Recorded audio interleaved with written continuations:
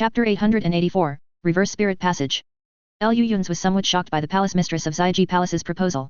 It wasn't because of the trivial matter of asking him for help, but because he truly hadn't expected that Lesser Extreme Palace actually had the restriction password for Void Heaven Palace.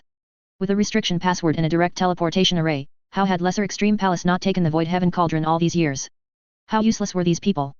After a moment of contemplation, Lu Yun's, with a slightly offensive gaze, nodded and said, "That's no problem, but there's one condition. Lesser Extreme Palace cannot proactively cause trouble, otherwise I won't interfere."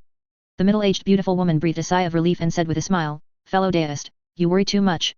Lesser Extreme Palace is busy avoiding these Yao beasts, how could we dare to do anything to them?" Lu Yun's merely smiled, saying nothing. Although this middle-aged beautiful woman had acted harmlessly from beginning to end, as if she were just an ordinary late nascent soul stage cultivator, Lu Yun's had reviewed Venerable Hanli's memories. Even Venerable Hanli, a powerful cultivator only half a step away from soul transformation, was extremely wary of this palace mistress. Lu Yun's would never believe that she didn't have some formidable trump card. Her current deference was merely a temporary hibernation. Once old demon Che and Ice Phoenix truly ascend to the spirit realm, what would happen then was uncertain. The middle-aged beautiful woman seemed to have noticed Lu Yun's faint wariness towards her, but she only smiled, said nothing, and turned to continue leading the way. Passing through the long corridor and exiting a familiar-looking square opening, Lu Yun saw a massive building, resembling the Tianyi Pavilion after the Ice and Fire Path in Void Heaven Palace.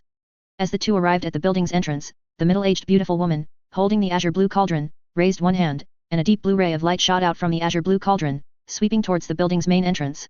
The seemingly ordinary wooden main door, at the moment the blue light approached, suddenly raised a layer of yellow protective shield. Upon it, talismanic incantations flickered, emitting terrifying spiritual chi. However, as the blue light swept past, wherever it went, the yellow protective shield seemed to encounter its natural enemy, instantly dissipating into nothingness. "Fellow deist Lu, please enter.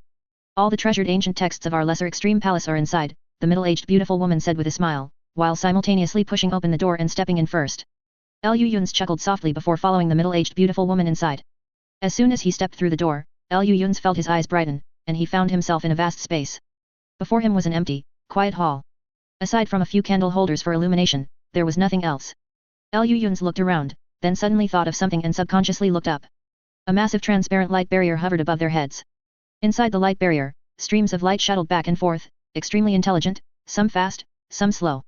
Talismanic incantations flickered on the surface of the light barrier, weaving into countless talismanic incantations, appearing and disappearing, brightening and dimming. This scene appeared extremely bizarre, yet it also held a strange sense of holiness, involuntarily inspiring awe, making one almost dare not look directly at it. Lu Yun's regained his composure. He glanced at the light barrier, his brow slightly furrowed, and said, "What a powerful restriction." Although he said that, Lu Yun's couldn't help but think of the restriction in the Tianyi Pavilion of Void Heaven Palace. The two were astonishingly similar, except that the restriction before him was much more complex and powerful than the one in Tianyi Pavilion. The middle-aged beautiful woman didn't take Lu Yun's momentary distraction seriously. Anyone seeing this restriction for the first time would be amazed by it. Before Lu Yun's could speak, the middle-aged beautiful woman quickly formed several hand seals, then abruptly raised her hand and struck the light barrier.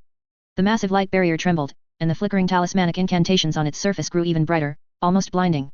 A moment later, accompanied by a clear ringing sound, the light barrier instantly vanished. The streams of light inside seemed to lose their power, stopping one after another, transforming into jade slips suspended in the air. "Fellow deist Lu, you may peruse the ancient texts here at your leisure. Besides all the restriction data related to Void Heaven Palace and the teleportation array, there are also some restriction formations and true inheritance secret arts collected by Lesser Extreme Palace over the years. I shall not disturb you further." The middle-aged beautiful woman bowed slightly, then turned and decisively left the building. Lu Yun's watched her leave, yet couldn't help but admire this woman. Such hard nature was enough to call her a hero. However, admiration was one thing, Lu Yun's wouldn't go so far as to help her with anything. It was merely a matter of each taking what they needed.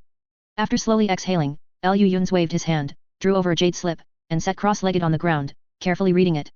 More than a month later, old Demon Che and the others finally found an unstable reverse spirit passage within one of the void spirit halls. It's hard to say whether Han Li, who had been following them, and Silver Moon, who was hidden within Han Li, had contributed to this matter. In any case, they did find and initially stabilize the reverse spirit passage. But the problem lay there, the reverse spirit passage was only temporarily stable. To completely fix it, the required resources and technology were enormous. Resources were manageable, the combined forces of 10,000 Demon Valley, IC, and Lesser Extreme Palace could easily gather them. The problem was with the technology. In this regard, even Silver Moon couldn't help them. She was only familiar with teleportation arrays from the spirit realm to the human realm, she truly didn't understand the formations on the human realm side. And so, after more than a month of intense study in seclusion, Lu Yun's reappeared before them, and in front of them, summoned dozens of research teams. The reward was the right to use and research the reverse spirit passage, plus a simple agreement. I didn't expect anyone to still be interested in Void Heaven Palace now, Ice Phoenix said with a long sigh, her expression complex, gazing at the teleportation array before her.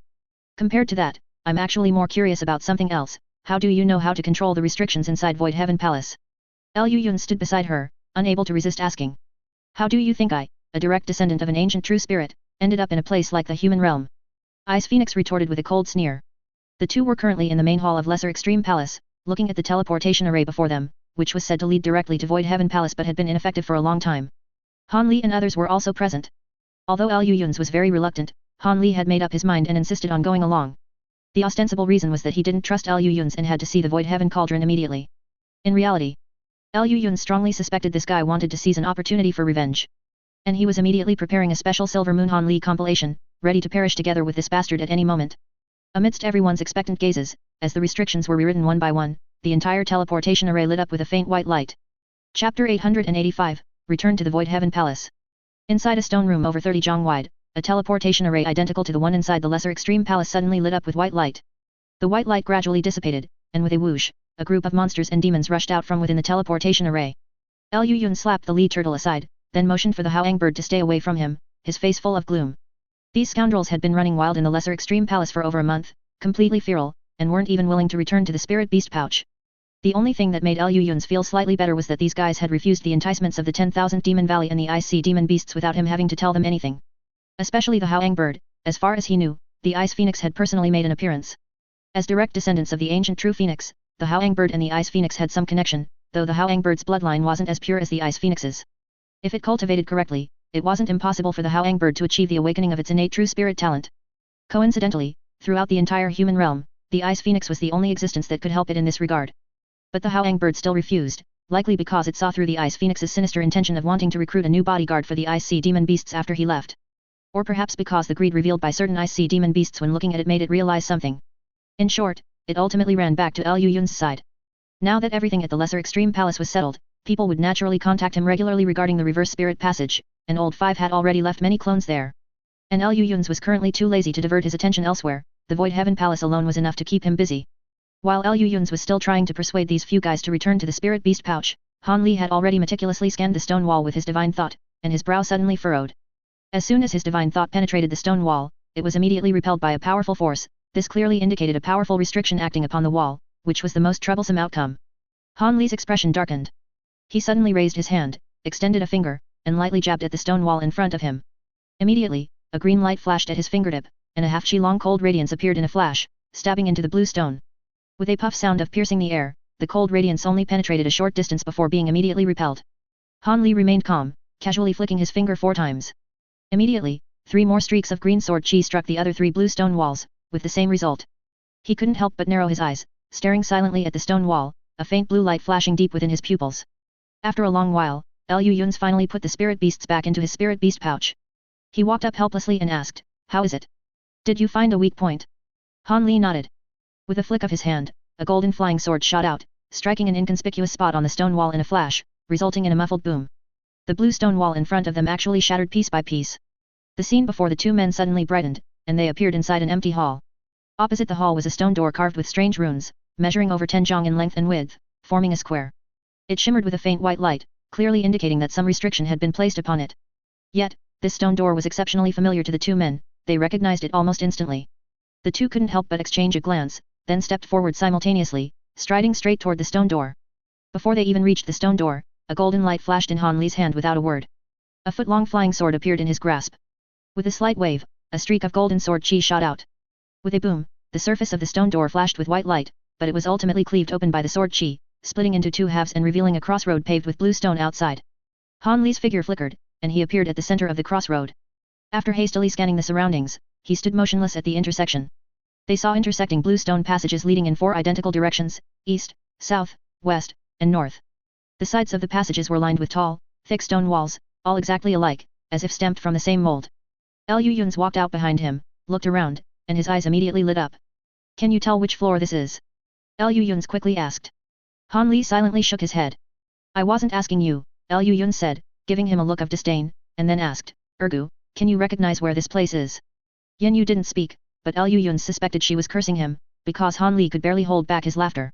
Han Li avoided Liu Yun's gaze. After scanning the surroundings, he identified a certain blue stone passage, and his figure immediately transformed into a streak of green light, shooting away. Liu Yun's quickly followed.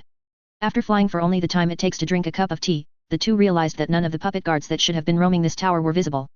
Not only that, but the two also didn't encounter any other restrictions or mechanisms blocking their way. This greatly surprised them. When everyone had previously entered the tower, there were layers of restrictions and traps everywhere. Now, however, there were none. The entire massive tower was empty, as if it had become inanimate. Han Li pondered for a moment, immediately understood something, and calmly said, "It's still very early before the next opening of the Void Heaven Palace. Those puppets and restrictions were most likely recalled by restrictions preset by the Void Heaven Palace." Liu Yun rubbed his chin, pondered for a moment, and said with flickering eyes, "The restrictions are one thing, but the puppets can be recalled, and after so many years, it can still ensure that there are enough puppets to block the way every time someone breaks into the inner hall. Does this mean there is still an army of puppets stored somewhere inside the Void Heaven Palace?" Han Li was also stunned upon hearing this, and then a serious expression appeared on his face. An army is hard to say, but there must be a considerable number of ancient puppets stored somewhere in the Void Heaven Palace. Liu Yun nodded calmly. For him now, although an army of puppets would be a great help, it would at most be icing on the cake, not something particularly surprising. The two continued forward, but they realized they had somewhat underestimated these maze-like passages. Although most of the restrictions and puppets had been shut down, the restrictions that limited divine sense were still active, and some illusion arrays were also still in effect. This caused the two to take the wrong path several times in a row. They finally had to use the illusionary flame moth to scout the way and break through countless illusions using the Mingqing spiritual eyes before they finally found the teleportation array leading to the next floor. They ignored the stone doors of the treasure chambers that had not been activated along the way and focused on rushing, eventually arriving at the 5th floor of the massive tower. The layout here was exactly the same as when they had left years ago. Even the Tiangang cover protecting the Void Heaven Cauldron was still operating. The two looked around until a white fox flew out from Han Li's sleeve, transformed into Yan Yu's appearance in midair, and looked toward the Tiangang cover with complicated eyes. Chapter 886 Formation. Silver Moon stared blankly at the Tiangang cover for a long while before finally recovering her senses, letting out a self-deprecating bitter laugh. Trapped here for so long, now revisiting the old place, I actually feel a bit sad. Han Li silently walked to her side and took her hand. Liu Yun gave them a look of disdain, then a jet-black blade light flew out from his sleeve and fiercely slashed at the Tiangang cover. With a sizzle sound, the entire Tiangang cover was cut in half by the blade light, and a wisp of black chi still permeated the cut surface, preventing the Tiangang cover from recovering. Liu Yun strode in and arrived at the familiar altar. He first bent down to look at the large pit in the center of the altar, and seeing that the Void Heaven Cauldron was still preserved in the Qunlan ice flame, he breathed a sigh of relief. His biggest worry was that the Void Heaven Cauldron had also been taken by the restriction of the Void Heaven Palace to some unknown place.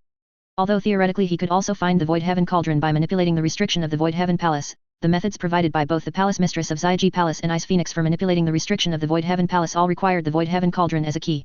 If the Void Heaven Cauldron was truly gone, then he would only be able to use the clumsy method of analyzing the restriction of the Void Heaven Palace bit by bit.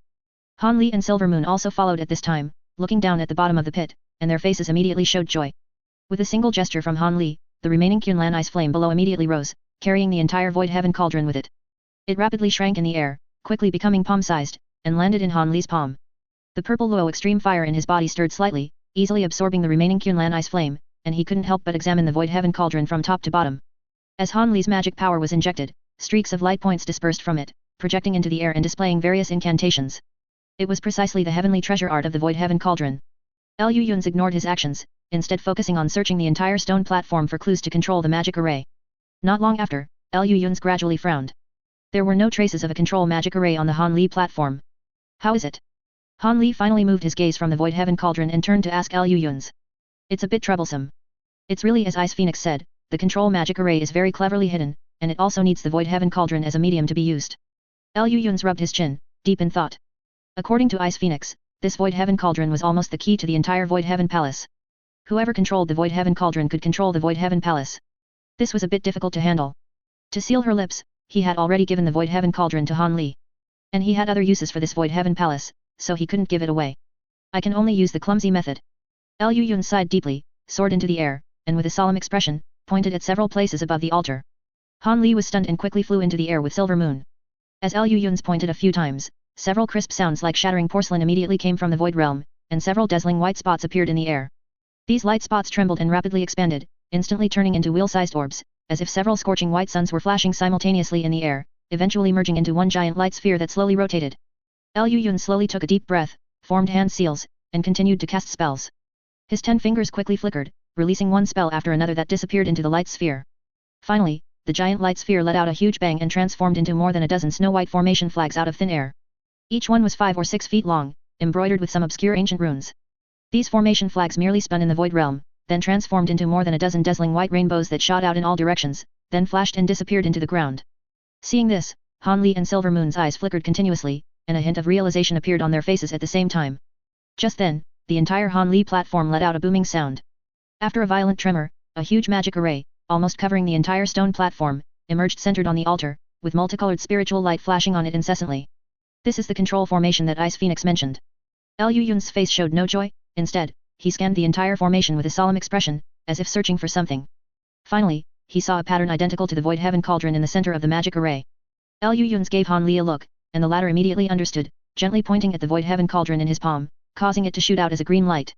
Although Han Li had not yet cultivated the heavenly treasure art of the Void Heaven Cauldron at this time, he had already thoroughly refined the Qunlan Ice Flame, and using it to drive the Void Heaven Cauldron and borrow a small part of its power was still possible. As soon as the Void Heaven Cauldron flew to the center of the giant magic array, it stopped under Han Li's control, directly facing the giant cauldron pattern below. At this moment, the giant cauldron pattern glowed brightly, and a blue beam of light suddenly shot out from it, enveloping the Void Heaven Cauldron in the air. Han Li only felt his divine thought shake, and he actually lost contact with the cauldron directly, his face changing drastically. Just then, Liu Yun struck like lightning, rapidly casting several incantations that shot directly towards the formation on the altar. Under the illumination of the blue light beam, the Void Heaven Cauldron began to hum, and its size rapidly expanded. Moments later, the cauldron became as large as the pattern below, and at the same time, various patterns of flowers, birds, insects, and fish on the cauldron also began to float and materialize. Han Li only felt a stir in his mind, and he actually re-established contact with the giant cauldron. However, immediately after, he suddenly found that the magic power in his body was uncontrollably surging into the giant cauldron. Han Li's face changed drastically, but just then, those several incantations struck the formation. The entire formation trembled, and Han Li immediately felt the speed of his magic power loss slow down and gradually shrink, finally disappearing completely. The blue light beam spewing from the formation eye also disappeared. The booming sound of the entire magic array and the flashing spiritual light all gradually receded, finally restoring complete calm, becoming like a dead object. Han Li quickly retrieved the Void Heaven Cauldron, letting out a long sigh with some lingering fear. That's roughly it. This control magic array should have originally been operated by a soul transformation stage cultivator. Although it's a bit difficult for us to operate it, if everyone works together, it's not impossible. The only problem is how to make the formation operate independently, bypassing the Void Heaven Cauldron. Liu Yun scratched his head, saying helplessly. The few people instantly fell silent. After a while, Han Li couldn't help but ask, what exactly do you want to do with this Void Heaven Palace? Those few realms have almost been completely used by you. The interior of the Void Heaven Palace alone, even with all sorts of ancient restriction and ancient puppet, and even adding those treasures, wouldn't have any meaning to you anymore, would it? Chapter 887 Return to the Chaotic Star Sea. What the hell do you know? Liu Yun glared at him in annoyance. For me personally, the Void Heaven Palace without the Void Heaven Cauldron is nothing special. But for the powers in the Chaotic Star Sea, it's an entirely different matter. Setting aside what the Void Heaven Palace means to a major power, its symbolic significance alone in the Chaotic Star Sea already surpasses most treasures in this world. Han Li was stunned when he heard this, his brows slowly furrowing, and he couldn't help but ask, so you intend to hand the Void Heaven Palace over to the Star Palace? Nonsense. For something this big, shouldn't I prepare a betrothal gift? I can't really expect to get the Star Palace for free, can I? Those two saints will genuinely try to find a way to kill me. Liu Yun sighed helplessly, rolled his eyes at him, and said, I'm not like you, getting a wife either by snatching her or stealing her. I'm an upright person, I certainly can't skip the necessary preparations. Han Li's eyelids twitched uncontrollably upon hearing this. After taking a deep breath, he forced out a mocking smile and said, compared to the Star Palace, your betrothal gift is a bit embarrassing. Nonsense. Don't forget, you still have me. Liu Yun shamelessly pointed to himself. Han Li raised an eyebrow and asked, quite surprised, you want to become a live-in son-in-law? No. What I mean is that the Star Palace will be considered marital communal property from now on. Han Li silently moved away from him and, along with Yan Yu, watched him with the gaze one reserves for scum. That's enough. Why are you asking so many detailed questions about the things between the two of us? Liu Yun turned his head and cautiously scrutinized Han Li. His eyes narrowed, and he asked in a deep voice, don't mess around. Don't actually force me to drag you down with me. Han Li rolled his eyes impatiently, landed directly on the ground, and left without looking back. Where are you going? Liu Yun poked his head out and asked. I'm going to find a quiet place and learn the heavenly treasure art for the Void Heaven Cauldron. Han Li waved his hand without turning his head and left the altar, pulling Yan Yu along. Although he said that, watching him hold Yan Yu's small hand and noting his cheerful, swaying steps, Liu Yun always felt that this bastard was up to no good. After staring at his retreating figure for a moment, Liu Yun landed on the ground and meticulously examined the control formation. This formation was more complex than any ancient restriction he had seen before, and for a moment, he couldn't quite understand it. Fortunately, Liu Yun's mastery of formation had already reached the transcendent stage, and with old Five assisting him, understanding it was not difficult. The truly difficult part was modifying it. The specific plan still needed careful consideration, but before that, he had to thoroughly grasp this formation. At a port on a certain island in the chaotic Star Sea, ships of various sizes were constantly entering and exiting. Some successful cultivators were also flying in and out of the air. Aside from this sole exit, the four sides of this considerably large island were concealed by restrictions. This contributed to the port's thriving appearance. Inland from the shore, several small hills of varying sizes stood sparsely. On the tallest one, a pale white pavilion was built. It wasn't delicate or elegant, being constructed entirely of rough, massive stones, giving it a unique, rugged style. On the top floor of this three-story pavilion, a thin middle-aged man and an old man with red hair and a red beard were discussing something while looking out at the port. Senior brother, I heard that the Reverse Star Alliance and the Star Palace have started probing each other again since the last truce. It is said that the Reverse Star Alliance suffered a minor loss, but the Star Palace didn't fare much better, losing several core formation cultivators. The middle-aged man said this calmly, though his brows held a faint hint of worry. The old man sighed upon hearing this and said helplessly, it seems the conflicts between the Star Palace and the Reverse Star Alliance are becoming frequent again. I estimate the next major war isn't far off. I just don't know what the outcome will be this time. What result could there be? Because the twin saints of Heavenly Stars cultivate the primal magnet divine light, as long as they don't stray far from Heavenly Star Island, they are virtually invincible. Didn't you hear that when the Reverse Star Alliance besieged Heavenly Star Island back then, Six Paths Extreme Sage and Third Antwan teamed up but were soundly defeated by the twin saints of Heavenly Stars near Heavenly Star Island? However, the two saints dare not leave Heavenly Star Island for long, or their cultivation will drop significantly. Thus, both sides have their reservations, and they can only continue to clash as before, which only brings misfortune upon us smaller sects. The middle-aged man said with a sneer. The old man, however, silently shook his head and said with a solemn expression, no, this time doesn't feel like a minor skirmish. Haven't you noticed that the number of people from the Reverse Star Alliance has been increasing recently? Moreover, many nascent soul old monsters gathered on the outer star islands have begun moving towards the inner star islands. Just recently, I received a jade slip politely inviting us to discuss important matters. At the same time, I also received a message from the Star Palace demanding tribute. The middle-aged man was startled upon hearing this, then suddenly widened his eyes, unable to stop himself from asking, Senior brother, are you suggesting that the Reverse Star Alliance is preparing to launch another full-scale attack? The old man nodded with a grim expression, looked up at the sky, and sighed deeply. It's highly likely. Regardless of the outcome between the Reverse Star Alliance and the Star Palace this time, we can't afford to just send a few low-level disciples to handle things as we did before. If I'm not mistaken, the Reverse Star Alliance is probably contacting me for the same reason as the Star Palace to demand tribute, and they likely want to drag us into the conflict as well. The middle-aged man's face grew even uglier. He glanced left and right, then subconsciously lowered his voice and asked, then, Senior brother, what do you suggest we do? The old man let out a long sigh and said in a heavy tone, pay it. Pay both tributes. That's better than being dragged onto the battlefield and used up as cannon fodder. Junior brother, you never witnessed the great battle when the Reverse Star Alliance besieged the Star Palace back then. That was. He opened his mouth, but 1,000 words condensed into a single, long sigh. Upon hearing this, the middle-aged man's eyes flickered slightly, wondering what he was thinking. Just as the two men were preoccupied with their thoughts, suddenly, a thunderous boom, like divine thunder from the 9 heavens, rang out. The entire pavilion shuddered and then began to shake violently. Startled, the two exchanged a look and quickly gazed toward the distance beyond the port. They saw a large expanse of gorgeous cloud mist, faintly churning high in the sky about 10 miles away from the port. The mortals around the island curiously poked their heads out, watching the strange phenomenon in the sky. Those with experience quickly steered their ships toward the shore. Those without experience stared blankly at the rare spectacle, and some even took it as an auspicious sign and cheered toward the heavens. However, the two men on the island were not in such good spirits. Instead, they stared intently at the clouds in the sky, cold sweat faintly beading on their foreheads.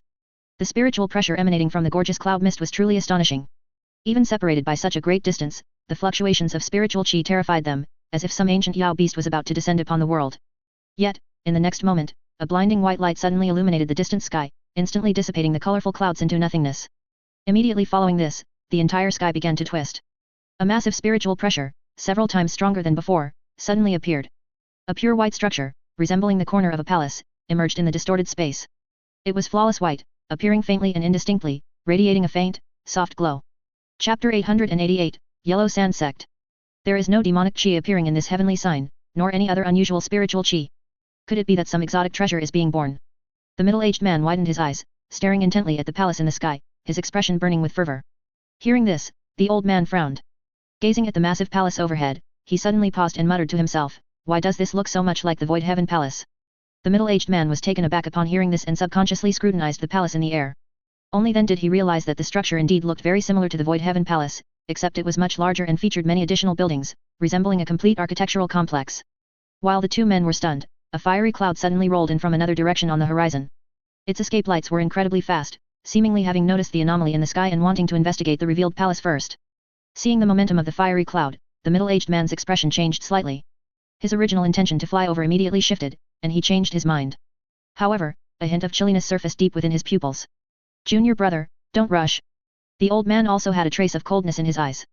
He said without turning his head, "It hasn't been 300 years since the last opening of the Void Heaven Palace. There must be a problem here.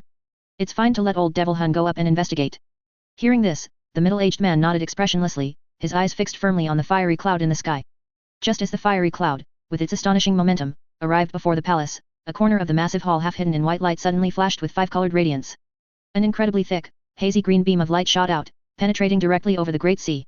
An unfathomably deep, dark hole instantly appeared on the sea surface. Where the light beam reached, the sea water actually parted and retreated on its own, forming a considerable vortex. But an even more incredible scene occurred. In the middle section of this green light beam, a white magic array several yards in diameter appeared without the slightest warning. Following a flash of light on the magic array, 2 men, 1 woman, and a large green cauldron materialized out of thin air.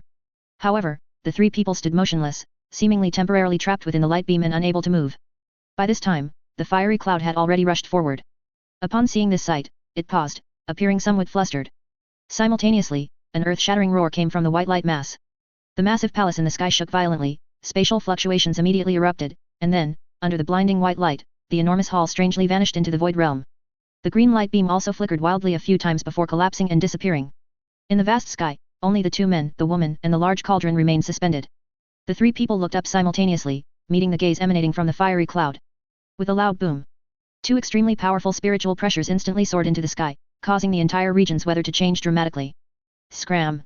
Accompanied by the furious shout of one of the men, the fiery cloud immediately turned and fled without hesitation, disappearing into the horizon in the blink of an eye.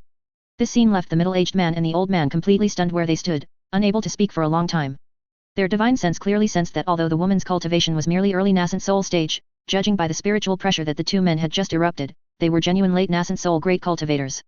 In this vast chaotic star sea, 2 great cultivators had suddenly appeared from who knows where, and at such a critical juncture.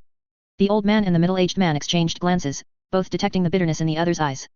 "Let's go, we should go up and greet them," the old man said with a wry smile. At such a short distance, even they, 2 early nascent soul stage cultivators, could see clearly, so there was no reason why those 2 late nascent soul great cultivators wouldn't have noticed them. The fact that they hadn't moved yet simply meant they were waiting for them to approach on their own. The 2 men sighed simultaneously, leaped up, transforming into 2 escape lights, and flew over. In reality, the 3 people had no such intention, they were simply temporarily immobilized after being subjected to a forceful teleportation. Liu Yun's shook his head and calmly said, "It seems this formation still has room for optimization." Han Li and Yin Yu glared fiercely at him simultaneously.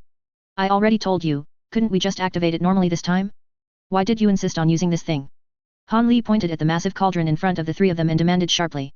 Liu Yun's rolled his eyes, flipped his hand to put the massive cauldron back into his storage pouch, and said discontentedly, "Wasn't I just trying to test it first? Facts prove that the Holy Cauldron, after certain modifications, can indeed replace the Void Heaven Cauldron in controlling the restriction. It's just a bit unstable, but these are minor issues, and I'll modify it later." That's right, this massive cauldron was not the Void Heaven Cauldron, but the abrupt Holy Cauldron, a replica of the Void Heaven Cauldron. After realizing that the restriction of the Void Heaven Palace could not bypass the Void Heaven Cauldron, Liu Yun set his sights on several replicas of the Void Heaven Cauldron. Among them, the abrupt Holy Cauldron was chosen by Liu Yun's because it resembled the Void Heaven Cauldron more closely and had a higher degree of replication. After modifying a portion of its control formation, he attempted to use it to manipulate the Void Heaven Palace. This method was indeed usable. The only issues were the inability to control it precisely and the immense pressure it placed on the teleported individual. Anyone without nascent soul stage cultivation would be directly crushed into fragments by the spatial pressure. Even with nascent soul stage cultivation, the spatial compression would render them unable to move a single inch for a certain period of time. However, these were minor issues that could be slowly modified during future adjustments. Most importantly, the idea of using the abrupt Holy Cauldron to replace the Void Heaven Cauldron was completely feasible. Han Li was too lazy to argue these matters with Liu Yun's. Instead, he narrowed his eyes and looked toward the 2 early nascent soul stage cultivators who were flying toward them. He moved his fingers, and the chaotic magic power within his body, caused by the spatial compression, gradually returned to his control. Seeing that these 2 did not approach aggressively like the demonic cultivator just now, the 3 exchanged glances. No one spoke, and they quietly waited for the 2 men on the spot. The 2 men hovered in the air and subconsciously scrutinized the 3 individuals. Finding that they were 3 unfamiliar faces, they were slightly stunned and quickly cupped their hands in salute, saying, "I am Su Kai, and this is my junior brother Gan Lin. We are both elders of the Yellow Sand sect. May we ask the names of the 3 fellow deists, and is there anything my junior brother and I can assist you with? Yellow Sand Sect. Liu Yun's rubbed his chin and thought carefully. It sounds familiar. I seem to have heard of it somewhere, but I can't recall. The old man quickly offered a placating smile and said, our sect is just a small faction in the chaotic Star Sea, so it's not surprising that fellow Daoist doesn't recognize us. If the 3 fellow Daoists don't mind, would you perhaps care to rest at our sect for a short while? Hearing this, the 3 exchanged glances and nodded simultaneously. Han Li then smiled and said, I am Han Li, this is my good friend Liu Yun's, and my partner Yin Yu. Speaking of which, it's been a while since we returned to the chaotic Star Sea. Upon hearing this, the 2 men opposite them both displayed confused expressions. Judging by their words, could it be that these 3 individuals had been secluded in some remote location for cultivation all this time? Chapter 889, Whereabouts. Seeing the 3 agree immediately, the old man was both surprised and delighted. He quickly sent a sound transmission talisman back, then led his junior brother, politely guiding the 3 to fly towards the island. At this time, Han Li made a brief inquiry about the nearby sea area and learned that the island ahead was called Cumin Island. It was a large island, with several cities built for mortals to live in, completely monopolized by the Yellow Sand Sect. Hundreds of thousands of miles north of Cumin Island was Kuei Island, one of the 12 inner star islands. Liu Yun's heart stirred upon hearing this. With his extraordinary memory, he naturally remembered the map of the chaotic Star Sea from back then with unusual clarity. If he wasn't mistaken, their current location wasn't too far from Tianxing City, but it was quite a distance from Kuei Island, and it seemed they would pass through Tianxing City on the way. For a moment, Liu Yun's felt an inexplicable tension in his heart. Before, in the Void Heaven Palace, he had spouted all sorts of nonsense in front of Han Li, but now that he had truly returned to the chaotic Star Sea, he felt inexplicably uneasy and didn't really want to speak for a while. Evidently, the 2 from the Yellow Sand Sect took his silence to mean something else, and they immediately became nervous. They cautiously led the 3 over the port and directly deep into the island for over 10,000 miles, arriving above a high mountain with dense spiritual chi and picturesque scenery. At the peak of this mountain, a cluster of palaces was magnificent, with countless terraces and pavilions. Several unknown, vibrant spirit birds circled and danced above the mountain, creating a scene like a celestial realm or a spiritual mountain. Fellow Daoists, your school is truly flourishing. Han Li said with a slight smile to the middle-aged cultivator upon seeing this scene. Haha, brother Han, you flatter me. These are just some juniors making a fuss on their own, the old man replied with a bitter smile. After all, for cultivators at the nascent soul stage, such artificially created illusions were rather unimpressive. The 5 flew together into a grand hall on the peak. The interior decoration was not as eye-catching as the exterior, appearing quite serene. The 5 took their respective seats as host and guests, while several core formation cultivators stood respectfully at attention, serving nearby. Han Li glanced at Liu Yun's, who had been silent the entire way, and couldn't help but find it amusing. He then turned to inquire about the recent situation in the chaotic Star Sea. Although the 2 were surprised, they simply regarded the 3 as reclusive masters who had lived in seclusion for many years, so they naturally answered everything they knew. When Liu Yun's heard about the turbulent situation in the chaotic Star Sea, he silently clenched his fists. Especially upon hearing about the impending Great War between the Star Palace and the Reverse Star Alliance, his heart became even more agitated. This was directly reflected on Liu Yun's face, causing the 2 from the Yellow Sand Sect to feel a chill in their hearts, and even their voices became much softer. Under Liu Yun's anxious gaze, the group didn't chat much. After briefly explaining the situation in the chaotic Star Sea, the 3 transformed into 3 escape lights and quickly vanished into the horizon. Watching the departing figures of the 3, the 2 from the Yellow Sand Sect exchanged glances and simultaneously breathed a sigh of relief. With 2 late nascent soul great cultivators appearing at the same time, the chaotic Star Sea is only going to become more chaotic, the old man sighed slightly, saying helplessly. Senior brother. The middle-aged man opened his mouth, seemingly wanting to say something, but the old man raised a hand to interrupt him. Junior brother, my time is not far off. The Yellow Sand Sect will still be in your hands in the future. No matter what, remember this, small and medium-sized schools like ours must never easily take sides in times like these. Otherwise, if something unexpected happens, it might be insignificant to those large sects, but for us, it could mean the destruction of our school. The old man gazed in the direction where the 3 had disappeared, which was the direction of Tianxing City. I only hope this turbulent era ends soon. The middle-aged man nodded silently, but at that moment, his brow suddenly furrowed, and a look of doubt appeared in his eyes. Senior brother, that late nascent soul great cultivator who remained silent just now. I seem to have seen him somewhere before. What? The old man abruptly turned his head, looking at the middle-aged man in disbelief. Junior brother, think carefully again. Can you confirm that person's identity? The middle-aged man heard this, frowned, and pondered for a moment, then suddenly froze. Venerable Tian Mu. His eyes widened, and he looked towards the horizon in disbelief. The old man was startled and quickly asked, Venerable Tian Mu? Celestial Ascetic Liu Yun's? Is it really him? That's right, it's him. The middle-aged man's face was somewhat pale. After swallowing, he said, when I had not yet successfully condensed my nascent soul, I once saw him in Tianxing City, and that person named Han Li was also there. At that time, they were only core formation cultivators in the early to middle stage. As he spoke, the middle-aged man's voice grew softer and softer, carrying a complex emotion, and he said with a bitter smile, I never thought these two would advance to the late nascent soul stage so quickly. The old man was directly stunned in place. After a long while, he let out a long sigh. The Star Palace is about to launch its counterattack. At this time, Liu Yun's and Han Li were flying towards Tianxing City. They naturally didn't know that the two from the Yellow Sand sect had already recognized them. But even if they knew, these two wouldn't take it to heart. With their current cultivation and divine abilities, even looking across the entire human realm, existences that could threaten them were as rare as phoenix feathers and Kylan horns. But what they didn't know was that not long after they left, news of the Void Heaven Palace reappearing quickly spread and gradually diffused into the nearby sea areas. It turned out that although most of the cultivators who witnessed this scene on Cuman Island were insignificant low-level cultivators, there were also two passing core formation cultivators who happened to have read descriptions of the Void Heaven Palace in ancient texts. Naturally, they spread this as an extraordinary event. As the rumors spread, the details of that day's events gradually began to change, becoming a mix of truth and falsehood, making it difficult to distinguish. However, after old Demon Hun escaped, he did not simply leave, but instead turned around and found the Reverse Star Alliance. Thus, the shocking news of the Void Heaven Cauldron appearing, along with two late nascent soul great cultivators, began to spread among the upper echelons of the entire Reverse Star Alliance, and quickly reached Tianxing City. At the peak of the Star Palace's sacred mountain, a stunning woman in white, with an exquisite appearance and a dignified yet somewhat masculine heroic aura, flew directly out of the Star Palace. After briefly identifying the direction, she transformed into a white escape lights and quickly vanished into the sky. The direction she took was exactly opposite to Kuei-Sing Island, heading straight for Kuei-Sing Island, completely disregarding the increasing number of Reverse Star Alliance cultivators outside. And not long after this, the Star Palace also sounded the alarm. The Reverse Star Alliance's army had begun to gather and was heading directly for the Star Palace. Chapter 890, Old Acquaintance. On a small island several thousand miles away from Tianxing City, a great battle had reached a fever pitch. Hundreds of Star Palace cultivators dressed in white robes fought against an equal number of Reverse Star Alliance cultivators in the air, and from time to time, bodies fell onto the island, shattering into pieces. Upon closer inspection, it was clear that the Star Palace cultivators in white robes were significantly disadvantaged, and as more and more Star Palace cultivators fell, defeat seemed inevitable. A middle-aged man high in the sky watched with eyes splitting from anger. He was dressed in white robes, spiritual chi surging around him, and he was clearly a powerful early nascent soul stage cultivator. His magic treasure was even more extraordinary, resembling an ordinary round bead, yet it moved as fast as the wind, possessing astonishing escape light speed and boundless power. Wherever it passed, whether it was a magic treasure or a spell, it was unreasonably smashed to pieces, as if weighing more than 10,000 caddies. However, no matter how sharp his magic treasure was, facing three cultivators of the same rank simultaneously, he was still fighting dangerously and had no spare energy to support the battlefield below.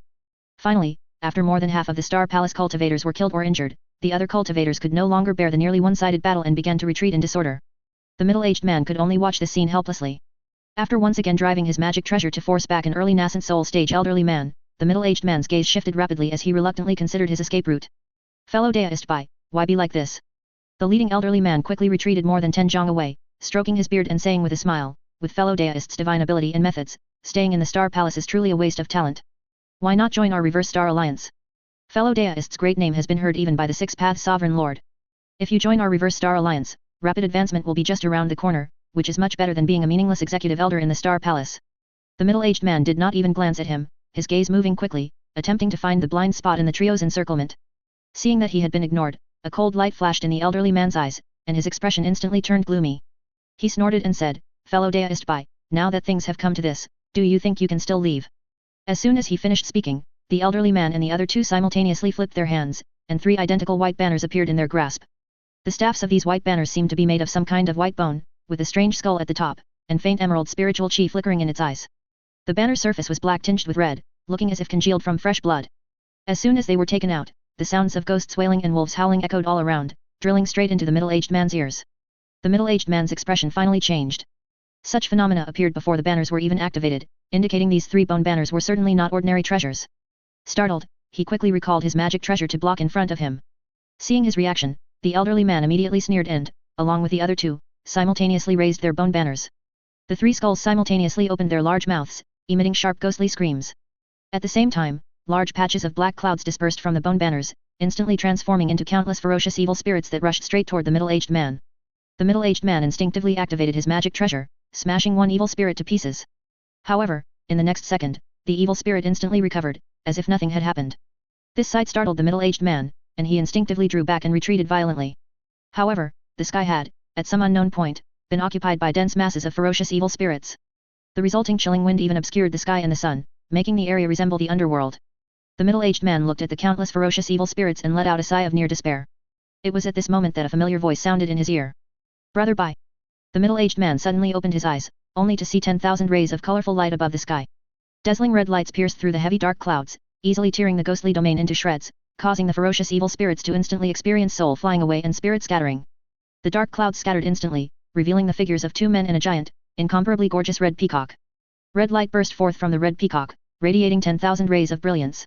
It was clearly the spiritual beast that had instantly torn apart the great formation composed of the three bone banners. With a muffled sound of bang, the bone banners in the hands of the three men simultaneously shattered.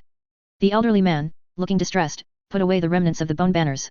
He looked at the two men and one bird descending from the sky and quickly probed them with his divine sense. At the same time, he subconsciously asked, "Who is your excellency? Do you not know that we are serving the six-path sovereign lord?" His voice instantly cut off, and his aged, cunning face turned ashen white, completely devoid of color. One of the men in the sky turned his head and glanced at him. That single glance nearly made the elderly man's scalp explode. "Run!" The elderly man roared, instantly transforming into a black escape light streak and fleeing without looking back. The other two did not need his instruction at all. Even before the elderly man finished speaking, they had already used their respective methods, transforming into a flying bird and mounting a beast carriage, desperately fleeing without looking back. The two men and the gorgeous red peacock slowly descended from the sky, showing no intention of pursuing them. "Brother Bai, it really is you," one of the handsome men said with a surprised smile. The middle-aged man scrutinized him up and down for a few moments, then his eyes widened as well, saying incredulously, "Brother Lu, you've returned." The arrivals were none other than Lu Yun's and Han Li, and this middle-aged cultivator was surprisingly Bai Ruxi from back then. This descendant of Immortal Tianjing had also successfully achieved nascent soul condensation after more than a century, becoming an early nascent soul stage cultivator. Bai Ruxi was equally delighted, but when his divine sense subconsciously swept over them, he instantly froze in place. Late nascent soul stage? Too late nascent soul stage. Bai Ruxi's mouth twitched slightly, and various thoughts exploded in his mind simultaneously, causing his choice paralysis, which had not afflicted him for years, to nearly relapse. Fortunately, since he was a nascent soul cultivator after all, he possessed this level of composure. He immediately took a slow, deep breath, his lips curving upward, just about to say something. It was at this moment that three escape lights pierced through the air. Two incarnations of Lu Yun's, differing in clothing and demeanor, and another middle-aged cultivator dressed in yellow robes flew over, each holding several storage pouches. "They have all been dealt with," one of the Lu Yun's said, then naturally stood behind Lu Yun's. The yellow-robed middle-aged man stood behind Han Li, silent and saying nothing. Equally silent was Bai Ruxi. He subconsciously swept his divine sense over these three, and then his brain entered a crashing state. More late nascent soul stage. And there are three of them. A total of 5 late nascent soul great cultivators, plus a spiritual beast no weaker than a late nascent soul great cultivator. Where exactly did you all pop out from? And what is the situation with these two? For a moment, Bai Ruxi had too many things he wanted to say, but they were all stuck in his throat, leaving him speechless. His choice paralysis had ultimately relapsed. Chapter 891 The Army's Movements. Several escape lights streaked across the sky like lightning. Occasionally, some foolish Reverse Star Alliance cultivators would try to intercept them, but before they could even get close, they were sliced in two by black saber lights that appeared out of thin air. Their bodies instantly turned into dry bones and fell onto the sea surface. As Bai Ruxi followed the two in their flight, he recounted the changes that had occurred in the Star Palace over the years. Over the years, the Reverse Star Alliance had occupied more than 20 of the 36 star islands, greatly increasing their strength. Star Palace cultivators were almost powerless to resist the Reverse Star Alliance's invasion. Especially when led by the Six Paths Extreme Sage or Third Antwan, the Star Palace could barely organize any decent resistance and collapsed almost instantly upon contact. If the two sages of the Star Palace were not stationed in Tianxing City, the Star Palace would have likely been captured by the Reverse Star Alliance long ago. However, the two sages of the Star Palace could not leave Tianxing City, and this matter weighed heavily like a massive stone on the hearts of everyone in the Star Palace. The two sides faced off like this for a century. The Star Palace suffered continuous defeats but always managed to hold onto Tianxing City firmly. Recently, the Reverse Star Alliance seemed to have grown tired of the prolonged standoff and began preparing for an all-out assault. Bai Ruxi sighed deeply, glanced strangely at Lu Yun's, and then continued, "Frankly, the Star Palace is very pessimistic about the outcome of this great war. Although we have no doubt that the divine ability of the two sacred masters surpasses that of the Six Paths Extreme Sage and Third Antwan, the number of nascent soul cultivators in the Reverse Star Alliance is nearly 40% higher than that of the Star Palace. Coupled with the traitors who have defected to the Reverse Star Alliance over the years, the gap in strength between the Reverse Star Alliance and the Star Palace has now widened significantly." "Is that so?" Lu Yun's nodded, though he did not show any sign of worry on his face. Bai Ruxi clearly did not know what the result would be when late nascent soul stage cultivators of the Twin Saints of Heavenly Stars rank faced ordinary nascent soul cultivators. Back in the Great Jin, Lu Yun's alone could slaughter a group of mid-nascent soul stage cultivators like chickens. The opponents didn't even have much strength left to fight back. He did not believe the Twin Saints of Heavenly Stars were inferior to him at that time. If one accounted for some hidden trump cards, the two saints might even be stronger than he was then. To be blunt, as long as the twin saints of heavenly stars could quickly shake off the entanglement of the Six Paths Extreme Sage and Third Antwan, the two of them alone could slaughter all the additional 40% of nascent soul cultivators the Reverse Star Alliance possessed, and it wouldn't even take much time. The only problem was that the Six Paths Extreme Sage and Third Antwan were not ordinary people either. Even if their strength was slightly inferior to the twin saints of heavenly stars, they were still vastly stronger than typical late nascent soul stage cultivators. Judging by the divine ability displayed by Wen Tianren when Lu Yun's fought him initially, the Six Paths Extreme Sage might very well be able to take on the three greatest cultivators of Tiannan alone, and he would likely win. Tisk. Lu Yun's couldn't help but click his tongue, silently increasing the speed of his flight. Bai Ruxi quickly followed, his eyes slightly twitching. He desperately wanted to ask what the deal was with those two so-called incarnations, why they possessed such high intelligence, why they all had late nascent soul stage cultivation, what was going on with Han Li, who that yellow-robed cultivator was, where the spiritual bird came from, and what they intended to do by returning this time. But sadly, there were too many questions, instantly crowding his mind, causing cold sweat to break out on his head, and he didn't know which one to ask first. After so many years, he had thought he had long since recovered from this habit. Yet, upon seeing Lu Yun's, he immediately relapsed. Fortunately, just then, Lu Yun's question rescued him. Brother Bai, tell me about yourself. It looks like you've done quite well these years. Where are Zhao Yushuan and Qian Fiyan? Lu Yun's asked curiously. Bai Ruxi suddenly breathed a sigh of relief and quickly said, my second brother is like me, we are both executive elders of the Star Palace, and we have both been working outside the Star Palace recently. However, the place where he is stationed is relatively close to the Star Palace, so there is currently no risk of the Reverse Star Alliance attacking him. As for her third sister, his voice abruptly stopped, and after a long time, he slowly sighed and said, she has changed greatly over this past century. Hey. Lu Yun's turned his head, looking at him blankly. How should I put it? Bai Ruxi sighed deeply and said with complication, she is currently working inside the Star Palace, primarily responsible for intelligence work. We rarely see each other, but I've heard that for some reason over the years, she has developed a strong dislike for men. She is fine when dealing with the two of us, but if she meets other men, she generally speaks coldly, and she has even attacked some of her suitors.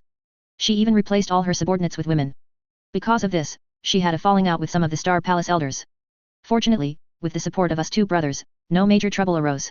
Also, because of this, neither of us has dared to let her attempt nascent soul condensation. Her state of mind clearly has issues, and if she rashly attempts nascent soul condensation, she will most likely die in the heart demon tribulation. It was clear that these words had been bottled up in Bai Ruxi's heart for a long time. Lu Yun's only asked one question, and he eagerly poured out his troubles. Lu Yun silently turned his head away. He probably understood why. And then there is Ling Yuling, she. Bai Ruxi opened his mouth, his entire face practically twisted up. After a long while, he managed to say with difficulty, she is actually a woman. And she's the daughter of the two saints. Brother Lu, don't you think this is bizarre? It is indeed quite bizarre. Lu Yun's nodded in agreement. Yes, we thought so too. Bai Ruxi sighed, saying helplessly, since she successfully achieved nascent soul condensation some time ago, she revealed her identity and began helping the two saints manage the Star Palace. Everyone can see now that the two saints intend to groom her as their successor. However, the internal situation of the Star Palace is very poor. Although the two saints are suppressing things, factions are abundant within the Star Palace. Coupled with the fact that the two saints have been unable to achieve a breakthrough for a long time, all sorts of messy rumors have spread. Although Elder Ling is the daughter of the two saints, her cultivation and divine ability are ultimately not enough to command respect, and her situation within the Star Palace is currently very difficult. I can tell. Lu Yun's glanced at him sideways and said calmly, otherwise, a direct subordinate of Ling Yuling like you wouldn't have been tossed into a place like this. Bai Ruxi's expression stiffened slightly, and then he let out a long breath. Since Brother Lu has discovered it, I won't hide anything anymore. Brother Lu, can you come back and help her? Those of us who support her are struggling to hold things together within the Star Palace. A look of guilt appeared on Bai Ruxi's face, seemingly feeling bad for dragging Lu Yun's into this mess. This caused Han Li to look at him, wondering how such an honest person had become so familiar with Lu Yun's. Lu Yun's nodded with a determined expression and said, Brother Bai, don't worry. I have an unshirkable duty in this matter. Brother Lu. Bai Ruxi was moved and cupped his hands, unable to say anything. Suddenly, Lu Yun's and Han Li frowned almost simultaneously and turned their heads to look ahead. Bai Ruxi was slightly startled and quickly released his divine sense to investigate. After a quick scan, Bai Ruxi's face instantly turned ashen white. Impossible. Where did these people manage to sneak around from? Within the divine sense of the three, hundreds of Reverse Star Alliance cultivators were densely marching toward the Star Palace, and the island they had passed through had already been reduced to ruins.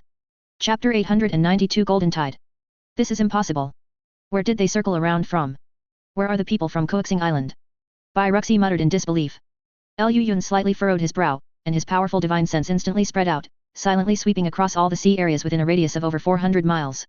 He immediately raised an eyebrow and asked without turning his head, Brother Bai, which island was Zhao Yushuan stationed at again? Bai Ruxi was slightly startled, and then he froze completely in place, the color draining from his face with a whoosh.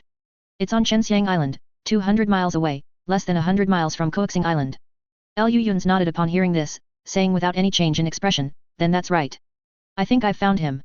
As he spoke, he silently looked towards the other side. There, spiritual light burst forth and spiritual chi surged. Hundreds of Reverse Star Alliance cultivators had completely surrounded a portion of the Star Palace cultivators, and the fight was fierce. Han Li watched, his brows slightly furrowed, and said calmly, something isn't right. That group is moving too hastily. They started rushing forward before even clearing up the rear. Even the stupidest person wouldn't make that mistake. Unless the target is important enough to make them take that risk, Liu Yun's interjected. He glanced at the anxious Bai Ruxi beside him and said to Han Li, come on, let's save them. Han Li sighed slightly, slapped his spirit beast pouch at his waist, and instantly, golden flowers surged out from his storage pouch. In the blink of an eye, they transformed into an overwhelming golden tide, rushing directly toward the hundreds of Reverse Star Alliance cultivators. The speed of these flying golden flowers seemed slow but was actually fast. They silently crossed a distance of 100 miles and pounced upon the numerous Reverse Star Alliance cultivators. The cultivators on outer guard duty first noticed the surging golden tide and quickly released their magic treasures and magical artifacts to resist, while simultaneously issuing a warning to the rear. But as the magic treasure's spiritual light flickered, those beams of spiritual light actually passed directly through the golden tide, disappearing silently as if swallowed by seawater. Several core formation cultivators were stunned, then immediately felt their divine souls tremble, and simultaneously spat out a mouthful of fresh blood. But in just that instant, all of their lifebound treasures were destroyed. Only then, as the golden tide closed in on the numerous Reverse Star Alliance cultivators, did they see clearly, these were distinctly palm-sized golden beetles. They were overwhelming. Innumerable. The golden tide surged like rolling waves, instantly submerging all the dozens of Reverse Star Alliance cultivators responsible for the guard duty. At this moment, the rest of the Reverse Star Alliance cultivators had also noticed that something was wrong, but before they could act, the dozens of guarding cultivators were silently swallowed by the golden tide, without even a chance to fight back. Terrified, the crowd no longer cared about attacking the remaining Star Palace cultivators and quickly turned around to flee. The several nascent soul cultivators on the innermost side felt their scalps prickle upon seeing the overwhelming spiritual insects, and they quickly turned to follow the others and escape. However, just then, an escape light suddenly flew out from among the besieged Star Palace cultivators. A young man who looked to be in his 20s blocked their path. A huge painting scroll above his head unfolded against the wind, instantly transforming into a massive object dozens of yards long. Ink marks dotted its surface, rapidly converging into the character restriction in the center. Accompanied by a blinding spiritual light, the several nascent soul cultivators felt as if they were burdened by 10,000 caddies, and were temporarily trapped in the air, unable to move. The golden tide silently swept in from behind. The several nascent soul cultivators were greatly alarmed by the sight, and spiritual light flickered all over their bodies as they began to struggle frantically. Cracks that seemed almost tangible spread out from the blinding spiritual light. Accompanied by a sound like shattering glass, several magic treasures immediately shot up into the sky, shattering the surrounding restriction and rushing straight toward the young man. The young man retreated rapidly without hesitation. At the same time, the character void quickly coalesced on the scroll above his head. His figure seemed to instantly teleport, appearing out of thin air dozens of yards away. The several magic treasures struck empty air and quickly reversed course. However, due to this momentary delay, the overwhelming golden tide had already surged up silently from behind, instantly submerging the magic treasures. The several nascent soul cultivators were greatly shocked and suddenly pulled out black skulls simultaneously from their storage pouches. Instantly, sounds of wailing ghosts and howling wolves erupted. Several skulls shot into the sky, rapidly expanding against the wind. Amidst a dense cloud of black chi, they transformed into several monstrous and terrifying giant evil spirits. The evil spirits rubbed their hands together, and large swaths of eerie green thunder fire immediately struck the golden tide, accompanied by the rumbling sound of thunder. The speed at which the golden tide spread paused imperceptibly, but immediately afterward, the eerie green thunder fire began to shrink rapidly, constantly being consumed by the golden tide, disappearing in the blink of an eye. A rushing sound of wind arose from the mouths of the evil spirits, who looked ready to employ further techniques, but the surrounding golden tide had already silently encircled them, instantly submerging these evil spirits, along with the nascent soul cultivators controlling them. After a moment, the golden tide dispersed, transforming back into individual golden beetles, which Han Li collected back into his spirit beast pouch. Looking at the now empty sky, a satisfied smile immediately appeared on Han Li's lips. After undergoing another evolution and being refined using the secret techniques of the Yuling sect, the power of the gold-devouring insects had clearly increased significantly. They could easily devour even cultivators at the early nascent soul stage. Their improvement compared to before was immense. However, this scene, witnessed by the other Star Palace cultivators, made their scalps tingle, and they almost dared not step forward. Fortunately, the young man recognized the group. His eyes widened, and he quickly flew forward, asking in disbelief, "Big brother? Brother Lu? And this gentleman, why are you all here?" Bai Ruxi sighed helplessly and said to him, "The entire front line has fallen. If I hadn't run into brother Lu and the others, I might have, never mind, let's not talk about that. Second brother, what is going on here?" This young man was precisely Zhao Yushuan. He looked at the group suspiciously, then suddenly remembered something and quickly said, something happened. Elder Ling somehow left Tianxing City and is currently outside the city. The people from the Reverse Star Alliance are searching for her extensively. What? Liu Yun's was stunned upon hearing this. He instantly appeared in front of him and pressed, shouldn't she be in Tianxing City? Why did she come out? And where did you hear about this? Seeing Liu Yun's unusual reaction, Zhao Yushuan was momentarily stunned. Then, he seemed to realize something and instantly became energized, quickly saying, we just received orders not long ago to escort Elder Ling back to Tianxing City at all costs. But before we could even set off, the people from the Reverse Star Alliance directly attacked us and questioned us about Elder Ling's whereabouts. I also saw their main force, and they are all moving toward Tianxing City now. It's very possible they have already found her. Chapter 893 Dark Clouds. Outside Tianxing City, near the waters of Kuei Star Island, a five-colored escape light streaked across the sky like lightning, rushing recklessly toward Tianxing City. Along the way, hundreds of Reverse Star Alliance cultivators stepped forward one after another, preparing to block this reckless fellow. But the next moment, streaks of pitch-black saber light flashed across the sky like thunder, instantly piercing through these cultivators and turning them into withered skeletons that fell onto the sea surface. Seeing this sight, how could the others not know that they had encountered a powerful nascent soul cultivator? They quickly contacted the nearby nascent soul elders, preparing to intercept this person. The escape lights whistled past, and 4 or 5 streams of light converged from all directions. An old man in the middle stage nascent soul squinted slightly, looking at the astonishingly fast 5-colored escape light. He was secretly apprehensive, but seeing the other nascent soul cultivators, his courage swelled, and he shouted, fellow deist, we are. Scram! Accompanied by an angry roar, the sound of a dragon roar that pierced the heavens instantly rushed toward them. The pitch-black saber light transformed into a rolling mountain of blades, like a giant bladed wheel crushing the sea surface, and rolled mercilessly over the bodies of the nascent soul cultivators. Without any room for resistance, the nascent soul cultivators were instantly struck by 10,000 blades, easily ground into dust, leaving not even a trace behind. The 5-colored escape light flashed violently a few more times in the air before vanishing directly into the distance, leaving behind only the bewildered Reverse Star Alliance cultivators. After quite a while, someone finally reacted, his face instantly turning deathly pale, and he shrieked in near terror, quick! Inform the Venerable Lord, an unfamiliar late nascent soul great cultivator has appeared. Inside the 5-colored escape light, Liu Yun's face was grim, and the evil chi surrounding him could almost freeze the air solid. Han Li and Bai Ruxi were swept along by his escape light, crossing hundreds of miles as if teleporting, easily piercing through several Reverse Star Alliance defense lines, and heading straight for their main army. Brother Liu, this isn't the way. Although terrified and trembling from the evil chi around Liu Yun's, Bai Ruxi still forced himself to speak bravely. The main forces of the Reverse Star Alliance are all near Tianxing City, and even 6 Paths Extreme Sage and 3rd Ant Wan are there. If we just rush over like this, we will be surrounded by their army. Even if you are not afraid of 6 Paths Extreme Sage and 3rd Ant Wan, once we are surrounded by the Reverse Star Alliance army, we won't have any chance of winning. Army. Liu Yun sneered, and accompanied by a streak of pitch-black light, the black wind banner instantly appeared in his hand. Black chi coiled around the flag surface, like an eternal black hole. And within this lightless black hole, countless sharp metallic lights faintly flickered, and pairs of eyes emitting a faint glow were silently peering out at the world. Let's see how many people he has. Holding the black wind banner, threads of black chi instantly intertwined within the 5-colored light surrounding Liu Yun's, causing his escape speed to drastically increase again. He abruptly appeared dozens of yards away, as if teleporting. His escape light flickered continuously. The Reverse Star Alliance cultivators he encountered along the way didn't even have time to react before they saw a streak of light flash twice and disappear into the distance.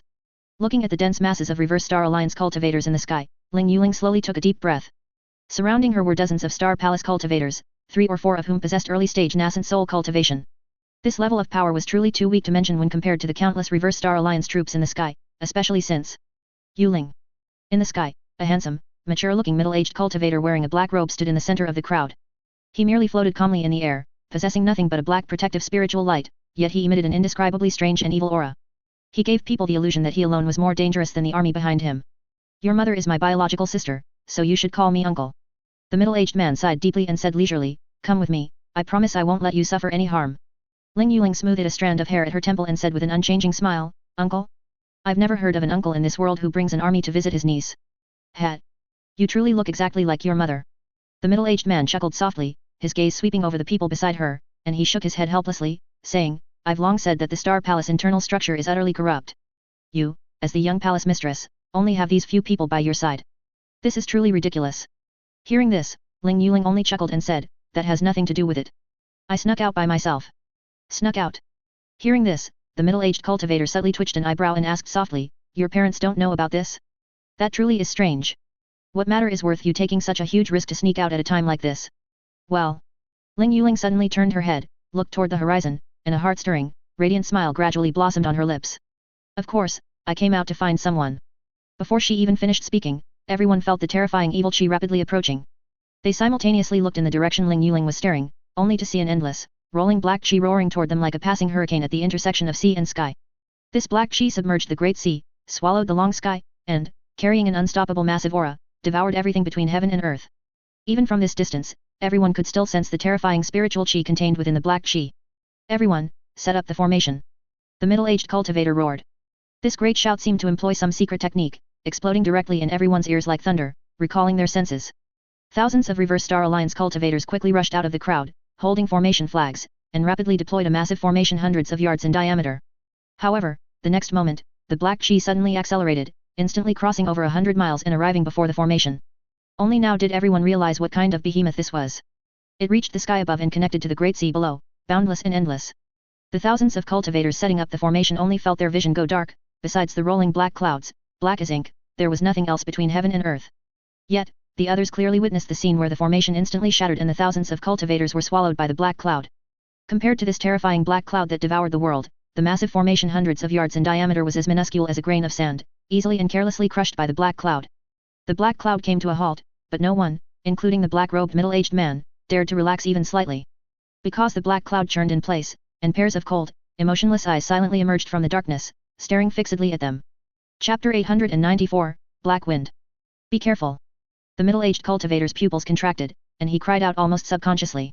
However, before he could finish his sentence, the black cloud instantly spread out. In an instant, the ink-like black cloud engulfed everyone.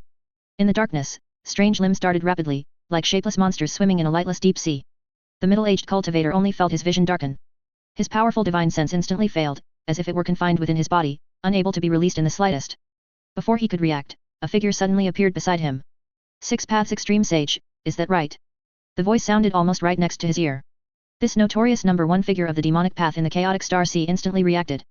He did not panic, instead, he immediately retreated violently. At the same time, six ferocious phantom images, seemingly solid, emerged behind him and pounced toward the figure like lightning. The Six Extremes True Demon Art. Accompanied by this sigh mixed with a sneer, a large expanse of smoke and clouds flashing with five-colored lightning spread out from the black cloud. In almost an instant so fast that the Six Paths Extreme Sage couldn't even take out his magic treasure, the six phantom images were directly submerged by the five-colored smoke and clouds. Pfft! With the sound, the six cultivation-related phantom images were instantly destroyed. The Six Paths Extreme Sage's aura immediately weakened, and he couldn't help but spit out a mouthful of fresh blood. His entire aura plummeted drastically. The next moment, a hand rested on his shoulder. The black cloud surged restlessly, and shrieks mixed with the sound of tearing flesh came from all directions. The Reverse Star Alliance cultivators could not see their companions. Even though they had been less than a few yards apart just moments ago, the spatial distance within this black cloud seemed infinitely stretched, turning everyone into isolated islands. Amidst the almost incessant screams, the Reverse Star Alliance cultivators completely broke down. They wailed, shouted, and frantically blasted empty space, hoping to gain some vague sense of security. However, just as their magic power was nearly depleted, gigantic figures made of metal and wood abruptly appeared beside them, easily tearing apart their final defensive measures and crushing these cultivators into meat paste. Their souls left their physical bodies and were absorbed by the surrounding black cloud before they could dissipate, making the entire cloud deeper and darker, like a curtain obscuring the sky. As the black cloud surged, it began to gradually contract. Streams of pitch-black sinister wind appeared out of thin air, completely surrounding the dozens of remaining nascent soul cultivators. They continuously bombarded the surrounding black cloud, and for a time, the black cloud truly could not approach them. But from within those streams of pitch-black sinister wind, Liu Yun's, wearing a ghostly green robe and possessing an eerie demeanor, slowly emerged. A cluster of grey-white flames rose in his hand, transforming into a giant fire python dozens of yards long, which lunged toward the separated nascent soul cultivators. Beneath the black cloud, Ling Yuling and the Star Palace cultivators beside her watched this scene in disbelief. The black cloud surged, obscuring the sky and turning the world into a ghost domain. Within this ghost domain, the screams were so jarring, like vengeful spirits claiming lives from the netherworld. After a dozen breaths, the black cloud gradually dissipated. At some point, the sky had become empty. The tens of thousands of Reverse Star Alliance troops seemed never to have existed, vanishing into thin air where they stood. Just as everyone was surprised, a black escape lights rushed out of the remaining black cloud almost frantically, heading straight toward Ling Yuling's direction. Just as the crowd wanted to stop it, a pitch-black blade light suddenly flashed out from the black cloud and struck the black escape lights like lightning. Sizzle! A streak of red light flew out from within the black escape lights and collided directly with the pitch-black blade light, being sliced into two sections without any power to resist. The red light dispersed, revealing a small red pagoda split in two. Judging by the astonishing spiritual chi remaining on it, this was likely a rare exotic treasure, but it had now been completely destroyed. The black light scattered, revealing the figure of the Six Paths Extreme Sage. However, he was now disheveled, pale-faced, and missing an arm, appearing utterly wretched and lacking any trace of his previous aura. From within the black cloud, Liu Yun's figure slowly floated out, holding an arm in his hand. He curled his lip in disdain and said, "The Great Calamity Transformation Technique, why do you master and disciple both have this habit?" The Six Paths Extreme Sage's gaze flickered slightly. Looking at Liu Yun's in the air, he asked with a gloomy expression, "Venerable Tian Mu." "That's me." Liu Yun's casually tossed the severed arm aside and said somewhat helplessly, "I've always thought this nickname was unpleasant, yet you people have been using it for so many years." The Six Paths Extreme Sage's body trembled slightly. Clutching his severed arm, black chi swirling around him, he couldn't help but ask, "You intend to help the Star Palace?" What else?" Liu Yun sneered in response. The Six Paths Extreme Sage's expression grew even gloomier. Wisps of black chi, sticky like liquid, coiled around his severed arm. Moments later, they solidified, forming an arm as dark as ink. He exercised his new arm, and his expression relaxed slightly. "Fellow Daoist Liu, can you let this old man go?" The Six Paths Extreme Sage asked expressionlessly. Liu Yun's tilted his head in thought, then suddenly shouted toward Ling Yuling nearby, "Yo! Beauty, what do you say? Should we let him go?" Ling Yuling was startled for a moment. Her gaze briefly swept over the Six Paths Extreme Sage, and a smile appeared at the corner of her mouth as she said, "Does that even need to be asked?" "Of course not. You heard her." Liu Yun spread his hands, asking the Six Paths Extreme Sage as if helpless. The Six Paths Extreme Sage lowered his head slightly, looked at his arm, and let out a long breath. "Good. Very good. If that is the case, then all that remains is to fight to the death." He suddenly roared loudly, then opened his mouth and actually spat out a piece of hazy black cloud-like cloth. This object flashed rapidly, immediately transforming into a ball of black wind that enveloped him. Immediately afterward, a sharp whistling sound came from the wind. With a tremble, the entire ball of black wind wrapped around the old devil and shot backward. The black wind appeared extremely indistinct, and its escape speed was astonishingly fast. After flashing a few times, it left behind a series of phantom images. Just as the wind was seen escaping to one location, it flashed and strangely appeared much further away, while another ball of black wind remained in the original spot. As a result, the distant sky seemed to simultaneously host several balls of black wind capable of teleportation, escaping hundreds of yards away in the blink of an eye. Liu Yun was stunned. He truly hadn't expected that the Six Paths Extreme Sage, after just finishing his fierce declaration, would actually turn tail and run without the slightest hesitation. Moreover, that escape speed was unusually fast. Chapter 895, Whitebone Banner. Tisk. I was a little careless. Liu Yun clicked his tongue and said helplessly. In the distance, the Six Paths Extreme Sage turned back in the black wind, watched Liu Yun's rapidly shrinking figure, and slowly let out a breath of relief. Just moments ago in the black cloud, in only a single instant of confrontation, Liu Yun had directly chopped off his head. If he had not cultivated the Great Tribulation Transformation Technique, he would have already perished in that very instant. At this moment, the Six Paths Extreme Sage had completely abandoned any thought of fighting Liu Yun to the death. After all, the prerequisite for fighting to the death was having the qualifications to do so, otherwise, it was just seeking death. Now, he only wanted to flee. The farther he fled, the better. The Reverse Star Alliance no longer had any chance of winning. Since the Star Palace had gained such a powerful helper, it would not take long before the Reverse Star Alliance was completely defeated. Before that happened, he still had a chance to escape to the outer sea. Once he reached that place, with his late nascent soul stage cultivation and his divine abilities, he was not afraid of failing to find a place to settle down. As long as he could leave this place, as long as he could escape. Not bad speed. Liu Yun's voice, tinged with laughter, sounded in his ear. In this instant, the Six Paths Extreme Sage felt as if he had fallen into an ice cave. He slowly turned around, his eyes fixed with terror, and saw a shadow. It was a shadow surrounded by five-colored light, and it had effortlessly kept up with him. Amidst the dazzling spiritual light, it grinned at him. "But it's a pity, you heard her too. That beautiful woman wants you dead," Liu Yun said with a light chuckle, as a black streak flashed out from his sleeve. The Six Paths Extreme Sage's pupils in the black wind shrank almost to the size of needle tips. He immediately gave up on fleeing, condensing the magic power throughout his body.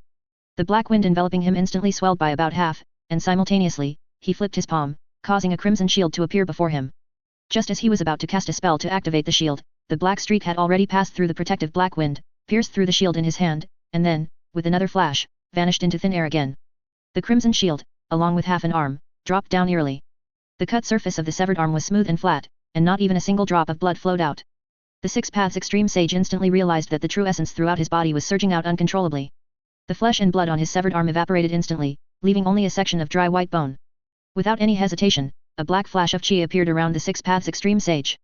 The severed arm was instantly replaced by ferocious black chi, which attacked Liu Yun's like lightning. Five-colored smoke and cloud appeared before Liu Yun's, directly dissipating the tentacle-like black chi into nothingness. This strike by the Six Paths Extreme Sage was not intended to actually harm Liu Yun's, but rather to buy himself a moment of time. The black streak reversed, piercing toward his back like lightning. However, the Six Paths Extreme Sage's gaze was profound. His figure flickered, instantly transforming into two identical phantom images that shot out to both sides. They appeared dozens of yards away almost instantaneously. The black streak easily pierced through one of the phantom images. This phantom image immediately transformed into a mass of pitch-black devilish chi, which was absorbed by the demon dragon blade. Dozens of yards away, the Six Paths Extreme Sage had just revealed his figure from the other phantom image when he looked up in disbelief and asked, "The demon dragon blade? Is that the demon dragon blade?" Although it was a question, his tone was utterly certain. He ignored the falling fiery red shield. If it truly was the demon dragon blade, then no matter how many defensive measures he put up, it would be futile. Liu Yun's did not answer. Instead, he gently waved his hand, and the black streak flew back to his side, transforming into a 3-foot-long, pitch-black long saber. The Six Paths Extreme Sage's pupils contracted, and the corners of his mouth twitched uncontrollably. Good. Very good. To die beneath the demonic path's #1 supreme treasure, this old man has not lived in vain. Liu Yun simply rolled his eyes. Repeating the same lie a second time was pointless. Seeing this, the Six Paths Extreme Sage's gaze flickered slightly. His single arm suddenly slapped a certain spirit beast pouch on his waist. Immediately, black light flashed, and an entirely black, two-headed monstrous python emerged.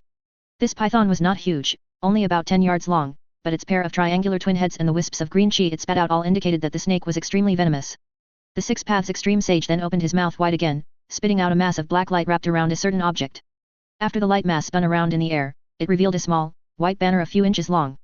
Then, amidst the old devil's incantations, it rapidly expanded against the wind, instantly transforming into a towering, pale white giant banner about 10 feet high. This banner was entirely refined from human bones. Its surface was pitch black, with some grayish-white runes faintly visible. Embedded at the top of the banner were 3 skulls of varying sizes. The moment it appeared, their fangs gnashed wildly, emitting a chilling, sinister laughter that made listeners feel uneasy and caused their blood chi to churn. Liu Yun's pupils trembled. He couldn't help but widen his eyes, and his expression instantly grew much more serious. Although he did not recognize this demonic weapon, the astonishing yin chi emanating from it was enough to make Liu Yun's take it seriously. The Six Paths Extreme Sage glanced at the demon dragon blade beside Liu Yun's.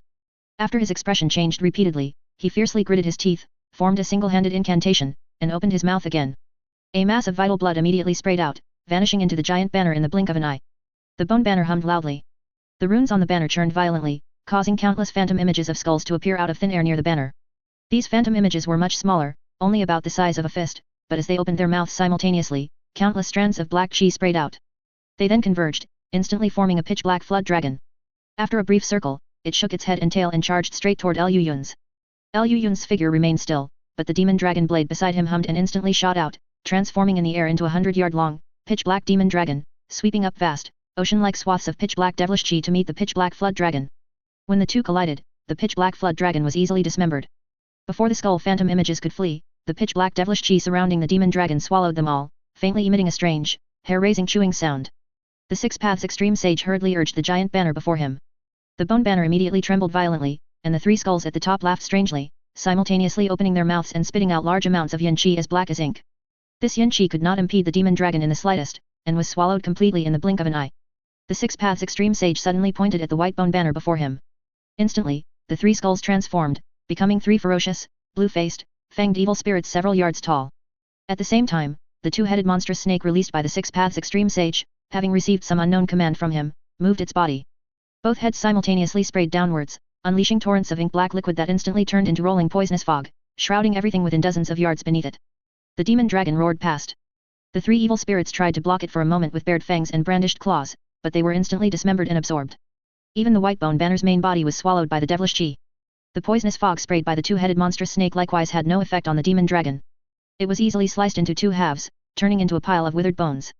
At this point, the Six Paths Extreme Sage, who had no techniques left to use, stared at the terrifying demon dragon before him, but a hint of a smile appeared at the corner of his mouth.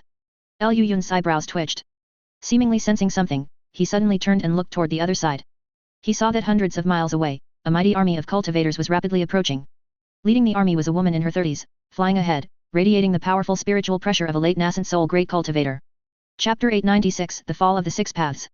Liu Yun's looked at the vast army of cultivators that blocked out the sky, a slight smile playing on his lips. They are finally here.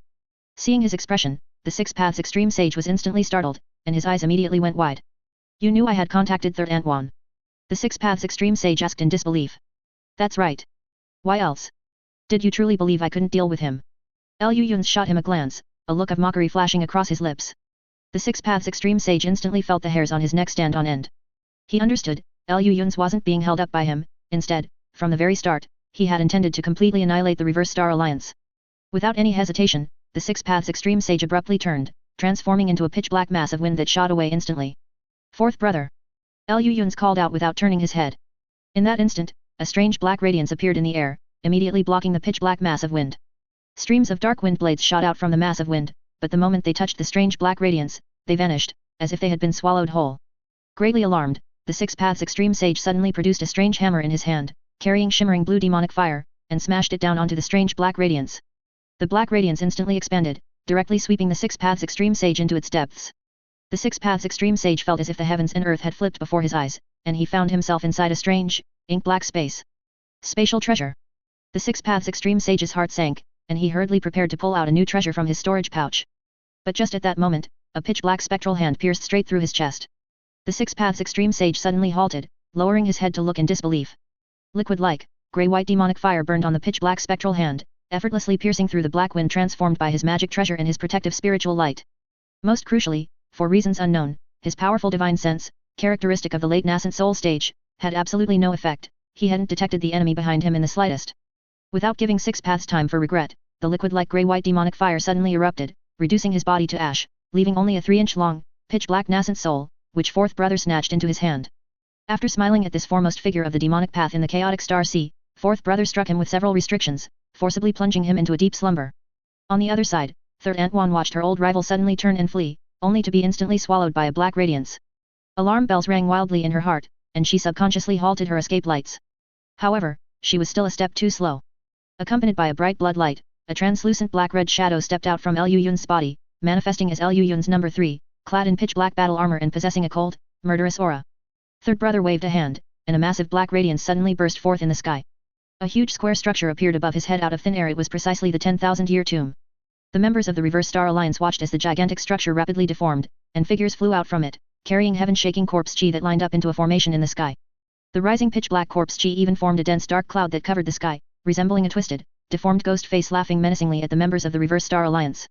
Leading the thousands of Foundation Establishment stage armored corpses, the Armored Corpse King, clad in armor and holding a spiked club and a command flag, led the 18 Tiendo corpse puppets. The heaven-reaching corpse chi he emitted merged with the army formation behind him, making them seem like a single entity. With a whoosh, the entire army formation transformed into a sharp dagger, stabbing toward the army of cultivators belonging to the Reverse Star Alliance. Within the army, thousands of cultivators immediately flew forward, setting up a giant formation several hundred zhang in diameter. However, the Armored Corpse King charged ahead, his aura merging with the entire Armored Corpse army behind him. The spiked club in his hand instantly transformed into a behemoth dozens of zhang long, carrying scarlet, violent thunder, which slammed down onto the great formation. With a boom, the great formation instantly shattered, and the thousands of cultivators who had set it up spat out blood and were sent flying backward, completely unable to resist. The Armored Corpse army, like a sharp dagger, plunged directly into the army of cultivators. A cold light flashed in Third Aunt Wan's eyes, and she was about to send people down to stop them. But just then, more than 20 corpse fiend clones flew out from the massive 10,000-year tomb above her head. Each one emitted a powerful spiritual pressure no weaker than that of an early nascent soul stage cultivator, though their movements were slightly stiff, suggesting they lacked high intelligence. Lu Yun's number 3 flipped his hand, and the Ma Blood Sea map immediately soared into the sky, rapidly expanding against the wind and quickly unfurling, revealing a boundless, writhing sea of blood. Within the sea of blood, countless blood-red evil spirits trampled and tore at each other, desperately trying to escape to the outside world. Eventually, more than 20 blood-red evil spirits drilled out of the painting and quickly possessed the corpse fiend clones. In an instant, the eyes of the 20-odd corpse fiend clones instantly turned blood-red. Their originally stiff and indifferent gaze was replaced by bloodlust and greed. Their bodies swelled up, blood-red scales appeared all over them, and their faces became even more ferocious and hideous, as if the evil spirits from the painting had reappeared in the world. Carrying large amounts of black-red corpse fiend chi, the 20-odd immortal corpse fiend clones rushed toward the nascent soul cultivators of the Reverse Star Alliance. Meanwhile, in front of Third Aunt Wan, Lu Yun's number 3, clad in battle armor and holding a giant sword, had already closed within 20 zhang of her. A cold light flashed in Third Aunt Wan's eyes. Chilling evil chi that seized the soul emanated from her body, and at the same time, a white light flashed in her hand. An ancient small mirror flew out, suspended above her head, shining toward Lu Yun's number 3. A sheet of white light shot out from the mirror, instantly transforming into countless white threads of light that surged toward Lu Yun's number 3. Lu Yun's number 3 neither dodged nor avoided. The demonic artifact's giant sword in his hand glowed with scarlet chi, and he suddenly delivered a horizontal slash. In an instant, blood-red sword chi shot out from the giant sword. Wherever it passed, the white threads of light were easily severed in two, and the sword chi struck directly onto the small mirror. The small mirror was sent flying backward with a crisp sound. Looking up, a crack spread across the mirror surface, quickly extending across the entire face and splitting it into two halves. Third Antoine was greatly alarmed. A golden longsword appeared in her hand, which she flipped and transformed into a golden streak that exploded in the air with a loud roar, turning into a sun-like mass of golden light. From within the golden light, countless golden sword threads rained down, heading straight for Liu Yun's number 3. The next second, accompanied by a blinding black-red light, the demon god-like figure emerged above the sea. Strands of black-red sand instantly spread out around him, absorbing all the golden sword threads. The demonic artifact's giant sword in his hand, which had transformed into a heaven-supporting giant sword, moved slightly, resembling a blurry light shadow, and chopped down toward Third Antoine's head. Chapter 897 Wan Sang Wu. The power of this sword was earth-shattering. Before the sword body had fully descended, the wind pressure it generated had already blown all the seawater off the surface, transforming it into two monstrous waves, like two water curtains blocking the way, trapping Third Antoine's small body in the middle. Third Antoine's eye twitched. She quickly slapped the spirit beast pouch at her waist, and a streak of golden light flew out, transforming in the air into a small, glazed golden dragon. As soon as this small dragon appeared, it began to expand rapidly against the wind, instantly transforming into a 100-jung-long monstrous beast. The giant sword mercilessly cleaved down. The golden dragon spat out golden light, its entire body appearing as if cast from gold, and it lunged straight forward to meet the attack. Gold and crimson collided. The two deadlocked in the air for a brief moment, but the crimson light then burst forth, immediately suppressing the golden light and quickly slicing down. This golden dragon possessed a body full of divine ability, but before it could even use them, it was sliced into two by the crimson giant sword. But in that short span of time, Third Antoine had already flown backward, turning into an incredibly thin streak of golden light, and plunged into the Reverse Star Alliance cultivators who were currently fighting the Armored Corps Legion. This maneuver truly stunned Liu Yun's, but Liu Yun's number 3 did not waver in the slightest. Black and crimson sand surged out from around him, resembling black and crimson curtains connecting heaven and earth, descending upon the Reverse Star Alliance army of cultivators. Wherever it passed, magic treasures dimmed, spiritual light extinguished, and the vital essence of the cultivators' entire bodies was instantly drawn out, turning them into desiccated corpses that fell onto the sea surface. The Reverse Star Alliance cultivators' army, which had only barely managed to resist the Armored Corps Legion, instantly fell into chaos, suffering repeated charges led by the Armored Corps King and numerous armored corpses, resulting in a nearly one-sided massacre. Amidst this chaotic battlefield, an incredibly thin, almost ethereal golden thread quickly plunged into the sea surface. The next moment, deep beneath the sea, a dazzling streak of purple light suddenly erupted. Wherever it passed, the sea instantly froze solid, transforming into a deep purple plain of ice. Third Antoine's figure burst through the ice layer, spiritual light flashing wildly around her. She shouted palely, "Lee Turtle!" Beneath the seabed, the glazed, deep purple body of the Lee Turtle surfaced. A fierce light flashed in its eyes, and it suddenly spat out a pillar of deep purple light, sweeping horizontally toward Third Antoine. Third Antoine hurriedly dodged, but she failed to notice a massive black and crimson fist at her side. Bang! Third Antoine's body was instantly knocked flying. A layer of five-colored barrier around her, which seemed almost substantial, shattered instantly, and a sound of breaking came from somewhere on her person. Looking down, she saw that the jade pendant near her eye had already crumbled into powder. Third Antoine finally managed to stabilize herself. Looking at the jade pendant that had been reduced to dust, an expression of heartache appeared on her face. However, the current situation did not allow her time for sentimentality, so she immediately turned and ran. A cold light flashed in Liu Yun's number 3's eyes. His figure twisted, and he instantly appeared several dozen zhang away, blocking Third Antoine's escape route. At the same time, he brandished the giant sword. Crimson sword chi wrapped around the giant sword, making it look like a giant spiral drill bit that began to spin rapidly. Just as Third Antoine was about to turn and run, the Lee Turtle flew over, spitting out large gusts of deep purple cold wind. Everything froze wherever the wind passed, and Third Antoine's figure instantly stiffened in place, sealed inside layers of purple solid ice that appeared out of thin air. Streaks of golden light expanded inside the purple solid ice. Accompanied by the grating sound of the ice cracking, fissures began to spread across the solid ice. It looked as if Third Antoine could break out at any moment, but she would never get that chance. The deep crimson, drill-like giant sword shot out from Liu Yun's number 3's hand. Accompanied by a piercing shriek, it instantly pierced the purple ice layer, and subsequently smashed Third Antoine's body into a shower of bloody pulp. A 3-inch-long golden nascent soul emerged from the void realm. It quickly flashed several times, attempting to teleport away. Suddenly, a black light flashed, and Liu Yun's number 4, holding the Black Wind banner, abruptly appeared and immediately collected it into the Black Wind banner. "It looks like you've wrapped things up here," Liu Yun's number 4 asked with a smile. Liu Yun's number 3 turned his head and glanced at the Reverse Star Alliance cultivators' army, which was being chased everywhere by the Armored Corps Legion. He immediately sent over a divine thought, and the entire Armored Corps Legion instantly halted, while the remaining Reverse Star Alliance cultivators fled without looking back. "Why didn't you keep them all? My Black Wind banner absorbed tens of thousands of cultivators' divine souls before, and its power has greatly increased now. If you could refine all their divine souls, wouldn't it speed up your cultivation quite a bit?" Liu Yun's number 4 asked doubtfully. Liu Yun's number 3 reverted to his original form and said casually, "There's no need for that. I am not far from breakthrough now, and refining others' divine souls would be detrimental rather than beneficial to me. Moreover, since Third Antwan and Six Paths are dead, the Reverse Star Alliance exists in name only. There's no need to wipe them all out. Tisk. Liu Yun's number 4 clicked his tongue noncommittally, then flew with Liu Yun's number 3 to Liu Yun's side. It looks like they won't dare to come back again. Liu Yun said with a sneer, watching the retreating backs of the Reverse Star Alliance cultivators.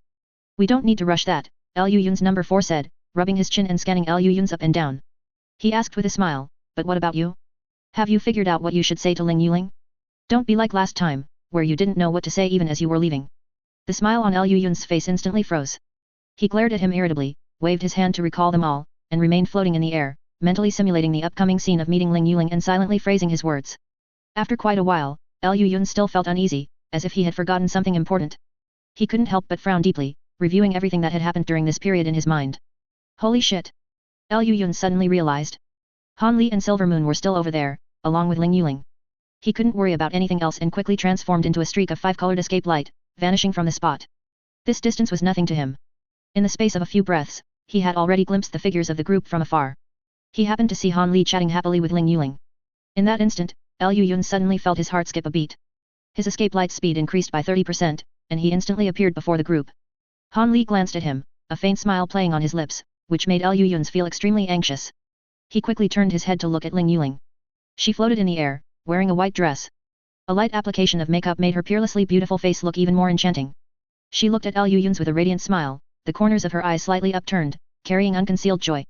At this moment, for some reason, Liu Yun's mood suddenly calmed down. He was silent for a moment, then his lips gradually curled into a smile, and he let out a long breath. Chapter 898, Gift. Seeing Liu Yun's strange expression, Ling Yuling raised her embroidered brows and asked with a smile, "What are you laughing at?" "Nothing, I've never seen such a beautiful woman before, I can't help but smile." Liu Yun spread his hands, the corners of his mouth curving even more noticeably. He stroked his chin, his eyes scanning her up and down, and asked with a smile, "But this beauty, with her captivating looks, dares to run around like this. Aren't you afraid of something happening?" Ling Yuling lifted her snow-white chin, her long neck, like a swan's, displaying a proud curve, her face filled with a triumphant expression. "Of course not. I'm here to find someone." "Oh, who?" Liu Yun asked in a rather interested tone. Ling Yuling smoothed the long hair by her temples and said with a smile, "I'm looking for someone who broke his promise. He promised me he would return, but he made me wait for over 100 years. Is that so? Then that person truly deserves to die." Liu Yun nodded, his expression indignant, as if he were feeling injustice on her behalf. "Actually, he doesn't particularly deserve to die. He promised me that he would only return after he had enough power to disregard all rules. I believe he can do it, so when I heard the news of his return, I knew that in this chaotic star sea, no one would ever be able to harm me again." The corners of Ling Yuling's mouth curved into a breathtaking arc, and her watery eyes fixed on Liu Yun's, seemingly conveying 1,000 unspoken words. Liu Yun opened his mouth, looking somewhat startled, but then he slowly exhaled and said with a smile, "I'm back. It's good that you're back." Ling Yuling said no more, but instead glanced at the empty battlefield, then suddenly turned her head and said to a nascent soul cultivator beside her, "Elder Li, take the others back to Star Palace and report everything that happened here in detail." "Yes." The nascent soul cultivator, who looked quite young, quickly and respectfully acknowledged the order, then pondered for a moment, asking with a somewhat awkward expression, "What specific details should I report?" Liu Yun and Han Li couldn't help but glance at him, making the man instinctively avert his gaze. "Report everything. There's no need for any reservations." Ling Yuling sighed silently, pinching her brow as she said, "Give those two some time to accept reality." The corner of this nascent soul cultivator's mouth twitched. He silently looked at Bai Ruxi, who was trying to pretend he was invisible, and calmly said, "Young lord, senior brother Bai has a higher reputation within the palace and can speak more effectively to the two saints. How about senior brother Bai accompanies me?" Bai Ruxi, who was beside him, instantly widened his eyes, as if he wanted to devour him alive. "You scoundrel, you actually want to drag me down with you?" Ling Yuling waved her hand helplessly and said to everyone, "You all go together." "Yes." Everyone acknowledged the order and immediately shot into the sky, heading straight for Star Palace. By their posture, it seemed they were afraid to stay there for another second. Liu Yun stroked his chin, looking in the direction they left, and said thoughtfully, "It seems your subordinates have a lot of character." Ling Yuling sighed deeply, a bitter smile appearing on her stunningly beautiful face, and she said to him helplessly, "I don't blame them. My mother will be fine, but my father will probably be very agitated if he finds out about this." Han Li's mind flashed back to the scene of them leaving Tianxing City that year. The terrifying qi that tore through the air left him with lingering fear even today. Then, thinking about the things Ling Yuling and Liu Yun had done, if he were Ling Xiaotian, it would be more than just agitation. He would want to kill someone. "Don't worry, since I dared to come back, I must have made ample preparations." Liu Yun patted his chest, smiling with great confidence. Ling Yuling glanced at him, her eyes strangely asking, like the void heaven cauldron. "How do you even know about that?" Liu Yun's face showed a hint of alarm. The fact that you two appeared with the Void Heaven Palace has spread across most of the chaotic Star Sea. Ling Yuling let out a helpless bitter laugh and said, if I hadn't left quickly enough, I might have been cornered at home by my father.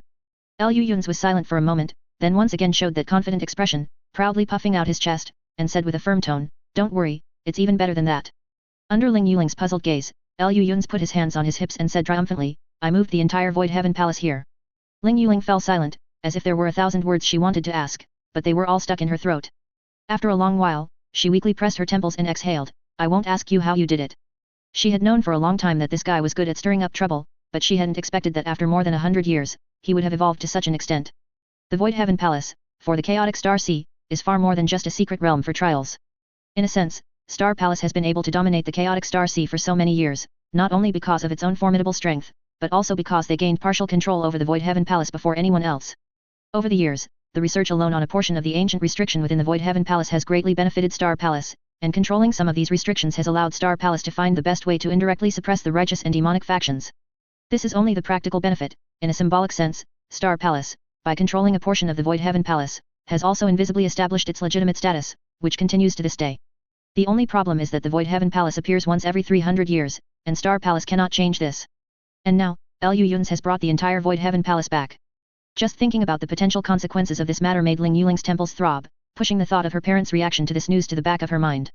Although it's a good thing, this thing is really troublesome. Ling Yuling's reaction was within Liu Yun's expectations. Her personality was such that she would always consider greater interests and impacts before considering herself. It must be said that the education of the two sages of the Star Palace is truly excellent, and Liu Yun's, as the beneficiary who reaped the rewards, really wanted to thank them in person. Don't worry, besides the Void Heaven Palace, I've prepared other things. Liu Yun said, snapping his fingers. Liu Yun's no-force figure appeared behind him in perfect coordination, handing 2 nascent souls to him, and then quickly disappeared. Ling Yuling looked down, and the corners of her mouth twitched twice. She suddenly looked up and glared fiercely at Liu Yun's. There was a problem with the titles of the previous 2 chapters, it might be a network issue, as the titles of the 2 chapters were duplicated. I have already contacted the editor to modify them. Chapter 899, Army. These 2 nascent souls were both over 3 inches long. One was entirely black with the face of a middle-aged cultivator, currently in a deep slumber. The other had the face of a woman in her 30s, who was still awake, her eyes wide with a gaze that wished to devour Liu Yun's, yet she couldn't move an inch. They were precisely the nascent souls of 6 Paths Extreme Sage and Third Antwan. Are you sure this is a gift, not a threat? Ling Yuling asked with a troubled expression. Absolutely not. Liu Yun's declared with conviction, if I were to threaten, it would never be so subtle. I always go straight to the point. Ling Yuling gave him an annoyed shove, then pondered with a solemn expression before looking up and saying, this is acceptable. Even if it's a threat, it's a significant one. Moreover, without these 2, the Reverse Star Alliance is as good as dead. It also gives my father a way out, he'll have to take it whether he wants to or not. Han Li silently glanced at her, maintaining his silence, his heart secretly making a decision. A son. If he ever had children, they must be sons. If he had a daughter like Ling Yuling, Han Li felt that even if he became an immortal, he would die of anger. Liu Yun's, however, was very pleased. He snapped his fingers and said, besides these 2 gifts, I have another grand gift. With a single gesture, the black wind banner instantly appeared in his palm. With a wave, a large expanse of black mist spread across the sky, rapidly diffusing to cover the entire firmament. Moments later, the black mist dissipated, revealing over 1,000 puppets suspended in the sky. Wolf-headed puppets at the early core formation stage, snake-guard puppets at the middle core formation stage, eagle-headed puppets at the peak core formation stage, and dozens of golden-furred giant ape puppets equivalent to the peak early nascent soul stage. These puppets occupied the entire sky, like a vast army. The weakest existence within this army was no less inferior than a cultivator at the peak early core formation stage. Ling Yuling stared at this scene in a daze, only snapping back to reality after a long while, shaking her head with a bitter smile. This is indeed a rather direct threat. Liu Yun's pinched his brows, grinning proudly. His great evolution art had only been cultivated to the 4th level. If it weren't for his naturally powerful divine sense, controlling these thousands of puppets would indeed be quite difficult. Even so, manipulating so many puppets at once had already reached his limit. Looking at Ling Yuling's somewhat worried eyes, Liu Yun's grinned and said, when proposing marriage, it must be grand. Besides, if your father doesn't agree, we can also learn from Comrade Old Han. He clapped Han Li on the shoulder, smiling triumphantly, just snatch her. Ling Yuling's gaze towards Han Li instantly changed. You don't know, at that time his wife. Liu Yun's words trailed off. Han Li had already turned his head, silently threatening him with his eyes. Liu Yun's awkwardly withdrew his hand, then suddenly took a step forward and grabbed Ling Yuling's hand. Ling Yuling gasped, and amidst Liu Yun's triumphant laughter, he abruptly waved his hand and shouted. Depart. The army of thousands of puppets moved out in unison. At the same time, Liu Yun's patted his spirit beast pouch, and the green armored beast shot out, letting out a heavy roar towards the sky. Its body swelled rapidly, transforming in the blink of an eye into a colossal creature hundreds of feet tall and hundreds of feet long. With its armor made of steel, it resembled a mobile fortress towering in the sky. Surrounded by the puppet army, it advanced majestically towards the Star Palace. In Tianxing City, a team of white-robed Star Palace cultivators was patrolling outside the city walls. "Stay alert, all of you," a yellow-faced middle-aged cultivator at the late core formation stage shouted with a grim expression. Behind him were 2 early core formation cultivators from the Star Palace and 7 or 8 Foundation establishment cultivators. This was the entire patrol team. As the Reverse Star Alliance army approached, the Star Palace expanded its patrol teams by 5-fold. Nearly 100 such patrol teams were added, ensuring that someone was patrolling outside the city at all times to give an early warning the moment the Reverse Star Alliance army arrived. Everyone knew this was a last resort. Since they already knew the Reverse Star Alliance was preparing for a decisive battle, relying on the Tianxing City formation and striking first would be the best plan, rather than relying on their home base and waiting for a desperate fight. However, the unfortunate truth was that within the Star Palace, only the 2 sages of the Star Palace could withstand 6 Paths Extreme Sage and 3rd Antwan. Yet, these 2 were forced to remain confined within Tianxing City due to their cultivation technique, unable to leave even a single step. Without the 2 sages of the Star Palace, anyone else leaving Tianxing City would simply be courting death. Thinking of this, one of the young men at the early core formation stage silently sighed and flew forward to ask the yellow-faced cultivator, "Senior brother, why did the higher UPS inexplicably throw us into patrolling outside the city? We were originally patrolling inside. Other times it would be fine, but in the current situation, if the Reverse Star Alliance attacks, we..." The young man's words were cut short as his expression suddenly changed, and the rest of his words were stuck in his throat. At this moment, the yellow-faced cultivator's expression was frighteningly grim, looking like a beast ready to devour someone. The white-robed woman beside him quickly pulled him back, chuckling softly and saying, "What's the big deal? With senior brother's cultivation and talent, he might succeed in nascent soul condensation and become a nascent soul elder within the Star Palace at any time. Even if the higher UPS were completely muddled, they wouldn't just throw senior brother into an outer city patrol team like this, he'll return eventually." The yellow-faced cultivator's expression improved significantly, becoming expressionless again as he silently turned to continue patrolling. At the same time, the female cultivator behind him subtly moved her lips, transmitting a message to the male cultivator, "Are you stupid?" With his cultivation, being thrown into this outer city patrol team is precisely because he offended someone he shouldn't have. How dare you even ask? The young man was stunned by these words, transmitting back with confusion, which elder did senior brother offend? Worse than offending an elder. The female cultivator silently pointed to the sky. The young man's mouth twitched violently, and he immediately stopped speaking. The group traveled from Tianxing City to Wheelfire Island, the closest to the North City Gate, and inspected it as usual. Seeing that the formation on the island had not changed and the core of the formation was intact, the yellow-faced cultivator nodded slightly and said, "Let's go, we'll return to Tianxing City first." After saying this, he glanced at the 2 early core formation cultivators again, his expression softening slightly as he said, "You don't need to be nervous. Even if the Reverse Star Alliance prepares a large-scale attack, it will take about a month from preparing the army to fighting their way to Tianxing City. That's enough time for me to find someone to transfer us back." At this point, he couldn't help but glance at the peak of the Star Palace Sacred Mountain, a faint, almost imperceptible cold smile playing on his lips. Perhaps, just as the rumors within the Star Palace suggested, the 2 saints wouldn't last much longer. By then, a chilling coldness flashed in the yellow-faced cultivator's eyes. His hands, clasped behind his back, moved imperceptibly, and a small, perfectly round bead with almost no spiritual chi fluctuations dropped, landing at the core of the formation. "Thank you for your guidance, senior brother." The 2 early core formation cultivators quickly bowed. The other Foundation establishment cultivators also bowed, though they were somewhat unconvinced in their hearts. The yellow-faced cultivator nodded in satisfaction, just about to say something, when suddenly, his pupils contracted, and he abruptly turned to look. At the distant horizon where sea and sky met, an boundless black line gradually spread. Chapter 900 The enemy approaches the city. "Senior brother, what is that?" The male cultivator in the early core formation stage opened his mouth, pointing disbelievingly at the black line on the horizon. A trace of surprise flashed in the yellow-faced cultivator's eyes, but he immediately reacted, quickly waving his hand and saying, "Send the signal. Hurry." The male cultivator quickly raised his hand and shot out a beam of red spiritual light. This light soared into the sky, leaving a long trail, and rapidly burst open high above. Almost simultaneously, streaks of escape lights instantly rose from various parts of Tianxing City. Spiritual light subsequently illuminated the massive city walls of Tianxing City, and runes began to appear on them. A massive white light barrier, centered on Tianxing City, slowly rose along the surrounding islands and gradually closed in the air. The yellow-faced cultivator watched this scene, his gaze sweeping over the pearl at the needle's eye behind him, and a smile appeared at the corner of his mouth. "Senior brother, let's go back," the male cultivator quickly said. His gaze uncontrollably drifted towards the black line on the horizon that was gradually expanding and approaching, making him so nervous he was almost breaking out in a cold sweat. "All right, we will return first and rendezvous with the main force," the yellow-faced cultivator said, glancing at him and nodding expressionlessly. Everyone quickly transformed into streaks of escape lights and flew back to Tianxing City. Accompanying them towards Tianxing City were hundreds of escape lights, some bright and some dim. Some belonged to Star Palace patrol teams like theirs, while others were Star Palace cultivators stationed on the islands. All were now rushing toward Tianxing City, preparing to rely on the largest city in the chaotic Star Sea to fight a desperate battle against the great army of the Reverse Star Alliance. For a time, the entire Tianxing City, both inside and out, descended into chaos. As the black line on the horizon drew nearer, everyone felt as if a 1,000-pound boulder had been placed on their hearts, nearly suffocating them. It wasn't until 2 blinding white lights flew down from the peak of the sacred mountain, descending like meteors, and hovered above the city wall, revealing 2 figures, one male and one female. The woman appeared to be about 25 or 26, with snow-white skin and hair like dark clouds, wearing an emerald palace dress, exuding an air of grace and nobility. The man, however, was a white-robed scholar in his 40s, with ordinary features, but his thick, black eyebrows were like swords, and a wave of evil chi permeated his body, his face cold as ice. It was precisely the 2 sages of the Star Palace. As the 2 figures appeared above Tianxing City, everyone breathed a sigh of relief. The chaos, both inside and out, instantly subsided, becoming orderly.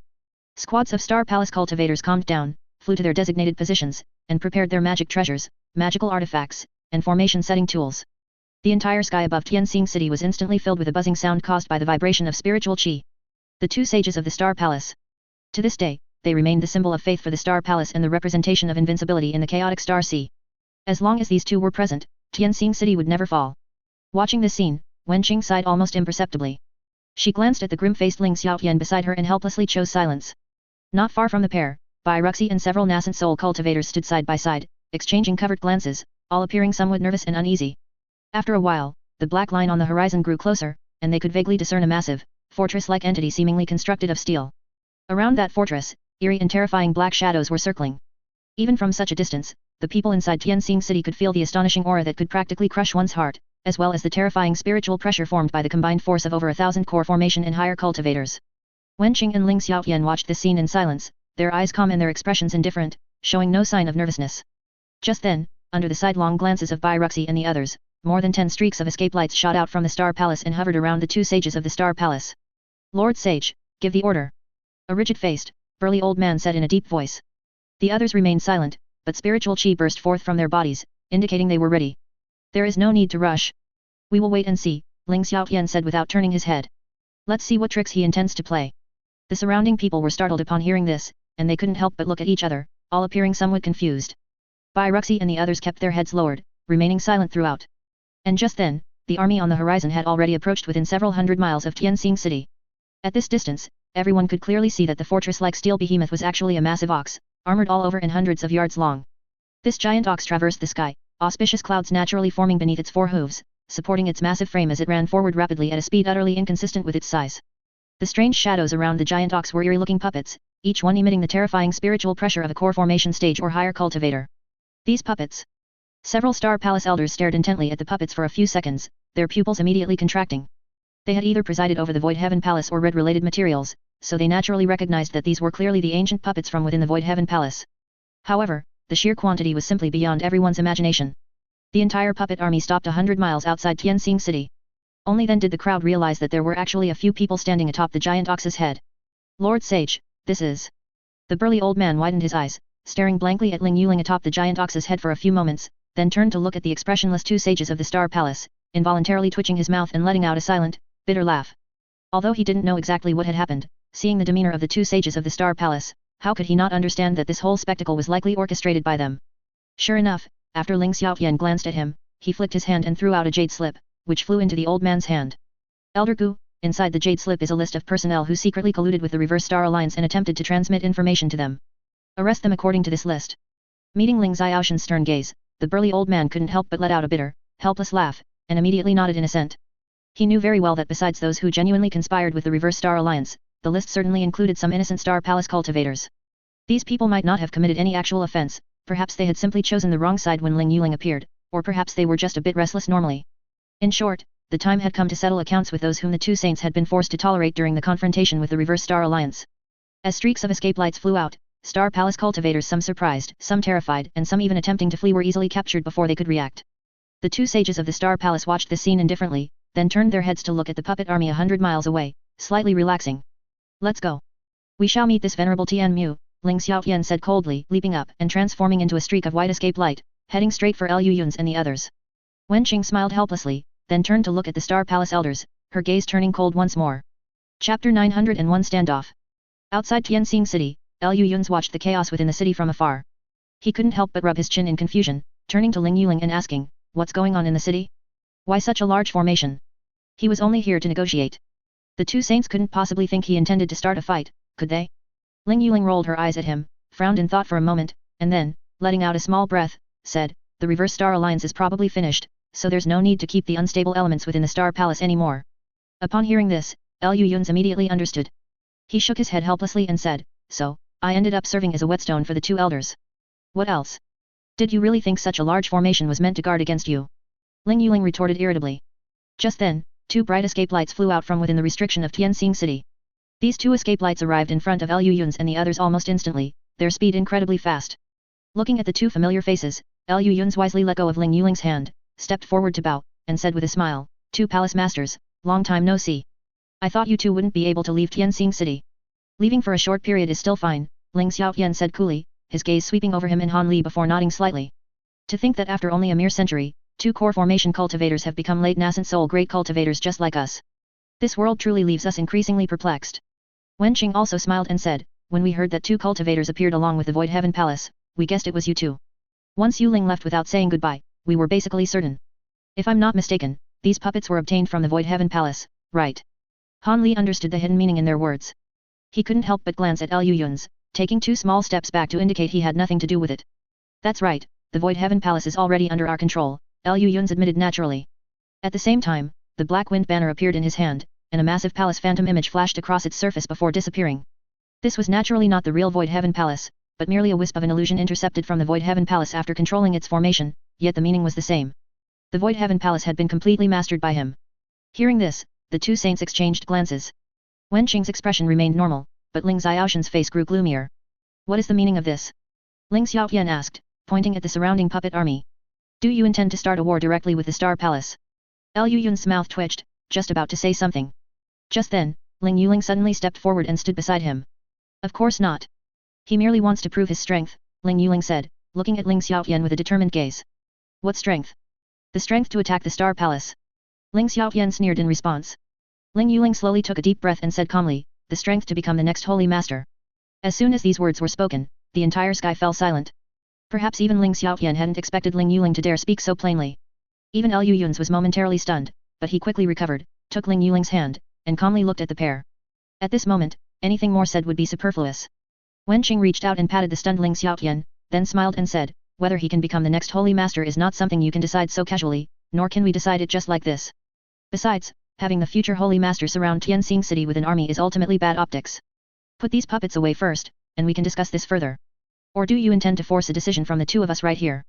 Wen Qing asked, her tone peaceful, a faint smile playing on the corner of her lips. Although her tone was gentle, her question left both of them speechless. Liu Yun's could only wave his hand, and a black curtain unfolded behind him, instantly drawing all the puppets into it. Liu Yun's also breathed a slight sigh of relief. He had used almost all of his divine sense to control the puppets, and if a conflict had truly broken out right then, it would have been quite difficult to manage. It wasn't that he feared the two sages of the Star Palace, he was mainly worried that the third and fourth would not know their limits when striking. Watching the fleeting black curtain, Wen Qing couldn't help but sigh, saying with some emotion, "It seems you've had extraordinary encounters over these years as well." "It's all right, actually. Although there were some twists and turns, I've returned nonetheless." Facing this female elder who had shown him much care, Liu Yun's found it difficult to be as forceful as he was with Ling Xiaotian, and his tone softened considerably. Only now did Liu Yun's realize that Ling Yuling's palm was already covered in cold sweat. Wen Qing smiled, turned slightly, and pulled Ling Xiaotian, saying, "Yuling, take these two back to the Star Palace first. Tianxing City is a bit chaotic right now, but it will quickly calm down. Let's not add fuel to the fire of this disorder." Liu Yun's and Han Li exchanged glances, and under the latter's helpless look, they flew into Tianxing City together with Ling Yuling. The massive restriction that had enveloped the entire Tianxing City had now been withdrawn. Pairs of curious and cautious eyes were sizing them up, but upon seeing the two sages of the Star Palace beside them, these gazes instantly vanished. Bai Ruxi and the others floated awkwardly in the air, enduring the strange looks of their colleagues. Only after seeing the group enter Tianxing City did they finally breathe a sigh of relief, hurrying forward to greet them and naturally positioning themselves behind Ling Yuling. The burly old man also came over to the twin saints of heavenly stars, holding a jade slip in his hands, and respectfully said, "Holy Masters, everyone on the list has been detained and awaits your command." Simultaneously, he subconsciously swept his gaze over Liu Yun's and the others, his eyes lingering on the hands that Ling Yuling and Liu Yun's were holding, and he immediately froze. Ling Xiaotian shot him a cold, severe look, instantly making the hairs on the old man's neck stand up. Kill them all. The icy words were like an invisible large hand instantly gripping the old man's spine. This blast of cold evil chi reminded him vaguely of the time centuries ago, shortly after Ling Xiaotian had first inherited the position of Holy Master. After so many years, this was the first time he had seen such intense killing intent from Ling Xiaotian. Yes, sir. The old man quickly bowed to receive the order, just about to turn and leave, when Ling Yuling suddenly called out to him. Elder Gu. Under the old man's frightened gaze, Ling Yuling chuckled softly and said, if you don't mind, could I take a look at that list? The burly old man's body instantly stiffened where he stood. His gaze shifted toward Ling Xiaotian, and a hesitant expression appeared on his face. A dignified mid-nascent soul stage cultivator actually looked somewhat pitiful at this moment.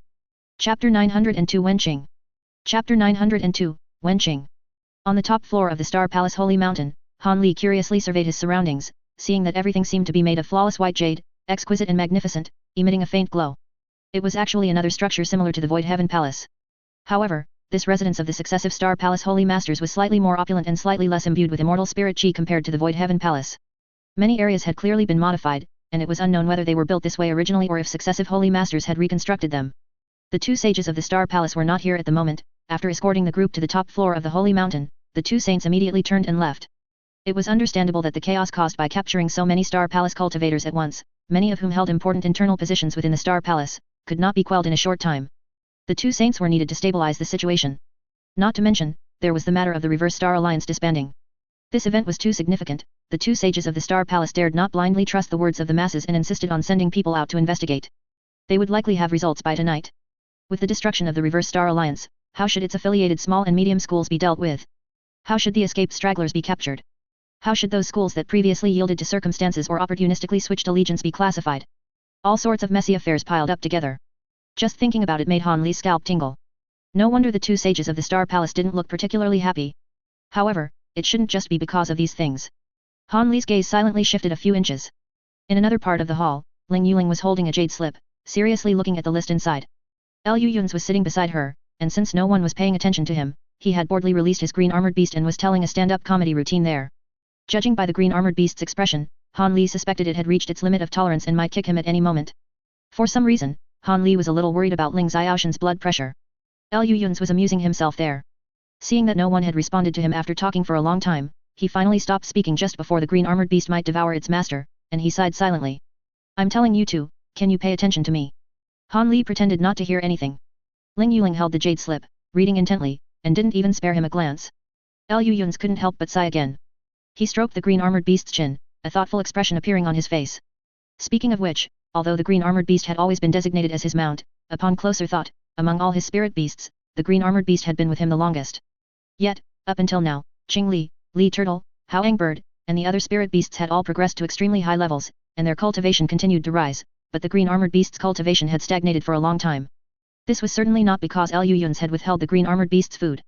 It was just that for Li Turtle, Hao Bird, and Qing Li to reach their current cultivation level, besides constantly encountering fortunate opportunities while following Liu Yun's and never lacking resources, their own potential and bloodline were also crucial factors.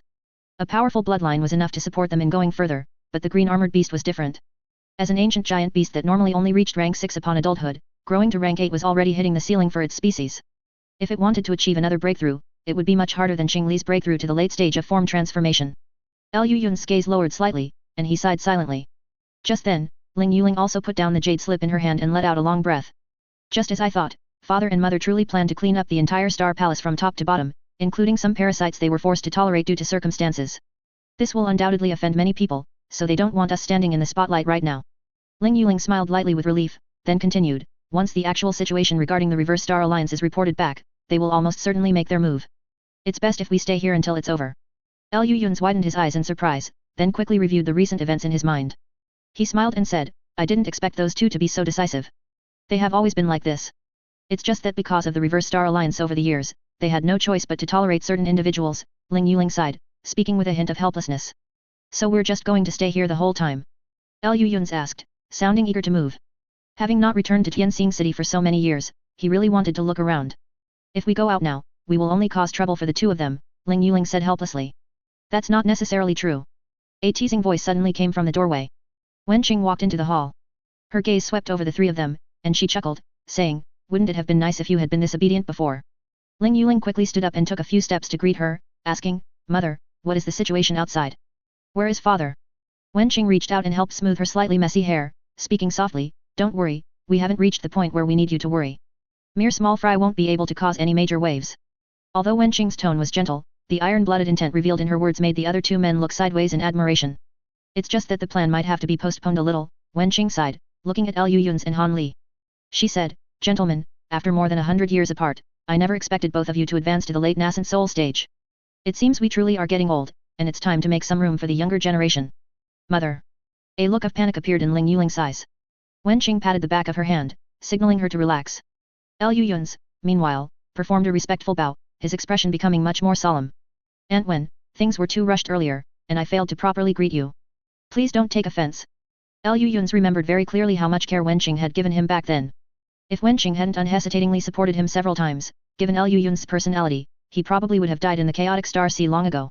Wenqing smoothed a strand of her hair and smiled, saying, "There is no need for that. We cultivators naturally do not require so many formalities." After speaking, she glanced at Han Li and nodded slightly, saying, "Birds of a feather flock together. Indeed, fellow deist Han is also a person of great fortune." Han Li's mouth couldn't help but twitch. Although he knew Wenqing meant no harm, her words sounded like an insult no matter how he heard them. What good person would associate with Liu Yun's mother? Ling Yuling took over the conversation, looking at her worriedly and asking, "Did something unexpected happen outside? Why did you return so quickly?" Hearing this, Wenqing sighed lightly and said, "A centipede dies but never falls down. The remnants of the Reverse Star Alliance have not yet given up." Chapter 903, Spirit Stone Mine. Hearing this, the three people froze in place. Liu Yun's captured the nascent souls of the two great leaders of the Reverse Star Alliance, Six Paths Extreme Sage and Third Antwan. He also annihilated more than half of their main force of tens of thousands of troops, with the rest either wounded or having fled. Even after all this, these guys still refuse to give up? Are they really that brave? Liu Yun subconsciously swept his divine sense over the two nascent souls restrained by the Black Wind banner, confirming that they were indeed the main bodies and not mere divided souls. He couldn't help but frown slightly and ask, "Who is their current leader?" "Wang Tianming," Wenqing replied with a serious expression. Liu Yun was startled by the reply and subconsciously asked, "He's still alive?" Back then, when he and Han Li entered the Void Heaven Palace, they battled the self-corpse of Heavenly Venerable Han with wits while fighting the righteous and demonic factions with courage. They racked their brains the entire way, and ultimately, Han Li risked his life to set a trap for Heavenly Venerable Han's self-corpse, successfully blasting him out of the human realm temporarily. At the same time, most of the nascent soul old monsters from the righteous and demonic factions were gone. Although Wang Tianming didn't die then, he lost his physical body and relied entirely on his nascent soul to drive the Cold Flood Dragon, fleeing desperately while being pursued by Savage Beard. He truly hadn't expected Savage Beard to fail to kill Wang Tianming back then. Ling Yuling sighed and said to Liu Yun's, "At that time, Wang Tianming didn't hesitate to overdraw the Cold Flood Dragon's vital essence, escaping the Void Heaven Palace after burning most of its lifeblood. We always assumed that given his injuries, even if he could find a suitable physical body for possession and rebirth, his cultivation would definitely regress. It wasn't impossible for him to even drop an entire realm. But 100 years later, Wang Tianming reappeared on the battlefield between the Reverse Star Alliance and Star Palace. Not only did he regain a physical body, but his cultivation had advanced significantly, reaching the peak of the middle stage nascent soul cultivation. We all suspect that Third Antwan must have invested heavily in him to preserve his cultivation." Wenqing nodded and said to Liu Yun somewhat helplessly, "Over the past few decades, Wang Tianming has achieved extraordinary merits within the Reverse Star Alliance. In terms of prestige, he is almost only second to Six Paths Extreme Sage and Third Antwan. Now that you have captured the nascent souls of these two, he naturally became the alliance leader of the Reverse Star Alliance." Liu Yun rubbed his chin, thought for a moment, and reviewed Wang Tianming's appearance from back then in his mind. He couldn't help but ask, "Is Wang Tianming so desperate? The Reverse Star Alliance is in this state, what's the point of being the so-called alliance leader? Is he afraid he won't die miserably enough?" Ling Yuling glared at him exasperatedly, but Wenqing sighed softly and explained, "This time, Wang Tianming did not participate in the great battle, instead, he chose to guard the rear. This is because decades ago, someone discovered a spirit stone mine with extremely large reserves on a solitary island in the outer sea.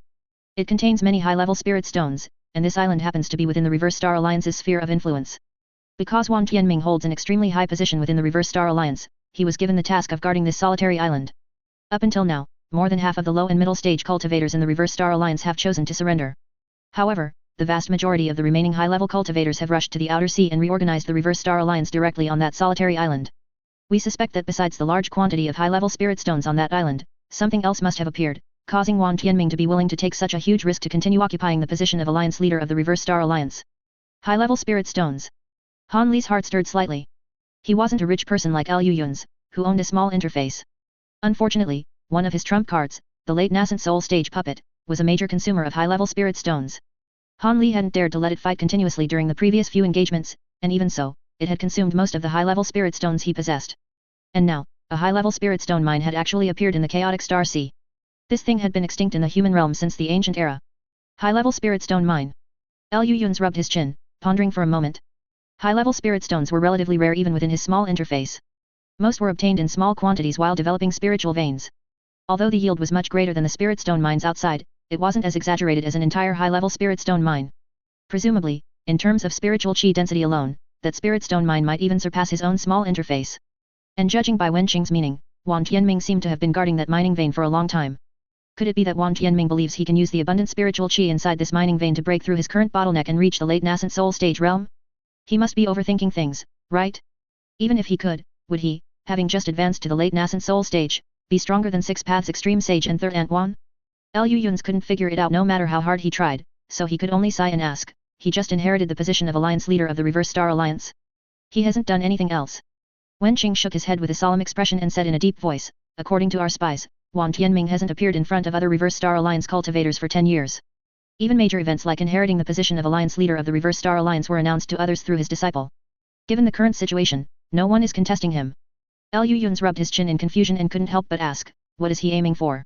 Wen Qing shook his head, his eyes suddenly becoming sharp. He said in a low voice, Wang Tianming's abnormal behavior makes us suspect that he might have found powerful external assistance. And in the outer sea, the most powerful force is none other than those shape-shifted demonic beasts. We suspect that the remnants of the Reverse Star Alliance may have colluded with the outer sea monster beasts. Liu Yun's eyelid twitched, and the image of an old man dressed in blue instantly flashed through his mind. That was the 10th level Suani beast who had once ripped out his heart in a single encounter over 100 years ago. If his escape skills hadn't been superior, both he and Qing Li would have died at sea back then. Tisk. This is big trouble, Liu Yun's clicked his tongue, though a slight smile appeared at the corner of his mouth. He remembered the pain of the pierced heart clearly. Not to mention, the reason he and Qing Li hastily fled the outer sea back then also involved these humanoid monsters. Seeing his expression, Wen Qing visibly relaxed, smiling as he said, it seems I don't need to explain, you already understand what I mean. I understand completely.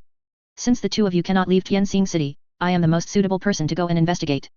Liu Yun's curled his lips and smiled, however, I also have conditions. Wen Qing's expression grew serious, and he asked earnestly, what conditions? I want to bring a few people. Chapter 904, Setting Sail. Since the outbreak of the Yao Beast Tide over 100 years ago, the outer sea monster beasts continuously recaptured a large number of islands. Coupled with the rise of the Reverse Star Alliance in the inner sea, the cultivators of the inner sea were plunged into civil war and were powerless to counterattack the outer sea monster beasts. As a result, human cultivators in the outer sea have been almost extinct for the past century. It wasn't until a few decades ago that the Star Palace and the Reverse Star Alliance faced off against each other, and the situation between them gradually stabilized. Although conflicts were still constant, they could finally each allocate some strength to head to the outer sea and recapture the islands. Silver Shark Island was one of the outer sea islands recaptured by the Reverse Star Alliance during this process. Although the island had no special products, due to its location on a major transportation route, its proximity to several large monster beast islands, and the presence of several teleportation arrays that once led to the inner sea, it was once regarded by the Reverse Star Alliance as an important stronghold in the outer sea. It wasn't until recently that news of the deaths of Six Paths Extreme Sage and Third Ant Wan spread to the outer sea. The Reverse Star Alliance began to withdraw its forces, allowing the Star Palace to reclaim the island. A group of Star Palace cultivators dressed in white robes searched the entire island. After confirming that no countermeasures had been left behind by Reverse Star Alliance cultivators, they gathered at the highest point of the island and reactivated the island's teleportation array. Accompanied by a flash of white light, several figures materialized from within. Liu Yun stepped out, glanced around, and took a deep breath of the outer sea's salty, fishy air. This smell is too familiar. Han Li walked out of the teleportation array, glanced at him with distaste, and silently moved a few steps away. Behind the two of them were several nascent soul cultivators, including Bai Ruxi and Zhao Yushuan, all of whom had previously protected Ling Yuling. Next, a storm was brewing within the Star Palace. The two sages of the Star Palace were ready to thoroughly cleanse the entire Star Palace from top to bottom, and many people would be implicated in this process. And they, as Ling Yuling's loyal followers, were undoubtedly the most likely to be swept into the center of the storm. Therefore, after Liu Yun's discussed it with Ling Yuling, he brought all of them to the outer sea. By the time they finished their tasks here, the internal storm within the Star Palace should have almost subsided. Wen Qing actually had the same intention, but she stopped the two from taking everyone, only allowing Liu Yun's to take a few nascent soul cultivators. The other cultivators were transferred under Ling Yuling's command, to be protected by her within the Star Palace. Han Li accompanied Liu Yun's partly because he felt uneasy staying in the Star Palace alone, and partly because he lacked a large quantity of high-grade spirit stones and intended to use this opportunity to take enough spirit stones. As soon as the group stepped out of the teleportation array, the dozen or so Star Palace cultivators around them quickly bowed in greeting. All right, you may all disperse. Liu Yun's waved his hand and turned his head to look at the sky. It was near sunset, and the golden sunlight scattered across the sea, reflecting 10,000 rays of light. Liu Yun stared at the scene for a moment, his brow gradually furrowing. He suddenly took a deep breath and said, "Everyone, settle down right where you are." Bai Ruxi and the others gave him a surprised look but said nothing. Instead, they silently flew away using escape lights, preparing their immortal caves, looking as if they intended to stay here long term. Liu Yun's turned his head and exchanged a look with Han Li, both simultaneously letting out a sneer. Just then, a phantom shadow appeared behind Liu Yun's. "Did you find it?" Liu Yun's asked without turning his head. "Found them. They are right beneath the sea. Several 7th level demon beasts are hiding in the depths. If I weren't a ghost cultivator, I might not have been able to spot them." Old Fourth's figure materialized, and he said with a smile, "It seems they were right this time. The Reverse Star Alliance really did collude with the Outer Sea Yao beasts. These guys." Liu Yun's curled his lip, then suddenly turned and asked, "Were those 2 nascent souls sent to Qing Li?" "They were sent long ago." Old Fourth rolled his eyes in annoyance and said, "I knew you'd remember this. With the nascent souls of 2 late nascent soul great cultivators, even if her bottleneck was incredibly stable, she should be able to achieve a breakthrough now. That's good. The 2 of us have a score to settle, and we can't do it without her." Liu Yun slowly exhaled. The black wind banner instantly appeared in his hand, and he fiercely waved it. In an instant, a large expanse of black clouds spread out, engulfing the entire island. In the middle of the night, 2 concealed escape lights broke through the clouds and instantly vanished into the horizon. The island where the high-grade spirit stone mine was located was originally an unnamed solitary island, but it has now been named Biling Island. It is said that most of the spirit stones discovered there are wood-type spirit stones, hence the name. According to the sea map, Biling Island is located in the northernmost part of the human cultivator territory near Silver Shark Island. Even a core formation cultivator flying continuously using escape lights would need several years, placing it almost at the outermost edge reachable by ordinary cultivators, which is why the spirit stone mine on the island was only discovered recently. It is said that this island is unusually large and was originally inhabited by Yao beasts, with the mineral veins distributed throughout the area beneath the island. Unexpectedly, it was discovered by a low-level Reverse Star Alliance cultivator who had great luck. A large quantity of mid to high-grade spirit stones were subsequently mined, causing several nearby islands to also flourish. Gradually, various large and small factions, along with some loose cultivators, gathered there and built small temporary towns and marketplaces on the island. In this way, that place slowly but truly became another gathering point for human cultivators in the outer sea. Before the deaths of 6 Paths Extreme Sage and Third Antwan, the Reverse Star Alliance even planned to directly establish a teleportation array on the island, but now that is naturally out of the question. Liu Yun's mentally reviewed the situation of Biling Island he had learned about, found no omissions, put away the jade slip, and continued to pierce through the air toward the distance. He estimated in his heart that even at their current escape light speed, reaching Biling Island would take at least 3 months. Furthermore, since they were concealing their movements on this trip and needed to allow time for the situation at Silver Shark Island, it might even take them half a year to arrive. Liu Yun's and Han Li were not anxious, as both the Star Palace situation and Qing Li's breakthrough of her bottleneck required a certain amount of time. The 2 of them then slowed their escape light's speed, hid within the clouds, and flew quietly. The scenery over the sea was naturally exceedingly monotonous. Looking down, there was nothing visible but a vast expanse of blue. They flew continuously without stopping, and several months passed in the blink of an eye. Along the way, aside from occasionally landing on desolate islands to temporarily recover their magical power, the journey was very smooth, exceeding their expectations. Besides occasionally encountering a few groups of cultivators also heading out to sea, nothing unexpected happened throughout the trip. Until this day. Chapter 905, Qing Yang Sect. One day, 3 months later, the 2 were flying above the sea, concealing their figures, when they suddenly reacted, exchanged glances and simultaneously changed direction, shooting toward a certain location. They had only flown a few miles when bursts of explosive sounds came from ahead. Not far ahead, spiritual light flashed incessantly, as 3 cultivators desperately resisted the pursuit of a high-level Yao beast. Only one of the 3 was an early core formation stage cultivator, while the other 2 were late foundation establishment stage cultivators. However, the Yao beast was a 6th level demonic beast. Even with the 3 working together, they could only barely protect themselves. The 2 stopped their escape lights without a sound and carefully observed the battle. The core formation cultivator among the 3 was a middle-aged man wearing a hat that concealed most of his face. His complexion was dark, and he was controlling an earth-yellow flying sword, which appeared quite miraculous, taking on nearly half of the Yao beast's attacks. The other 2 late foundation establishment stage cultivators were a white-haired old man and a beautiful young woman of 17 or 18. They were driving a green flying trident and a crimson fire wheel, respectively, both possessing considerable power. As for the 6th level demonic beast opposite them, white mist enveloped its entire body, and the wailing cries of an infant came from its mouth. Balls of blue lightning shot out from the mist. It was clearly a 6th level infant carp beast. However, this beast was a full circle larger than the one Han Li had seen shortly after first arriving at the chaotic Star Sea. Furthermore, the 4 treasures grasped by its 4 fair, tender arms were quite extraordinary. A saber and a sword. A drum and a banner. Among these 4 treasures, the saber, sword, and banner were decent, merely rare, high-grade magical artifacts. But the hazy yellow small drum was a genuine ancient treasure. When wielded, circles of silver ripples sprayed out in all directions, appearing quite powerful. No one knew where it had acquired it. The arrival of the two did not attract the attention of either side. Both parties continued to clash, and as time passed, the three humans were gradually pushed into a disadvantageous position.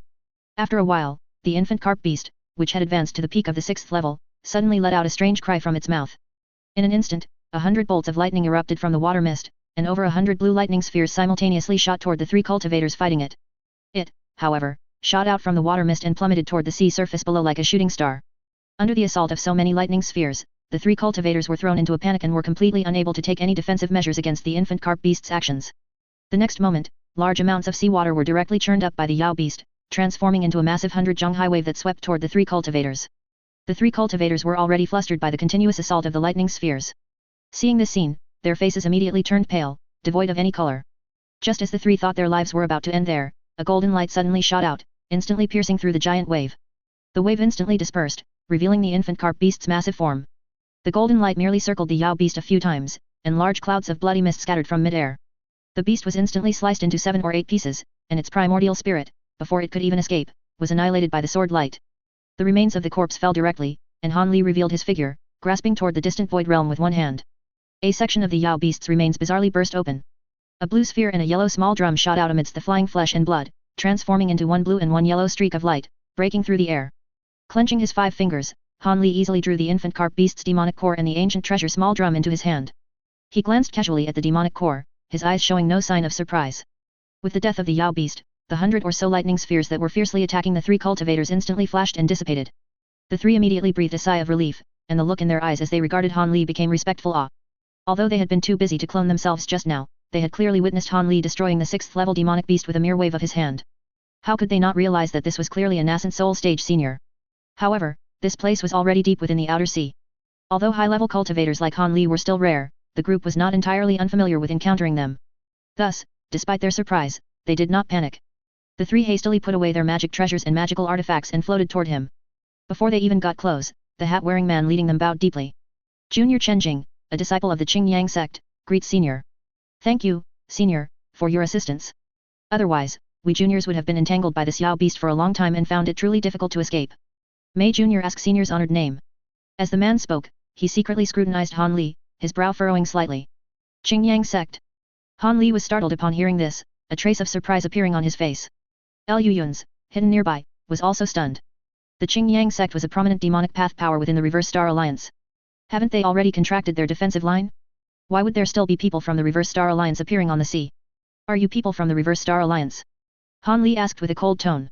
The hat-wearing man was startled and quickly replied, to be honest with Senior, our Qingyang sect already withdrew from the Reverse Star Alliance several months ago. Withdrew. Liu Yun's was stunned again upon hearing this, then a cold smile appeared at the corner of his mouth. It seems the people of the Reverse Star Alliance aren't faring well in the outer sea. Humph. How do I know you are not lying to me? Han Li asked with a cold chuckle. The man immediately grew anxious, cold sweat beading on his forehead.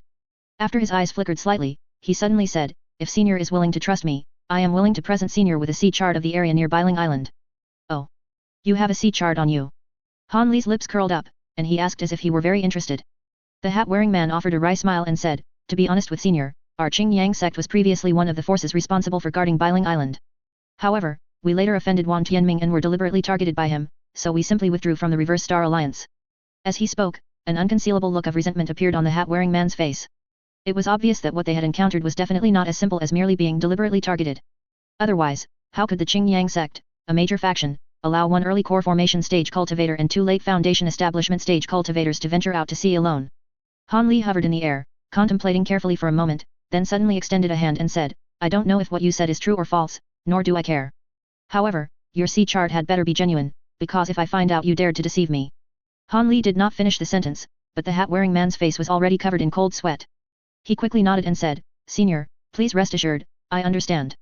Having said that, he hastily took a jade slip from his robe and held it out, which Han Li immediately drew over. All right, you may leave. Han Li swept his divine sense across the item, his expression relaxing slightly. He waved his hand dismissively and said casually. Yes, thank you, Senior. The hat-wearing man bowed, then quickly led the two people behind him, leaping up and flying toward the horizon. Han Li then tossed the jade slip to Liu Yun's, who had remained hidden. Take a look. The situation is more complicated than we thought. Chapter 906, Intelligence. Liu Yun's took the jade slip and swept his divine sense inside, immediately freezing in place. Is Wang Tianming crazy? Lu Yun's couldn't help but ask, his brows tightly furrowed.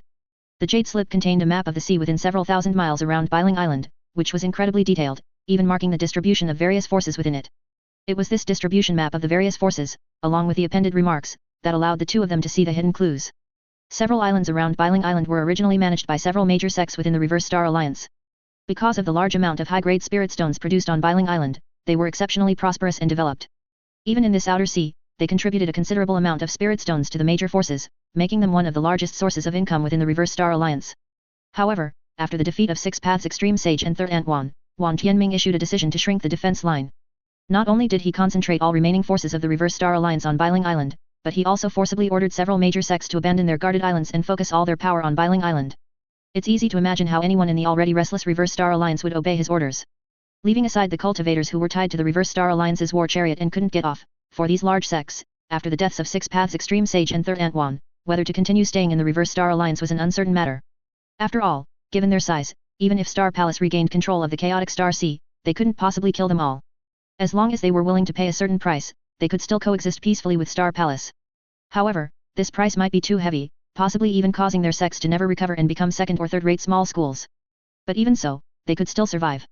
After a few thousand or even tens of thousands of years, there might still be a chance to rise again. Since that was the case, how could they tolerate Wan Tianming's actions? They immediately decided to re-elect a Reverse Star Alliance leader. While cultivators at the peak of middle stage nascent soul were rare within the Reverse Star Alliance, Wan Tianming was not the only one. However, before the major sects could even discuss a plan, a large number of high-grade Yao beasts suddenly attacked the islands they were on. Such a scene hadn't been witnessed since the Yao beast died more than 100 years ago, yet it unexpectedly reappeared on the Reverse Star Alliance's islands. Among the large number of high-grade Yao beasts, there were even many shape-shifted demonic beasts. These shape-shifted demonic beasts shattered the restrictions on the islands and entangled the nascent soul cultivators of the major sects. The remaining cultivators were utterly incapable of resisting the attacks of the large number of high-grade Yao beasts, collapsing almost immediately, with more than half of them perishing in the stomachs of the Yao beasts. The nascent soul cultivators of the major sects were also severely wounded by several shape-shifted demonic beasts, two of whom even lost their physical bodies, with only their nascent souls escaping. Thus, the Reverse Star Alliance forces, excluding Biling Island, were severely crippled by the Yao beasts and could no longer pose a threat. At this point, the survivors of the major sects understood what was happening. In a fit of rage, they directly withdrew from the Reverse Star Alliance and chose to establish themselves independently in the outer sea. Although their survival was difficult, but, there's no but now. Such detailed information has been delivered to Lu Yun's, so what else could it be for? Lu Yun's let out a long breath and reached for the jade pendant at his waist. Old Fifth, ask Xingli how long until she's ready. Old Fifth's distinctive electronic voice came from the jade pendant, already asked. She needs about another month to stabilize her form. Alright, that's enough. Give her the remaining medicinal pills and let her further stabilize her cultivation. Lu Yun's turned his head, smiled at Han Li, and said, it seems Wan Tianming really has gotten involved with the outer sea monster beasts.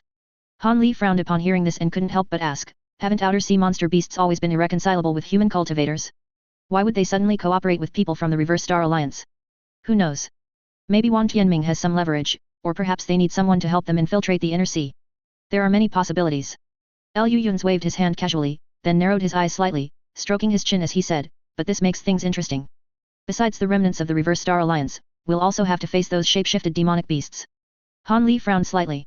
It wasn't that he was afraid, with his and Lu Yun's current divine abilities, even if they were attacked by dozens of shape-shifted demonic beasts, they could easily escape. In fact, if the opponents weren't particularly coordinated, the two of them might even be able to counter-annihilate them. It was just that this made things seem even more troublesome, which made Han Li instinctively hesitate. Don't worry, we don't need to force our way in. Lu Yun saw Han Li's expression and knew what he was thinking, so he said straightforwardly, let's first see what's going on with them. If conditions allow, we'll just kill Wan Tianming. As it stands, the Reverse Star Alliance is already defunct in name. Bringing back Wan Tianming's head or nascent soul will be enough to silence those people from Star Palace. Han Li looked at him suspiciously but said nothing. Even for the high-grade spirit stones, he had to make this trip, so he would trust Lu Yun's this one time. The two continued to conceal their figures and flew away through the clouds. They no longer delayed. Aside from encountering a few Yao beasts playing on the sea surface halfway, they saw nothing else. More than 2 months later, the shadow of an island gradually appeared on the vast, boundless sea. The two flew to Laikong Island, which was previously managed by the Qingyang sect, intending to first confirm whether the hat-wearing man was deceiving them. However, apart from some high-grade Yao beasts lingering on the island unwilling to leave and some broken walls and ruins, the two saw nothing. Seeing how thoroughly the place had been dismantled, the two were now certain that the sea map and intelligence provided by the hat-wearing man were probably true. Their movements immediately became even more discreet. They fully avoided the shape-shifted demonic beasts that might still be lurking in the nearby sea area and flew towards Biling Island. And halfway there, the two actually caught a glimpse of a shape-shifted demonic beast. It was a stout old man who looked almost identical to a human, with no other abnormalities except for a few blue scales on his neck. This was actually a powerful 9th grade Yao beast. When they encountered him, this Yao beast was fully extending his divine sense, searching for something in the nearby sea. The two passed directly through the range of his divine sense without causing the slightest ripple. This powerful Yao beast, who was even stronger than an ordinary middle-stage nascent soul cultivator, couldn't even detect their presence, allowing them to slip past. After that, the two faintly sensed several other powerful divine senses, all searching for something in the nearby sea area, just like the stout old man. It wasn't until several days later that a huge island appeared within the range of their divine sense. Chapter 907, Biling Island. The Lekong Island the two had seen before was already considered large, but compared to Biling Island, it was insignificant. The two hovered in the void realm tens of miles away from Biling Island, looking at the distant massive island. They felt that this island was not much smaller than Tianxing City. Of course, the island did not have dense clusters of buildings, nor did it have a towering mountain like the Sacred Mountain, but it did possess several equally tall stone peaks. Each peak was nearly 10,000 zhang tall, making them exceptionally rare and immense. What was even more astonishing was that these peaks were incredibly steep and smooth all over. From a distance, they looked barren, like several heaven-supporting stone pillars piercing straight into the clouds. From the midpoint of the mountainside upward, the peaks disappeared directly into the high-altitude white clouds. But none of this truly drew their attention. What they focused on was that, besides those few mountains, the entire island lacked a single trace of green. The island was dominated by monotonous gray and white colors, resembling an island composed entirely of stone. When the two swept the island with their divine sense, they failed to detect any fluctuations of spiritual qi. This island seemed like a barren island completely devoid of spiritual veins. Observing this, the two couldn't help but exchange a glance and simultaneously took out two sea charts. One was the detailed chart provided by the hat-wearing man, and the other was the rough chart provided by the Star Palace. Regardless of which map they looked at, both indicated that they had not come to the wrong place. This was definitely Biling Island. Generally speaking, spirit stone mines are naturally associated with spiritual veins. Wherever there are spiritual veins, spirit stone mines of varying quality will gradually form. Conversely, where there are spirit stone mines, spiritual veins must also exist. According to their previous speculation, an island capable of producing high-grade spirit stone mines should have an internal spiritual qi concentration potentially surpassing even Liu Yun's small interface. Yet now, they hadn't even found a single spiritual vein. However, after a moment's thought, the two realized the truth. Since this island was so vast, if it still possessed supreme-grade spiritual veins that could be easily detected, how would the supposed high-grade spirit stone mines only appear recently? They would have long ago been excavated entirely by ancient cultivators. It seems there must be some unknown mechanism on this island capable of concealing the fluctuations of the spiritual veins. Thinking this, both felt a simultaneous sense of relief, and they looked up at the scorching sun in the sky. It was still noon. Although they considered their escape techniques sophisticated, considering the possible restrictions on the island, it was naturally more convenient to act at night. Therefore, they flashed their forms, circled the nearby sea surface for a while, and finally found a piece of reef exposed above the sea, where they landed directly. The two sat cross-legged on the reef, closed their eyes to rest their spirits, and silently began recovering the magic power within their bodies. Several hours later, the sun gradually sank below the horizon, and the sky was simultaneously filled with stars and a bright full moon. On Biling Island, the divine senses patrolling back and forth gradually diminished. Just then, two pairs of sharp, glittering eyes suddenly opened. The five-colored escape light flashed and vanished, immediately disappearing into the air without a trace. After so many years of arduous practice, Liu Yun's formless escape technique had long reached the transcendent stage. Even while carrying Han Li, he did not reveal the slightest trace of their figures in the night, truly seeming like invisible entities as they infiltrated the interior of Biling Island. Along the way, the two encountered many concealed restrictions. Upon releasing their divine sense, they also discovered a large number of hidden guards. Furthermore, the closer they got to the stone peaks, the stricter the security seemed. Given their current divine abilities, these restrictions and low-level cultivators naturally couldn't stop them in the slightest. They flashed right through, and the surrounding restrictions failed to emit any warning signals. The guards were completely unaware that two outsiders had already infiltrated Biling Island. A formless escape light penetrated directly into the center of Biling Island as if entering an uninhabited area, finally arriving in front of the massive stone peak. The figures of the two appeared from the escape light. They did not rush forward, but simultaneously looked up toward the upper part of the stone peak. After a moment of contemplation, blue light suddenly flashed in Han Li's pupils. The surface of the stone peak, which had previously appeared ordinary, now revealed a layer of faint blue light curtain in Han Li's vision. This light curtain enveloped the entire stone peak, and its surface was abnormally smooth, like flowing water. It turned out to be a rare great interdiction formation. Han Li couldn't help but frown. He turned to look at Liu Yun's, using divine sense transmission to send this scene directly into his sea of consciousness. Liu Yun's eyes lit up, and specks of white light appeared in his pupils. Tisk, tisk, tisk. This restriction is formidable. It seems Wang Tianming truly brought all the remaining assets of the Reverse Star Alliance here. Liu Yun's clicked his tongue and said with some emotion. Hearing this, Han Li frowned slightly and couldn't help but ask, can we break it? Yes, we can, but if we want to infiltrate directly without making any noise, it would take at least 3 days. Liu Yun stroked his chin, examining the light curtain before him.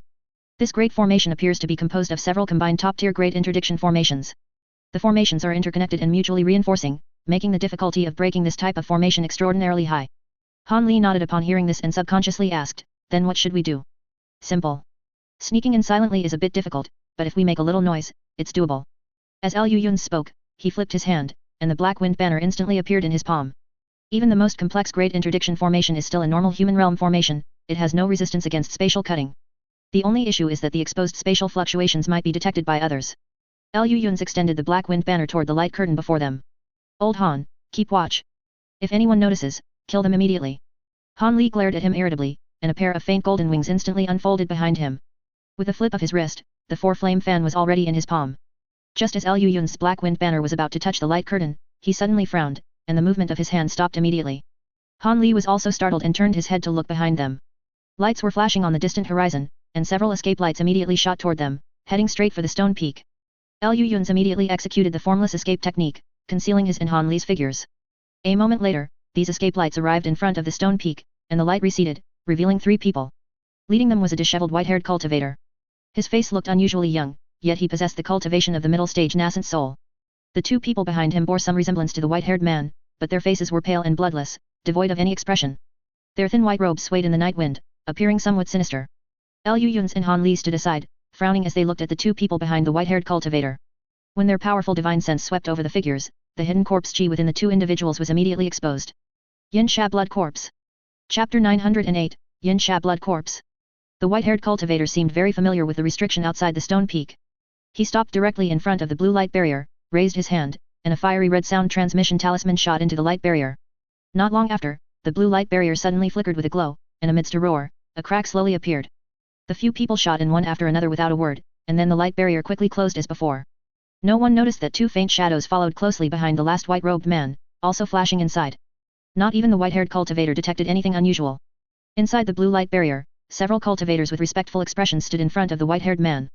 Senior Fei, you have arrived. Alliance leader Wang currently has important matters to attend to. He hopes that Senior will rest in the guest pavilion for a night and meet with several other seniors in the Cloud Mist Hall tomorrow. The speaker was a burly core formation stage cultivator in his 30s, with an exceptionally respectful demeanor. What does that mean? He clearly sent a message for me, Fei, to rush here in an emergency, and now that I'm on the island, he wants me to wait until tomorrow to meet him. Is Alliance leader Wang intentionally playing tricks on me? The white-haired cultivator's face instantly darkened upon hearing this, and his tone became somewhat unfriendly. In his words, there was no respect for Wang Tianming whatsoever. Absolutely not. Alliance leader Wang truly has no time to spare a clone right now, he is absolutely not intentionally slighting Senior Fei. The burly man's face paled, and he hastily explained. Forget it, I'll discuss this with him tomorrow. How many fellow deists are on the island now? It seems tomorrow is the final agreed upon time for the message, isn't it? The white-haired cultivator snorted coldly, then suddenly changed the subject and asked. This. Cold sweat gradually seeped onto the burly man's face, and he gave an awkward smile, saying, this junior truly doesn't know. Don't know? I think you dare not say. The white-haired cultivator sneered, after several large sects had their islands destroyed by Yao beasts, how many people are still willing to follow him? Humph.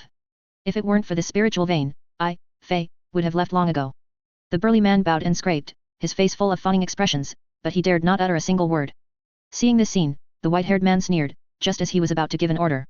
Suddenly, a pale, bloodless man standing behind him, his eyes flashing with blood light, twisted his body incredibly, his upper body elongating like a python by more than double. He pounced on a nearby Foundation establishment stage cultivator, bit the person's neck with fangs that had grown in his mouth, and began to greedily suck his essence blood. Ah! The other Foundation establishment stage cultivators standing nearby were instantly terrified and retreated repeatedly, some even hastily revealing their protective magical artifacts. What's the panic about? It's just time for my demonic corpse to absorb blood food. The white-haired man glared fiercely at those low-level cultivators, and the guards were startled, quickly putting away their magical artifacts. Only then did the white-haired cultivator's expression slightly soften. He patted the storage pouch at his waist, and a thumb-sized pill filled with a bloody aura shot out from the pouch. Then, the man pointed at it, and the blood pill immediately shot towards another white-robed man. The man opened his mouth blankly, swallowed the blood pill, and continued to stand motionless. However, the other white-robed person continued to frantically suck the guard's essence blood, causing the originally 7-foot-tall burly man to rapidly shrink in size amidst the crunching sounds of bones, while his skin became extremely dry, like the bark of an old tree. The white-haired cultivator watched this scene coldly, without the slightest intention of intervening to save him. Only after the bitten person transformed into a dwarf about half a foot tall did he suddenly pinch a hand seal with one hand, sending a bloody spell towards the blood-sucking man. Immediately, the man's body trembled, and he reluctantly released his fangs, his body returning to its normal state. A crimson ray shot out from the white-haired man's hand, striking the burly man who had turned into a dwarf. With a putchy sound, a ball of blood flame enveloped this Foundation Establishment stage cultivator, instantly reducing him to nothing, not even leaving a trace of his spirit. Take me to the guest building. The white-haired man casually instructed the core formation cultivator, as if nothing had happened. Yes. Senior, please follow this junior. The burly man's expression changed several times before he quickly agreed with a forced smile, not mentioning the previous incident at all. Then, with a flash of escape lights, he led the white-haired cultivator and the two corpses flying towards the stone peak, disappearing into the high-altitude clouds in the blink of an eye. The remaining Foundation Establishment stage cultivators guarding the restriction finally let out a collective sigh of relief, all showing expressions of lingering fear. They didn't know that 100 feet above their heads, two hidden figures had also witnessed this scene. It really is a Yin Sha blood corpse. I never thought someone in the human realm would actually refine this kind of demonic corpse. Aren't they afraid of the Yin Sha Qi entering their body in the end, ultimately costing them their lives? Han Li murmured in disbelief. Liu Yun's also stroked his chin, a thoughtful look on his face. The Yin Sha blood corpse was a type of demonic corpse recorded in the corpse refinement art that Liu Yun's obtained from old demon Jian. Han Li had also borrowed it several times to strengthen the demonic corpse physical body of his second nascent soul. Although there was no true refining method described, it mentioned that while this blood corpse was extremely powerful, the process of refining it was too vicious. It was said that the refined blood corpse had to be made from a corpse of the same bloodline as the refiner, only then could the bloodline power suppress the blood corpse's backlash. During refinement, the corpse owner's spirit would be permanently trapped within the corpse, never to experience reincarnation. Although cultivators generally don't value family ties as much as mortals, such a cold-blooded act is something very few people could commit. Strangely enough, even some ruthless cultivators who did refine this type of blood corpse met extremely tragic ends, with none of them enjoying their full lifespan. Liu Yun's easily understood this. Anyone capable of such deeds must have an abnormal psychology, either a psychopath or a serial killer. It was perfectly normal for such people to die unnatural deaths. What he cared about was another matter. With the white-haired cultivator's cultivation, coupled with the assistance of these two Yin Sha blood corpses, he could contend with even an ordinary late nascent soul great cultivator for a period. Moreover, judging by the spiritual qi on his body and the blood flame he just displayed, this person's cultivation technique was probably quite extraordinary. If he also had two suitable ancient treasures, similar to the three great cultivators of Tianese, he might even be unbeatable in a one-on-one fight. The chaotic Star Sea truly harbored hidden talents. But would such a powerful divine ability user really be willing to submit to Wang Tianming?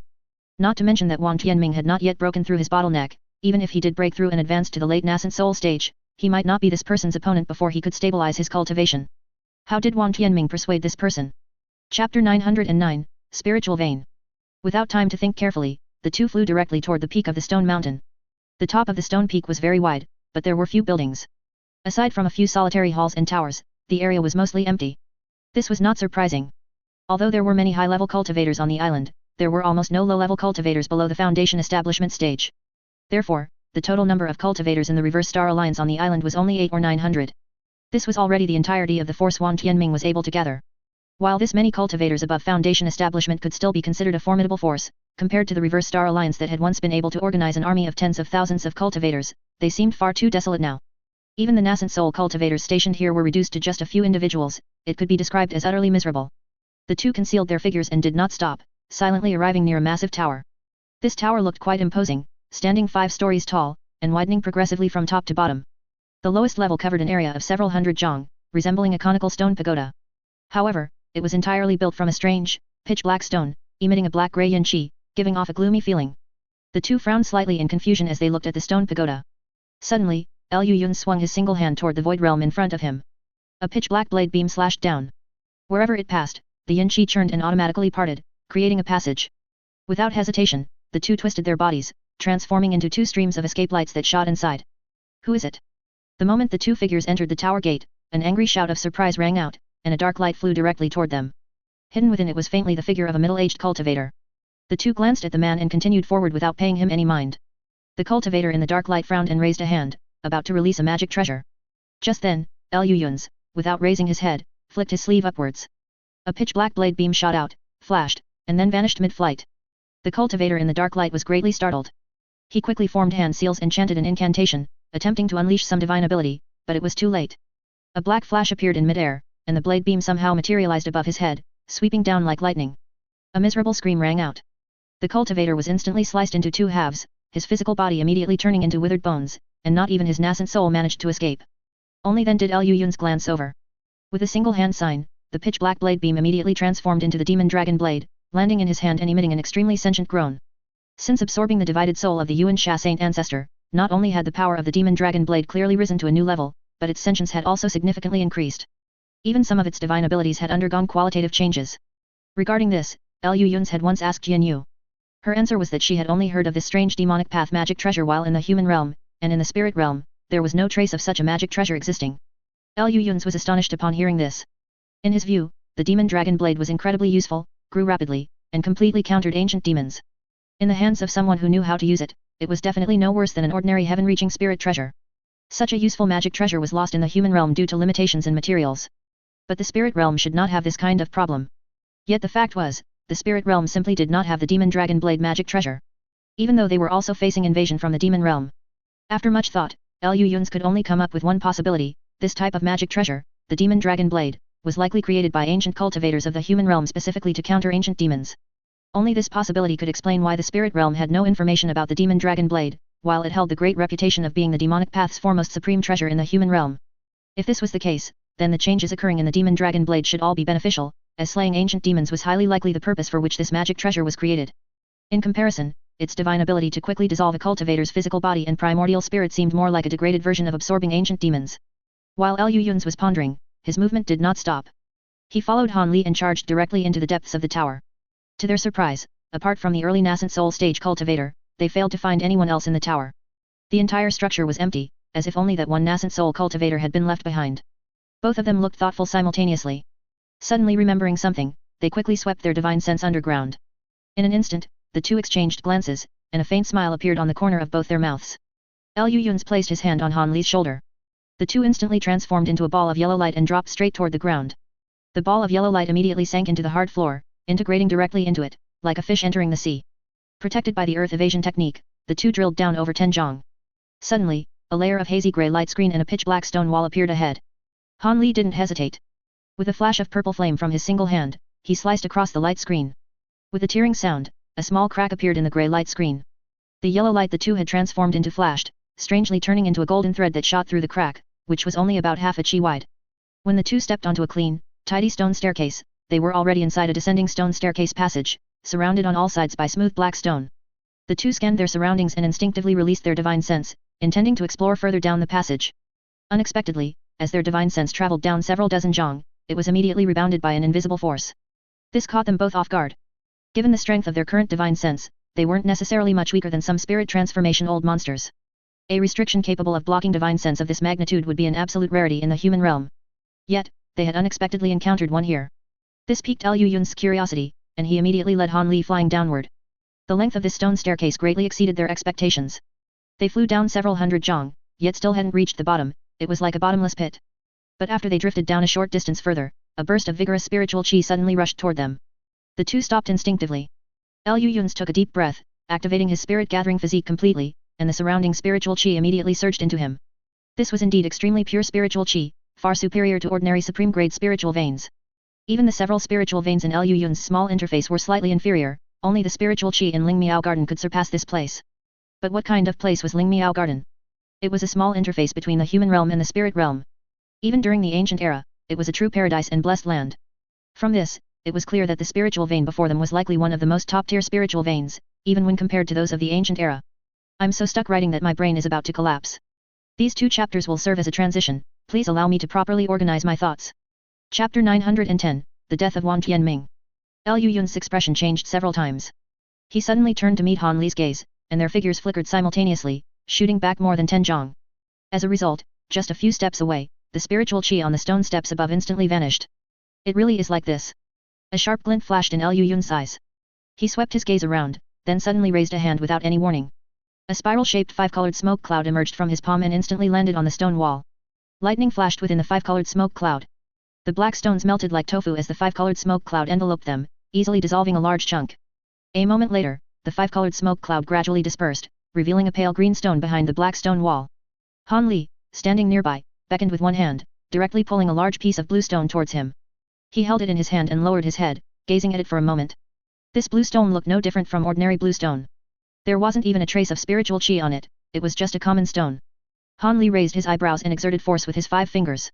A corner of the stone immediately crumbled into dust, and powdery stone fragments cascaded from his fingers with a whoosh. Almost at the same time, a blue light flickered in Han Li's eyes as he activated his Ming-Qing spiritualized divine ability. What is this? He finally noticed something unusual. Within these green stone fragments, faint silver particles glittered continuously. Of course, this glitter could only be seen when Han Li infused his eyes with spiritual power. Although he couldn't figure out what kind of strange mineral these silver particles were for a long time, Han Li knew that the spiritual qi was most likely confined deep within the stone peak because of these things. This also explained why the spirit stone mine on this island had never been discovered by ancient cultivators and Yao beasts from the outer sea before. Liu Yun's also curiously leaned in to take a look, a surprised expression appearing in his eyes. His divine sense subconsciously swept over, but it was easily blocked and bounced back. It turned out that the restriction on their divine sense earlier was not due to some formidable formation, but rather caused by this strange mineral. In other words, this strange mineral not only possessed an extremely powerful ability to confine spiritual qi, but also had a natural function to restrain a cultivator's divine sense. This bizarre property could almost be called a cultivator's bane. Suddenly, Liu Yun's body trembled. He abruptly raised his head and looked at the surrounding stone walls. His gaze gradually became fervent, as if a raging fire had ignited deep within his eyes. Seeing his demeanor, Han Li instinctively took 2 steps back and directly asked, "What's wrong with you?" "Old Han, I've got it." Liu Yun's lowered his head and looked directly into Han Li's eyes. That fervent gaze made the hairs on Han Li's back stand on end, and he instinctively wanted to stab him with a sword. "Before, I couldn't solve the problem of controlling Digga's output. I thought it was a problem with the skeleton, but just now I suddenly realized that besides a skeleton capable of withstanding immense spiritual qi pressure, Digga also needs a skin that can perfectly contain and control the spiritual qi within its body." Liu Yun's waved his single hand, and the faint silver particles immediately flew out from Han Li's palm, hovering above his hand. "Isn't this the best material?" Liu Yun said impatiently, his fervent expression suggesting he wanted to dig up the entire island right now. Han Li's heart skipped a beat. He quickly said, "Don't mess around. This is the outer sea. If we get surrounded by those shape-shifted demonic beasts, it's no laughing matter." Liu Yun's waved his hand, staring almost obsessively at the silver particles before him. The properties of this material were amazing. His mind was practically overflowing with inspiration. Seeing his friend's state, Han Li knew he probably couldn't persuade him. He could only say to him calmly, "Let's deal with Wang Tianming first." Upon hearing this, Liu Yun's finally sobered up. He quickly put away the silver particles in his hand and flew out. Since such pure spiritual qi had appeared here, Wang Tianming was probably not too far away. Indeed, this time, after only flying down 50 to 60 zhang, a wisp of white light appeared at a corner ahead, and faint human voices could be heard. Upon hearing this, both of them frowned, quickly concealed themselves, and quietly approached. Although with their current divine abilities, even if there were more than just Wang Tianming inside, and all the remaining nascent soul cultivators of the Reverse Star Alliance were present, they would not be afraid. However, given the current strange situation, it was better to investigate thoroughly first to be safe. Concealing their figures, they flashed past the corner. Before them appeared the entrance to a stone chamber, its stone door actually ajar, revealing a faint white light from within. Their divine sense swept inside, and they were astonished to find that there was only one aura, likely at the peak of the middle stage nascent soul cultivation, which could only be Wang Tianming. The two exchanged glances, both frowning deeply. After a moment of contemplation, they no longer hesitated. Han Li flicked his finger towards the stone door, and 2 thick golden lights intersected and flashed. The stone door silently split into 4 pieces. Then, with a flicker, the two directly entered the stone chamber, their gazes sweeping simultaneously to a corner of the chamber. There stood a middle-aged cultivator with a square face and thick eyebrows, radiating a majestic aura. His hands were clasped behind his back, and his mouth was wide open, staring at the two with a look of utter astonishment. It was indeed Wang Tianming. And on a stone platform in front of Wang Tianming, a painting was enshrined, depicting a 3-headed, 6-armed demon god that both of them found exceptionally familiar. Wang Tianming was actually worshipping a demon god. This scene made both of them pause for a moment. In that brief instant, Wang Tianming's eyes sharpened, and he suddenly transformed into an extremely fast purple light, directly bypassing the two and flying towards the stone door. Liu Yun's gaze swept over, a black light flashing in his hand, and the demon dragon blade instantly vanished from its spot. The next moment, just as Wang Tianming was about to fly out of the stone door, a black light strangely appeared above his head and struck down like lightning. Wang Tianming's pupils, within the purple light, instantly contracted to pinprick size. Staring at the stone door just half a step away, he violently shook his head and spat out a purple qi-shrouded precious sword from his mouth. As soon as it appeared, it hummed without cause, directly meeting the black light in the air. The black light flashed and then disappeared on its own, returning to Liu Yun's hand. The purple light dimmed, and a withered skeleton flew out from the purple light, falling to the ground and shattering into pieces. The precious sword also split into 2, losing all its spirituality. Liu Yun gently stroked the spine of the demon dragon blade, his gaze sweeping over the demon god statue, then he immediately turned his hand and slashed. Suddenly, spiritual light burst forth throughout the stone chamber. Terrifying spiritual qi gathered, instantly forming a tangible light barrier that enveloped the entire stone platform. Chapter 911, The 3 Brahma Saint Arts. There really is something wrong. Liu Yun's gaze sharpened, and the demon dragon blade in his hand burst with black light. The pitch-black saber chi instantly deepened, like a black hole absorbing all light, as he slashed down towards the light barrier. The black saber chi collided with the light barrier formed by the restriction, producing a buzzing sound. The next moment, the saber chi flowed, and a faint phantom image of a pitch-black demonic dragon flashed within it. The entire light barrier instantly shattered, cleaved directly into pieces by the saber chi. The saber chi momentum remained undiminished, landing a strike upon the demonic god statue.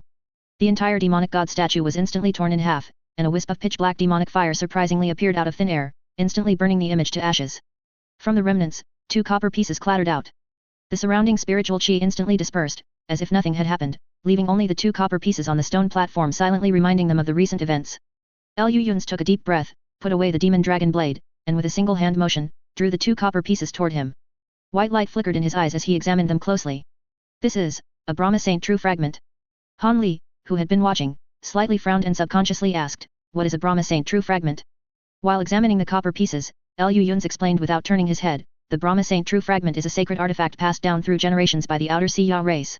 It is said to record a cultivation technique called the 3 Brahma Saint arts, an ancient secret art passed down from the ancient Ya race, possessing immense power. However, the fragments recording this cultivation technique have long been scattered, making it impossible to restore the cultivation technique." But Liu Yun's frowned slightly, hesitated for a moment, and then began injecting magic power into the copper pieces from a distance. As the magic power was injected, the copper pieces emitted a low, crisp chime and began to tremble automatically. Suddenly, a brilliant light erupted, and a hazy yellow column of light shot out from half of the copper piece, spraying onto the stone wall opposite. An active, ancient scroll painting immediately appeared. The 2 were startled at first, but upon closer inspection, they froze again. A humanoid Yao beast covered in scales and possessing a single horn on its head first appeared in the painting. This Yao beast looked about 70 to 80% similar to the 3-headed, 6-armed evil god, except that it currently only had 1 head. While the 2 were wondering, after a flash of light, the Yao beast in the painting sat cross-legged on the ground, forming a strange hand seal with both hands. Its entire body slightly twisted, adopting an odd posture. After a short while, the Yao beast in the painting changed its hand seal again, its body twisted once more, and it adopted an even stranger sitting posture. Thus, every so often, the humanoid Yao beast would change to an inexplicable posture and hand seal, as if cultivating some kind of cultivation technique. After a full half-hour, the copper piece's radiance dimmed, and the image vanished. The 2 carefully counted, and the Yao beast in the painting had assumed a total of 36 postures. After this image faded, the other copper piece likewise projected another image. It was still the humanoid Yao beast with a single horn on its head, but this time, the horned Yao beast appeared somewhat pained. A bright meridian subtly bulged within its body, looking exceptionally sinister. After a moment, the image changed. The humanoid Yao beast adopted a strange posture, and another meridian lit up on its body. Every so often, the humanoid Yao beast would change its posture, and new meridians would light up within its body accordingly. Han Li remained relatively calm, but Liu Yun's expression grew stranger the more he watched. Only after the horned Yao beast had displayed exactly 81 different postures did the light dim once more. Seeing this, Liu Yun slowly exhaled, calming the surprise in his heart. The cultivation technique recorded here was surprisingly 70 to 80% similar to the nameless body tempering technique he had found on Venerable Dharma. However, this cultivation technique was clearly more overbearing and sinister, it seemed to be the version before Venerable Dharma improved it. At this moment, various conjectures flashed through Liu Yun's mind. He had long since discovered that Savage Beard's heaven-supporting demonic art and Venerable Dharma's nameless body tempering technique originated from the same source. The 2 seemed to be separate parts of a certain cultivation technique, which were then adapted over many years into 2 versions that humans could also cultivate. He just hadn't expected this matter to be connected to the sacred artifact of the outer Siya race. Could the original form of the heaven-supporting demonic art and the nameless body tempering technique be the so-called the 3 Brahma Saint arts? Liu Yun's pondered for a moment. The nameless body tempering technique tempers the physical body, and the heaven-supporting demonic art handles profound transformations. The final part, it seemed, was recorded on the copper piece they had just examined, detailing the ultimate divine ability transformations of this cultivation technique. In other words, in a certain sense, he had even collected all parts of the so-called the 3 Brahma Saint arts. Liu Yun's lowered his head for a quick look, then shook his head with a chuckle. Although these 3 cultivation techniques originated from the same source, they had been modified so much over the years that they were now completely unrecognizable. If one tried to randomly piece them together and blindly cultivate, chi deviation would be the best possible outcome. Although he now possessed the original components of the 3 Brahma Saint arts, the heaven-supporting demonic art, which formed the middle section, had circulated in the chaotic star sea for countless years and had been completely modified into a version no one would recognize.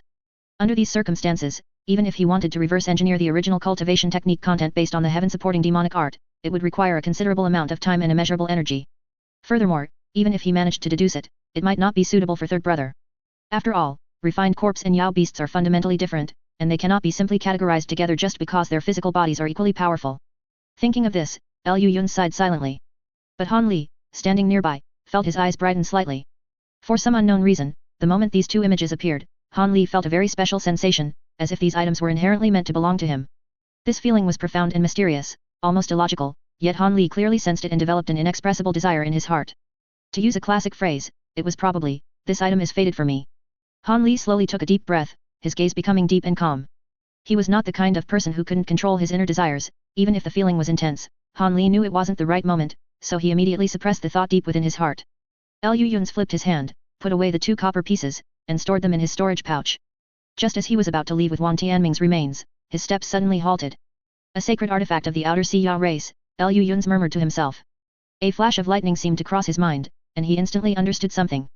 No wonder Wan Tianming was able to contact the outer sea monster beasts. Could it be that? Chapter 912, Forming an Alliance. The next day, the sun rose in the east, and golden yellow light mixed with pale red hues sprinkled upon the sea surface, resembling a light screen connecting the sky and the ocean, spread across the back of the entire world. The white-haired cultivator slowly opened his eyes, and 2 rays of shocking light, seemingly substantive, burst forth from his indifferent eyes. A faint smile appeared at the corner of his mouth, and he spoke with obvious joy in his tone, as expected of a spiritual vein capable of producing a large amount of high-grade spirit stones. Just 1 night of cultivation here is equivalent to 10 days outside. It's a pity this place is not suitable for long stays, otherwise. As he spoke, he slightly lowered his eyes, and a barely noticeable cold glint flashed within them. Just then, the 2 yin sha blood corpses behind him faintly emitted uneasy whimpering sounds, as if 2 people were agonizingly crying softly. The white-haired cultivator glanced behind him, a cold smile appearing on his lips, and muttered to himself, "My 2 older brothers, you are truly becoming less and less obedient." As soon as he finished speaking, the white-haired cultivator patted the storage pouch at his waist, and 2 red medicinal pills emitting a strong bloody smell instantly shot out, flying on their own toward the 2 yin sha blood corpses. The yin sha blood corpses hastily opened their large mouths and swallowed the 2 medicinal pills. The whimpering sound instantly vanished, and the 2 yin sha blood corpses became docile once more. The white-haired cultivator stood up with a sneer, leaped out of the underground area, and headed straight for the pavilion above. His escape speed was extremely fast.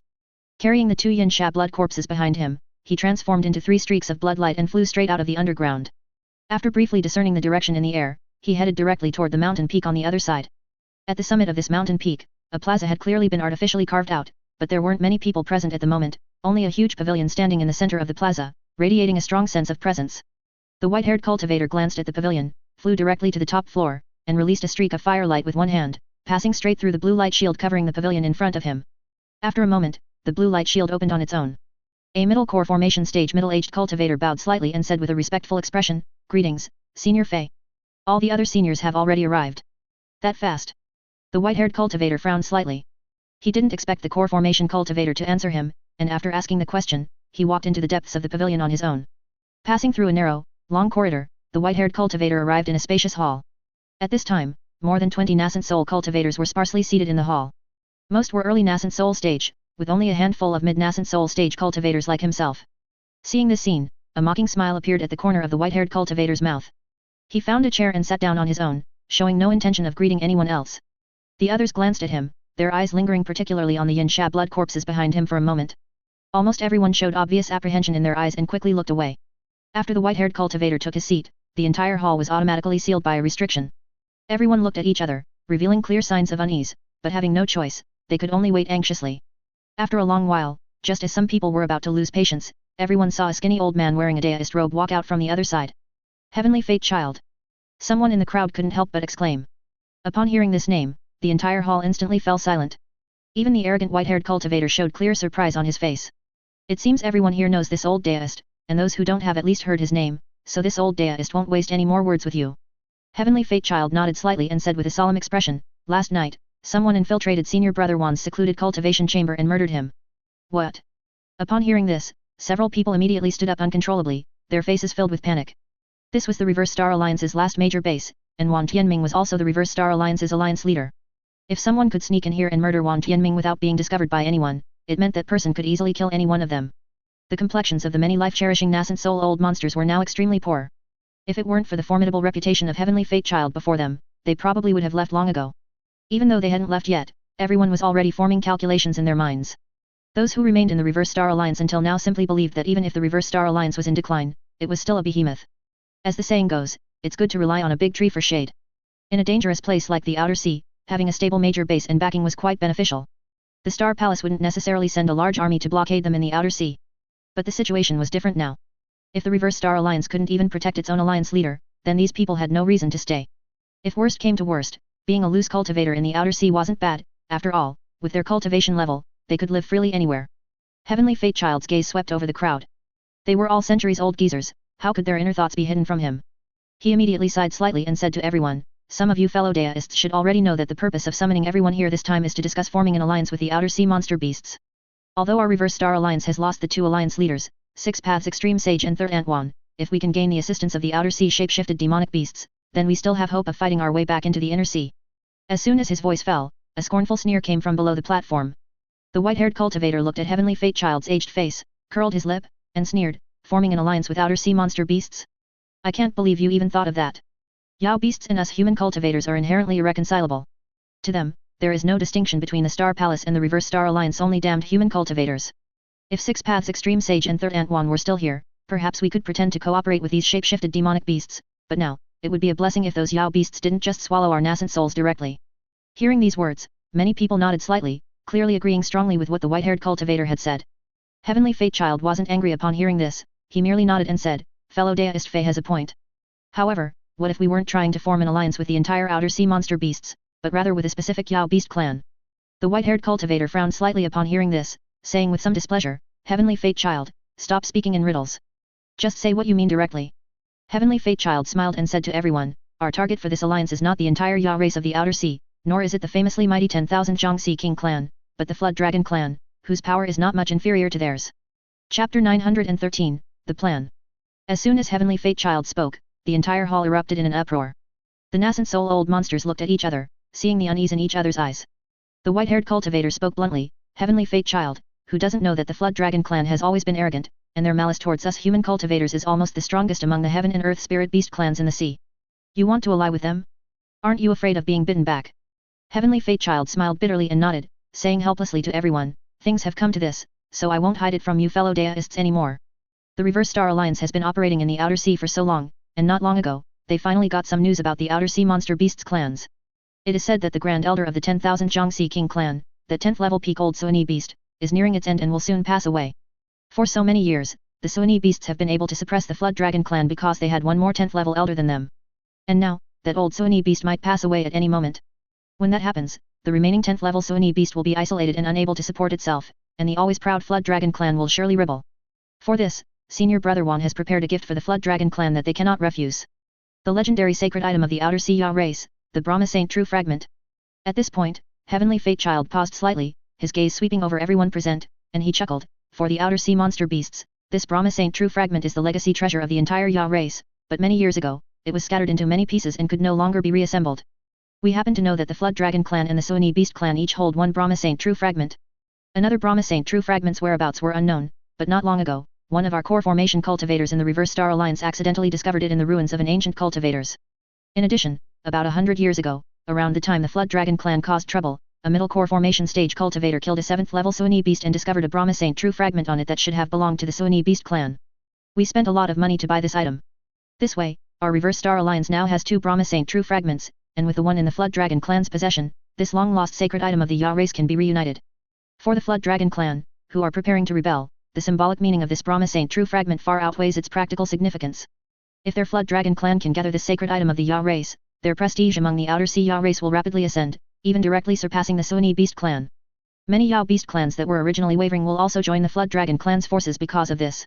The Flood Dragon clan has no reason to refuse this grand gift. After hearing Heavenly Fate Child's words, everyone fell into thought. Indeed, if they could use these two Brahma Saint True Fragments as leverage, they might really be able to win over the Flood Dragon clan as a powerful ally. Among other things, the clan chief of the Flood Dragon clan, Golden Flood Dragon King, is a great divine ability user no less formidable than the Six Paths Extreme Sage, and there are at least 5 or 6 9th rank Flood Dragons in their clan, comparable to ordinary late nascent soul stage cultivators, that they know of. Such powerful forces, coupled with those shape-shifted demonic beasts with formidable divine abilities, truly make for an irresistible strong reinforcement. But, the white-haired cultivator slowly exhaled, raised his head, and said with a grim expression, Heavenly Fate Child, speak. What exactly happened? The others also had terribly grim expressions, and some of them could barely suppress their anger, inadvertently releasing powerful spiritual pressure. They knew very well that Wang Tianming was dead, and Heavenly Fate Child was now explaining this matter in such detail, which could only mean something had gone wrong. Everyone, Heavenly Fate Child smiled bitterly and said, last night, besides killing Senior Brother Wan, that intruder also took those two Brahma Saint True Fragments. And according to our agreement, Golden Flood Dragon King and the others are already on their way here. With a whoosh, 7 or 8 nascent soul old monsters immediately stood up, wanting to leave without a second thought, completely ignoring the flashing restriction spiritual light around them. Some of the remaining people sat in place, glaring angrily at Heavenly Fate Child with dark expressions, while others burst forth with spiritual light around them, looking ready to fight at the slightest disagreement. The more hot-tempered ones simply started cursing at Heavenly Fate Child. This old fellow is truly unscrupulous. Such an important matter, yet he didn't inform them immediately, dragging it out until now. This was clearly trying to drag them down with him. Golden Flood Dragon King, he was a great divine ability user comparable to the Six Paths Extreme Sage. The Flood Dragon clan and shape-shifted demonic beasts led by him definitely had the ability to wipe out all of them. The fact that they hadn't directly attacked Heavenly Fate Child until now was due to hundreds of years of heart nature at play. Everyone, Heavenly Fate Child said calmly, without a trace of fear, this old deist can understand your current feelings. Whether you believe it or not, even this old deist only learned all of this at sunrise today. At this point, Heavenly Fate Child also sighed helplessly. However, regardless, Golden Flood Dragon King and the others are already on their way here. They will arrive at Biling Island in no more than 2 hours. And Biling Island, as the last stronghold of the Reverse Star Alliance, does not have a teleportation array. The nearest teleportation array leading to the inner sea is on Lycong Island, several thousand miles from here. Everyone can think, even if you leave, where can you go? Several thousand miles, normally it might not be far for us nascent soul cultivators, but what if you are being hunted by a group of shape-shifted flood dragons? How many of you here are confident you can reach Lycong Island alive? As soon as these words were spoken, the entire hall fell silent. The nascent soul old monsters looked at each other, seeing the same meaning on each other's faces. They were no longer children acting on impulse. Hundreds of years of experience were enough to make them calm and restrained. They all knew that Heavenly Fate Child was right, facing the pursuit of Golden Flood Dragon King and a group of shape-shifted demonic beasts and shape-shifted flood dragons, not one of them would escape. Our only option now is to face the enemy together. Heavenly Fate Child said calmly, I have already sent people to check the restrictions on the island. When Golden Flood Dragon King and the other shape-shifted old Yao arrive, as long as we can lure them into Biling Island and temporarily hold them for a moment, until the island's restrictions activate and trap them on the island, then we will have enough time to fly to Lycong Island and use the teleportation array to go to the inner sea. By then, even if Golden Flood Dragon King has heaven-defying abilities, he won't be able to do anything to us. Chapter 914, Preparation. After hearing Heavenly Fate Child's plan, everyone immediately calmed down. After silently exchanging glances with Heavenly Fate Child, they all sat back down, and the atmosphere instantly became even more solemn. This plan is not bad. An old man in a green robe among the crowd spoke. He was one of the few middle-stage nascent soul cultivators among the nascent soul old monsters. The moment he spoke, he immediately attracted everyone's attention. We all know the power of the grand formation on this island. Several fellow deists here even participated in its construction from the very beginning. If we can truly trap them on the island, then buying time to escape is certainly achievable. The old man lowered his head slightly in thought, speaking almost word by word, each one seemingly as heavy as 1,000 caddies. The problem is, how long will it take for the formation to activate? If Golden Flood Dragon King and the others discover us during this process, how can we delay them until the formation is fully activated? Heavenly Fate Child smiled faintly upon hearing this and said, Fellow deist Yun speaks reason. I have already sent people to check, and the island's formation is intact. If preparations are made in advance, activating the grand formation within a quarter of an hour will be no problem at all. However, the commotion during this process will be significant, so we must do our best to hold them back. A quarter of an hour. The old man speaking gave a wry smile, while the white-haired cultivator beside him said in a displeased tone, That's easy to say. Who knows how many shape-shifted demonic beasts Golden Flood Dragon King will bring, and how many of them will be shape-shifted flood dragons? Heavenly Fate Child smiled and glanced at him, then looked at everyone, asking calmly, Fellow deists, you wouldn't be so naive as to truly believe we can all leave unharmed, would you? At these words, the entire hall fell silent. How could they not know how terrifying it was to offend the heaven and earth spirit beast race in the outer sea and lose the Ya race's sacred artifact that they were destined to obtain? The Flood Dragon clan would never let them off easily, and Golden Flood Dragon King would certainly not. There was no choice in this matter from the very beginning. Seeing this, Heavenly Fate Child continued with a smile, Golden Flood Dragon King's purpose for this trip is negotiation. Normally, he wouldn't bring too many shape-shifted demonic beasts. However, the Flood Dragon clan has always been arrogant, and there are some things we simply must guard against. But even if we count generously, the number of shape-shifted demonic beasts won't exceed 10. The only thing to note is that the Flood Dragon clan's combat strength is formidable, and Golden Flood Dragon King's act of retrieving the Brahma Saint True Fragment will undoubtedly greatly boost his prestige within the clan. In other words, Golden Flood Dragon King will not allow any mishaps to occur in this matter. The Yao beasts accompanying him, even if not all of them are flood dragons at the transformation stage, will be the cream of the crop among shape-shifted demonic beasts from other races. Heavenly Fate Child's expression became extremely serious.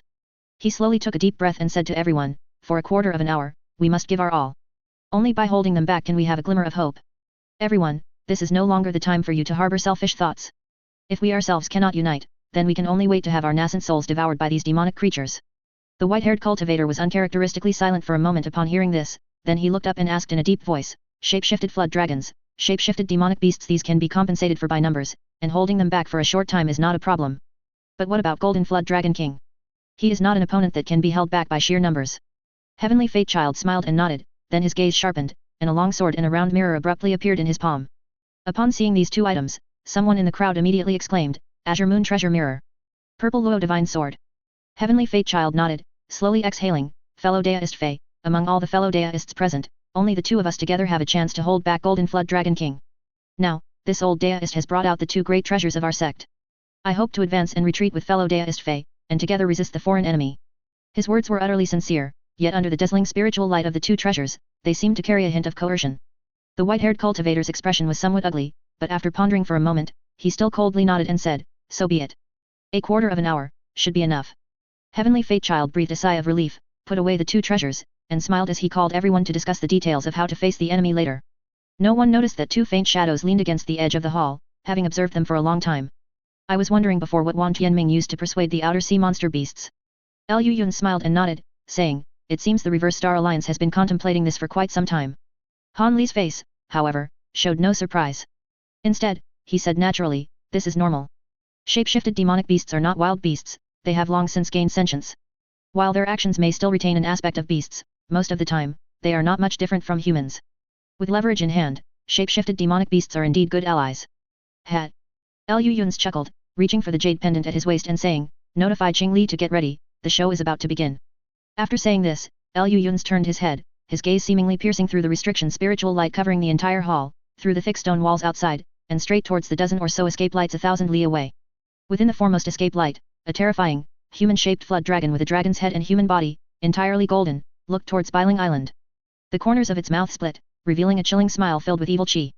Behind him, two other human-shaped flood dragons followed closely, their entire bodies, except for their dragon heads and sharp claws still growing on their 5 fingers, were indistinguishable from humans. Besides them, there were 7 or 8 half-human, half-dragon monsters, and 3 or 4 human-shaped Yao beasts of various appearances, but all not far from human form. They followed closely behind the golden half-dragon, their dozen or so whistling escape lights almost forming a continuous stream. This was a force far more powerful than the Reverse Star Alliance members had imagined. Enough to easily annihilate any top human power in the chaotic Star Sea except for Star Palace, including the current Reverse Star Alliance. And they were already very close to Biling Island. Above Biling Island, as streaks of escape lights ascended into the sky, Foundation Establishment and Core Formation Stage disciples also began to busy themselves. They were responsible for preparing to activate the formation while the nascent soul cultivators attracted the Yao beasts' attention. After that, the matter would no longer concern them. Chapter 915, Golden Flood Dragon King. Heavenly Fate Child watched the figures of the disciples gradually disappear, then silently turned his head and looked toward the horizon. At this very moment, the escape lights with the astonishing aura on the horizon were visible to the naked eye. Almost in the next instant, the escape lights flashed twice, bringing with them a bone-chilling whistling sound, and appeared above Biling Island like a meteor. This terrifying escape speed and might made everyone's scalps tingle, but it inadvertently solidified their determination to resist. If, before witnessing this scene, the numerous nascent soul old monsters present still harbored some degree of wishful thinking, then upon seeing this terrifying escape speed, those small thoughts instantly vanished without a trace. Everyone knew clearly in their hearts that facing such an escape speed, none of them could escape back to the inner sea alive. Just as everyone was standing ready for battle, the escape lights in the sky gradually dissipated, revealing over a dozen humanoid Yao beasts of various appearances inside. This quantity, which was more than they had planned for, made Heavenly Fate Child's pupils contract. However, he immediately approached with his usual smile, stopped about 10 zhang away from the Yao beasts, cupped his hands, and said, I am Heavenly Fate Child. I greet all you fellow deists. The golden half-flood dragon leading them swept his gaze over him, then immediately sneered and asked disdainfully, where is Wang Tianming? Seeing how aggressive this Yao beast was, Heavenly Fate Child's heart suddenly twitched. He hurriedly smiled and said, Senior Brother Wan is currently on the island. If fellow Deist Jin is in a hurry, you may proceed first. In a hurry. The Golden Flood Dragon King's gaze swept over the numerous nascent soul old monsters standing ready for battle on the island. His voice instantly turned cold, and he growled like a wild beast, this king truly is in a hurry. Tell Wang Tianming to scram out here. Upon hearing this, Heavenly Fate Child's pupils immediately contracted. Instantly realizing something, he tried to withdraw without thinking. Just then, the Golden Flood Dragon King's entire body suddenly burst forth with golden light, transforming into a dazzling, eye-catching golden sphere of light. The next moment, an extremely fast bolt of electric light flashed and vanished from within the golden light, instantly shooting out straight toward Heavenly Fate Child. Heavenly Fate Child swung the precious mirror in his hand, and a strange beam of light immediately shot out. Within the beam, a faint azure crescent moon phantom image blocked his path, intercepting this fierce blow. Boom! Accompanied by an earth-shattering thunderclap, the phantom image trembled slightly and violently flew backward. The precious mirror in Heavenly Fate Child's hand immediately let out a mournful cry, losing a great deal of spiritual chi. Heavenly Fate Child had no time to mourn the loss of this treasure. He suddenly shouted, "Golden Flood Dragon King, what are you trying to do? Don't you want the Brahma Saint True Fragment anymore?"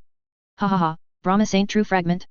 If Liu Dao and Third Antwan were still here, you might have the qualifications to negotiate terms with this king. But now, based on just you people, are you even worthy of forming an alliance with this king? Not only the Brahma Saint True Fragment, but even this island now belongs to our Flood Dragon clan." Accompanied by a burst of unrestrained laughter, the light in the air flashed, and a Yao cultivator wearing golden armor and helmet appeared from within the golden light.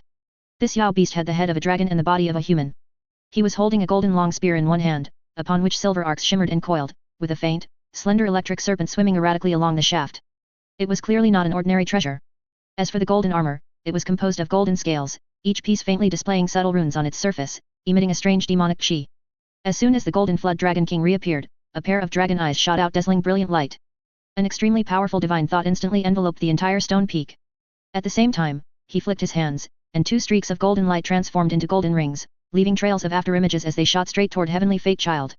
Judging by this posture, he intended to capture Heavenly Fate Child first. Concurrently, the many shape-shifted demonic beasts behind the Golden Flood Dragon King also rushed toward the people on the island. The hearts of some nascent soul-old monsters who had originally intended to fish in troubled waters immediately sank, and they couldn't help but curse Heavenly Fate Child's folly internally. This old Yao creature wasn't here to form an alliance, he was clearly here to kill. Heavenly Fate Child, who was in the air, felt his heart sink completely. He had thought that the Golden Flood Dragon King, for the sake of the Brahma Saint True Fragment, would at least pretend to cooperate with him, allowing them to lure the Yao beasts into the range of the Great Formation. He never expected the Golden Flood Dragon King wouldn't even want to talk and would immediately attack. But as a mid-nascent soul stage cultivator, he naturally wouldn't resign himself to fate like this. He suddenly let out a sharp, mournful shriek, and the purple flying sword in his hand abruptly emitted a blinding white light, followed by a loud boom, and then exploded directly. The power of this flying sword ancient treasure was astonishing. Under Heavenly Fate Child's forced self-detonation, its might far exceeded what ordinary cultivators could imagine. A massive silver-white sphere of light brightly appeared out of nowhere above the stone peak. The phantoms created by the two golden rings were instantly extinguished like withered grass in the resulting blast, and the remaining force continued unabated, heading straight for the Golden Flood Dragon King. Taking advantage of this opportunity, Heavenly Fate Child flipped his palm, and a purple silk handkerchief suddenly appeared in his hand. Without hesitation, he sacrificed this item in front of him. The silk handkerchief immediately transformed into a mass of purple light, enveloping him. Then, with a flicker, it turned into a purple rainbow that shot through the air, heading straight for the center of the island. The escape speed was so fast that it had already shot over 20 jong away in the blink of an eye. Heavenly Fate Child's action seemed like a signal. The numerous nascent soul cultivators also directly ignored the shape-shifted demonic beasts rushing in from all directions, each employing various incredible secret techniques. Some vanished in a flash of white light, while others spat out essence blood and transformed into strange blood light to escape, all heading straight for the center of Biling Island. Humph! A bone-chilling cold snort came from mid-air. Everyone only heard an earth-shattering sound of thunder in the sky, followed by a streak of gold and silver strange light that suddenly tore open the sphere of light created by the flying sword's self-detonation, heading straight for Heavenly Fate Child. As soon as this strange light appeared, it strangely flashed and vanished in the air, disappearing into the void realm. Not good. Heavenly Fate Child, who was far away, had been constantly watching the Golden Flood Dragon King's every move. Upon seeing this scene, his heart trembled, and he abruptly threw the azure mirror in his hand backward. Amidst the great burst of green light, an azure crescent moon once again materialized, several jong wide, shrouded in dense green light, completely submerging the old man's figure within it. Almost the instant the clear moon formed, a golden spear, materialized to over 10 jong in size, appeared extremely close by. A silver electric glow flashed on it, and it struck the center of the clear moon with the sound of thunder. The surface of the clear moon actually shattered inch by inch like a mirror. The giant spear instantly plunged into the moon, scattering it with a single blow. Afterward, the golden spear, reduced to nearly half its size, shot out from the remaining moon phantom image, flashed, and pierced the purple light. Bang! A massive sound. It was unknown what grade of ancient treasure that silk handkerchief was, but the purple light it transformed into actually blocked this strike. Even so, Heavenly Fate Child was still knocked flying several jong away, completely unable to control his body in the slightest. The Golden Flood Dragon King, who was in mid-air, lifted his leg, and his body unbelievably traversed a distance of over 10 jong. With just a few blurs, he instantly caught up to him, raising his hand to grab without a word. His 5 fingers shimmered with golden light, looking as if they were forged from pure gold. Chapter 916, The Formation Rises. Heavenly Fate Child had just recovered slightly from the previous strike. Seeing the Golden Flood Dragon King's action, his face immediately drained of color. In his panic, he opened his mouth, and a green light shot out, which turned out to be a fist-sized round mirror. With a clang, the golden claw unceremoniously grabbed the small mirror into its palm. However, when the two collided, a crisp sound like metal friction erupted. But the small mirror instantly swelled in size, as if trying to shoot out of the grip. The Golden Flood Dragon King's eyes flashed with cold light. Several inches of long claws suddenly extended from his 5 fingers, and at the same time, coin-sized golden scales appeared on the back of his hand. After a muffled puff, this Yao beast actually crushed the magic treasure barehanded. Dragon Transformation Technique. Heavenly Fate Child's pupils constricted, and he subconsciously cried out in alarm, simultaneously spitting out a mouthful of vital blood, which was connected to his mind. Seeing this, the Golden Flood Dragon King merely sneered. His figure instantly teleported several jong away, appearing directly in front of Heavenly Fate Child. His sharp claws, which looked like they were forged from pure gold, shot straight toward his denshin, seemingly intending to directly rip out Heavenly Fate Child's nascent soul. At this very moment, Heavenly Fate Child's gaze suddenly sharpened. Before the Golden Flood Dragon King could notice anything amiss, 2 beams of blood light suddenly flew out from Heavenly Fate Child's sleeves. As soon as these 2 beams of blood light appeared, they transformed into 2 strange refined corpses with soaring bloody chi. They opened their huge, blood-filled mouths, like giant pythons, and lunged to bite the Golden Flood Dragon King. The fangs filling their mouths were more terrifying than those of wild beasts. They were the Yin-Sha blood corpses. The Golden Flood Dragon King was slightly startled. His hands immediately changed, and he struck toward the 2 refined corpses with sharp golden claw light. It was clear that this old Yao beast intended to rely on his powerful physical body to tear the 2 refined corpses to shreds. But at this moment, the 2 Yin-Sha blood corpses twisted their bodies into an extremely bizarre, boneless snake-like form, forcefully bypassing the Golden Flood Dragon King's sharp claws and locking their bodies around his arms. This move caught even the Golden Flood Dragon King slightly off guard, and for a moment, he couldn't break free. At the same time, another beam of blood light flashed out from behind Heavenly Fate Child. It was the white-haired cultivator. At this moment, the demonic path cultivator, who dared to refine his own brother into a blood corpse, flashed a hint of madness in his eyes. A black light flashed in his hand, and a foot-long, dark red, glass-like short blade appeared in his grasp. As soon as the blade appeared, the white-haired cultivator's face instantly aged. A face that was originally quite young became covered in wrinkles, as if he had aged several decades in an instant. At the same time, the short blade in his hand transformed into a giant blade over a jong long. The blade edge rapidly vibrated in the air, causing the atmosphere to emit ear-piercing shrieks. The white-haired cultivator's gaze met the Golden Flood Dragon King's demonic eyes. A cold smile appeared at the corner of his mouth, and then the giant blade in his hand slashed horizontally, heading straight for the Golden Flood Dragon King's vulnerable reverse scale. Golden light instantly erupted around the Golden Flood Dragon King as he recklessly activated the magic power within his body. Under the threat of this single strike, he actually felt a sense of crisis that he might lose his life. However, the restraint of the 2 Yin-Sha blood corpses was not so easy to break. Even using all his strength, the Golden Flood Dragon King could only manage to shift his neck slightly. A boom sounded, accompanied by a crisp sound like metal colliding. Golden light and blood light simultaneously burst forth, resulting in a brief stalemate in the air. The smiles on the faces of Heavenly Fate Child and the white-haired cultivator instantly froze. They never imagined that this old Yao beast's physical body would be so powerful. Although this spot was not the reverse scale, it was still a vital point on the neck. With the white-haired cultivator's middle-stage nascent soul cultivation, and using a powerful killing move that consumed lifespan, he still couldn't break through instantly. The Golden Flood Dragon King's demonic eyes slightly shifted, revealing bone-chilling, monstrous killing intent. Just then, 2 more escape lights broke through the air from below, instantly appearing behind the 2 men. They were the 2 9th-rank Flood Dragons brought by the Golden Flood Dragon King. Seeing the situation was unfavorable, they immediately flew over to provide assistance. The 2 men didn't hesitate and immediately turned around and left. The 2 dragons did not immediately stop them. Instead, they used their claws to tear at the Golden Flood Dragon King's arms, intending to first help him break free from the 2 bizarre refined corpses. "Don't mind me." The Golden Flood Dragon King roared decisively. "These 2 refined corpses can't harm me. You 2 go chase them first, don't let these 2 human cultivators escape." The 2 9th-rank Flood Dragons immediately took the order, instantly transforming into 2 escape lights and chasing after them like lightning. Meanwhile, the nascent soul cultivators who had managed to escape to Biling Island were finally caught up by the numerous shape-shifted demonic beasts. The gap in strength between the 2 sides was vast. One side fought while retreating, while the other grew braver the more they fought. Upon engaging, the battle instantly became completely one-sided. Among the crowd was a thin, blue-robed elder. In one hand, he held a cyan mirror, releasing countless beams of dazzling green light, and with the other, he controlled a blue flying sword, resembling a dragon emerging from the sea. His opponent was an extremely fat monk. He was unusually tall, with several silvery white scales growing on his neck. He wore a golden ring on each arm, held a round bowl, and spat out bursts of blue mist, managing to block the attacks of the thin elder. He also let out roars like wild thunder, making the elder dizzy and forcing him to respond in panic. On the other side, a man and a woman were jointly fighting a Confucian scholar who had a pair of short horns growing on his head. They were forced into dangerous situations by the streaks of blade light he cleaved out with his hands. Another grey-robed elder used a gourd to release bursts of yin wind, resulting in a stalemate with a figure enveloped entirely in scarlet flames. A little further away, a large mass of bloody mist was churning, with faint roars and explosions emanating from within. It seemed that someone was fighting fiercely inside, locked in a tight battle. Not only the few 9th-grade demon cultivators brought by the Golden Flood Dragon King, but even the rank 8 flood dragons were growing braver the more they fought, easily suppressing these human cultivators, who barely managed any decent counterattacks. This extremely smooth development instantly aroused the Golden Flood Dragon King's vigilance. His pair of golden demonic eyes began to move rapidly, and his immensely powerful divine sense instantly encompassed more than half of Biling Island. A moment later, the Golden Flood Dragon King's pupils violently contracted. His arms seemed to swell significantly, covered in coin-sized golden scales.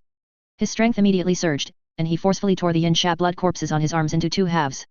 The two Yin-Sha blood corpses were already non-human entities, and even with only half of their physical bodies remaining, they bravely launched an attack against the Golden Flood Dragon King. But in the next moment, the Golden Flood Dragon King's claws transformed into a sky full of claw shadows, crushing the two powerful refined corpses into fragments.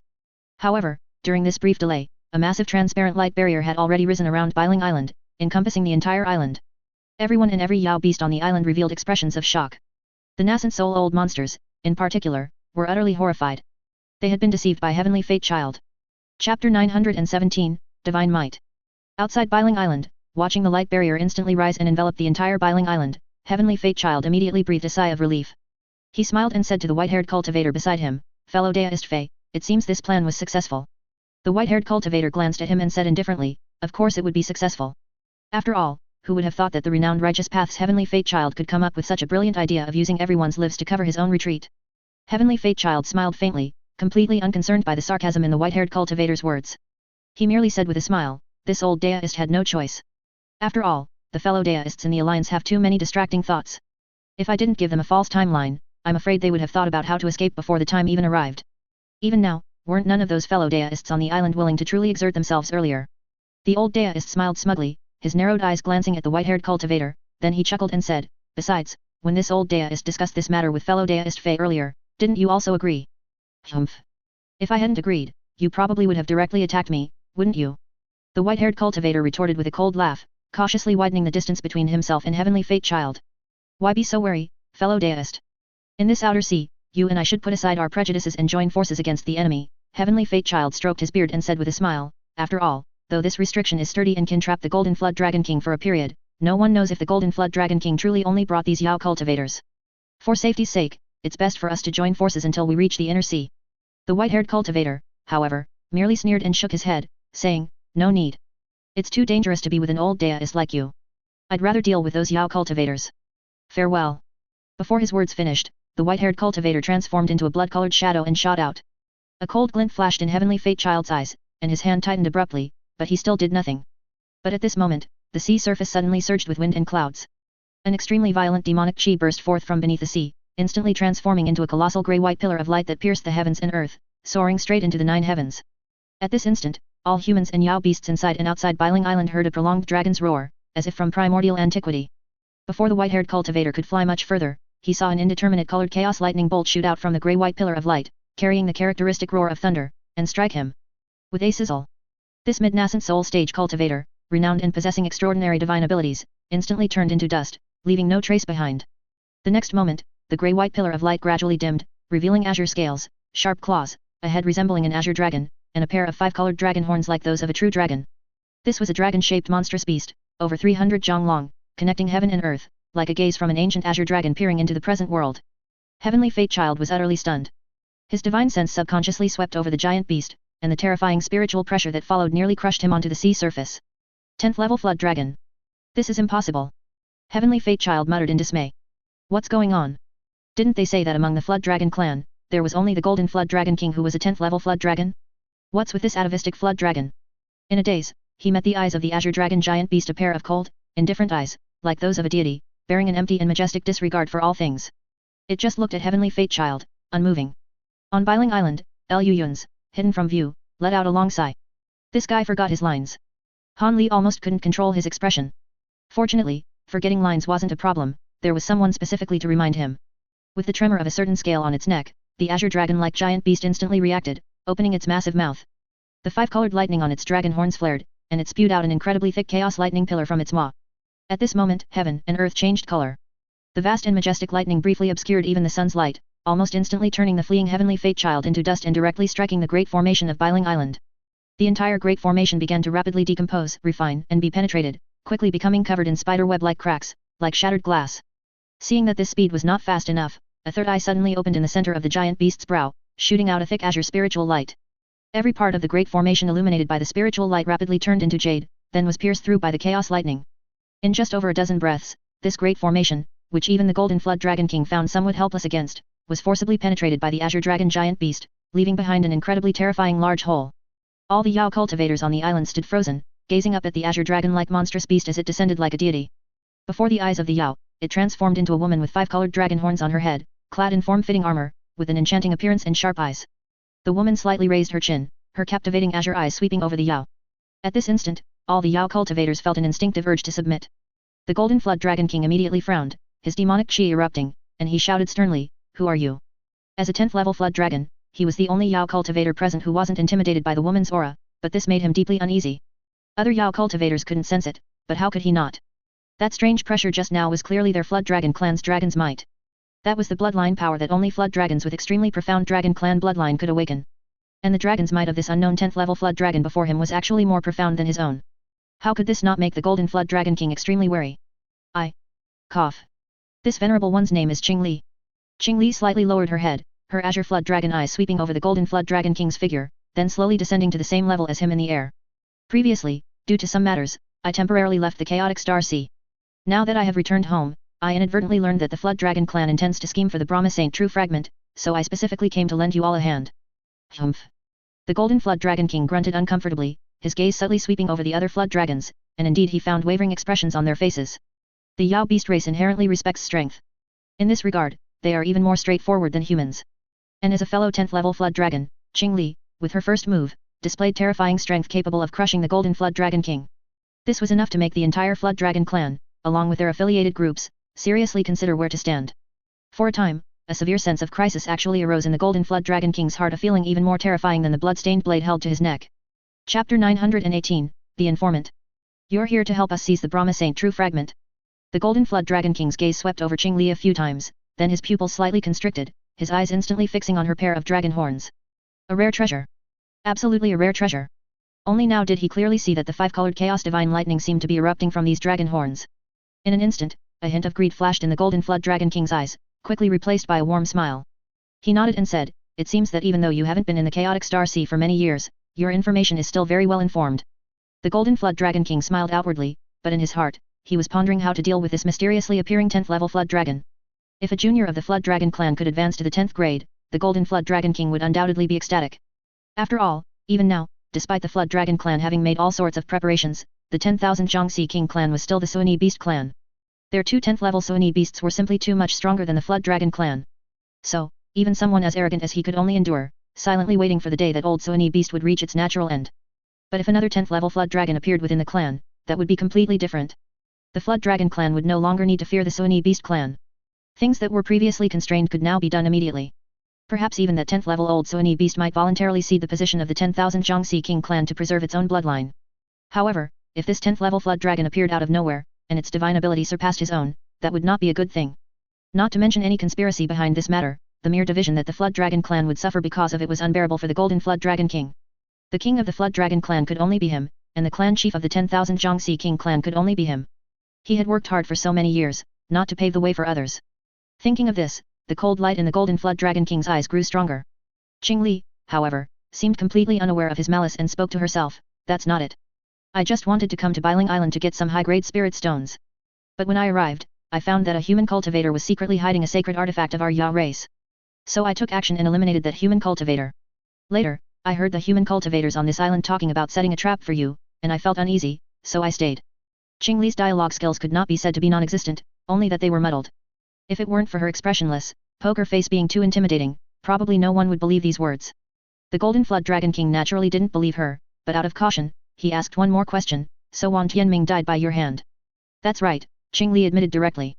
The Golden Flood Dragon King's gaze sharpened, and he pressed on, "What about the Brahma Saint True Fragment? Is it in your possession?"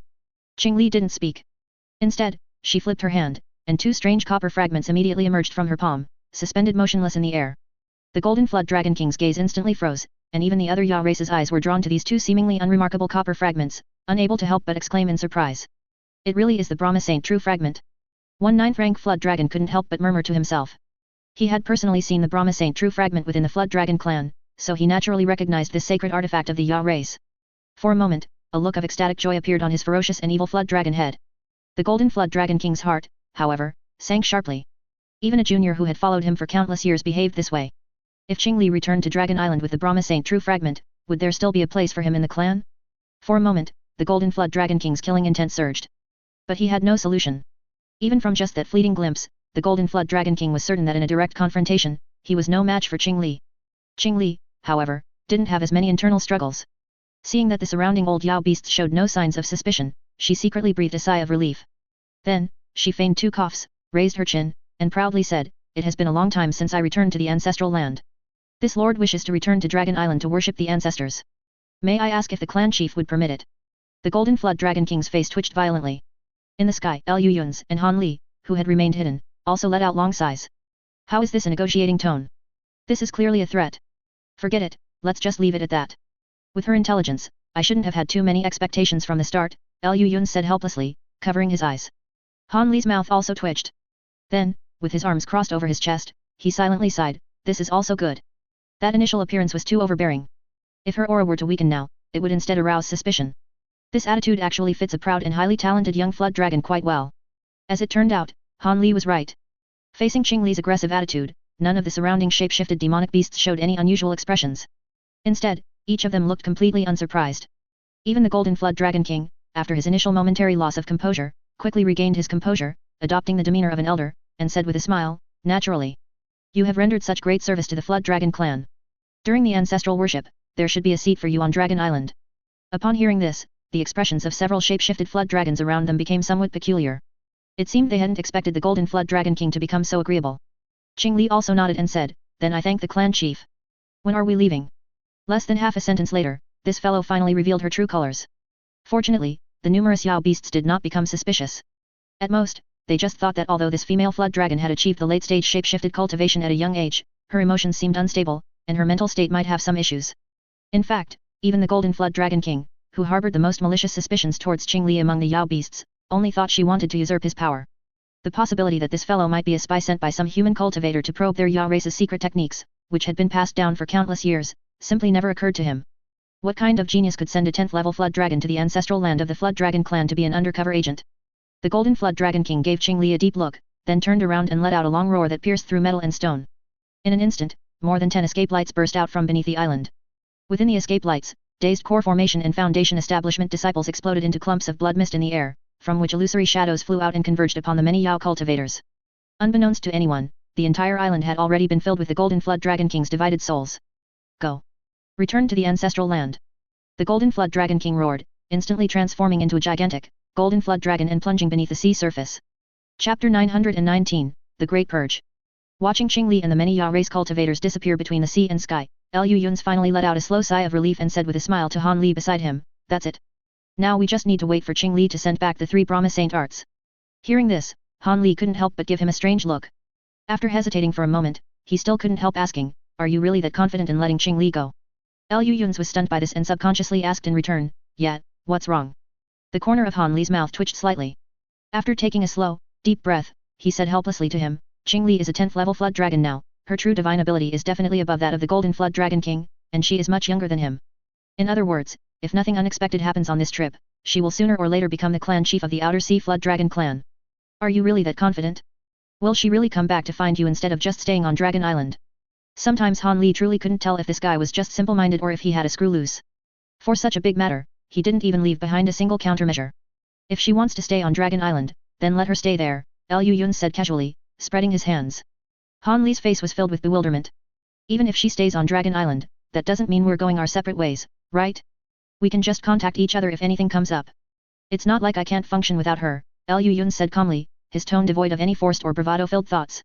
Besides, if she really becomes the clan chief of the Flood Dragon clan, or even goes a step further to become the king of the 10,000 Jiangxi King clan, that would be a good thing. After all, with the inner sea in such a dilapidated state, the outer sea Yao beasts are bound to make a move sooner or later. If the boss on the other side is one of our people. Yes. This plan has potential. Liu Yun slapped his thigh in excitement. Han Li almost slapped him in the face to help him wake up. She's already become the king of the Yao race, and she's still going to be your undercover agent? What kind of brain would it take to, alright, never mind. Han Li sighed deeply, feeling in that instant that he was too normal and looked completely out of place standing with this group of people like Liu Yun's. This was definitely a good thing.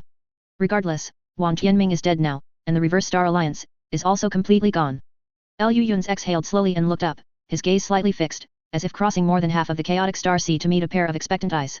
Now let's think about how to handle the return trip, Liu Yun said helplessly, pinching the bridge of his nose. Han Li smiled smugly, hands clasped behind his back, with absolutely no intention of speaking. It was already conscientious enough of him not to cause trouble.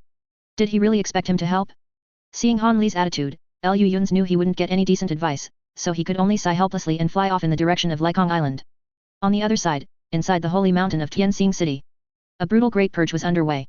More than 10 escape lights shot out from the holy mountain like lightning, instantly dispersing in the air and darting off in different directions. However, no matter where they fled, a white escape light would intercept them and quickly entangle them, making it impossible for them to break free in the short term. Inside one of these escape lights, an old man with an imposing aura looked grim. Watching the middle-aged man in white robes before him, he couldn't help but ask sharply, "Does the Holy Master really want to exterminate us all?" The middle-aged man in white robes just chuckled at this. He casually took a jade slip from his storage pouch and said with a smile, "Elder Ji, you have deceived your superiors and concealed the truth, abused your power for personal gain, raised thugs in the name of the Star Palace, and colluded with outer sea cultivators for years. These matters have conclusive evidence. It is not that the Holy Master cannot tolerate you, but that you have forced yourselves into a dead end." Ha ha ha. Bullshit. Which Star Palace elder hasn't done such things? It's just because I didn't want to bow and scrape to a little girl that you want my life. The two Holy Masters really have such ruthless hearts. The old man laughed almost maniacally for a few moments, then spiritual light flashed wildly around his body, and he actually charged straight at the middle-aged man in white robes. The middle-aged man in white robes did not dodge or evade, he just watched him fly straight toward him, only for the old man to plunge headlong into a pre-prepared restriction. Choosing sides? You're at such an age, how can you be so naive? This isn't about choosing sides, it's clearly a reshuffling. The middle-aged man in white robes looked in the direction where the old man had disappeared and muttered to himself in a voice only he could hear, "The wind has changed, the people above us are changing, and the rules will naturally change too. If you don't even understand this, you deserve to die here." He shook his head and flew toward the other end of Tianxing City, where an even more brutal battlefield awaited. Hundreds of Star Palace cultivators were now clearly divided into two distinct sides. One side was a massive battle formation of hundreds of people, under the command of several white-robed nascent soul elders, continuously launching collective attacks against the other side. The other side consisted of battle formations of white-robed cultivators, ranging from a dozen to several dozen people. They fought huddled together, although their magic treasures and magical artifacts were superior to those of the opposition, they were clearly at a disadvantage in terms of collective coordination and could only raise their defenses to take a passive beating. The leaders of these people were also Star Palace elders dressed in white robes, but at this moment, they had ferocious and ashen expressions on their faces, looking as if they had been forced into a dead end. Regardless of which side they were on, while tensely attacking each other, they would occasionally take the time to glance at the high and distant top of the holy mountain. Unfortunately, it was as quiet as usual there, as if nothing had happened at all. Seeing this, the white-robed cultivators organizing the massive battle formation seemed to be encouraged, they once again activated the changes in the restriction, suppressing the opposing Star Palace cultivators completely. Even so, the leaders of this battle formation, two white-robed, white-haired old men, showed no signs of joy on their faces. No wonder. After a long while, one of the old men sighed deeply and said, "No wonder the two holy masters had to take such a risky move. I didn't know before that the problem of private armies being raised within the Star Palace had reached such a serious level. Look at their magic treasures and magical artifacts, they are actually better than those of the core disciples within the Star Palace. Over all these years, how much of the Star Palace's internal resources have been stuffed into their own pockets?" The other old man also sighed upon hearing this, shaking his head helplessly as he said, "Indeed. The holy masters haven't made a move yet, and their attitude is already very clear. If the two of us cannot prove our worth, then we might as well die here with these people." The two looked at each other, immediately summoned their respective magic treasures, and joined the battle. Chapter 920, The Purge. The chaos in Tianxing City lasted for 3 days and 3 nights. When the sun of the 4th day rose from the horizon, under its warm light, Tianxing City was left with almost nothing but vast stretches of ruins. This magnificent primary city of the chaotic Star Sea was not destroyed by external enemies, but nearly perished in internal strife. On the highest level of Star Palace's holy mountain, Ling Xiaotian listened with tightly furrowed brows to the report from several white-robed elders before him. A total of 13 Star Palace nascent soul elders, 57 core formation revered ones, and 216 core foundation establishment disciples from various halls were involved. More than half of them chose armed resistance. In the process, 597 private soldiers, who were not part of the Star Palace establishment and were unregistered, were exposed within Star Palace. Most of them belonged to certain families within Star Palace. The leading white-robed elder had the highest cultivation among them, being a mighty cultivator at the peak of the middle stage nascent soul, yet at this moment, he was bowing fearfully, like a child who had done wrong, his voice growing smaller and more constrained. Furthermore, several districts within Tianxing City, including Tiandu Street, were found to have hidden restrictions that were not registered internally within Star Palace. These restrictions caused us considerable trouble during the operation. This matter appears to be somewhat related to several major merchant alliances, but we have no evidence. Evidence? Ling Xiaoshan's simple rhetorical question caused the hearts of the white-robed elders to tremble, and cold sweat instantly burst forth on their bodies.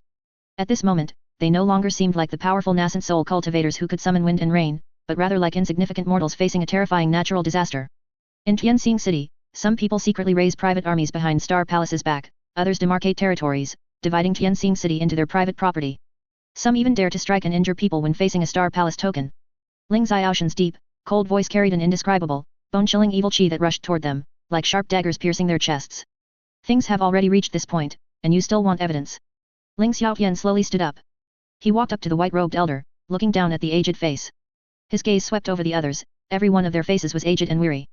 The enterprise and ambition belonging to youth had long since vanished from their bodies along with the passage of time.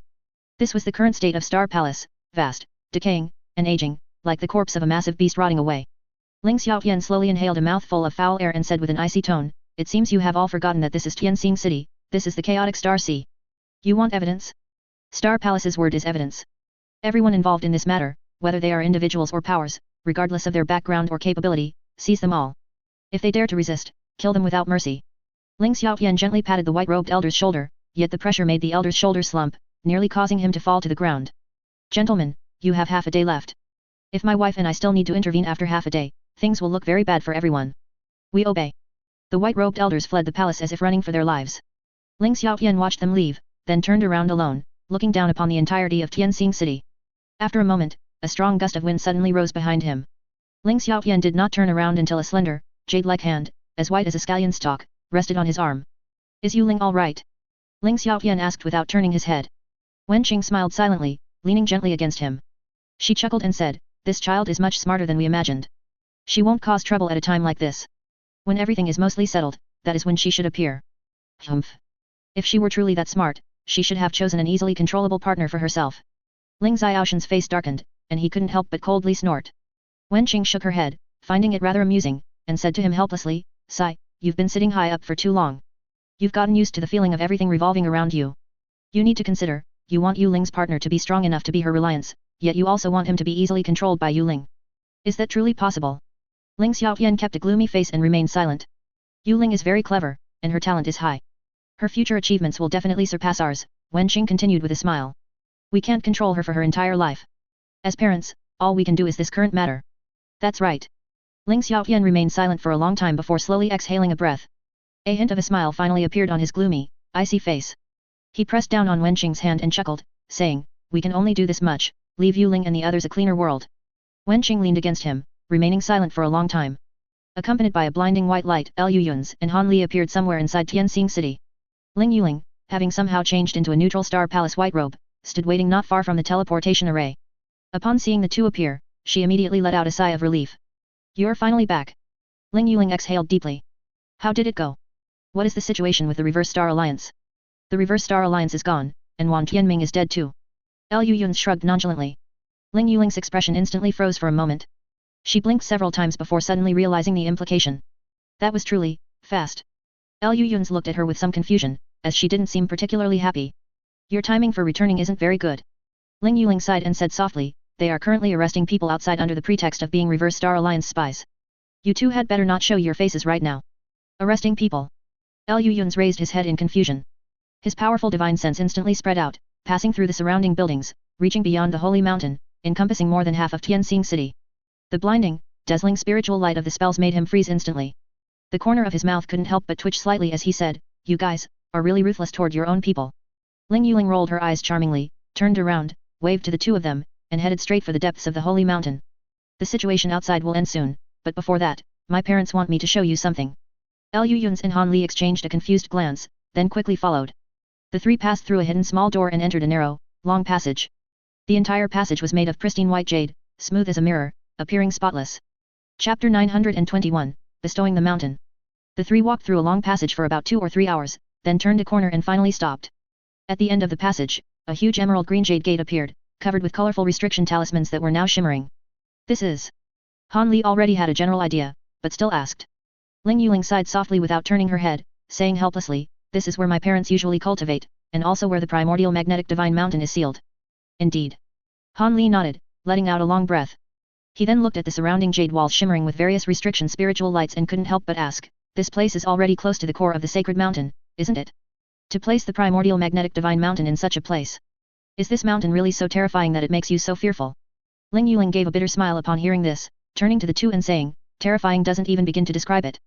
If a cultivator below the nascent soul stage mistakenly approaches this mountain, they will immediately suffer a spiritual power backlash, almost instantly putting their lives at risk. Only cultivators above the nascent soul stage can linger near the primordial magnetic mountain for a while longer, but not for too long, otherwise their cultivation will also be greatly damaged. Liu Yun stroked his chin curiously upon hearing this, his brow slightly furrowed as he asked, so, the primordial magnetic divine mountain also possesses the ability to resonate with 5 elements spiritual qi. I hadn't thought of that before. Han Li's eyes flickered a few times as he silently watched Ling Yuling's figure, then directly asked, fellow Daoist Ling, why did the two saints ask you to bring us here? May I ask you to speak frankly? Ling Yuling shrugged her shoulders in a rather masculine manner, smiling as she said to the two, since you're already here, I'll definitely tell you. Liu Yun's, my parents want to see if you are interested in the primal magnet divine light. Ah. Liu Yun's was stunned, subconsciously asking, they didn't find out about what you did back then. Ling Yuling rolled her eyes at him, saying helplessly, of course they found out. They confined me for 50 years because of it. But back then, I only took a piece of primordial magnetic divine stone for you. To try and master the primal magnet divine light with such a small piece of divine stone is undoubtedly wishful thinking. I just wanted you to have a little understanding of the primal magnet divine light first, and now there's an entire primordial magnetic divine mountain in front of you. Liu Yun's immediately waved his hand and said, not interested. His Tai-5 mist veil couldn't possibly be inferior to the primal magnet divine light, so there was no need to learn something that could accidentally kill him. Not to mention, just look at how the two sages of the Star Palace were messed up by this thing. Hearing Liu Yun's answer, Ling Yuling also let out a sudden sigh of relief, a relaxed expression appearing on her face. That's good. My parents probably didn't want you to get involved in the internal management system of the Star Palace so quickly, so they came up with this idea to temporarily stall you. Ling Yuling nonchalantly exposed her own parents' schemes, then looked at Han Li with a smile. Fellow Daoist Han, I wonder if you are interested in the primal magnet divine light. Han Li was startled, but then his gaze shifted between Liu Yun's and Ling Yuling, and he instantly understood. This matter was probably unrelated to him, but Ling Yuling had used a little trick to rope him in as well. Facing Han Li's strange gaze, Ling Yuling smiled somewhat awkwardly and said, fellow Daoist Han, it's not that Yuling intentionally schemed, it's just that my parents have invested too much effort into this primordial magnetic divine mountain. Even now, their minds are still trapped on this small primordial magnetic divine mountain. Ling Yuling's gaze lowered slightly, and she sighed, it's been hundreds of years. Ever since my father witnessed this mountain erupt from an underwater volcano during a journey in the outer sea, this primordial magnetic divine mountain became their heart demon. To move this mountain, my father expended immense effort. Even several core formation stage disciples had their cultivation greatly reduced because of it. Only then was this mountain moved beneath the sacred mountain. From that day on, their obsession grew day by day. I watched them slowly descend into the abyss, indulging in the immense power of the primal magnet divine light, unable to extricate themselves. But reality played a cruel joke on them. The primal magnet divine light cannot be cultivated to major achievement without all 5 elements spiritual roots. And by the time they discovered this, it was already too late to turn back. They were both incredibly talented individuals, their genius surpassing the entire chaotic star sea. Even the legendary soul transformation realm was not an unattainable goal for them, yet they squandered hundreds of years on a goal that was fundamentally impossible to achieve. By the time they looked back, everything was already too late. Hundreds of years of arduous cultivation, and all they gained was an invisible shackle. Fellow Daoist Han, if this mountain remains in the Star Palace, I fear that others will follow in their footsteps in the future. Ling Yuling sighed deeply and bowed to Han Li, saying, fellow Daoist Han, I wish to bestow this mountain upon you in the name of the future Star Palace Saint Lord. Han Li's mouth twitched slightly, just about to refuse. Just then, he suddenly froze stiff in place, an expression of disbelief on his face. After a long while, Han Li slowly nodded and said, since that's the case, then all right. Liu Yun's, what do you think? Liu Yun's immediately waved his hand and said, I have no objection, take it if you like. Seeing that the two had agreed, Ling Yuling let out a long sigh of relief, turned around, and with a lift of her fair wrist, a snow-white jade token appeared in her palm. She gently waved it towards the jade gate in front of them.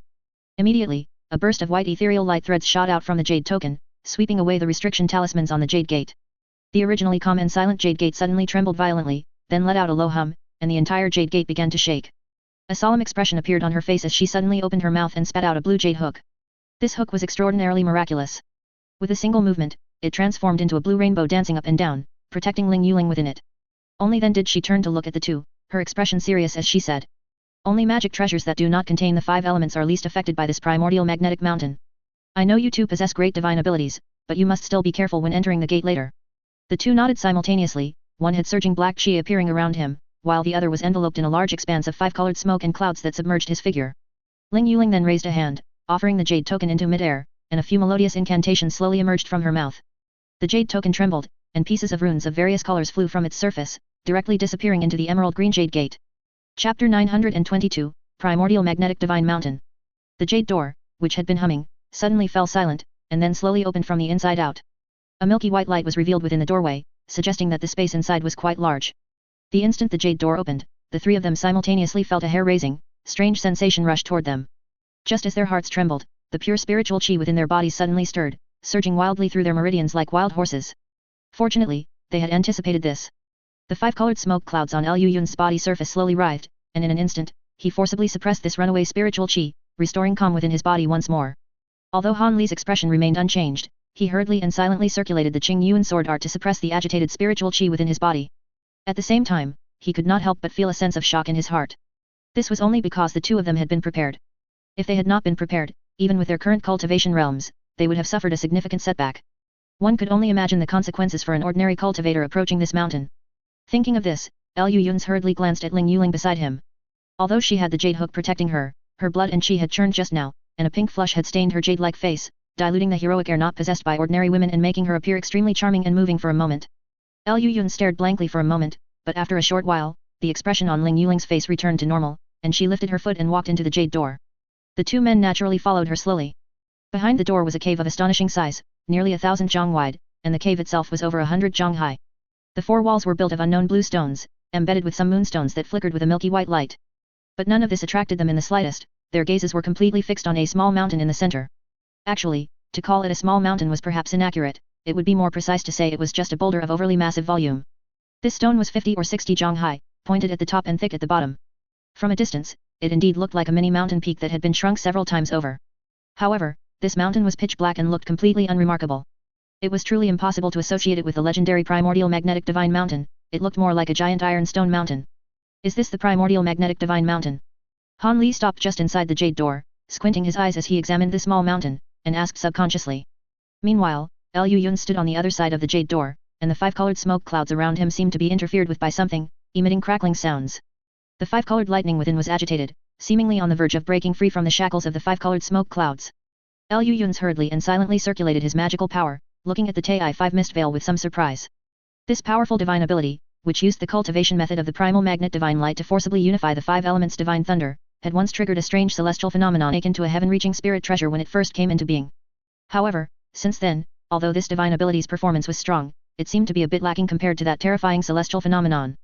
Even in terms of pure offensive power, it could not compare to the chaos lightning that Qing Li had created herself. Liu Yun had always thought that perhaps his own magical power had hindered this newly born, powerful divine ability, but now it seemed that the Tai-5 mist veil had not been completely refined at the time.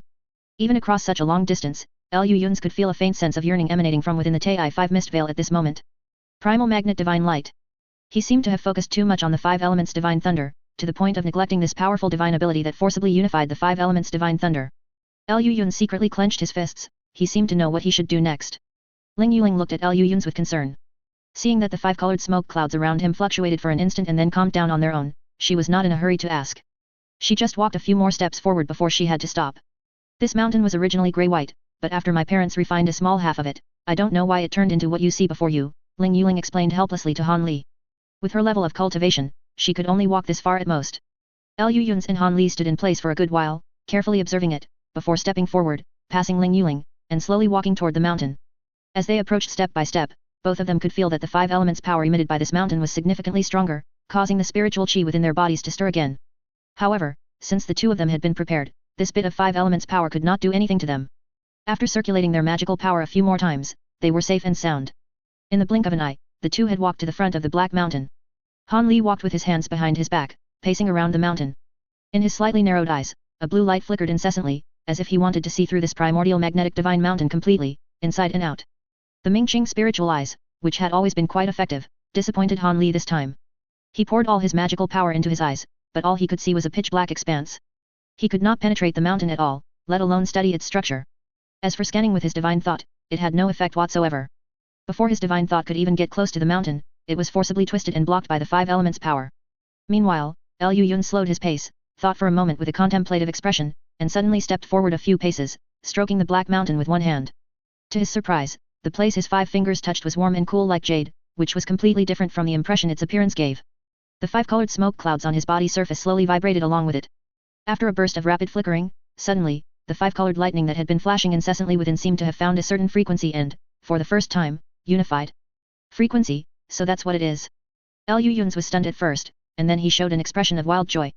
This caused Ling Yuling, who had been watching him, to look surprised, and she hurriedly asked, "What is it?" Liu Yun shook his head and said with a smile, "It's nothing, just a doubt that has been bothering me has been resolved." Ling Yuling frowned slightly.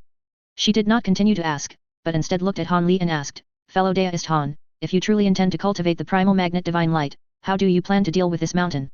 Unless a cultivator has cultivated the primal magnet divine light, moving this primordial magnetic divine mountain alone is extremely slow.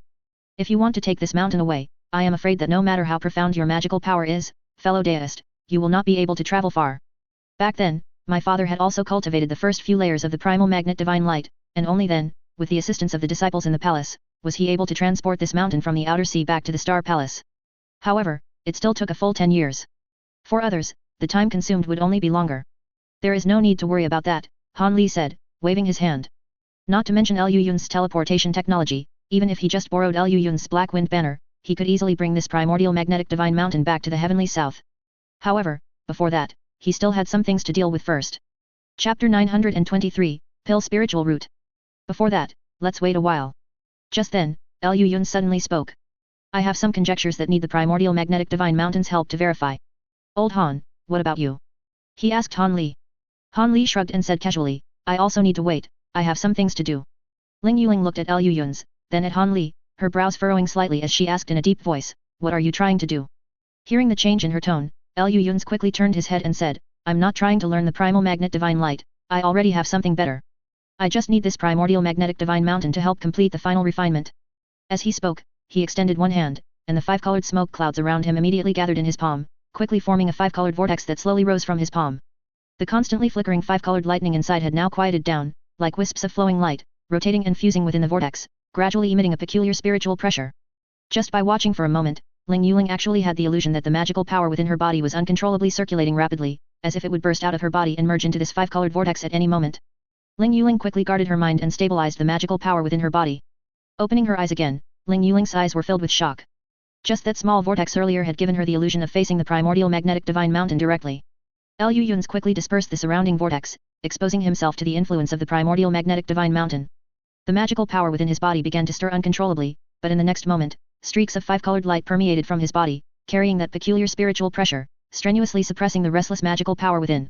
Liu Yun's immediately sat down cross-legged, surrounded by smoke clouds. At the same time, the entire primordial magnetic divine mountain also began to stir inexplicably. The five-colored smoke clouds and the primordial magnetic divine mountain, at this distance, actually showed a strange resonance. Yuling. Liu Yun's calm voice awakened Ling Yuling from her surprise. He sat cross-legged on the ground, veins bulging on his face, covered in cold sweat, but his eyes were filled with a sense of exhilaration. He could feel that, under the pull of the primordial magnetic divine mountain, the Tai-5 mist veil, which was still a semi-finished product, was rapidly taking shape. The five elements lightning, which had resonated within it year-round, was also beginning to thoroughly fuse under the influence of the primal magnet divine light's special frequency. I'll probably be in seclusion here for a while. If anything comes up, just find third brother and fourth brother. As he spoke, the figures of third brother and fourth brother emerged from behind him. One was surrounded by black light, and the other wore black armor, enveloped in black and red evil chi, easily blocking the influence of the primordial magnetic divine mountain. Liu Yun's turned around, looked at Ling Yuling's worried expression, and said with a slight smile, Don't worry, this is a good thing. It also gives more time for my father-in-law and mother-in-law. Ling Yuling's face flushed, and she gave him an exasperated yet amused glare. Then her gaze swept over third brother and fourth brother, these two Liu Yun's with vastly different temperaments, and her expression became somewhat complex. Are these two, both your incarnations? Ling Yuling couldn't help but ask. Sort of incarnations, clones, friends, subordinates. Fourth brother chimed in, shrugging, you can interpret it however you like. Third brother nodded, acknowledging the greeting. Han Li kindly walked over and advised, don't overthink it, just accept it. Ling Yuling blinked, took a slow, deep breath, and said helplessly to the group, all right, but Liu Yun's, let's get one thing straight. If you dare to run this time, then we'll chop him into 8 pieces and bring him back to you. Fourth brother promised decisively. Liu Yun's also cooperatively raised his hand and said, I promise not to fight back. Ling Yuling glared at them exasperatedly, turned, and walked out of the Jade Gate, simultaneously waving her hand to reactivate the mechanism on the door. She stood with her back to the Jade Gate, silently for a long time, before slowly letting out a breath and transforming into a white escape lights, disappearing from sight. Inside the Jade Gate, watching Ling Yuling leave, Liu Yun's finally relaxed and gradually began to release his suppression of the magical power within his body, using the Ti-5 mist veil to slowly sense the changes occurring in his magical power when influenced by the primordial magnetic divine mountain. Meanwhile, Han Li stood on the other side, gazing up at the primordial magnetic divine mountain, blue light flickering in his eyes. He still hadn't given up on using his Ming-Qing spiritual eyes to discern the true nature of the primordial magnetic divine mountain. However, this divine mountain was truly extraordinary. Under the influence of that invisible force, even a cultivator's divine sense and spiritual chi would be distorted and disintegrated, let alone spiritual eye spells. After watching for a while, Han Li finally stopped the blue light in his eyes with a sigh of helplessness. Old Han, your spiritual root attribute is a 4 spiritual root. The primal magnet divine light can only be cultivated by those with complete 5 elements spiritual roots. Do you have a way to complete your spiritual root? Liu Yun's gradually adapted to the influence of the primordial magnetic divine mountain and was able to spare some attention to ask Han Li. Han Li pondered for a moment, then nodded and said, Silver Moon just told me about this. She said that someone in the spirit realm long ago created a secret art that uses specially made Yao Beast inner cores to replace missing spiritual roots. This kind of spiritual root is also called a pill spiritual root. Its effect is naturally inferior to a true spiritual root, but it's not a problem for cultivating other attribute cultivation techniques. However, this pill spiritual root is only useful for cultivators who already possess other attribute spiritual roots. Mortals cannot refine a pill spiritual root. Besides that, there was another artifact spiritual root in the spirit realm before, which used certain magical artifact treasures to replace the effect of a spiritual root. But this method of refining artifacts into spiritual roots not only took too long but also carried immense danger once successfully refined. Hence, it has been lost in the spirit realm. Liu Yun's nodded slightly, then refocused his attention on the primordial magnetic divine mountain before him. This, however, somewhat surprised Han Li. Given Liu Yun's personality, upon learning of such novel technology, even if he couldn't use it himself, he should have inquired thoroughly. Why did he gloss over it so simply this time? He didn't know that Liu Yun's had already learned about the spirit realm's acquired spiritual root technology through Heavenly Venerable Han Li's benevolent incarnation. Since mortals could acquire spiritual roots through certain means, it would only be easier for cultivators who already possessed spiritual roots to obtain other attribute spiritual roots, which wasn't too strange. So you want to get yourself a pill spiritual root? Liu Yun's asked with his eyes closed. Since the artifact spiritual root technology had been lost, the pill spiritual root was Han Li's only choice. Han Li pondered for a moment, nodded silently, and suddenly asked, Old Liu, how is Qing Li doing? Chapter 924, 5-Colored Radiant Light. Several days later, the turmoil in Tianxing City gradually calmed down, and the sea routes of the inner sea slowly resumed circulation, followed by all sorts of news, both true and false. The life and death battle between the Star Palace and the Reverse Star Alliance not only happened unexpectedly early, but also resulted in a great victory in a way that stunned most people. It is said that the Reverse Star Alliance army, led by Six Paths Extreme Sage and Third Ant Wan, didn't even manage to approach Tianxing City before running head-on into celestial ascetic Liu Yun's, who was once famous and has now returned as a late nascent soul great cultivator. The result was the demise of Six Paths Extreme Sage and Third Ant Wan. The Reverse Star Alliance army suffered heavy losses, and the entire alliance disintegrated overnight.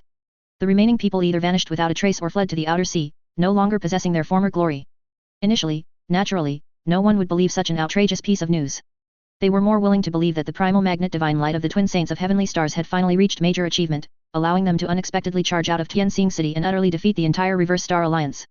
However, over the next few months, the Star Palace dispatched teams of personnel who began recovering their lost territory while simultaneously hunting down the remaining high-level cultivators of the Reverse Star Alliance, actually counterattacking all the way to the Reverse Star Alliance's former main base. After that, the Star Palace regained control of the Inner Star Sea, and all other major and minor forces once again expressed their submission to the Star Palace. And the news that Venerable Tian Mu, Liu Yun's, had advanced to the late nascent soul stage and killed the two great cultivators, Six Paths Extreme Sage and Third Ant Wan, in one fell swoop during the Great Battle, was subsequently officially confirmed by the Star Palace. In an instant, the entire chaotic star sea was shaken. The twin saints of heavenly stars were already godlike existences in the eyes of the cultivators of the chaotic star sea, and Six Paths Extreme Sage and Third Ant Wan, who were capable of rivaling them, were needless to say, equally lofty and representative of deities. And now, these two great cultivators, who had dominated the chaotic star sea for hundreds of years and whose prestige echoed throughout the inner sea and outer sea, had died so lightly at the hands of the same person. For some reason, everyone unexpectedly thought of Immortal Tianjing from back then. The same loose cultivator background, the same immense divine ability, and even their rumored temperaments bore a certain similarity. For a time, the news that Liu Yun's was a descendant of Immortal Tianjing, originating from some busybody, spread rapidly and gained widespread acceptance. Following this, the Star Palace suddenly announced a major event to the outside world. The great cultivator Venerable Tian Mu, Liu Yun's, had officially joined the Star Palace, becoming an elder within the Star Palace, and would marry Ling Yuling, the only daughter of the two sages of the Star Palace, on an auspicious day. On the day of the grand wedding, all major and minor forces across the entire chaotic star sea would be invited to gather in Tianxing City to observe the ceremony. Regarding this, the various major and minor forces that received invitations naturally had mixed feelings for a time, but few were overly surprised. After all, for such a powerful figure with immense divine ability to appear out of nowhere and solve the Star Palace's greatest enemy immediately, saying he had no connection to the Star Palace would simply be insulting everyone's intelligence. And winning over such a late nascent soul great cultivator, one with extraordinary talent, profound cultivation, immense divine ability, and who was still relatively young, undoubtedly required capital. Without a doubt, the only daughter of the twin saints of heavenly stars possessed that kind of capital. The only thing that gave everyone a headache was what attitude they should adopt when facing this future lord of the Star Palace. For them, this was undoubtedly a major event that would determine the future of their sex. And for the Star Palace cultivators also located within Tianxing City, this directly concerned their lives and livelihoods. The Star Palace cultivators of the Ling Yuling faction, led by Bai Ruxi, Zhao Yushuan, and others, felt like they were walking on air during this period. As the only daughter of the two sages of the Star Palace, Ling Yuling naturally held legal sovereignty over the Star Palace. However, the cultivation world is ultimately a place where power trumps all else. Ling Yuling's biggest problem previously was that her cultivation and divine ability simply couldn't suppress the elders below the two sages of the Star Palace. While the two sages of the Star Palace were present, they could offer her some assistance, but they were helpless regarding the isolated position of her subordinates. After all, the two saints were confined to Tianxing City and could not leave. In the matter of resisting the Reverse Star Alliance, they still needed the nascent soul elders to exert more effort, and thus even had to make some compromises, which made the situation of these people even more difficult. Many simply defected from the Ling Yuling faction. The rest were merely struggling to hold on. Everyone knew that the two sages of the Star Palace did not have much time left. Once the two saints passed away, Ling Yuling would absolutely be unable to suppress these people. The vast majority of her subordinates who had managed to hold on until now did so out of loyalty to the two sages of the Star Palace or to Ling Yuling herself. And now, the Reverse Star Alliance was annihilated almost instantly, and Ling Yuling, who previously lacked sufficient cultivation and divine ability, suddenly gained a husband who could easily crush everyone. It is imaginable how frustrated these people were before, and how arrogant they are now. As for everyone else, anyone who had crossed the line had basically died in the previous Great Purge, and the remaining people could only watch the Ling Yuling faction strut around, secretly regretting their past actions. But the only problem was that, for some unknown reason, although this period should have been the most glorious for the two Star Palace heirs, everyone only saw Ling Yuling busy handling the massive internal power vacuum within the Star Palace, and no one saw Liu Yun's make an appearance. It seemed this person had simply vanished after resolving the matters related to the Reverse Star Alliance. Inside the Sacred Mountain, a continuously spreading yet instantly collapsing five-colored smoke cloud engulfed everything. The five-colored smoke cloud seemed to transform into a massive, rotating vortex, accompanied by the rumbling sound of thunder. Inside, streaks of five-colored, mixed chaos lightning constantly flickered, yet were instantly decomposed, digested, and integrated into the five-colored smoke cloud by some invisible power. Han Li sat cross-legged within the Jade Gate, blue light flickering in his eyes, examining the five-colored smoke cloud without pause. In his line of sight, countless five elements divine thunder streaks, as fine as dust, formed this continuously generating and annihilating five-colored smoke cloud. Under the influence of some strange power, they gradually began to shed the appearance of divine thunder, combining and fusing into a strange existence. As the five-colored vortex continuously rotated, the sound of thunder gradually diminished, and the chaos lightning flashing inside also began to dim. The five-colored smoke cloud began to gradually dissipate, transforming from dense smoke into a kind of pure spiritual light. Finally, a huge phantom image of a five-colored peacock flashed across the air. The next moment, the smoke cloud inverted, infinite lightning burst forth from it, and rapidly self-annihilated, blooming into streaks of five-colored radiant light like a light screen. Within this dazzling five-colored radiant light, Liu Yun sat cross-legged atop the primordial magnetic divine mountain and slowly opened his eyes. Chapter 925, Sparring. Liu Yun opened his eyes, and two beams of five-colored light, appearing almost tangible, burst forth from them. It took nearly half an hour before the light in his eyes gradually faded away. The next moment, the dazzling, brilliant five-colored light screen surrounding him slowly transformed, turning into a mist of five-colored light that emitted a faint glow. Liu Yun slightly raised his hand, and this five-colored light mist immediately coiled around his arm as if it had a life of its own. It looked delicate and plain on the outside, appearing like a mere phantom formed of light, making it difficult to see clearly. This is the true Tai-5 mist veil. Liu Yun gazed at the five-colored light mist before him, speaking with a faint smile on his lips. He closed his eyes and looked inward at his nascent soul. At this very moment, within his unique nascent soul, the five elements spirit infants that acted as the five organs to transport spiritual chi were all shrouded in wisps of five-colored light mist. There were even faint signs of some kind of melting, as if they were merging into his nascent soul. Watching this scene, for some reason, Liu Yun suddenly thought of a special divine ability of a soul transformation stage cultivator.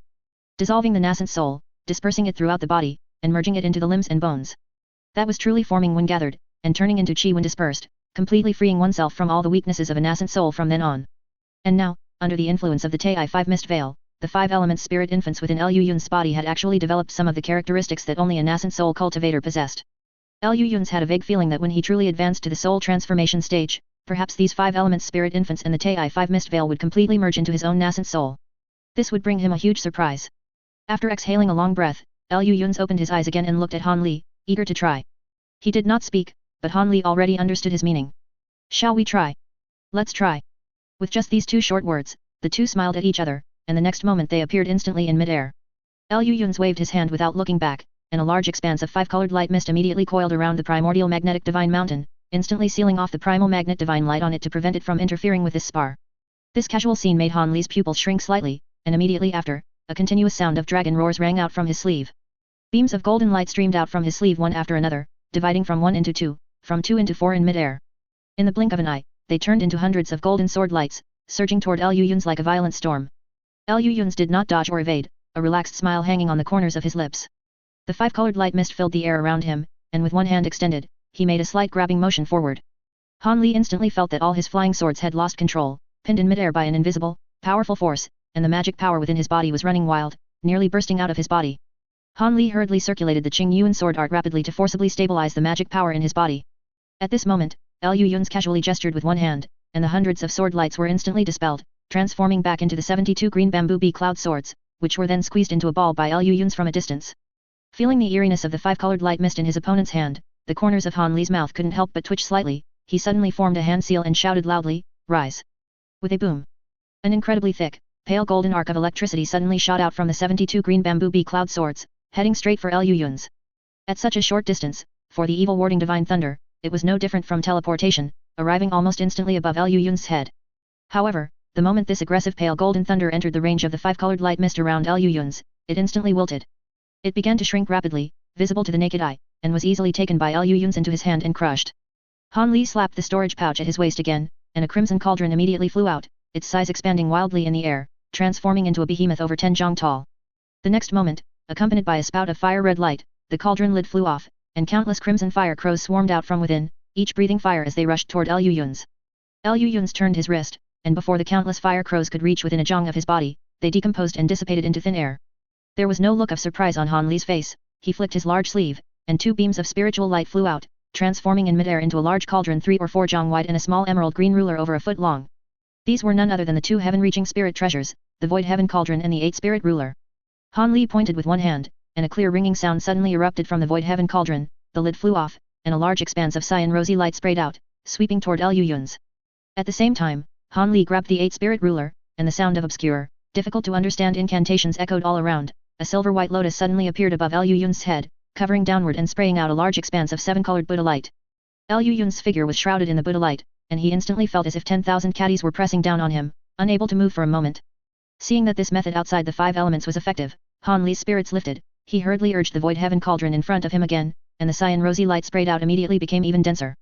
Liu Yun's eyes moved, and the 5-colored light mist around his body rose, transforming in midair into an incredibly smooth round mirror, which then trembled slightly, spraying out a beam of 5-colored light that appeared almost tangible, heading straight for the silver white lotus above his head. At the same time, a large expanse of cyan rosy light was already before him. The 5-colored light mist around Liu Yun's changed, instantly condensing into several 5-colored shields to block in front of him. The cyan rosy light collided with these 5-colored shields, actually emitting the sound of metal clashing, just like two armies slaughtering each other. Facing the incoming 5-colored light beam, the silver white lotus above his head trembled slightly, and silver white lotus petals fell from it, transforming into the phantoms of 8 spirit beasts in the surroundings. These 8 spirit beast phantoms opened their mouths simultaneously, spraying out 8 light beams of different colors to meet the 5-colored light beam. The two sides collided, and surprisingly, the 5-colored light beam was defeated in one blow, scattering into a large expanse of 5-colored light dots that filled the surroundings. Before Han Li could rejoice, he saw the large expanse of 5-colored light dots expanding and contracting, then suddenly exploding, bursting forth with countless beams of 5-colored spiritual light. Under the influence of this 5-colored radiance, the 8 spirit beast phantoms seemed to instantly become as if burdened by 10,000 caddies, and the silver white lotus above also suddenly sank, instantly freezing in midair, unable to move a single bit. At this moment, Liu Yun suddenly reached out and pointed a finger. The 5-colored shields that were confronting the cyan rosy light suddenly dispersed, and the large expanse of cyan rosy light drove straight in, heading directly for Liu Yun's. Before this cyan rosy light could get close, the 5-colored light mist was already filling the air around Liu Yun's. The speed at which the cyan rosy light spread instantly slowed, and it gradually shrank, being dismembered and separated piece by piece by the 5-colored radiance. Seeing this scene, Han Li's pupil shrank, and the late nascent soul stage puppet behind him instantly appeared, holding the 4-flame fan, and fiercely swung it toward Liu Yun's. 4-colored radiance instantly rose, and a 4-colored firebird emerged from the fan's surface, heading straight for Liu Yun's. Chapter 926, Dragon Island. Watching the 4-colored firebird rush toward him, Liu Yun's eyebrow twitched slightly. He strongly suspected that this bastard was deliberately taking this opportunity to retaliate. He stretched out a hand. Before the 4-colored firebird could react, it burst apart entirely, transforming into a dazzling, four-colored halo of light that silently spread toward Liu Yun's. Five-colored mist enveloped Liu Yun's. Before the dazzling four-colored halo could reach within 30 feet of him, it dissipated into thin air. The large expanse of four-colored halo reformed into four-colored flames. Wrapped by the five-colored mist, they coiled around Liu Yun's arm like tame little snakes. He grabbed them and immediately tossed them toward the sky without looking back.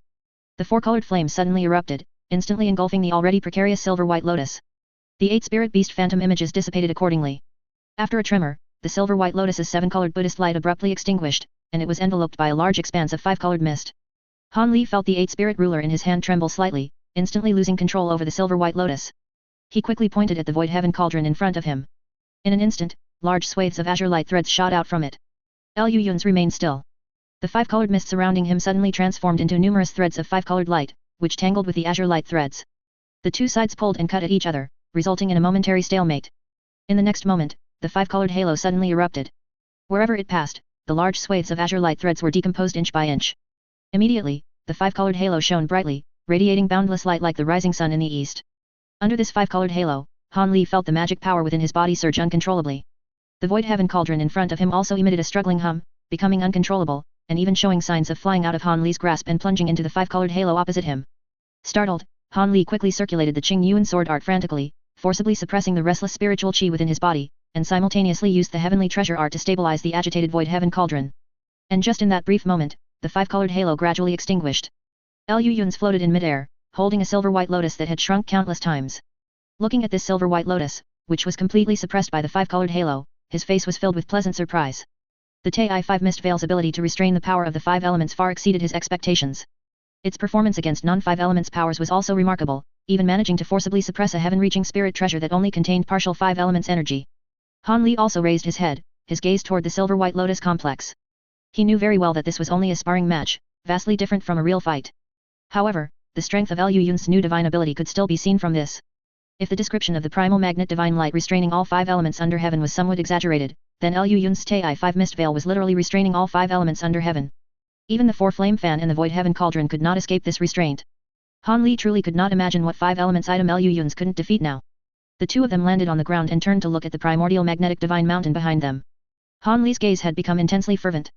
He knew very well that Liu Yun's Tai-5 Mist Veil was difficult to replicate, but the primal magnet divine light, which served as the prototype for the Tai-5 Mist Veil, was only one step away for him. The integration of the 5 elements. Han Li murmured to himself. Liu Yun's immediately understood what he meant. Standing beside him with his hands on his hips, he muttered. Qing Li and the others should have arrived at Dragon Island by now, right? In the outer sea of the chaotic Star Sea, within a massive, perpetual storm. The sky-high gales lifted tens of thousands of tons of seawater, sucking it high into the sky before crashing it down heavily, stirring up boundless, monstrous waves. Amidst the roaring of endless thunder, the ink-black thunder clouds seemed to be burning fiercely, emitting scorching and brilliant lightning. Large swathes of storm clouds swirled, forming a gigantic, funnel-shaped mass above the sea surface. The next moment, several incredibly colossal beasts suddenly burst forth from the middle of this endless storm and thunder. These giant beasts soared into the sky, weaving between the gale and thunder, harnessing monstrous waves capable of destroying everything, revealing their terrifying true forms amidst the incessant lightning. Covered in scales, their bodies were hundreds of yards long. As they moved, they seemed to carry infinite power, ready to dance with this natural disaster. These dragon-like giant beasts tore through the dark clouds, their winding, slender bodies completely ignoring this deadly area, plunging straight into the deepest part of the dark clouds. Among these dozen or so flood dragons, the most conspicuous were the two leading giant beasts. Both of these giant beasts were over 300 yards long. At first glance, they looked like prehistoric behemoths that had transmigrated from the primordial era. One was entirely forged of gold, with massive golden scales flashing with dazzling light, seemingly indestructible. The other was emerald green all over, its scales as exquisite and magnificent as jadeite, and it bore a pair of 5-colored dragon horns on its head, truly appearing like the azure dragon of myth and legend reappearing in the world. These two giant beasts, one on the left and one on the right, led the dozen or so flood dragons through the heavy dark clouds. The next moment, their vision suddenly brightened. Accompanied by warm sunlight, an incredibly massive island appeared before the many flood dragons. The island was long and winding overall, resembling a dragon shape. Looking out, it seemed to stretch endlessly, truly like a continent. This was Dragon Island, the ancestral land of the Flood Dragon clan in the chaotic Star Sea. The place of legacy for all flood dragons. Qing Li stared blankly at the massive island. Within her bloodline, something deeply hidden seemed to awaken instantly, calling her to reach Dragon Island, the Flood Dragon legacy land, as soon as possible. The Golden Flood Dragon King glanced briefly with his demonic eyes, a smile immediately appearing at the corner of his mouth. He abruptly charged toward the dragon head position on the island, simultaneously shouting, "Ring the dragon suppressing bell." Qing Li was slightly stunned. Seeing the Golden Flood Dragon King descend toward Dragon Island, she quickly followed him. Many shape-shifted flood dragons transformed into human form in the air and rapidly approached Dragon Island. Only then did Qing Li clearly see that a massive palace-type structure was situated at the dragon head position of Dragon Island. It was entirely gilded, and the interior seemed to be made of some kind of glazed materials, shimmering with dazzling light under the sun. Qing Li liked this place almost instantly. She nearly forgot her dragon dignity and wanted to pounce on it, and even her vertical pupils dilated to fill her entire eye sockets. In front of the palace was a massive plaza, surrounded by various sculptures. Upon closer inspection, they were all statues of half-human, half-flood dragon figures, each with a majestic posture, lifelike, as if they were living beings. Standing in the plaza, Qing Li looked at the surrounding half-human, half-flood dragon shape-shifted flood dragons, and then looked at her own appearance, which was almost identical to a human's. She actually felt a sense of being out of place here. And right at that moment, a muffled bell sound suddenly rang out from inside the palace. Chapter 927, Dragon Ancestor. A dull, powerful bell chime echoed between heaven and earth. Every toll felt like a punch to Qing Li's chest. Like a special restriction connected to her bloodline, it made her heart feel heavy, causing her to subconsciously mobilize the spiritual qi within her body, transforming it into a layer of chaos lightning to protect herself. The influence brought by the bell chime was instantly weakened to the point of being almost unnoticeable, allowing Qing Li the energy to look around. Looking out, thousands of flood dragons were gathering from all directions. Almost none of these flood dragons were below the 6th rank. Outside, they were all high-ranking flood dragons capable of striking fear into people. Among them were even dozens of shape-shifted flood dragons, who transformed into half-human, half-dragon beings mid-air before landing on the square. As for the 6th and 7th rank flood dragons who were still unable to shapeshift, they hovered densely in the air, practically blocking the entire sky. All the flood dragons looked at Qing Li in surprise. A suddenly appearing 10th rank jade flood dragon. This was enough to change too many things. Several 9th rank flood dragons looked at each other, intending to go and make acquaintance, but seeing the person opposite enveloped in lightning, she seemed somewhat unapproachable. A moment later, the dull bell inside the palace chimed exactly 72 times. The Golden Flood Dragon King then slowly walked out of the palace, his gaze sweeping over the dozens of shape-shifted flood dragons in the square, a cold smile gradually appearing at the corner of his mouth. Greetings, Clan Chief. On the square, dozens of shape-shifted flood dragons bowed in unison. Only Qing Li remained standing, staring at the Golden Flood Dragon King without saying a word. A cold light flashed in the Golden Flood Dragon King's pair of dragon eyes, but he still smiled and waved his hand, saying, "Rise." He walked to the front of the square and beckoned to Qing Li. Qing Li immediately walked to his side, her face tight, clutching the jade pendant at her waist tightly in her hand, remaining silent. This proactive attack against the humans yielded great rewards for us. Not only did we successfully retrieve the Brahma Saint True Fragment recording the 3 Brahma Saint arts, but we also brought back a clanswoman who was separated from us years ago. This Qing Li cultivated alone for many years and has now finally returned to our Flood Dragon clan. Speaking of this, the Golden Flood Dragon King actually laughed uproariously, his laughter traveling far and wide, shaking the air slightly and producing bursts of explosive sound. Leaving aside the potential for power transfer, the addition of a 10th rank Flood Dragon was undoubtedly of great benefit to the Flood Dragon clan. At the very least, after this news spread, those small clans that were previously wavering between the two races would have to reconsider which side they should stand on. After the Golden Flood Dragon King finished laughing, he looked kindly at Qing Li. Upon seeing her face, which was identical to a human's, he subconsciously snorted before continuing, "Qing Li, you contributed the most to retrieving the Brahma Saint True Fragment this time.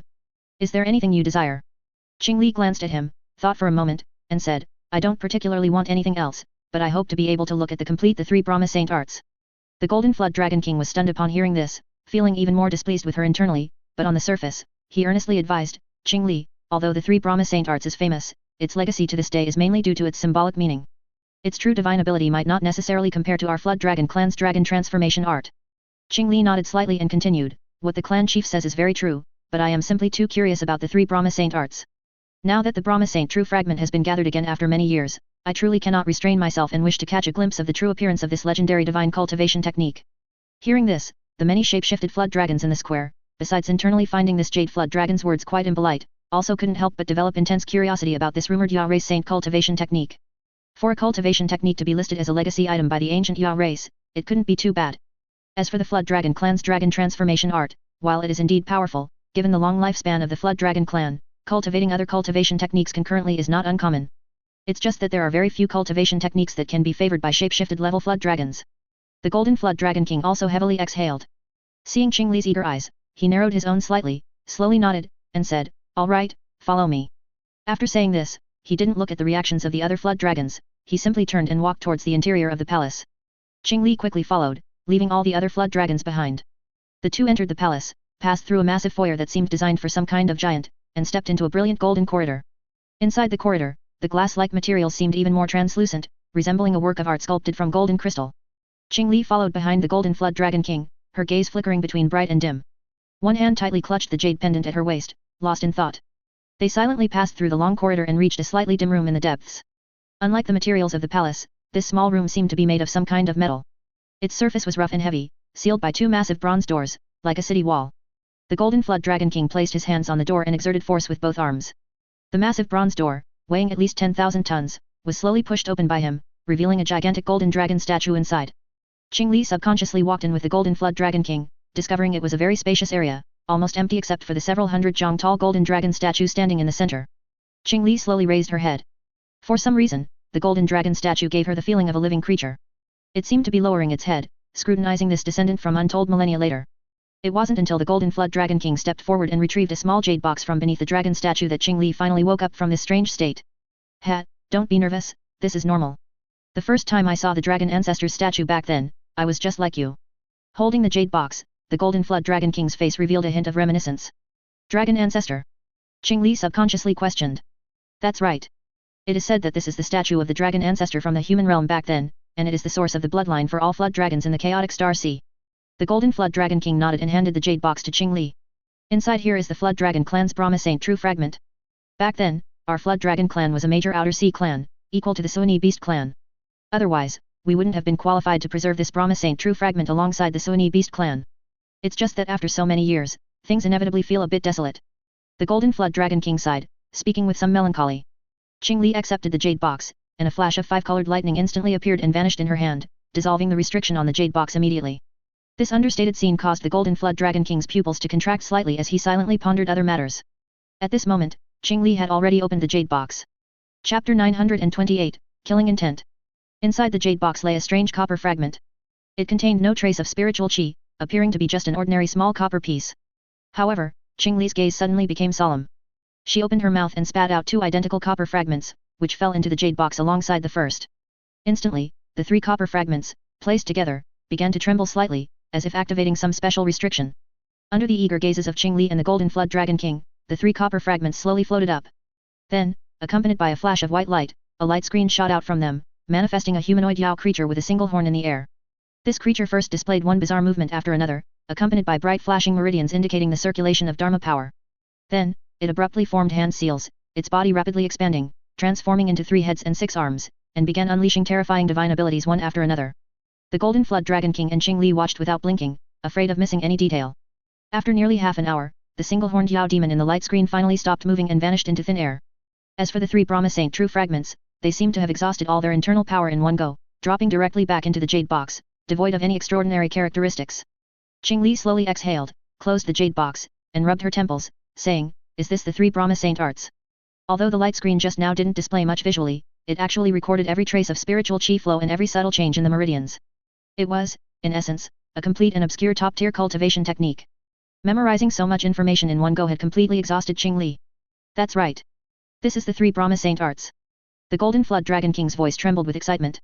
At this moment, no thoughts of seizing power, losing authority, or threats from his own clan could compare to the shock and elation in his heart. This was the 3 Brahma Saint arts, the Ya race's clan-protecting treasure passed down since the ancient era. For tens of thousands of years, the 3 Brahma Saint arts had been scattered across the lands and had long vanished from the hands of the Ya race.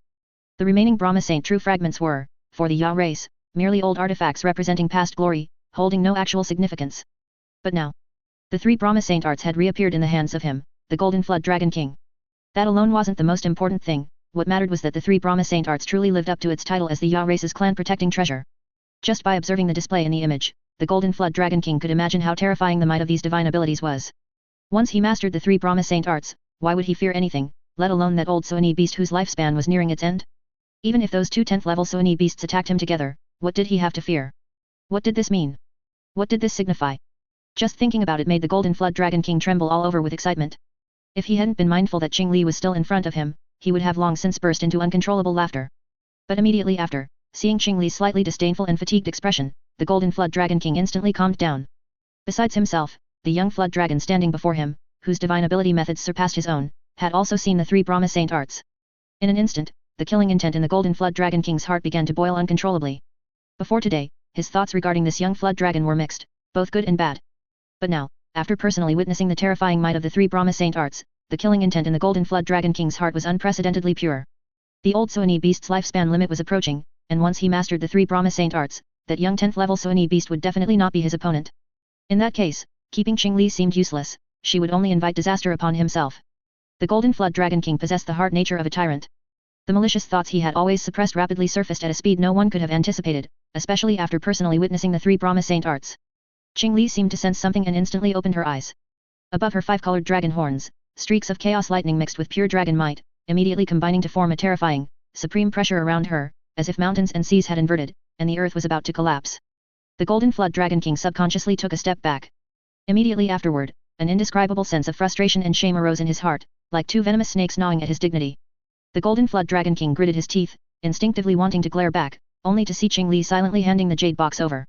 "Clan Chief, please accept it." Had this been before today, the Golden Flood Dragon King might have felt a shred of comfort from Qingli's rare display of respect. But now, he only felt that as Clan Chief, he received no respect from Qingli whatsoever, instead feeling like a puppet manipulated by her. The Golden Flood Dragon King had too many words he wanted to say, but all of them caught in his throat, condensing into a single sentence. "All right, you may leave first. We will hold a welcoming banquet for you tonight." The Golden Flood Dragon King calmly accepted the jade box, his tone so indifferent that it startled even himself. Qingli glanced at him twice, then silently turned and left. Watching her seemingly defenseless back, the Golden Flood Dragon King kept his hands behind him, his entire body having turned crimson gold, and his sharp claws extended. Yet, even after Qingli stepped through the enormous, wall-like bronze door, the Golden Flood Dragon King still lacked the courage to strike her. He recalled the earth-shattering blow on Biling Island, calculating the probability of surviving such an attack. The result was, 0 chance. The Golden Flood Dragon King silently watched her depart, his gaze deep and tranquil. Qingli walked out of the magnificent, gilded palace. At the entrance, a rank 8 red flood dragon immediately stepped forward upon seeing her, respectfully bowing and saying, "I am Chi Wu. Greetings, fellow deist Qing." This rank 8 red flood dragon's voice was slightly deep but carried a uniquely husky charm. She was, surprisingly, a female flood dragon. Qingli looked at her and asked curiously, "Is something the matter?" Chi Wu grinned, revealing a mouth full of sharp fangs. "Fellow deist Qing, since you are new to Dragon Island, perhaps you need a guide. I have resided on Dragon Island for over 1,000 years. While I wouldn't claim to know the entire island like the back of my hand, I am certainly familiar with all the well-known locations and should be able to assist you, fellow deist." Qingli was somewhat unaccustomed to such goodwill. She gave an unnatural smile and asked in return, "Fellow deist Qi, if I want to find a place to live on Dragon Island, where should I go?" Chi Wu smiled, unable to hide her excitement, and said, "The entire Dragon Island is the territory of the Flood Dragon clan. It has at least several thousand spiritual veins. From the dragon tail to the dragon head, the quality of the spiritual veins increases sequentially, and the cultivation level of the residing flood dragons follows suit. With your cultivation, fellow deist, you are certainly qualified to open up an immortal cave on Dragon Head Mountain. For thousands of years, only the clan chief has enjoyed such an honor." Chapter 929, New Mission. As Chi Wu spoke, an unavoidable look of longing appeared in his eyes, making Qingli break out in a cold sweat. The world of Yao beasts is often simpler and more stark than the human realm. Even shape-shifting Yao beasts, deep down, still inevitably worship power. When Qingli appeared before all the dragons as a 10th level flood dragon and shattered the restriction on Biling Island with a single blow, it was destined that she would inevitably gain the adoration of most members within the Flood Dragon clan. The Golden Flood Dragon King feared this very fact. He was even powerless to do anything about it, he could either meekly accept it or fight to the death. As for Qingli, an oddity who had been following Liu Yun's even before her transformation, she continued to travel with him after transforming, deeply influenced by him. How could she have ever seen such a gaze? The scoundrels she had met before either feared her or didn't care about her at all. Those like Li Turtle and the flying purple-striped Scorpion King who didn't cause trouble were fine. But for arrogant ones like the Howang bird, no matter how many times Qingli beat it, it would still stir up trouble, knowing she wouldn't really dare to kill it. Now, being looked at by Chi Wu like this, Qingli suddenly felt uncomfortable all over. "Fellow deist Qi." Qingli awkwardly shrunk back a bit, smiling as she said, "I'm a bit tired today, so I won't visit Dragon Island. Just tell me where I can open an immortal cave." "Is that so?" A clear look of disappointment appeared on Chi Wu's face, but he still forced a smile and said, "Fellow deist Qing, you can choose any spiritual vein on Dragon Head Mountain, but, remember to stay far from the clan chief's immortal cave. Fellow deist should understand that we Yao cultivators are very sensitive about our territory." Qingli nodded in understanding, then leaped up, instantly transforming into a bolt of lightning and quickly disappearing. This scene made Chi Wu's eyes widen slightly, and a complex expression of awe and worship appeared on his face. On the other side, Qingli instantly teleported high into the sky using the lightning escape. Looking down, she saw that the entire Dragon Head area of Dragon Island was a continuous range of huge mountains, which must be the so-called Dragon Head Mountain. And on the peak at the Dragon Eye position of Dragon Head Mountain, a striking and dazzling restriction spiritual light was particularly obvious, which should be where the Golden Flood Dragon King's immortal cave was located. Qingli glanced at it, then silently turned around, her powerful divine sense instantly radiating out, sweeping inch by inch over the entire Dragon Head mountain range. Finally, she stopped at the Dragon Whiskers position. This was a narrow but towering rock face, reaching up to the sky, piercing through the clouds, and extending down to a deep abyss where water tinkled. Qing Li liked it almost immediately, and of course, the most important thing was that it was far enough from the Golden Flood Dragon King's immortal cave. Lightning struck directly down, and Qing Li manifested her form in the middle of the mountain wall. The chaos lightning in her hand roared, transforming into a pillar of chaos light that instantly pierced through the entire mountain wall. A flash of lightning emanated from the 5-colored dragon horns on Qing Li's head, and her entire being transformed into a ball of chaos lightning, flying directly into the mountain wall. Accompanied by the rumbling sound of thunder, the entire mountain interior was quickly hollowed out by Qing Li. Then, looking at the huge space she had created, Qing Li fell into confusion. Since her transformation, all the places she had lived in were arranged by Liu Yun's. Even her very first immortal cave in the chaotic star sea was converted from Liu Yun's leftover artifact refining room. It could be said that she had never worried about this aspect at all. Liu Yun's would always take care of everything for her, she only needed to go in and sleep. Now, looking at this empty space, Qing Li momentarily didn't even know how to start. After a long while, Qing Li finally let out a long breath. First, she set up a soundproof barrier around her, then carefully untied the jade pendant from her waist and shouted loudly, "Liu Yun's, get out here. My business is done, quickly figure out a way to pick me up." On the other side of the jade pendant, after a long moment, a cacophony of voices could be heard. "All right, heard you. First, transmit the 3 Brahma Saint arts. Then, you don't need to come back for now, the organization has a new mission for you." "Hey." Qing Li was stunned by the words, then immediately bared her fangs at the jade pendant, shouting in an unfriendly tone, "What kind of joke are you playing? Do you know how hard it is for me in this place? That 10th level Golden Flood Dragon definitely has murderous intent towards me. This is his territory, what if I die here? Relax, it's just a mere 10th level Golden Flood Dragon. It's definitely no match for you. I have confidence in you." Liu Yun's voice on the other side sounded somewhat gloating. "I don't have confidence in myself. You don't know how many dragons they have, what if they gang up on me?" Qing Li almost pressed the jade pendant to her throat as she shouted, "I don't care. You lied to me again. Dragon Island is no fun at all. I want to go home." On the other side of the jade pendant, Liu Yun's face showed a complex expression, as if he had a toothache. "It's over. He'd spoiled her rotten. Calm down. Calm down. Don't worry, the organization is watching over you." "Oh, coming." The voice from the other side of the jade pendant made Qing Li frown. Her intelligent mind briefly took the high ground, and she immediately asked in a low voice, "Liu Yun's, what's that sound on your end?" "Sound? No sound. You're overthinking it, aren't you?" Liu Yun's tone was exceptionally innocent, but on the other side of the jade pendant, the noisy sounds of a crowd were clearly audible. Qing Li narrowed her eyes slightly, asking in a cold tone, "What are you doing?" "I asked what you are doing." "Rehearsing a wedding." Qing Li gasped sharply, her entire head instantly transforming into her true dragon form, her fangs almost swallowing the jade pendant whole. "I'm facing life and death here, and you're rehearsing a wedding over there. Liu Yun's, you're not human. You beast. I'm quitting. I'm going to switch sides. I'll be the clan chief on Dragon Island, then I'll fight back to the inner sea and drag all you bastards over to fill the sea." Listening to the increasingly agitated voice from the other side of the jade pendant, Liu Yun sighed helplessly, waved his hand to signal a pause in the rehearsal, and then said, "I can't help it, this process wasn't set by me. How about this, I promise you, I absolutely won't get married before you come back, all right? You swear?" "I swear to my heart demon. I swear to the heavenly Dao. I swear to the human realm, that should be enough, right?" Qing Li sighed deeply, saying helplessly, "Fine. By the way, what did you want me to do again?" "Kill the Golden Flood Dragon King." "Liu Yun's, you're not human. You beast. I'm going to lead the Flood Dragon clan back to the inner sea right now and drag you over to make fertilizer. Your mom." Listening to the stream of vulgarities coming from the other side of the jade pendant, Liu Yun's couldn't help but sigh deeply. Chapter 930, Ascending Dragon Wine. Night fell, and Dragon Island was dazzling with light, clusters of flames spontaneously ignited, illuminating the entire island. The soaring flames lit up the sky as if it were daytime, faintly illuminating the distant storm, like a burning torch wreathed in lightning. Above Dragon Island, thousands of flood dragons coiled and soared into the sky, dancing wildly and traversing the air, letting out strange, earth-shattering cries. In front of the massive palace at the peak of Dragon Head Mountain, pale golden glazed pillars rose spontaneously from the ground, resembling a magnificent, enormous forest. Upon each glazed pillar sat a shape-shifted flood dragon.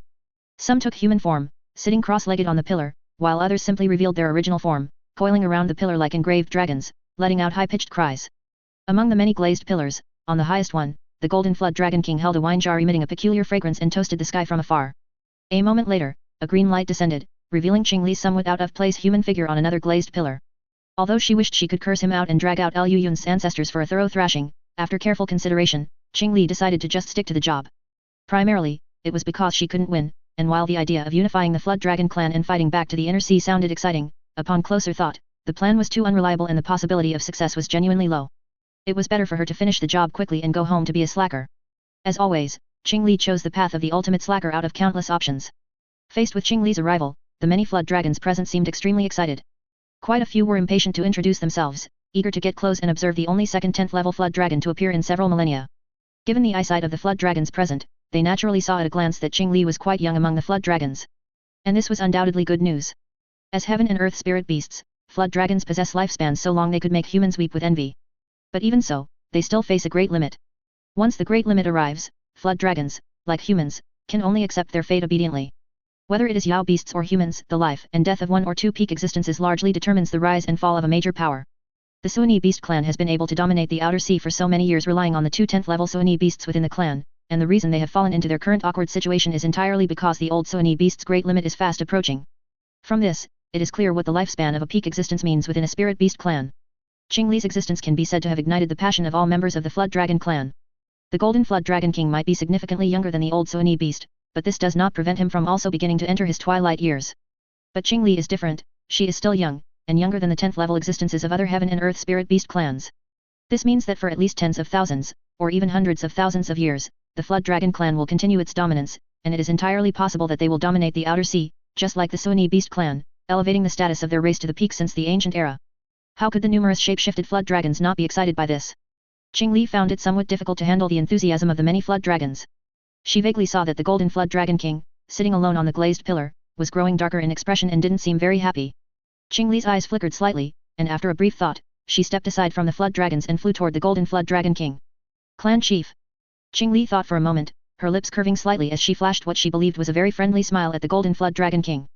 Thank you, Clan Chief, for allowing me to return to the clan, Qing Li said, cupping her hands.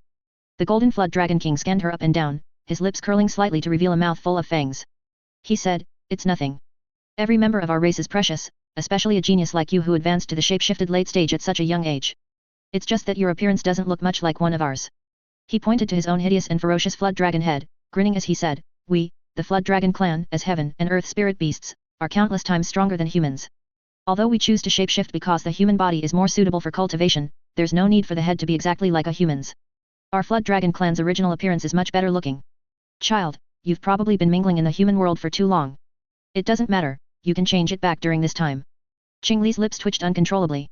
Forcing herself to suppress the urge to blast him in the face with a strike of chaos lightning, she nodded heavily and said, "The clan chief is absolutely right. I will consider it carefully." The Golden Flood Dragon King nodded, whether genuinely or not, and a hint of satisfaction appeared on his ferocious face. He slowly stood up, and the festive atmosphere around him instantly quieted. In front of this existence who had ruled the Flood Dragon clan for tens of thousands of years, all the shape-shifted Flood Dragons suppressed their arrogance and lowered their heads obediently. "Everyone, today is a great day for Qing Li, and a great day for our Flood Dragon clan." The Golden Flood Dragon King glanced at Qing Li, laughed heartily toward the sky, and declared, "Now, let the wine be served."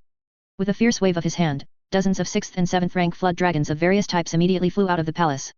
They twisted their long, winding bodies, carrying massive wine jars with their 4 claws, delivering them to every glazed pillar. "Come, Qing Li, try the specialty of our Dragon Island." The Golden Flood Dragon King grinned, reached out, and took a huge wine jar.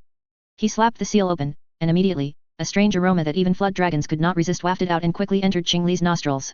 This is Ascending Dragon Wine. It uses the inner core of a shape-shifting stage Yao cultivator as the materials, supplemented by dozens of heaven and earth treasures produced only on Dragon Island, and takes over 1,000 years to brew a single jar. After consuming it, not only does it leave a fragrant taste, but it also has a powerful effect in promoting the cultivation of the dragon transformation art, and can even temper the Yao body, making it stronger. Qing Li, the reason we Yao cultivators are powerful, besides our innate divine abilities, is primarily because we have more time to temper our Yao bodies. As long as we have enough time, we can temper our Yao bodies to a level that even human magic treasures cannot reach, easily slaying cultivators of the same rank. Heaven and earth spirit beasts like us are even superior to ordinary Yao beasts. You are still young, so you probably haven't had much time to temper your Yao body. Although I don't know what fortuitous encounter you had that made your Yao body no weaker than a Yao cultivator of the same rank, it is still inferior when compared to a Flood Dragon of the same rank. This Ascending Dragon Wine can perfectly compensate for your shortcomings. Come. This entire jar is yours. Chapter 931, Preparing for War. Facing the wine jar offered by the Golden Flood Dragon King, Qing Li couldn't help but lick her lips. Without a word, she took it directly and said to the Golden Flood Dragon King, "Thank you, Clan Chief, I won't be polite." After saying that, she actually lifted the wine jar, which was larger than her human form. With a flash of green light, the 300 jong long azure dragon giant beast reappeared in the world. Its slender and elegant body, the steel armor gradually ascending along its spine, and the 5-colored dragon horns like a true dragon. That elegant and beautiful posture made the many flood dragons present dizzy, and even the golden flood dragon king couldn't help but stare in a daze. Jade flood dragon, originally one of the most beautiful races among the flood dragon clan, coupled with that layer of armor and dragon horns resembling an azure dragon, it was like a tap dance on the XP system for flood dragons.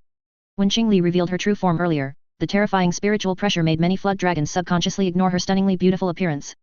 But now that Qingli had restrained her spiritual pressure within her body, her exquisite figure immediately overshadowed the vast full moon above, overshadowed this exceptionally magnificent storm sea area, becoming the most dazzling presence in the eyes of all flood dragons.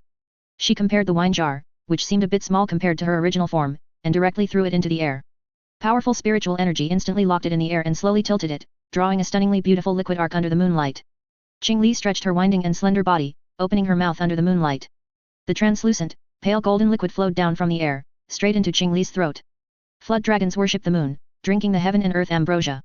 This scene was so beautiful it captured hearts, making the hearts of many flood dragons, both male and female, pound with admiration. It was imaginable that this scene would be etched in their memories for 100,000 years. In a short while, all the ascending dragon wine in the jar had flowed into Qingli's belly. She lowered her head slightly, letting out a satisfied burp, her slender and elegant body swaying left and right in the air as if performing a stunningly beautiful dance. The golden flood dragon king was slightly stunned, then quickly lowered his head to conceal the almost uncontrollable greed and desire in his eyes. Among the flood dragons, 2 male 9th rank flood dragons seemed to have mustered their courage and simultaneously flew up from the glazed pillar, only to see each other's presence. Under the clash of their gazes, the previously calm square instantly became filled with tension. 1 9th rank separating fire flood dragon and 1 9th rank blue light flood dragon, 2 races that were not very harmonious to begin with, at this moment, wished they could slap each other's dragon heads off. Enough. Before the conflict erupted, the golden flood dragon king suddenly roared, startling the 2 flood dragons, who simultaneously recoiled their necks. Even the somewhat drunk Qingli came back to her senses, looking at him with a puzzled expression. The golden flood dragon king avoided her gaze and coldly glanced at the 2 9th rank flood dragons, saying, "Today is a big day, don't make a laughingstock of yourselves." The 2 9th rank flood dragons exchanged glances, somewhat unwillingly returning to the glazed pillar, and also saw the gloating looks from the other flood dragons. Qingli shook her slightly fuzzy head, feeling the ascending dragon wine she had swallowed quickly permeate her limbs and bones, continuously strengthening her Yao body. A look of excitement immediately appeared on her face. As for whether the golden flood dragon king had poisoned it, Qingli didn't care at all. Could it be more poisonous than the heavenly corpse pearl that corpse king Xianye had cultivated in his body for countless years? With this item in her body, Qingli could be said to be immune to all poisons. Not to mention Qingli also had chaos lightning protecting her body. Under this lightning, any toxins would be instantly decomposed, posing no threat at all. And when the golden flood dragon king saw that Qingli seemed to have no guard against him, he couldn't help but become happy. He quickly waved his hand, signaling the many 6th and 7th rank flood dragons to pour wine for the shape-shifted flood dragons. Naturally, it was all ascending dragon wine, just not as much as Qingli alone had drunk. Even so, it was a rather rare reward. The many flood dragons, overjoyed, impatiently swallowed the ascending dragon wine.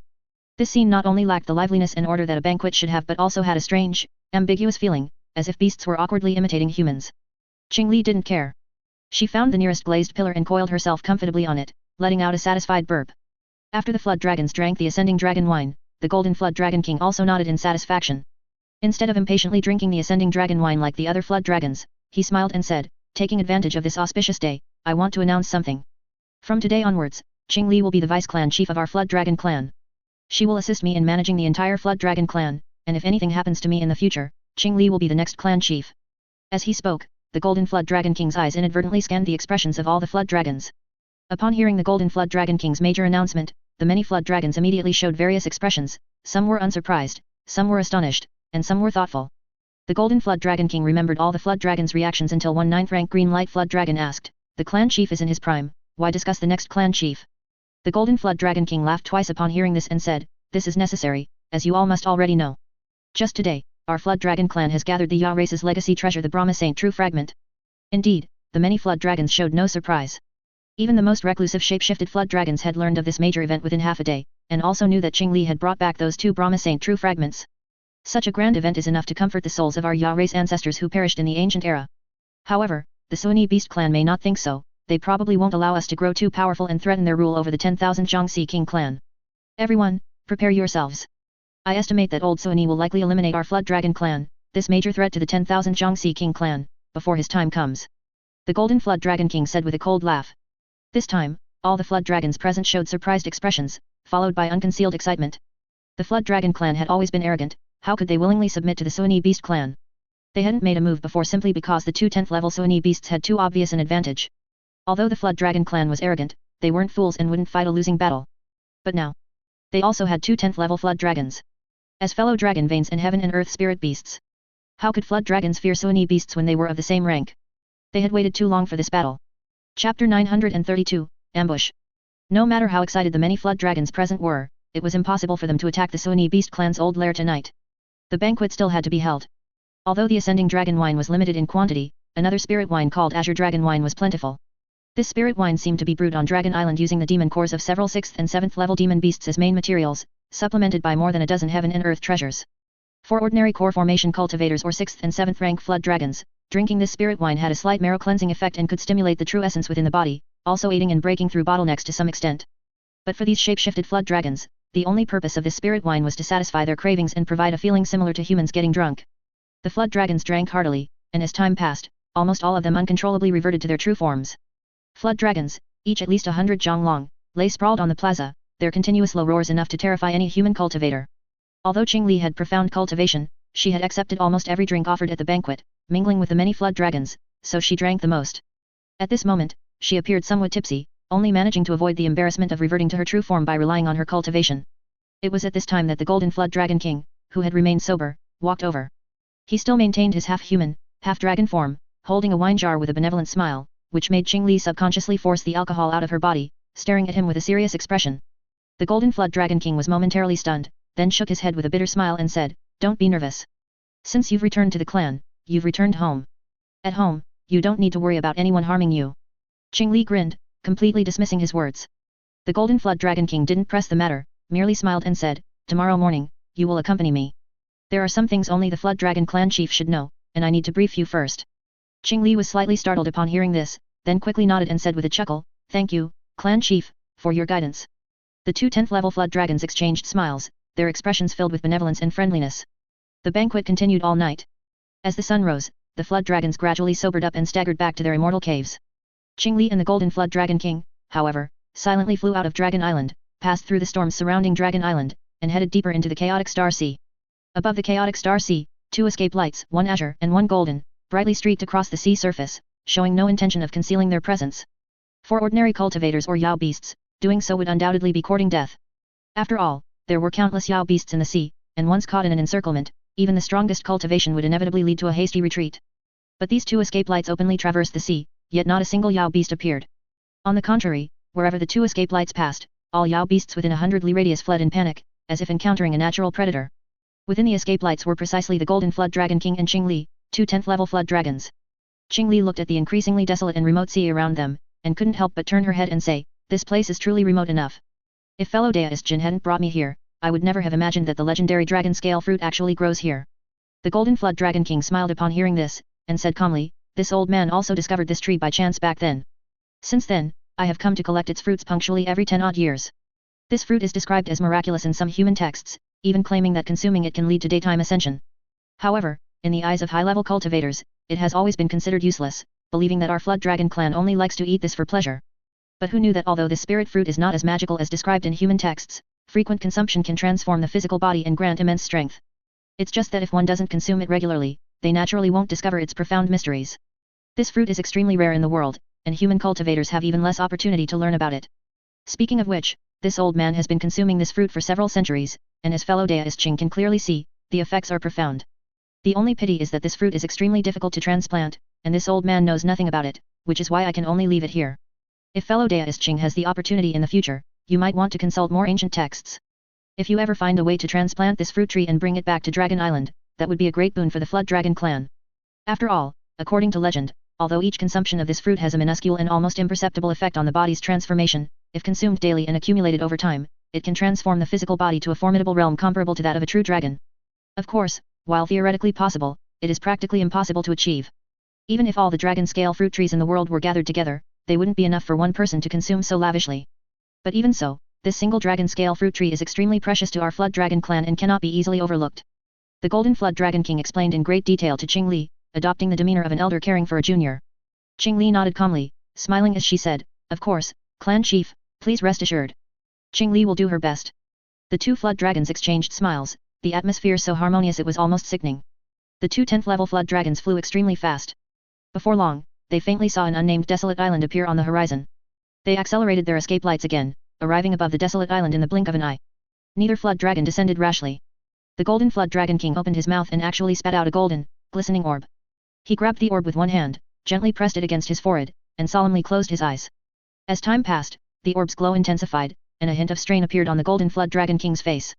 This precious orb was actually a rare auxiliary treasure that could forcibly amplify a cultivator's divine sense significantly, making it extremely useful. With the aid of the precious orb, the divine thought released by the golden flood dragon king was now almost more than half as powerful as before. Both the search range and the intensity of his divine thought were far superior to what they had been. A moment later, the golden flood dragon king opened his eyes, retrieved the golden orb under Qing Li's gaze, and said with a smile, "It's fine, the island is safe. We can go up." Upon hearing this, Qing Li did not move rashly, but continued to smile at him. The golden flood dragon king also showed no intention of moving, meeting Qing Li's gaze with a calm smile. The two flood dragons stared at each other for a full quarter of an hour, neither speaking. Until the golden flood dragon king silently sighed, saying, "How did you find out?" As soon as these words were spoken, 3 escape lights suddenly flew out from the island, transforming into 3 half-human, half-dragon figures in the air. Chapter 933, Instant Kill. Qing Li's gaze swept over the 3 humanoid flood dragons. She had seen these 3 flood dragons at a previous banquet. They were the clan chiefs of the Red Fire Flood Dragon, Green Light Flood Dragon, and Minglei Flood Dragon clans, respectively. All of them possessed 9th grade cultivation, making them undisputed powerhouses even within the Flood Dragon clan. Meeting Qing Li's gaze, the Red Fire Flood Dragon and Green Light Flood Dragon clan chiefs instinctively averted their eyes. Only the Minglei Flood Dragon clan chief met Qing Li's gaze without hesitation, a hint of cruel ferocity faintly visible in his eyes. 3 9th grade flood dragons, is that all you've prepared? Qing Li picked her ear, asking disdainfully. Humph. Add this old man, and it's enough. The golden flood dragon king snorted coldly, his expression becoming unusually serious. He looked at Qing Li with a grave gaze and said, "Originally, I intended to lure you into the restriction on the island, but now it's a bit short. Even so, it's still enough." "Not enough, is it?" Qing Li grinned. Although she was in human form, her 2 rows of pale white teeth inexplicably gleamed with a cold light. Her eyes instantly transformed into demonic eyes, sweeping over the 3 9th grade flood dragons. She smiled and asked, 3 9th grade flood dragons plus you, a 10th grade golden flood dragon, trying to take me down? I'm afraid that's not enough. If the golden flood dragon king wants to run, it might be a bit troublesome, but you 3, are you prepared to die here?" The Red Fire Flood Dragon and Green Light Flood Dragon clan chiefs' hearts trembled. They had personally witnessed Qing Li's earth-shattering blow that shattered Biling Island's restriction, and their hearts were now pounding. However, the Minglei Flood Dragon clan chief showed no unusual expression, instead, he seemed slightly eager to try. Just then, the Golden Flood Dragon King sneered and said, "Fellow Deist Qing, there's no need for this. We all understand your abilities, but facing the siege of the 4 of us, no matter how great your abilities, it's impossible for you to retreat unscathed. I'll be frank. What you see now is all the power I can muster. Indeed, we might be a bit lacking against you, but if we fight to the end, at most it will be a lose-lose situation. If possible, this old man doesn't want to reach that point." Qing Li scratched her head, looking at him confusedly and asking, So, this old man doesn't truly want to fight you to the death. But the current situation is that as long as you live for one day, this old man will not have a moment of peace." The Golden Flood Dragon King narrowed his eyes slightly, a grin spreading across his face, revealing a mouth full of fangs. "For the sake of peaceful coexistence between us, and to prevent the Flood Dragon clan's strength from being wasted, this old man has an idea." Qing Li looked at him with a blank expression, unable to resist asking curiously, "What idea?" "It's simple, you and I marry, and you become the queen of the Flood Dragon clan. From then on, we will share power," the Golden Flood Dragon King said quite seriously. Qing Li instantly froze, and the 3 9th grade flood dragons behind the Golden Flood Dragon King also froze in place. Clearly, none of them knew the Golden Flood Dragon King's plan. "You, serious?" Qing Li's mouth twitched as she forced herself to control her expression and asked. "Of course, how could this old man joke about such a matter?" The Golden Flood Dragon King said indifferently, but the greed in his eyes was completely unconcealed. Among demon cultivators, there are also dual cultivation techniques. A qualified dual cultivation partner can undoubtedly make both parties' cultivation advance by leaps and bounds simultaneously, progressing further. It was just that the Golden Flood Dragon King was arrogant and had always been stuck at the 10th grade, but he had never entertained such thoughts until Qing Li's appearance. That night, the Azure Dragon bowed to the moon, drinking the essence of heaven and earth. It was like a sharp sword piercing his chest, making the Golden Flood Dragon King unable to control his thoughts in this regard. Once he started thinking, it became unstoppable. Qing Li sighed, raising her head slightly, pinching her brows, and said helplessly, "Is there such a possibility? I kill you, and after returning, I'm still the clan chief of the Flood Dragon clan, without having to share power with anyone." "Hat." The Golden Flood Dragon King sneered, shaking his head and saying, fellow deist Qing, from our first meeting, I knew you had a connection with humans. 9th grade? 10th grade? Listen to your words, it's completely the tone of a human cultivator. Even your human transformation looks just like a human.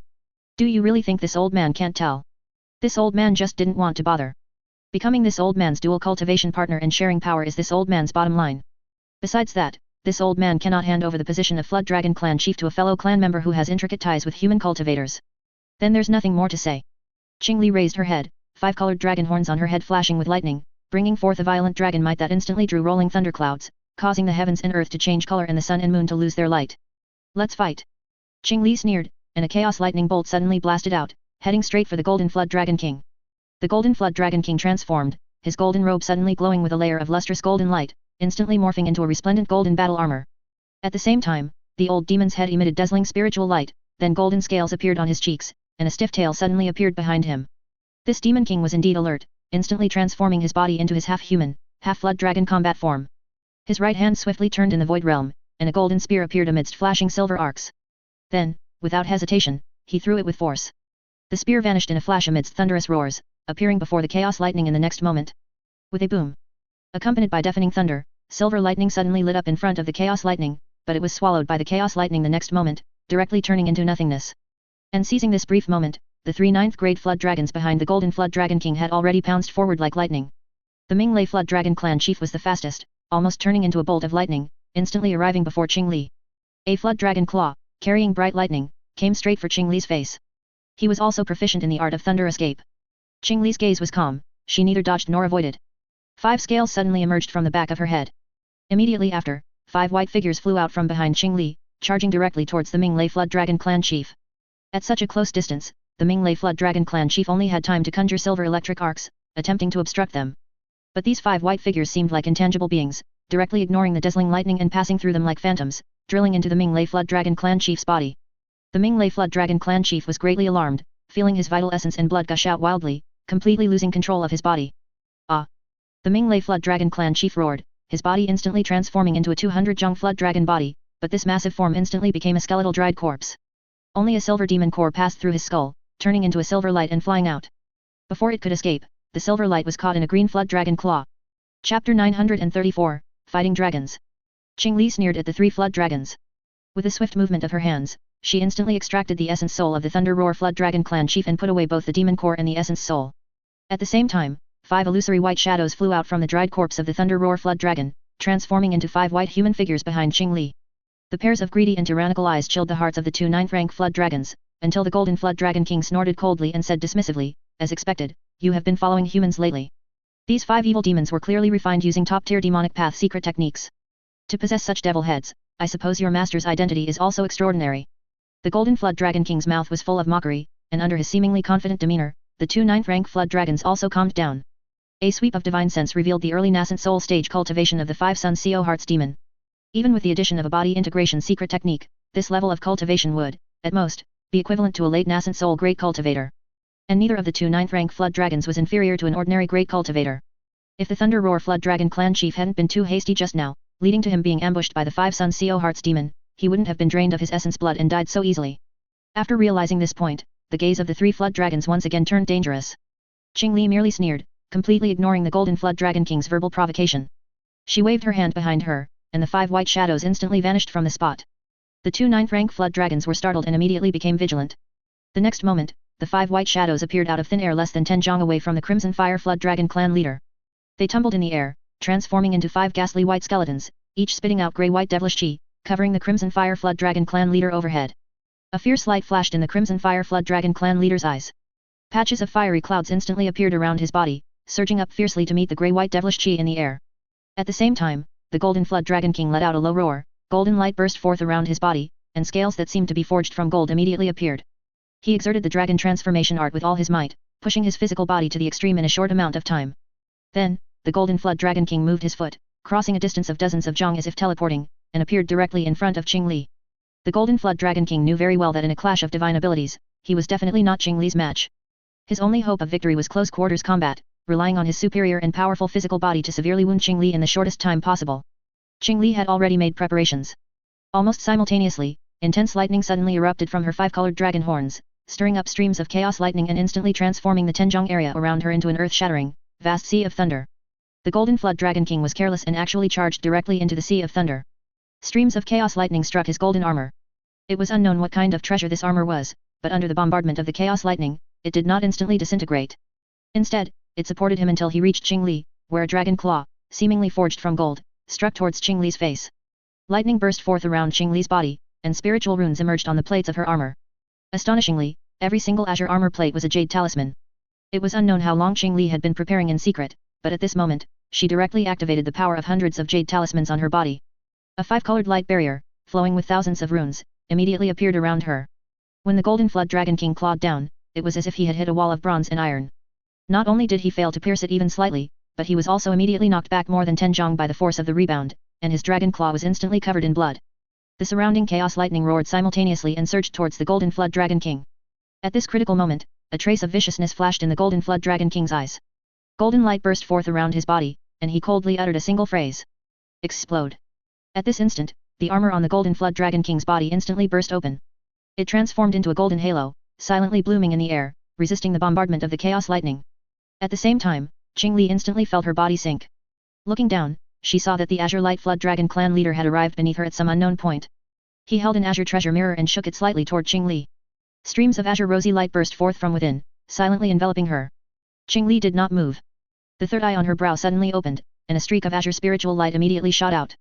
Wherever it passed, the azure rosy light instantly turned into a massive jade stone, which then shattered in the air. The treasure mirror in the Azure Light Flood Dragon clan leader's hand also let out a mournful cry. As spiritual light leaped out, the mirror's surface instantly shattered, having been completely destroyed. Greatly alarmed, the Azure Light Flood Dragon clan leader immediately revealed his true form. He opened his large mouth and spat out an azure light pillar, which shot straight toward Qing Li. At the same time, the Golden Flood Dragon King broke free from the encirclement of the massive chaos lightning. He looked up and let out a long roar. A phantom flash occurred under his ribs, and two extra arms covered in golden scales suddenly appeared. He clapped his hands together and then separated them. His right hand conjured a golden spear from the void realm. His two extra arms also grabbed toward the void realm. With a flash of spiritual light, one hand held a white, misty long sword about 3 chi long, and the other hand grasped a dazzling golden small shield.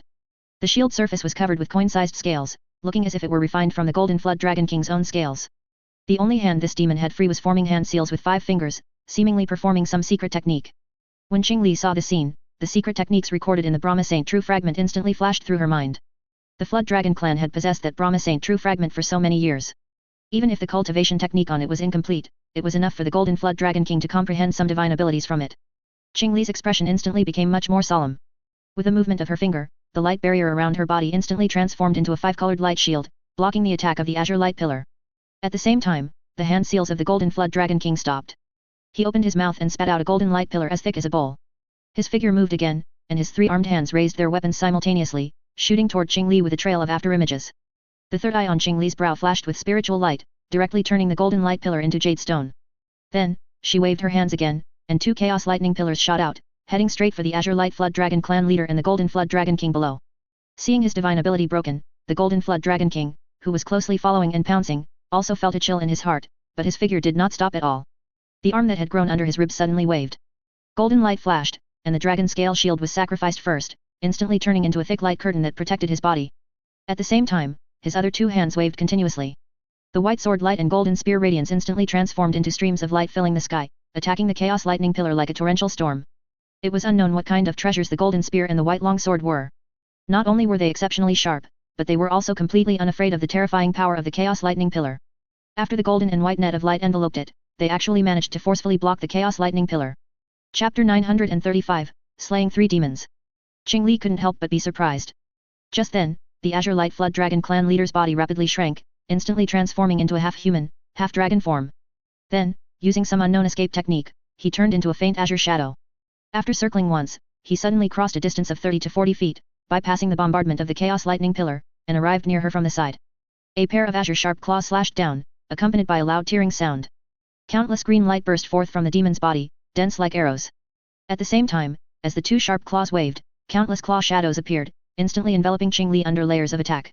Qing Li was slightly surprised but showed no panic. Spiritual patterns flickered around her body, and she twisted her form like a boneless object, immediately meeting the attack with her own pair of azure flood dragon claws.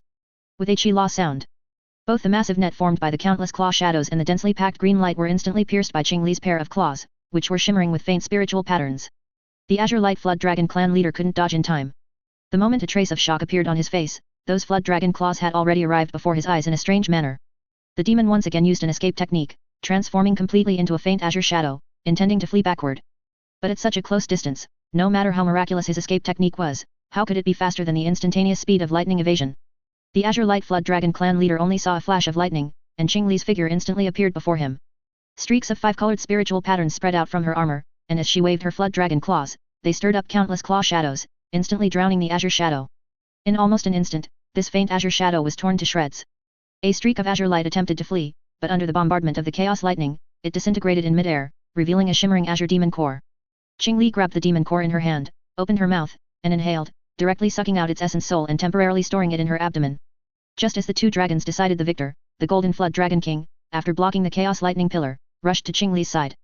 Several weapons continuously battered the five-colored light shield, actually managing to make it look somewhat unstable and scattered.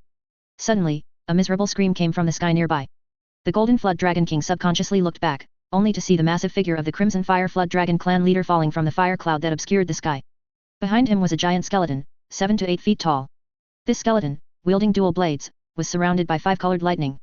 It released streaks of chaos lightning, identical to Qing Li's, instantly dissolving the explosive fire cloud and charging towards the Crimson Fire Flood Dragon clan leader like an intangible entity. Suffering heavy injuries in haste, the Crimson Fire Flood Dragon clan leader immediately spat out magma, still intending to fight. Just then, Qing Li pointed with one hand, and 3 azure blade wheels flew out from her body. They traced 3 strange arcs in the air and struck the Crimson Fire Flood Dragon's body directly. The blade wheels whistled past, and 3 terrifying wounds immediately appeared on the Crimson Fire Flood Dragon clan leader's body, causing him to roar skyward. The blood he shed nearly dyed the sea surface red. The white bones formed by the 5 Sun CO Hearts demon also rushed up. As the dual blades waved, streaks of white blade light instantly submerged the figure of the Crimson Fire Flood Dragon clan leader. The Golden Flood Dragon King suddenly stopped his attack, abruptly transforming into a golden rainbow that broke through the air and fled, appearing to retreat alone. Trying to run? Too late. Qing Li sneered. The spiritual light in her third eye flashed, turning the patches of fire cloud in the sky into jade. Taking advantage of this opportunity, a gust of grey-white demonic wind swept up high in the sky. 5 ghost heads the size of carriage wheels shot out from it. Each had an azure face and sharp fangs, howling incessantly, and they plunged into the sea of fire, showing no fear of the Crimson Fire Flood Dragon clan leader's protective flames. Immediately, the terrified screams of the Crimson Fire Flood Dragon clan leader came from within the flames, the sound extremely shrill, as if he had encountered something terrifying. Qing Li didn't spare another glance there. She transformed into a streak of chaos lightning, instantly crossing dozens of feet, and intercepted the golden rainbow formed by the Golden Flood Dragon King. She raised a hand, and the lightning around the dragon horn on her head flared brightly. Chaos lightning surged, suddenly transforming into an earth-shattering chaos lightning sea. Streaks of chaos lightning filled with destructive aura directly sealed off all possible escape routes for the Golden Flood Dragon King, almost instantly submerging him. Accompanied by sounds of world-shaking thunder, the Golden Flood Dragon King roared loudly, and dazzling golden light suddenly erupted around his body. With a boom, the blinding golden light exploded, and Qing Li instinctively retreated rapidly. Just then, something shot out from the dazzling golden light, moving incredibly fast, disappearing from its original spot in the blink of an eye. Qing Li's expression darkened. A clap of thunder sounded around her body, and she vanished into thin air as well. The next moment, as the escaping object just revealed its form, a flash of lightning appeared above it, and Qing Li also emerged strangely, looking down expressionlessly. The object fleeing below was surprisingly a mini flood dragon skeleton, only about a foot long, but its entire body was glittering golden, as if forged from pure gold. This flood dragon also held a thumb-sized golden pearl in its mouth, and eerie green fire flickered in its eye sockets. This bizarre appearance caused Qing Li to pause. As soon as the golden skeletal flood dragon saw Qing Li appear, its body moved, instantly shooting out as a golden light, and then abruptly vanished into the void realm ahead. Qing Li's expression was rather grim. She narrowed her eyes slightly, and the third eye on her brow suddenly opened wide, erupting in a huge burst of azure radiant light in the sky. As the azure light poured down, a muffled explosive sound came from the void realm. The miniature skeletal flood dragon was forcefully blasted out, unable to control itself as it tumbled several times where the golden light and azure light intertwined. Knowing the situation was bad, the skeletal flood dragon, transformed from the Golden Flood Dragon King, tried to flee again without hesitation the moment its form stabilized. But with that delay, it was already too late. The azure radiant light suddenly transformed into countless azure light threads in the air, instantly surging in from all directions, tightly binding the skeletal flood dragon and preventing it from moving even an inch. Almost simultaneously, a streak of chaos lightning shot down from the sky. Accompanied by a huge clap of thunder, the skeletal flood dragon was instantly reduced to nothingness. A green fire, wrapped around the golden pearl, frantically flew out from the ashes, anxiously trying to escape. But Qing Li, who was prepared, flashed with lightning and instantly appeared before it. An azure flood dragon claw materialized like lightning, grabbing the golden pearl before it could escape. Qingli looked down twice, revealing a cold, terrifying, and ferocious smile in the face of the golden flood dragon king's spirit, whose eyes were filled with horror. Chapter 936 Spiritual Root. Tianxing City, peak of the Holy Mountain. A flash of white light appeared on the teleportation array in front of Liu Yun's, and a golden bead and a small jade bottle suddenly appeared within it. He took the two items, examined them for a moment, and smiled with satisfaction. Without turning his head, he tossed the golden bead behind him and said, "Old Han, your spiritual root has arrived." Han Li, who was behind him, hurriedly reached out to catch it. After sweeping it with his divine sense, an undisguised expression of surprise and joy appeared on his face. This was indeed the metal attribute Yao Beast Core he needed, and it was completely free of impurities, with incredibly pure spiritual qi. It was absolutely a top-grade item among metal attribute Yao Beast Cores. Han Li slowly exhaled and asked with a happy expression on his face, "Is there anything Qingli needs me to do?"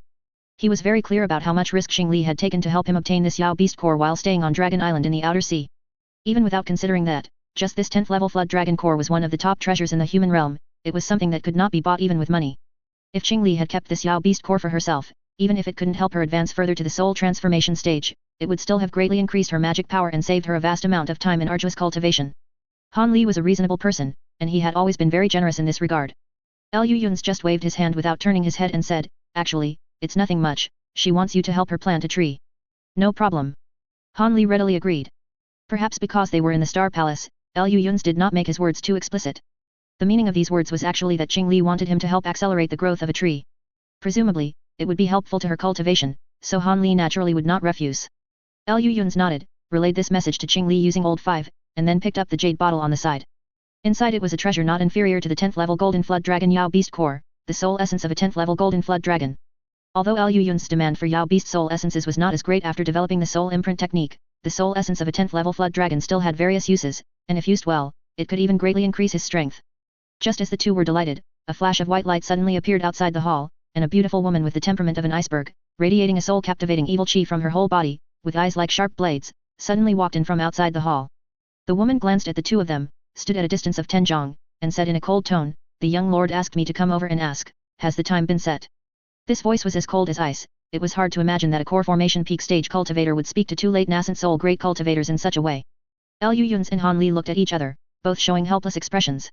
At this moment, Liu Yun's had already emerged from seclusion, and his dual cultivation ceremony with Ling Yuling had already entered the preparation stage. This was not like Han Li's dual cultivation ceremony. If Liu Yun's hadn't intervened, he had intended to just send out a few invitations and have everyone gather together to liven things up, and that would have been the end of it. In a sense, this was an important ceremony that determined the candidates for the next twin saints of heavenly stars. It was not something that Liu Yun's could just do however he wanted. The entire process had strict restrictions, including but not limited to the fact that the two could not meet before the dual cultivation ceremony. It was hard to say whether this was because of tradition or because the two saints wanted to give the cultivators within the Star Palace time to accept reality. But regardless, the two could only rely on others to pass messages if they wanted to communicate about anything now. On Liu Yun's side, the errand runner was originally Old 4, but this was rejected by the two saints on the grounds that an incarnation did not count as another person, so the person passing the messages became Han Li. Although he suspected that the two saints might want to take this opportunity to win over Han Li, Liu Yun's didn't say anything. What was truly fatal was that, in order to avoid some gossip, Ling Yuling could only find women to serve as her messengers. Thus, she selected the most loyal woman under her command, Jian Feiyan. In Liu Yun's view, this was even worse than finding a man. Facing Jian Feiyan's increasingly cold gaze, Liu Yun's mouth twitched helplessly, and after waving his hand, he said, "I have nothing else, any time is acceptable, you all just said it." Jian Feiyan nodded, turned around, and disappeared from the spot quickly, as if she didn't want to stay for even a second longer. Han Li watched from the side with a twitching mouth and couldn't help but ask, "What is the point of this?" "Indeed."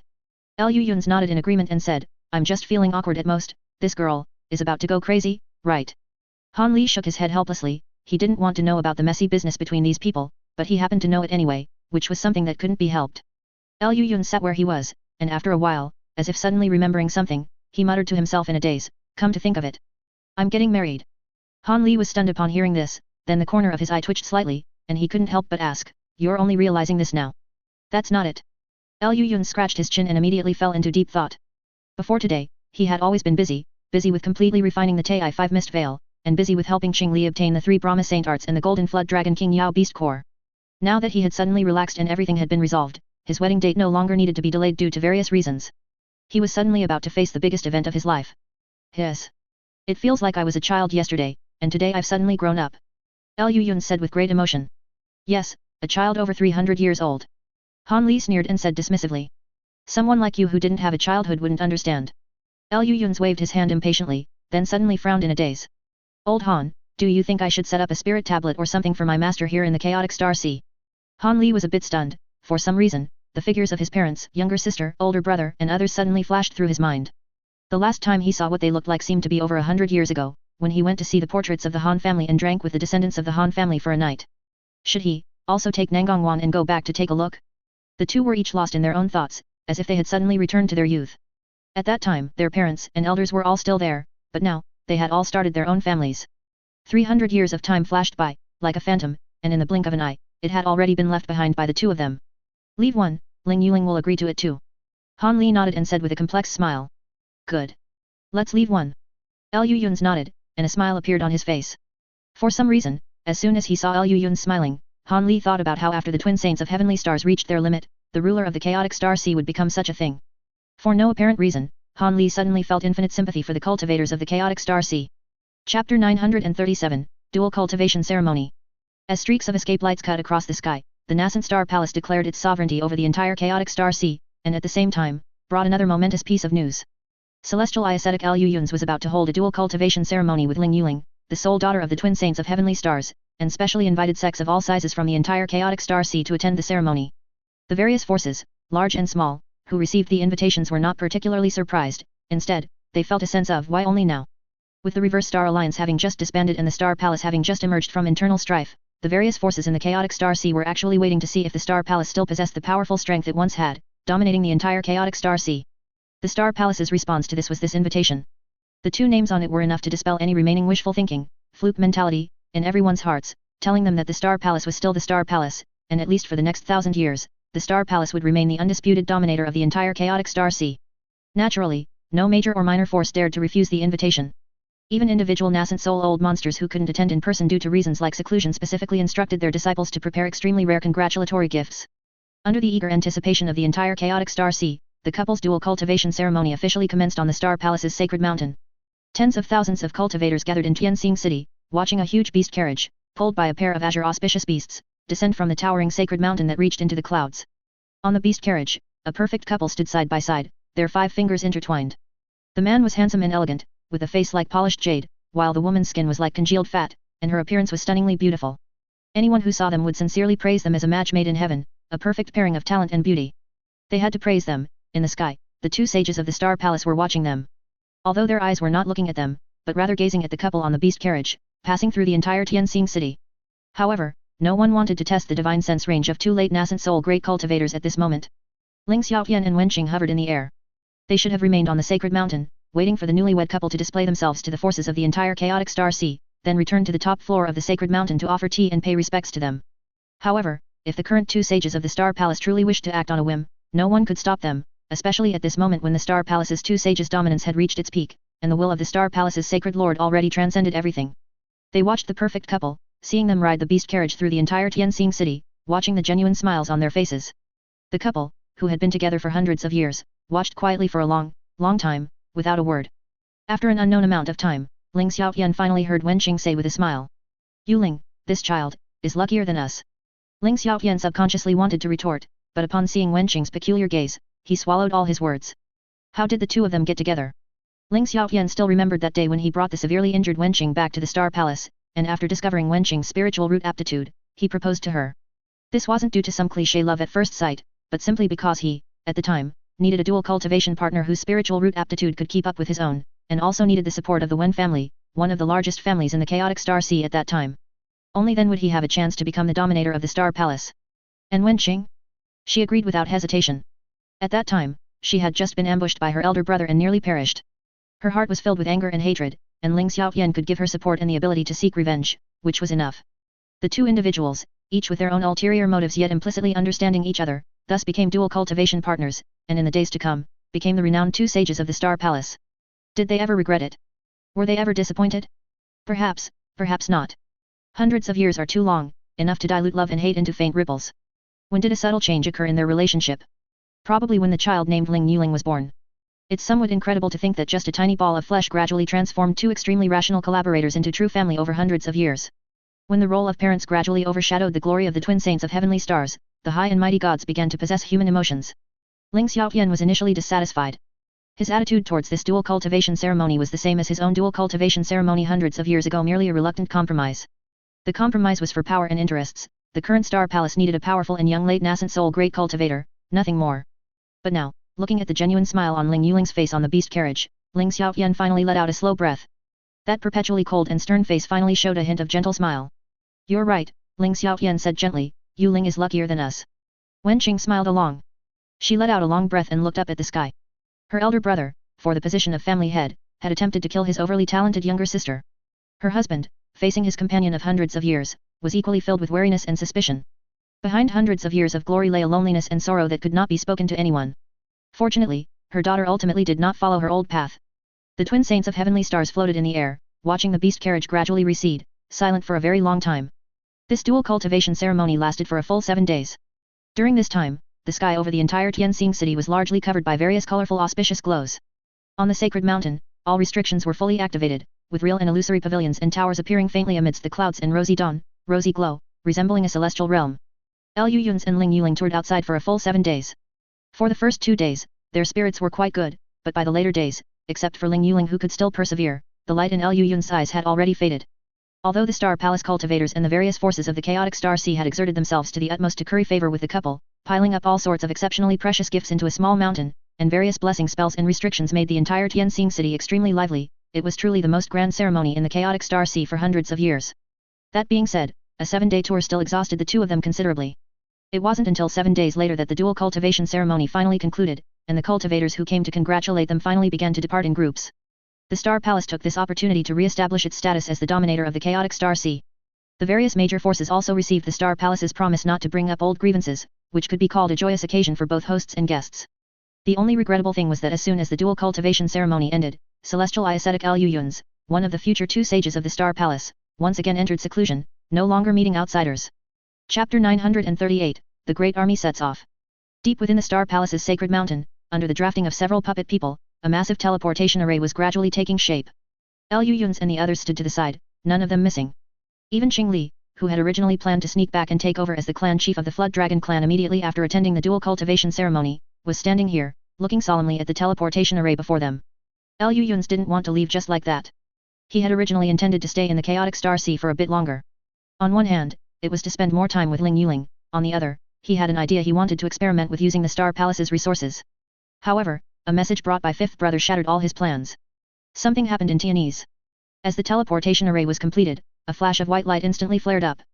Lu Yun's and the others vanished into the white light. The next moment, the scene before their eyes changed to that familiar small interface. Wen Ziyu stood beside the teleportation array, having waited anxiously for a long time. Lu Yun's quickly stepped forward and said, "Don't worry, let's go outside first and talk as we walk."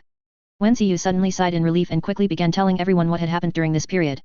Back then, the Nine Kingdoms Alliance and the Mulan people, seeing the weakening of the Tuwu people and the increasingly harsh environment of Tianese for cultivators, developed the idea of joining forces to strike back into the Tuwu grasslands. Lu Yun's even waved his hand grandly and generously provided them with a large amount of resources. With the 3 parties joining forces, coupled with the overt and covert assistance from other cultivator forces in Tianese, the allied army's aura was overwhelming for a time. They utterly defeated the Tuwu Great Army, even pushing into the Divine Temple at the center of the Tuwu grasslands, displaying the momentum to wipe out the entire Tuwu people and seize the whole grassland in one go. However, just as the allied army's aura was at its peak, an accident occurred. The Tuwu people somehow obtained a 3rd holy cauldron. They used it to summon a clone of an upper realm sacred beast. No one knew what was going on with this clone. Not only was its cultivation extremely high and its divine ability extraordinary, but it also lacked the normal time limit restrictions of an upper realm clone, as if its physical body had descended to the lower realm. Caught completely off guard, the 2 leading Mulan divine masters of the allied army immediately perished. The Tuwu people, with an overwhelming aura, utterly defeated the allied army and advanced all the way into the Tianese mainland, looking intent on seizing this opportunity to incorporate Tianese into their territory as well. Fortunately, Venerable Xiang and the remaining Mulan Divine Master reorganized the forces. Coupled with the continuous support of puppet armies from Mu State, they managed to forcefully block the Tuwu Great Army and the Upper Realm Sacred Beast clone outside Tiantian City. Even so, Tianese and the Mulan people were beaten until they were almost incapable of fighting back. Seeing that even Tiantian City was about to fall, Fifth Brother finally sent an alert to Lu Yun's. An Upper Realm clone, and one whose physical body descended to the lower realm. Lu Yun's mouth twitched as he listened. He couldn't help but glance at Han Li and ask curiously, "Is such a thing possible?" Han Li did not answer, but the voice of Yunyu came from his sleeve. "It is not impossible. In fact, there are quite a few great powers in the spirit realm who do this. Most of them feel they lack the ability to survive the heavenly lightning tribulation unique to the spirit realm, so they leave a clone in the lower realm as a contingency plan. If they perish during the lightning tribulation, they won't suffer the scattering of their body and divine soul, leaving no chance of survival. Heavenly lightning tribulation. Liu Yun's and Han Li both paused slightly upon hearing this. They hadn't expected that upon reaching the spirit realm, they would still have to undergo tribulation. Judging by Yunu's words, this lightning tribulation seemed to be a rather common occurrence for spirit realm cultivators. That's right, this lightning tribulation is considered the greatest calamity faced by spirit realm cultivators. Even I. Yunu suddenly stopped herself there, then changed the subject, saying, let's not talk about this. In short, as far as I know, sending clones down to the lower realm is actually quite common in the spirit realm. There are even several similar beings residing just in the human realm. However, when these beings first descend to the human realm, their cultivation is usually low, and they won't deliberately cultivate their magic power.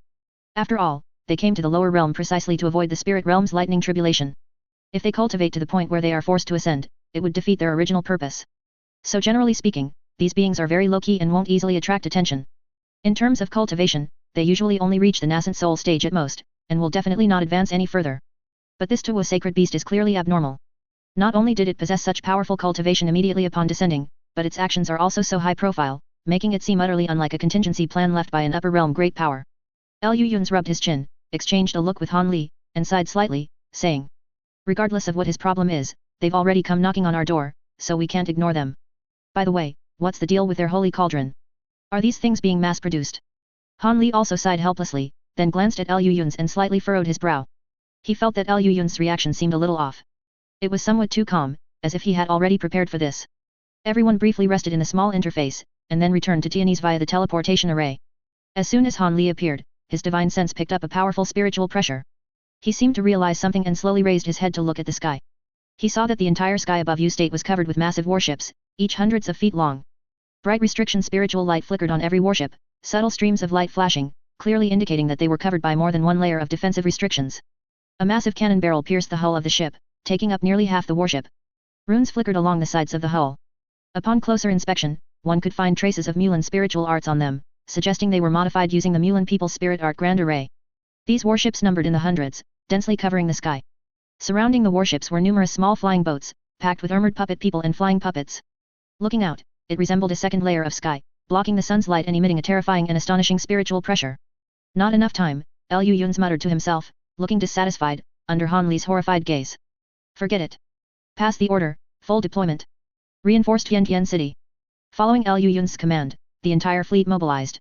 The warships, moving at a speed completely inconsistent with their size, transformed into streaks of light and shot forth as escape lights, streaking across the sky like a meteor shower. Liu Yun's and the others also transformed into escape lights and followed, heading straight for Tiantian City. At the same time, all the heaven-reaching spirit towers throughout U State lit up with dazzling spiritual light. Extremely rich spiritual chi surged continuously from deep underground and was transported to the factories through specialized pipelines.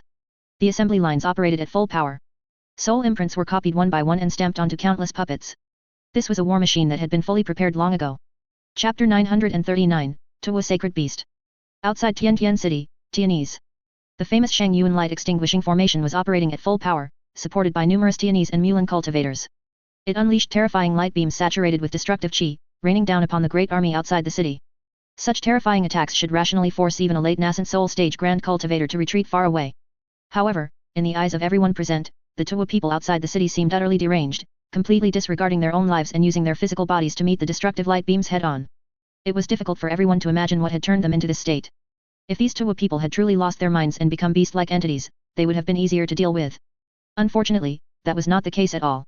These Tuwa people still knew how to use tactics, utilize formations, and find weaknesses in formations. They even cooperated seamlessly, battling others with greater ease and fluency than before. They had simply become fearless of death. It was as if some terrifying power had influenced their minds, making them fanatical and dreadful, completely indifferent to injury. This suicidal fighting style completely suppressed the cultivators from Tianese and Mulan, and the fanatical flames flickering in their eyes sent shivers down everyone's spines. Something is wrong. These people are deeply unsettling. This was not how cultivators should behave, they were more like brainwashed mortals who had completely cast aside life and death. Amidst their terror, everyone couldn't help but look toward the sky. There, a terrifying colossal beast, thousands of feet long, with the head of an ox and the body of a snake, covered in blue scales, was looking down upon the cultivators struggling to survive. Its massive form spread across the entire sky, giving off an illusory feeling, as if it were merely a false curtain added to the heavens. However, the bursts of fierce wind and startling thunder stirred up by the slight movements of its enormous body were undeniably real, making everyone realize that this colossal beast, which almost exceeded the limits of their perception, was truly present. Yet, the most terrifying thing was not its size, but its eyes, which resembled the rising sun. They had no pupils, were pure white throughout, and emitted a faint light. They contained absolutely no understandable emotion or thought, as if it were an extraterrestrial entity incomprehensible to cultivators. Aside from cold, bloodthirsty desire, everything else was beyond human comprehension. Unable to communicate, unable to exchange, unable to negotiate, it was like a high and mighty deity, completely indifferent to the lives and deaths of mortals. Venerable Xiang and the clan's remaining divine masters stood atop the city wall, gazing up at the terrifying colossal beast, and couldn't help but take a deep breath. They had personally witnessed how easily this colossal beast had slain 2 clan divine masters, and they knew that although the beast's current cultivation only appeared to be at the peak of the late nascent soul stage, its actual realm far exceeded that. Even the azure peacock summoned by the Mulan Saintess was effortlessly torn to shreds. This creature was definitely not a mere projection. If its cultivation hadn't still been restricted by the human realm's limitations, the two of them might have even believed this was the true body of a sacred beast from the upper realm descending to destroy them, the cultivators of the lower realm. Is there still no movement from you state? Even Venerable Xiang himself didn't realize his voice was trembling slightly, carrying unconcealed fear. Behind him, the old man in green robes silently shook his head. Venerable Xiang's eyes dimmed, filled with despair. Just then, the terrifying colossal beast in the sky suddenly moved. Its long, massive body slightly writhed, and its head, which was almost larger than Tiantian City itself, slowly approached and opened its terrifying maw. A flash of light burst forth from its mouth, followed by a torrent of green light that engulfed everything. The surging green light instantly changed the color of the sky and earth, sweeping majestically and submerging the entire Tiantian City. The light barrier formed by the Shangyuan light extinguishing formation began to rapidly deform within the green light, taking on a melting texture, as if it could shatter at any moment. Within this endless green light, thousands of cultivators looked up at the sky, their eyes filled with despair. Just then, the entire sheet of green light suddenly shook, and then abruptly dimmed. Separated by the light barrier formed by the Shangyuan light extinguishing formation, everyone clearly saw the colossal beast close its mouth and turn its head toward the horizon. There, streaks of flowing light were piercing the void, spreading majestically like an endless ocean of light. Before these flowing lights even arrived, hundreds of enormous light beams had already crossed a distance of over 100 miles, bombarding the colossal beast's body. Green light flickered on the beast's body, receiving all the light beams. However, under the bombardment of hundreds of gigantic light beams, this layer of green light quickly became unstable, rippling like water waves. But immediately after, numerous escape lights soared into the sky. Hundreds of Tuwu cultivators, their eyes revealing fanatical expressions, did not hesitate to burn their vital essence and set up a massive spirit art grand array. This grand array was nearly the size of the colossal beast's face. Violent spiritual chi circulated within it, tamed by the formation, transforming into a brilliant 5-colored light beam that swept toward the direction of the flowing lights. The next second, dazzling light shields lit up upon the ocean like light in the distance. The light shields converged, as if the sky had been inverted and the earth overturned. The 5-colored light beam slammed into them, and accompanied by bursts of illusory flowing light, it was forcefully pushed back by this continuous curtain of light. The countless streaks of flowing light gradually revealed their forms, massive battleships, each hundreds of feet long, surrounded by thousands of flying boats laden with puppets. This sight caused everyone's pupils to contract violently, they could hardly believe their eyes. In this world, where small workshop production was the mainstream, no one had ever experienced the powerful productivity of industrialized assembly line manufacturing. And now, they saw it. That army, which virtually covered the entire sky and was even more massive than the terrifying colossal beast, instantly shattered everyone's rock-solid worldview. The next moment, artillery fire began to roar. Light beams wrapped in terrifying spiritual chi shot out from the army, merging in the air to form a genuine ocean of light, spreading toward the terrifying colossal beast. The spirit art grand array blocking the front was instantly annihilated, and the highly cultivated Tuwu spellcasters within it were meaninglessly reduced to ashes. The Tuwu sacred beast opened its maw, and the green light around its body flickered like stars, transforming into blue and white runes that enveloped its massive, distorted body. The next second, the colossal beast clashed against the ocean of light, and blinding, dazzling spiritual light instantly submerged everything within their sight. The Shangyuan light extinguishing formation shattered almost instantly, and the roar of the terrifying colossal beast echoed between heaven and earth. Chapter 940, Army Clash. Under the vast, seemingly endless stream of light piercing through the sky, the green runes on the Tuwu sacred beast's body instantly flickered wildly, then burst one after another. The terrifying stream of light gradually penetrated the light shield on its body surface, striking its grotesquely massive form. Those green scales visibly charred and shattered at a speed visible to the naked eye, splattering large amounts of fresh blood. Roar! The Tuwu sacred beast roared to the sky, letting out a strange, prolonged howl. On its colossal form, a fierce wind suddenly rose, instantly forming a gigantic storm that seemed to connect heaven and earth. Under the continuous bombardment of the light stream that engulfed the sky, this storm was quickly torn to shreds. However, after the storm, the Tuwu sacred beast's enormous body mysteriously vanished. The next second, above the numerous warships and flying boats, a huge black hole instantly tore open space, appearing high in the sky. The Tuwu sacred beast's mountain-like head emerged from the black hole, opening its massive mouth like a black curtain covering the sky, swallowing several warships and the flying boats around them. The numerous warships and puppets quickly began to adjust their muzzles, but how could they be faster than the physical reaction of such a giant beast? It opened its massive mouth, and streams of green light instantly converged into an enormous green light sphere, which then exploded in an instant. In an instant, a great green light appeared. A hazy halo spread outwards, and wherever it passed, whether it was a massive 100-jong warship or a nimble flying boat filled with puppet soldiers, they were instantly vaporized, vanishing from their original spots. The green light in the sky was like a colossal celestial body engulfing everything, spreading silently yet disappearing silently, leaving only a massive void in the sky, like an eye from the endless void realm, looking down upon all living beings from above. The Tuo sacred beast fully crawled out of the black hole, its colossal, almost illusory form circling between heaven and earth. At this point, the army that had almost covered the sky had lost nearly half of its forces, and the remaining warships and flying boats were still trying to regroup. The Tuo sacred beast's pair of snow-white, pupil-less eyes coldly swept over these puppets, its massive form stirring up a surging hurricane, carrying countless wind blades, and rushing in all directions. The wind roared like a tide, as if heaven and earth were inverted, the nine heavens silver river pouring onto the earth, stirring up deafening rumbling sounds. Countless warships and flying boats were swept into the hurricane, and under the repeated dismemberment of innumerable wind blades, they scattered into parts filling the sky. The hurricane gradually dissipated, and parts rained down onto the ground. In the empty sky, the clouds had long been blown thousands of miles away, leaving only the terrifying form of the Tuo sacred beast, suspended between heaven and earth. Just then, in the distant sky, a dazzling white light suddenly illuminated. Gigantic white light pillars shot up into the sky, almost blinding people. Within the white light, 100-jong long warships and flying boats laden with puppets reappeared in the sky. Violent spiritual chi gathered, transforming into the sky-obscuring spiritual chi light stream, rushing towards the Tuo sacred beast once again. When industrialized mass-produced combat power began to replace irreplaceable individual combat power, war became a competition of logistics. Coincidentally, what Liu Yun's feared least in a competition was logistics. In a hidden corner several hundred miles from the battlefield, Qing Li touched her arm, her shoulders hunched high, almost tucking her head in. Something's wrong. This thing is wrong. Ever since I saw it, I've felt uncomfortable all over, Qing Li hastily said. She hadn't finished speaking. Within her body, powerful spiritual chi surged wildly, almost uncontrollably, as if her bloodline had sensed something dangerous and unusual, instinctively preparing for an all-out strike. Liu Yun's and Han Li stood in front, looking at the Tuo sacred beast displaying its divine might in the sky, their expressions gradually becoming solemn. Something's wrong. Of course, something's wrong. Being in the same realm above nascent soul and having the same late nascent soul stage cultivation, the Mulan sacred bird from back then was a world of difference compared to this Tuo sacred beast. Neither of them could believe that this was something achievable with late nascent soul stage cultivation. Even if it could mobilize heaven and earth spiritual chi, this level of output was simply too outrageous. No wonder those two unfortunate Mulan divine masters couldn't even escape their nascent souls and were killed on the spot in a single encounter. Even if it could mobilize heaven and earth spiritual chi, this level of output was simply too outrageous. No wonder those two unfortunate Mulan divine masters couldn't even escape their nascent souls and were killed on the spot in a single encounter. Could it be that the true realm of this Tuo sacred beast is actually far above that of the Mulan sacred bird? Then how have the Mulan people fought against the Tuo people for so many years? The more they thought about it, the more they felt there was a problem behind this. Fortunately, they didn't rely on their astonishing divine ability and rashly engaged in battle, but rather used this puppet army as the vanguard. Otherwise, caught off guard, they might really have suffered a great loss. However, it now seems that although the Tuo sacred beast's divine ability is terrifyingly exaggerated, it is ultimately limited by its cultivation. After unleashing that earth-shattering blow just now, its movements have clearly become sluggish, and it is now being suppressed by the reinforced puppet army.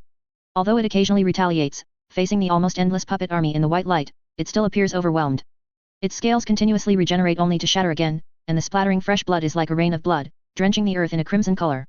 It seems they don't need to act, the endless puppet army alone can slowly wear down this Tuo sacred beast to death.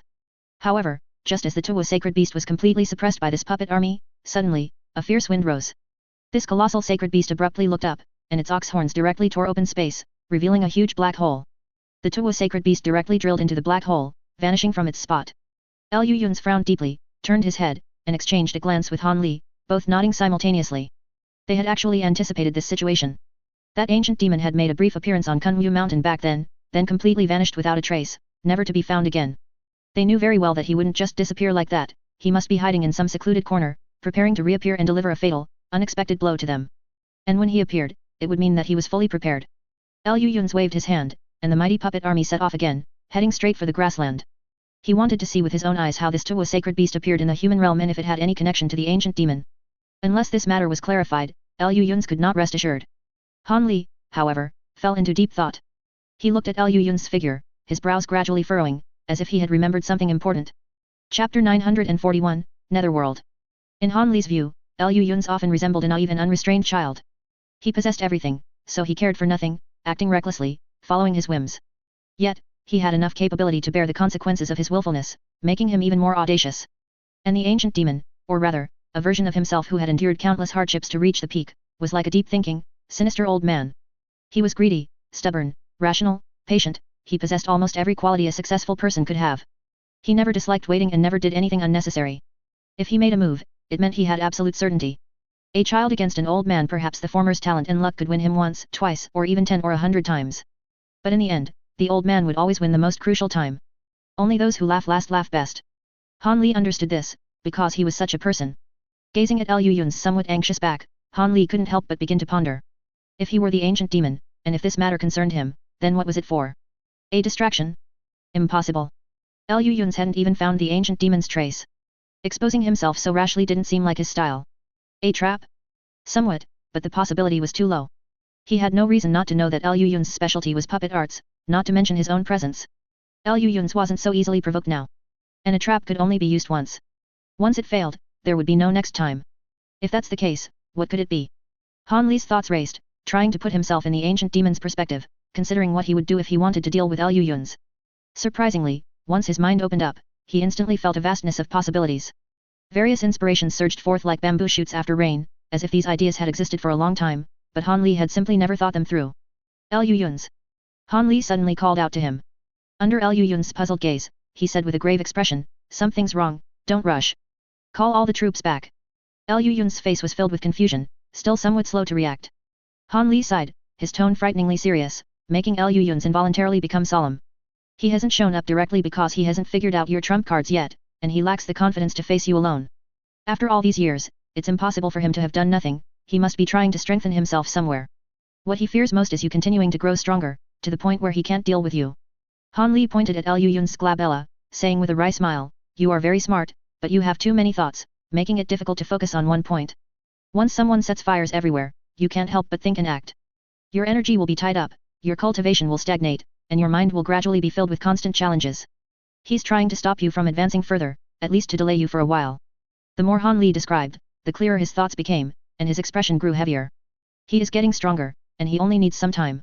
He wants you to be tied up, to have your energy scattered so you can't focus on your own matters. No. He's doing this because you've done something right. He's starting to lose his composure, no longer daring to bet all his chips on his own strength. Liu Yun's eyes lit up. He met Han Li's gaze, and they both said simultaneously. Chaotic Star Sea. He's in the Chaotic Star Sea. This was a dark world. The sky was murky black, with only occasional streaks of eerie green lightning briefly illuminating the world. Several ape-like nether beasts roamed the earth, and with the dazzling lightning flashes, stealthily approached the entrance of a cave. Before long, several giant bat-like nether beasts flew out, only to be ambushed by the ape-like nether beasts. They were dragged down from the sky, pinned to the ground, skinned, dismembered, and their blood and flesh consumed. A short while later, the ape-like nether beasts left contentedly, leaving behind only a pile of bleached bones. They didn't notice that, looking inward along the dark cave, a continuous stream of bone-chilling yin wind was gushing out. And within the dark yin wind, a colossal figure with 3 heads and 6 arms was meditating cross-legged, cultivating diligently with closed eyes. In front of this figure sat a young man in black robes, with dark skin and an ordinary appearance. He slightly raised his head, looked at the Dharma idol before him, and nodded with satisfaction. At this time, the contingency left in the holy cauldron should have taken effect, he mused, unsure if he was speaking to the Dharma idol or to himself. Fortunately, I understand the Void Heaven cauldron well enough, a replica won't stump me. It's just that the clone of the Cave Heaven Rat King probably can't delay him for long, and his main body will likely discover the issue with his clone soon. I must hurry. As he spoke, a sinister expression appeared on his dark, ordinary face. Before him lay a green spirit stone, emitting astonishing would attribute spiritual chi. The purity of the spiritual chi contained within it was more than 10 times that of an ordinary high-grade spirit stone. This was a top-grade spirit stone rarely found in the human realm. The only pity is that my current cultivation technique is no longer wood attributed, so the effect of this top-grade spirit stone will be somewhat discounted. And that dragon has monopolized Biling Island. If I didn't want to attract attention, that spiritual vein would be a good place for seclusion to break through my bottleneck. For now, this will have to do. Flood Dragon Clan. Humph. He let out a cold snort, his eyes flashing with an indescribable malice, like a deep abyss. After a while, he closed his eyes again, sat cross-legged, and devilish chi surged within him. The powerful surrounding yin chi was continuously absorbed into his body like a vortex. Through these dark yin winds, faint glimpses of black, ink-like scales could be seen spreading across his body. That appearance was only 3 parts human, 7 parts more like a demon. And in the center of this mountain range, a pair of distinct black and white eyes, containing myriad charms, slowly opened. 2 ink-like brilliant rays shot out, but like phantoms, they vanished in a flash. Senior sister, the yin qi in the mountains seems to have changed recently. There's an uninvited guest here. In the void realm, a ethereal voice echoed. We can't afford to provoke that person right now, but he might discover us soon. Junior sister, whatever you want to do, you must do it quickly. Chapter 942, The Union of Yin and Yang.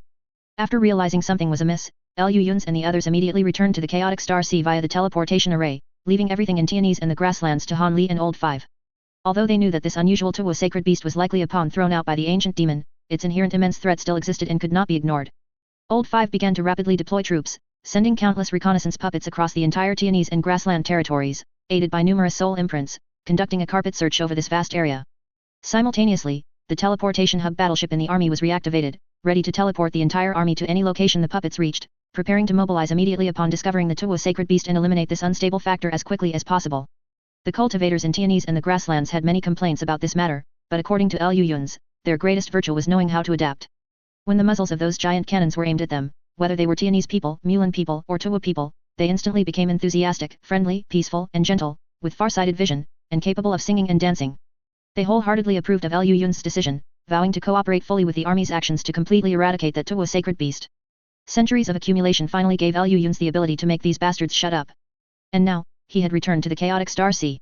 An hour later, streaks of white escape lights shot up from Tianxing City, resembling meteors streaking in all directions. Those were the messengers of the Star Palace. The next day, hundreds of large and small forces and major merchant alliances throughout the inner star sea mobilized. Centered around the Star Palace's inner 12 star islands and outer 24 star islands, supplemented by various smaller forces, they mobilized the entire inner star sea with unprecedented efficiency. The two sages of the Star Palace's Great Purge almost instantly showed its effects.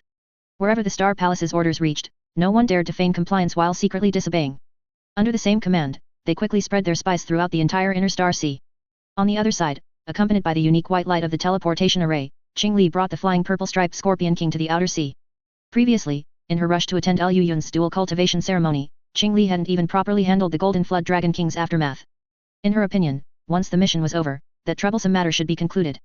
As for how to deal with the flood dragons on Dragon Island, Qing Li hadn't even considered it. But now it was different. Facing an enemy hiding in the shadows, Lu Yun's needed to consolidate all the power he had. The outer sea must have his eyes, at the very least. If the ancient demon caused any major trouble in the outer sea, he had to be the first to receive the news and prepare for a counterattack. So Qing Li could only bring the strongest available reinforcement, preparing to take over Dragon Island and formally assume the position of clan chief of the Flood Dragon clan.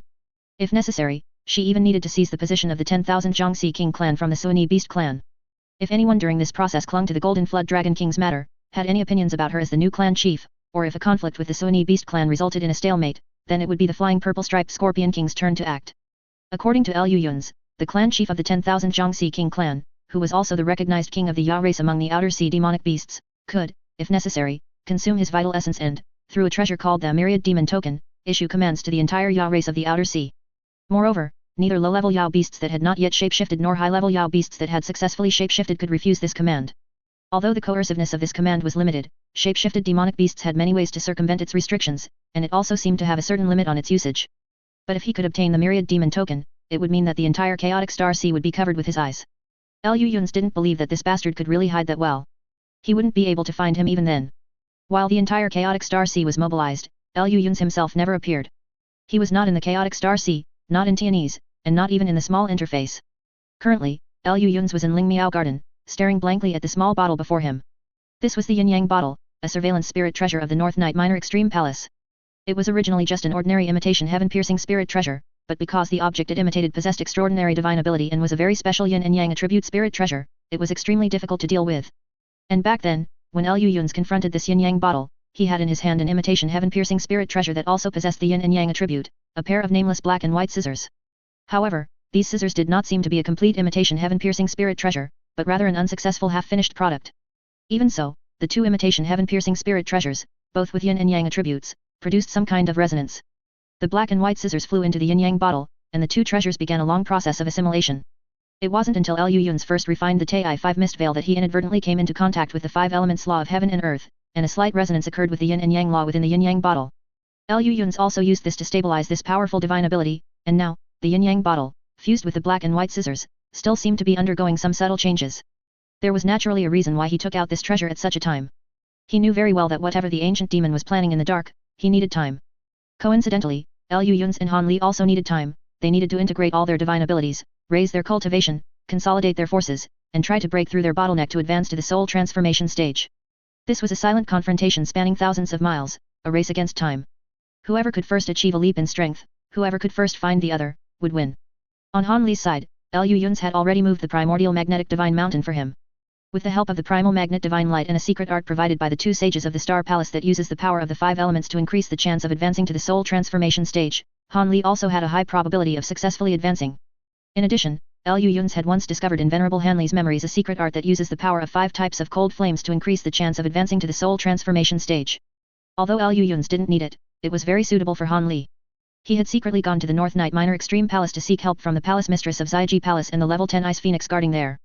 And after Lu Yun's obtained that secret art that uses the power of the 5 elements to increase the chance of advancing to the soul transformation stage, he was inspired to think of another method. If the union of the 5 elements could increase the chance of advancing to the soul transformation stage, then what about the union of yin and yang? Or rather, what special changes would occur if the 5 elements in yin and yang, these 7 forces, were fused together? Chapter 943, Flood Dragon Clan Chief. This idea had actually been in Lu Yun's mind for a long time. As early as the first time he refined the Tai-5 mist veil, seeing the anomaly produced by the resonance of the 5 elements law and the yin and yang law, Lu Yun's felt that there was probably an intricate connection between these two laws, and they might even originate from the same source. This thought spurred Lu Yun's, making him almost eager to try it out. If his idea was correct, then this would become his ladder to the soul transformation level. However, in that case, the current yin-yang bottle was not enough, at least not enough to fuse with the Tai-5 mist veil. Lu Yun still needed to add some things to this imitation heaven-piercing spirit treasure. With a raise of his single hand, the yin-yang bottle immediately rose from thin air, slowly rotating in the air and opening its lid. 2 streaks of spiritual light, one black and one white, immediately shot out, dancing wildly in the air like dragons and snakes. Lu Yun's watched this scene without changing his expression. 2 clusters of flames, one red and one silver, immediately flew out from his body, transforming in the air into a silver-white winged pony and a crimson fire crow. It was the solar essence fire and the lunar true fire. The solar essence fire goes without saying. After so many years of continuous refinement by Lu Yun's with the azure blue cauldron, the lunar true fire's power had greatly increased and was no longer comparable to when it first flew out of the fire cauldron. These 2 clusters of spiritual fire are known as the human realm's 3 great true spirit fires, the top-tier extreme yin and extreme yang substances. As Lu Yun's gave the command, the 2 fire spirits immediately transformed back into 2 clusters of flames and shot out, merging with the black and white lights dancing like dragons and snakes in the air. In mid-air, black and white colors surged. The black and white lights suddenly expanded, intertwining in the air, subtly forming a giant Tai Chi diagram. Lu Yun's immediately felt the yin and yang law that he had once experienced on the day the Tai-5 mist veil came into being. At the same time, he also felt the Tai-5 mist veil stirring restlessly within his body. This powerful and bizarre divine ability surged back and forth within Lu Yun's body, as if sensing something incredibly important to it. A difficult-to-hide look of pleasant surprise appeared at the corner of Lu Yun's mouth. It seemed this path was indeed the right one. In mid-air, the black and white lights burned fiercely like flames, intertwining with each other. The Tai Chi diagram they formed began to spin rapidly, suddenly transforming into a streak of flowing light and shooting back into the yin-yang bottle. The yin-yang bottle trembled violently, first emitting a burst of black and white spiritual light, and then it began to shake rapidly, faintly emitting crisp cracking sounds. Lu Yun's expression changed. He immediately flicked his sleeve, and 5 colored flowing light shot out from his sleeve, instantly enveloping the yin-yang bottle. This treasure immediately stabilized. Faint rumbling sounds could be heard continuously from inside the bottle, as if countless thunderbolts were violently clashing within it. Lu Yun's looked at this treasure, his brows gradually furrowing. The idea was correct, but the yin-yang bottle, this container, was about to give out. After all, this was only an imitation heaven-piercing spirit treasure, not a true heaven-reaching spirit treasure. To be able to bear a trace of the law of heaven and earth was already its limit, and now the divine ability transforming within it had far exceeded its carrying capacity. After much thought, Lu Yun suddenly grabbed the jade pendant beside him and said in a deep voice, "Old Fifth, help me contact the North Night Minor Extreme Palace and ask if they still have the manufacturing method and materials for the yin-yang bottle. Also, help me contact the people in Tianese, the Chaotic Star Sea, the Grasslands, and Great Jin to collect top-grade extreme yin or extreme yang attribute materials. I'll buy them at any price." "All right." Old Fifth's cheerful electronic voice rang out again, with a hint of excited laughter. Lu Yun slowly exhaled, turned around, and picked up the yin-yang bottle, which was enveloped by the Tai-5 mist veil. His brows gradually relaxed, and a smile appeared at the corner of his mouth.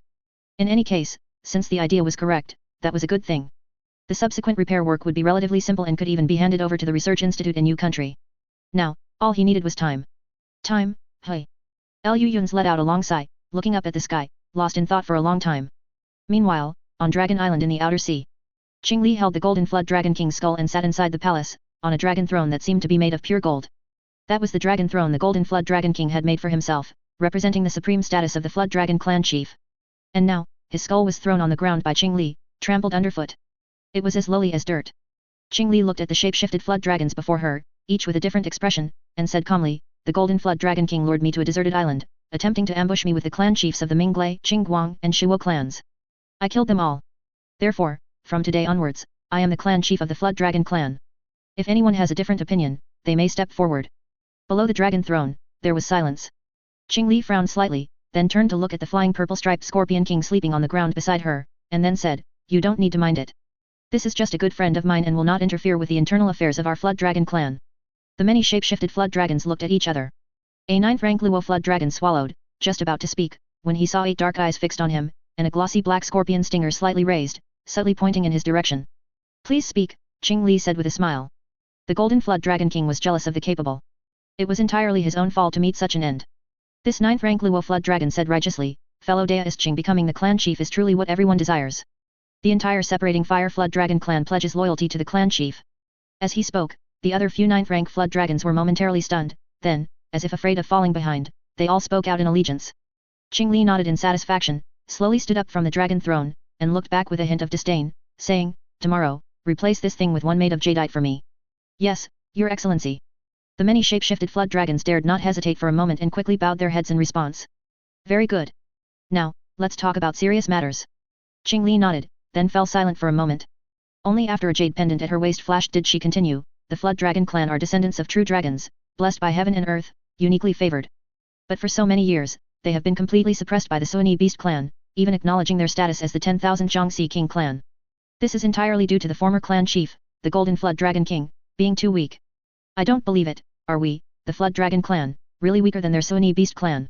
Her cold gaze slowly swept over the many shape-shifted flood dragons, and amidst their gradually heating eyes, she said in a deep voice, "The position of the 10,000 Jiangxi King clan should rightfully belong to our Flood Dragon clan, but it has been occupied by the Suoni Beast clan for many years. Now it's time to take that position back. Issue the order to recall all flood dragons wandering outside. All clans, prepare yourselves. In 7 days, we will attack the 10,000 Jiang Abyss. I will lead you all to reclaim everything that originally belonged to us." Below the dragon throne, there was silence. A few beads of cold sweat subtly seeped from Qingli's back. She began to recall her lines, trying to find if she had said anything wrong and if she could still salvage it. Until a thunderous cheer, like a mountain roar and a sea surge, erupted from below the dragon throne. "The clan chief is wise. This is the true demeanor of our Flood Dragon clan. Clan chief, we adore you." With just one decision, Qingli established a prestige within the Flood Dragon clan that far surpassed that of the Golden Flood Dragon King. Chapter 944, Flood Dragons Gather. As descendants of true dragons, the Flood Dragon clan inherently possessed an innate arrogance. This arrogance stemmed from both their strength and their bloodline. Every flood dragon, even Qingli, who was considered a disgrace among dragons, carried that inherent arrogance, as if they were born to possess everything. They firmly believed themselves to be the noblest race in the entire world, and naturally regarded everything they saw as their own property. Yet, such a race was innately suppressed. The 10,000 Jiangxi King clan, the leader of the Outer Sea Ya race. This position, in the eyes of the Flood Dragon clan, should rightfully belong to them. The Suoni Beast clan had merely stolen the wealth and status of the Flood Dragon clan. Such an absurd perception was, however, the true belief of all members within the Flood Dragon clan. Until now, the Flood Dragon clan and the Suoni Beast clan had maintained the most basic restraint, purely because they couldn't win. Although the Flood Dragon clan would find all sorts of reasons for themselves, on this point, they couldn't refute it. The two 10th level Suoni Beasts of the Suoni Beast clan were simply stronger than the 10th level Golden Flood Dragon King of the Flood Dragon clan. If they truly fought, the Flood Dragon clan had no chance of winning. But now it was different. A stronger leader had replaced the Golden Flood Dragon King and was going to lead the entire Flood Dragon clan to reclaim the throne of the 10,000 Jiangxi King clan. As soon as this news broke, the entire outer sea fell into chaos. Flood dragons, who had been cultivating in various remote corners, instantly emerged from all directions, and under the terrified gazes of countless sea Yao beasts, began to rapidly converge towards Dragon Island. Regardless of why these flood dragons had left Dragon Island before, they now reconverged for a common goal. In just 7 days, over 60 shape-shifted flood dragons gathered from across the outer sea, in addition to hundreds of 6th and 7th rank flood dragons. This was already a force powerful enough to shake the inner sea. Qingli hovered above Dragon Island, her 5-colored dragon horns flashing with the chaos of lightning. She looked down at the seemingly endless horde of flood dragons below, feeling a little flustered. Too many. Wasn't the Flood Dragon clan supposed to be sparsely populated? Where did all these flood dragons come from? Qingli subconsciously reached out, wanting to touch the flying purple-striped Scorpion King next to her to steady her nerves, but was disdainfully swatted away by its pincer. Looking at the expectant and worshipful eyes of these flood dragons, Qingli instinctively felt that she should say a few words at this moment. So, she pondered for a moment with a poker face, her solemn and majestic gaze sweeping over all the flood dragons, then with a wave of her single hand, she calmly declared. Depart. Hundreds of flood dragons obscured the sky, their terrifying heads emerging from the storm. The seawater was stirred by powerful spiritual chi, and waterspouts formed out of thin air, continuously sucking the seawater high into the sky. Accompanied by fierce gales, dark clouds gathered in the sky, and rolling currents, like a second layer of sea, spread across the air, carried by these innate water spirit beasts, the flood dragons, majestically obscuring the sky and extending towards the 10,000 jong abyss. This was a spectacular sight formed by hundreds of flood dragons casting spells simultaneously, even without the aid of any formation. Such a display surpassed most human combined attack techniques. The sky was filled with dark clouds, rolling heavily. Hundreds of flood dragons swam among the clouds, their massive, scaled bodies occasionally emerging from the dark clouds, only to instantly disappear back into them. Streaks of lightning began to flash within the dark clouds, emitting earth-shattering roars. Frightening the sea yao beasts to flee in all directions, even some neutral shape-shifted demonic beasts ran far away without looking back, fearing to be caught in it. This scene, naturally, also fell into the eyes of the Suani beast clan. Before the flood dragon clan's army even arrived, the Suani beast clan had already set up their formation, ready to meet the enemy. Above the 10,000 jong abyss, a blue-robed old man and a middle-aged man in white robes stood side by side. Beside them were dozens of half-humans, half-yao with scales all over their bodies, lion heads, and dragon claws, as well as more than a dozen human-shaped yao beasts with lion heads and human bodies, dressed in robes of various colors. Yet, these shape-shifted demonic beasts, the weakest of whom were still stronger than human mid-nascent soul stage cultivators, stood with their hands at their sides, showing utmost respect to these two old man and middle-aged man who appeared no different from humans. The old man looked at the rapidly spreading dark clouds on the horizon and sighed, saying, "I didn't expect the Flood Dragon clan to be in such a hurry. I thought they would wait until my time was up before making a move." Upon hearing this, the middle-aged man in white robes' eyes flashed with a hint of sadness, and he said with a wry smile, "Indeed, I don't know what's gotten into the Flood Dragon clan. The Golden Flood Dragon King shouldn't be so impulsive. It's caused some of our preparations to remain incomplete." The blue-robed old man did not speak, but gazed at the dark clouds on the horizon. These boundless dark clouds spread, and in the blink of an eye, they reached above the heads of the many Suani beasts. Streaks of escape lights broke through the air from the dark clouds, stopping dozens of jong away from the many Suani beasts, revealing their forms one by one. At the forefront of the many shape-shifted flood dragons, Qing Li stood proudly with the flying purple-striped Scorpion King, an expression of numb fearlessness on her face. The two Yao beasts simultaneously swept their divine sense, and then their expressions changed drastically at the same time. The blue-robed old man let out a heavy sigh, his face grim, and asked in a cold tone, "Where is the Golden Flood Dragon King?" "Dead." Qing Li said concisely, "I am now the clan chief of the Flood Dragon clan, and I have come specifically to retrieve what belongs to our Flood Dragon clan." Upon hearing the news of the Golden Flood Dragon King's death, both Yao beasts' pupils constricted. Neither of them had expected that the Golden Flood Dragon King, who had dominated the chaotic Star Sea for tens of thousands of years, would have fallen so silently. And they had not received any news. The information revealed behind this was even more terrifying than Qing Li, an unknown enemy. "What does the Flood Dragon clan want?" Although he knew it was a rhetorical question, the blue-robed old man still asked. Naturally, the position of the 10,000 Jiangxi King clan, Qing Li said as if it were obvious. "Hat. You are more honest than the Golden Flood Dragon King." The blue-robed old man shook his head, his eyes suddenly sharpening. Blue light burst forth from his body, and he transformed into a half-yao form with scales all over, a lion's head, and a human body. "Then let's see who is truly stronger." The world of Yao beasts was far more direct and simple than the world of humans. The strong preyed on the weak, it was natural law. The weak had to be prepared to be exploited, devoured, and skinned alive by the strong. And now, between the Suani Beast clan and the Flood Dragon clan, it was yet unknown who was the weak. At least, that's what the two 10th level Suani beasts thought. However, when the blue-robed old man transformed into his half-yao form, preparing to fight Qing Li to the death, a huge winged giant scorpion blocked his path. At first, the old man didn't react, only assuming the giant scorpion was a spirit beast raised by Qing Li.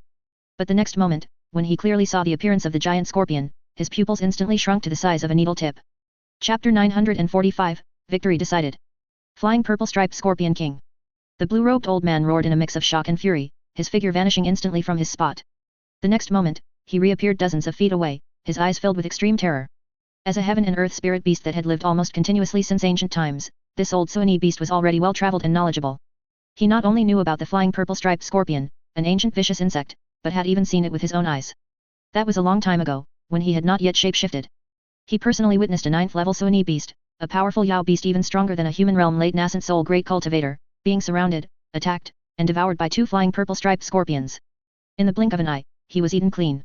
That scene was deeply etched into his memory, and to this day, although he was no longer the weak 7th-level demon beast he once was, what appeared before him was no ordinary flying purple-striped scorpion, but a powerful scorpion king.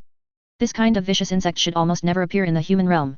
The flying purple-striped scorpion king naturally didn't know the turmoil in the old Suani beast's heart at this moment. It merely let out an impatient low growl, flapped its wings, and instantly transformed into a black streak of light, crossing dozens of feet in a blink of an eye to arrive before the old Suani beast. A pair of shiny black scorpion claws suddenly raised, like two sharp scissors, and slashed down at the old Suoni beast's waist from both sides. The blue-robed old man's face sank, a blue light flashed around him, and a layer of scale-covered armor appeared on his body. This armor was entirely deep blue, covered with blue scales the size of copper coins, as if it was refined from his own scales. At the same time, the blue-robed old man clapped his hands together and then apart, and accompanied by the deafening sound of thunder, a blue lightning spear quickly formed in his hand and smashed down towards the flying purple-striped Scorpion King. With a boom, accompanied by the earth-shattering sound of thunder, the flying purple-striped Scorpion King retreated several feet, shook its head, and was surprisingly unharmed. This scene made the blue-robed old man's pupils constrict, and the middle-aged man in white robe blinked in disbelief. And just then, the corner of his eye caught a dazzling bolt of lightning. Qing Li flung out a bolt of chaos lightning, heading straight for the middle-aged man. This seemed to be a signal. Dozens of shape-shifted flood dragons instantly charged towards the opposing Suoni beasts, and a great battle was about to erupt. At the same time, dark clouds descended from the sky, and hundreds of flood dragons, carrying tens of millions of tons of seawater, crashed down towards the large numbers of Suoni beasts. However, as fellow dragon descendants and natural water spirit beasts, the Suoni beast clan's water control techniques were not at all inferior to those of the flood dragon clan. Suddenly, towering waves surged across the sea. The entire sea surface seemed to rise, and under the control of a large number of Suoni beasts, it met the flood dragons in the air. In an instant, it was as if heaven and earth collided. Tens of millions of tons of seawater clashed against each other, turning the space between heaven and earth into a vast ocean.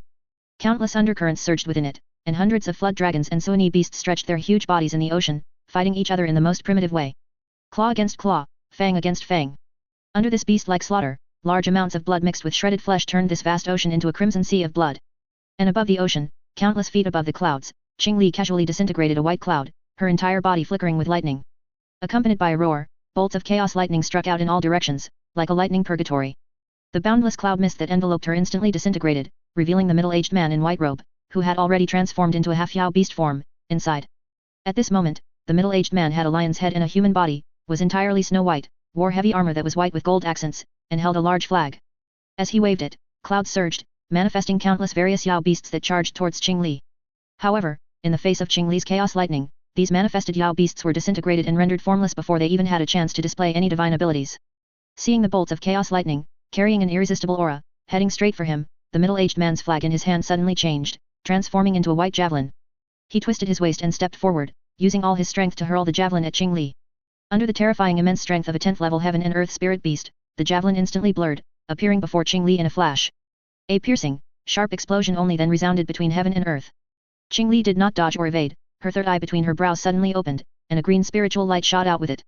The incoming javelin instantly turned into jade, losing all spiritual chi and falling down. This scene made the opposing 10th level Suoni beast completely dumbfounded. Before he could unleash any more strange divine abilities, he saw a flash of lightning before his eyes, and Qing Li instantly appeared before him. The sound of thunder reverberated across the sky. A dragon claw, entwined with chaos lightning, instantly pierced through his armor and hard scales, pulling out a constantly wriggling, blood-red fleshy orb. The middle-aged man in white robe stood frozen, his eyes filled with disbelief, seemingly unwilling to believe that he had died just like that. However, the next second, a flash of lightning appeared on Qing Li's arm, and his body instantly erupted in white light, transforming back into a huge white Suoni beast in the air. A white light flew out from the top of his head, about to escape, when it was struck by a bolt of chaos lightning. Qing Li snatched it with one hand and held it. Looking down, within a white Yao core, the phantom of a white Suoni beast, shrunken countless times, was struggling, trying to break free from Qing Li's restraint. Qing Li grinned, raised her head, and looked towards the other side of the sky. The blue-robed old man waved his arms, and hundreds of blue lightning spears almost covered the entire sky. Each of these lightning spears was powerful enough to utterly destroy an early nascent soul stage cultivator, yet they could not harm the flying purple-striped Scorpion King in the slightest. The flying purple-striped Scorpion King let out an annoyed low growl, transformed into a black streak of light, ignored all the blue lightning spears, and charged directly towards the old man. A blue light flashed around the old man, and he instantly vanished from his spot, reappearing dozens of feet away. Relying on his profound escape technique, the old man barely managed to contend with the flying purple-striped Scorpion King until now, but he had no way to deal with its almost indestructible hard shell. However, the flying purple-striped Scorpion King's patience was also nearing its limit. This time, before the blue-robed old man could unleash his divine ability, a strange low hum came from his ear. The old man instantly felt his true chi surging within his body, uncontrollably circulating rapidly, as if he was experiencing chi deviation. He quickly mobilized his magical power to stabilize his true chi, but just then, the flying purple-striped Scorpion King opened its mouth wide, and streaks of golden light shot out, instantly arriving before the old man. The old man had just suppressed the true chi within his body and had no spare energy to use his escape technique to dodge. Immediately, a blue light erupted around him, and layers of blue ripples, like water waves, instantly appeared. At the same time, the armor on his body also burst with spiritual light, and each blue scale was clearly visible, like a precious gem. He actually intended to use his own divine ability to directly withstand the flying purple-striped Scorpion King's attack. The next moment, the golden light threads, as if intangible, directly pierced through the layers of blue ripples. Just as the old man was trying to resist with his armor, these golden light threads suddenly changed direction, bypassing his armor and wrapping around the old man's body like ropes. The old man was stunned for a moment, then his face changed drastically. A powerful, strange force instantly pulled the old man over. The flying purple-striped Scorpion King coldly watched the rapidly approaching blue-robed old man, its tail hook already raised high, and then it struck down like lightning. The shiny black tail hook directly pierced through the old man's armor and penetrated his chest. The old man only struggled desperately twice, then purple chi spread throughout his body, and he instantly lost all signs of life. Accompanied by a flash of blue light, the corpse of a huge blue Suoni beast was lifted high by the flying purple-striped Scorpion King, held before it with its tail hook. For a time, earth-shattering cheers erupted from the vast ocean. Qing Li let out a long roar, transformed into an azure dragon giant beast over 300 feet long, and leaped into the great sea. Chapter 946, Outer Sea Demon King. Watching the two 10th level Suoni beasts fall, the Flood Dragon clan's aura soared, pressing the Suoni beast clan, who almost had no will to fight, into a frenzied assault. After Qing Li also joined, the already precarious defense line was directly breached by the Flood Dragon clan. Numerous Suoni beasts were torn to shreds by the swarming Flood Dragons, their demonic cores and souls unable to escape the fate of being devoured. Most shape-shifted Suoni beasts fled without looking back, using water escape. A few unlucky ones, caught in the encirclement of the Flood Dragon clan, struggled for a moment but could not escape their demise. The 10,000 Jiangxi King clan thus came to an end. Far from the battlefield, shape-shifted demonic beasts hid in the sky, sighing at the scene. No one had expected that the Suoni beast clan, which had ruled the outer sea for countless millennia, would withdraw from their position as the 10,000 Jiangxi King clan in such a manner. The many shape-shifted demonic beasts couldn't help but glance at each other, seeing the bitterness in each other's eyes. The current Flood Dragon clan's might surpassed even that of the former Suoni beast clan, and the stronger the 10,000 Jiangxi King clan became, the more restricted the shape-shifted demonic beasts of these smaller clans would naturally be. Not to mention, the Suoni beast clan had ruled the outer sea for so many years, and a considerable portion of benefits had already been fixed. Now, everything was to be reshuffled, and these smaller clans would undoubtedly be the first to suffer. Selfishly speaking, they also didn't want to see the Flood Dragon clan grow so powerful. However, looking at the almost one-sided battlefield, no demon cultivator truly dared to stick their neck out at this time. Amidst their mutual glances, there was more often a bitter smile, and then they soared away using escape techniques to return to their clans, preparing to be trampled by the newly appointed 10,000 Jiangxi King clan. Meanwhile, in the palace beneath the 10,000 Jiang abyss, Qing Li sat on the blue throne, which resembled glazed glass, curiously observing her surroundings. It must be said, this 10,000 Jiang abyss of the 10,000 Jiangxi King clan was truly a treasure land. In terms of spiritual qi alone, it was even stronger than Dragon Island, almost on par with the peak of the sacred mountain in Tianxing City of the Inner Sea. That was a truly top-tier spiritual vein in the human realm. It was just still quite a bit inferior to the level of Lingmiao Garden. Qing Li only looked curiously for a couple of glances, after the novelty wore off, it wasn't very interesting. After all, this place had just been scoured by the Flood Dragon clan's offensive and looked quite desolate at the moment. Watching the Flood Dragon clan members in the distance still cleaning up the battlefield, Qing Li slowly lowered her head and reached out to take the token handed to her by the flying purple-striped Scorpion King. This was a very strangely shaped token, entirely blue, made of neither gold nor jade, neither stone nor wood, yet possessing a bizarre, flesh-like texture, appearing exceptionally peculiar. Upon it was a lifelike blue Suoni beast, roaring furiously at Qing Li. The moment Qing Li picked up the token, she felt the essence blood within her body flow into it uncontrollably. Qing Li was startled and instinctively wanted to throw the thing away, but then she seemed to remember something and forcibly suppressed her inner impulse. Just like that, in a matter of a few breaths, the token drained about 1/10 of Qing Li's essence blood. Such a large consumption of essence blood at once was even too much for Qing Li to bear. She quickly took out a jade bottle from her storage pouch, opened it, and poured out several medicinal pills emitting astonishing spiritual qi, throwing them into her mouth. At this instant, a flush returned to Qing Li's face, and she let out a long breath. Fortunately, before coming, Liu Yun's had already made preparations for Qing Li. Her storage pouch was filled with various medicinal pills, talismans, and formations for all sorts of uses, all of the highest quality. The current loss of essence blood was one of the most likely unexpected situations Liu Yun's had anticipated, so he had packed a large quantity of these top-grade medicinal pills for replenishing essence blood. As long as Qing Li didn't drain all the essence blood from her body at once, she could be saved. Qing Li had never been so grateful for Liu Yun's foresight. Only now did she have the presence of mind to look at the token in her hand. She saw that the blue Suoni beast on it had, at some point, transformed into a verdant flood dragon, its body slender and elegant, its scales like jade. Myriad Demon Token.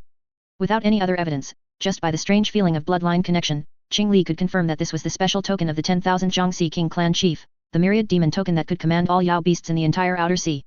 She glanced at the flying purple-striped Scorpion King, slowly took a deep breath, then bit her tongue sharply, spitting out another mouthful of essence blood. This essence blood gathered without dispersing in the deep sea, transforming into a small crimson flood dragon that wiggled its head and tail before drilling into the myriad demon token. Streaks of blood threads emerged on it, like chains, tightly coiling around the verdant flood dragon on the token, gradually turning it crimson. After a while, the flood dragon on the token completely transformed into a blood flood dragon. Only then did Qingli raise the myriad demon token and issue her first command after becoming the myriad sea demon king. Find this person. Accompanying the command was a lifelike image and an extremely unique aura. Her command silently spread with the surrounding water waves, appearing in the minds of every Yao beast in the outer sea.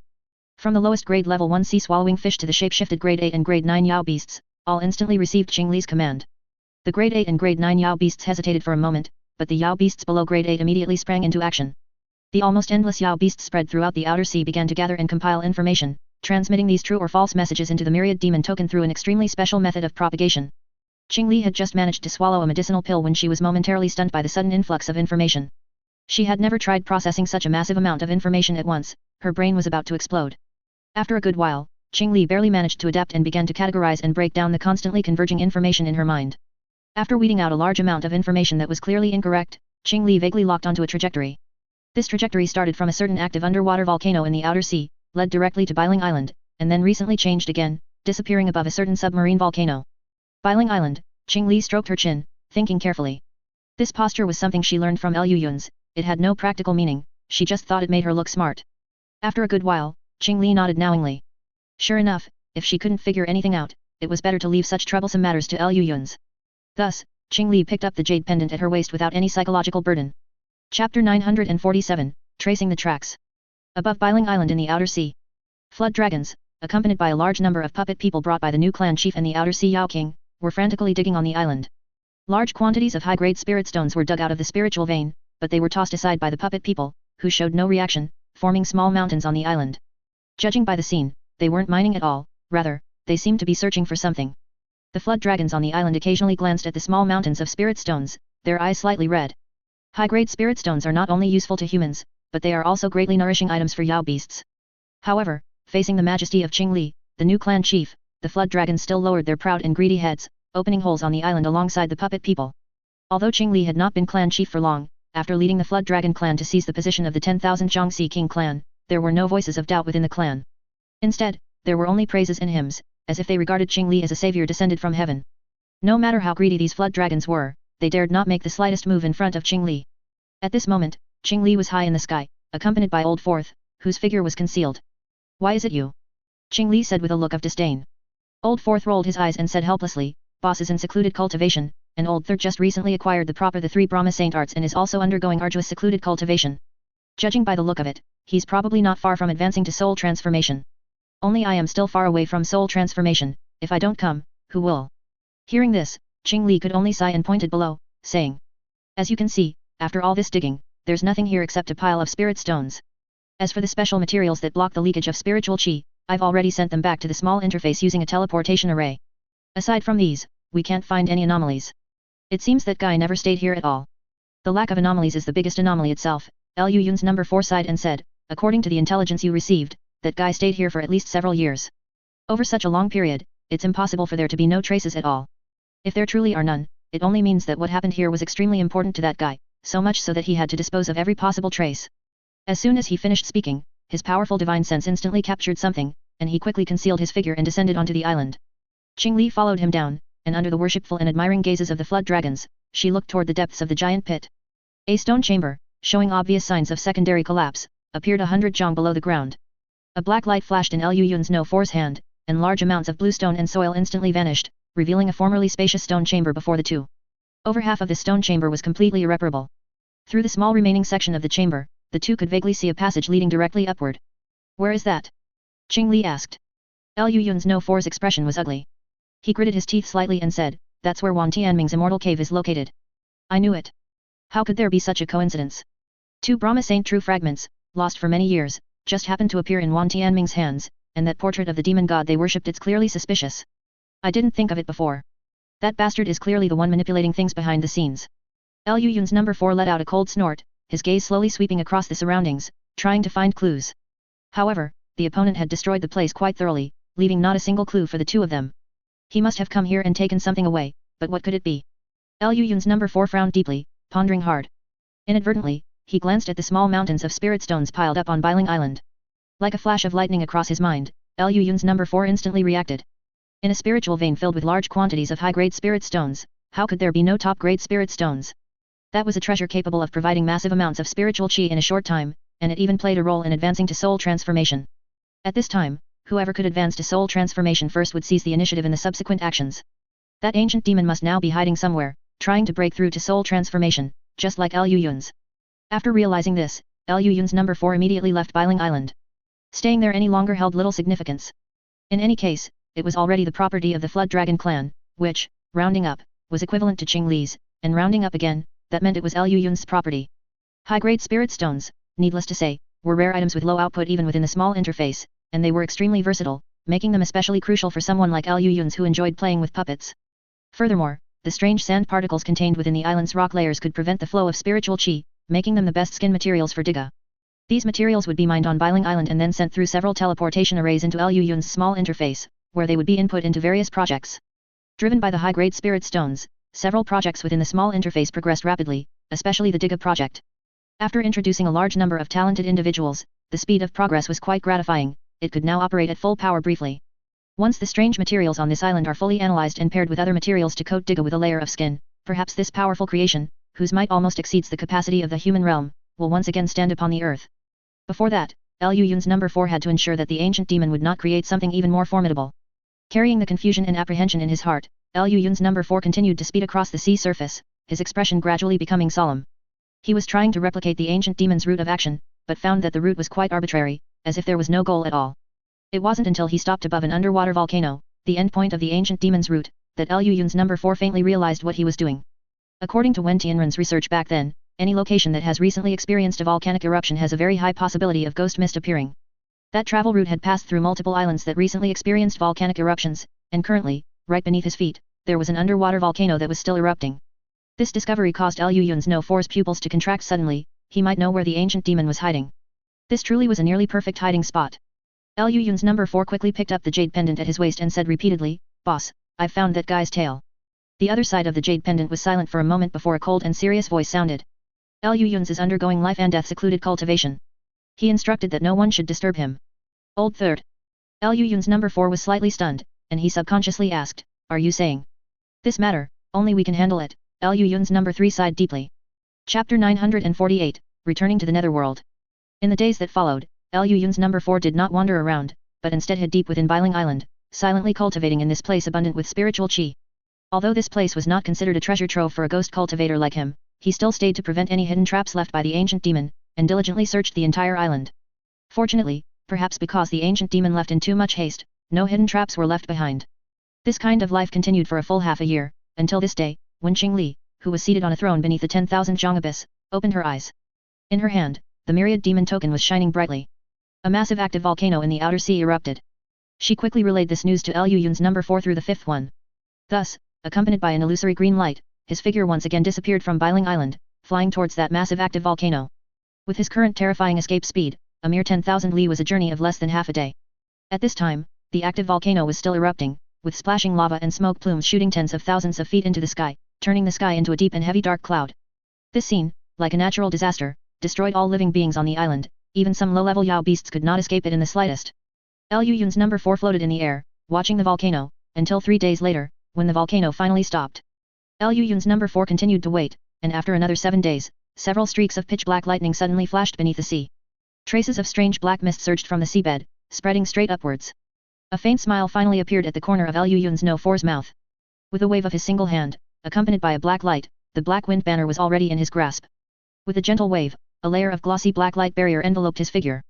The black mist rolled in, and this black mist, capable of dissolving all spiritual chi in this world, was unable to have any effect on the black light barrier. However, the black light barrier also could not resist the powerful suction emanating from within the black mist, and was sucked into it almost without any power to fight back. Lu Yun's number 4 only felt a dizzying sensation, and then when he opened his eyes again, he was in that familiar place. A dark, heavy sky, lightning occasionally streaking across the clouds, and black strange rocks scattered everywhere. He had arrived at the netherworld. Lu Yun's number 4 directly removed the black wind banner's defense, exposing himself to this space, and took a deep breath. What pure yin qi! This place is simply a holy land for ghost cultivators. Lu Yun's number 4 exclaimed from the bottom of his heart. Just then, furious and agitated roars of beasts came from his ears. Turning his head, he saw a group of nether beasts, completely black, shaped like strange oxen but with mouths full of fangs, charging towards him. Liu Yun's number 4 chuckled lightly, too lazy to waste time with these nether beasts, and with a flash of green light around him, instantly disappeared from his spot. His divine ability was not affected in the slightest here.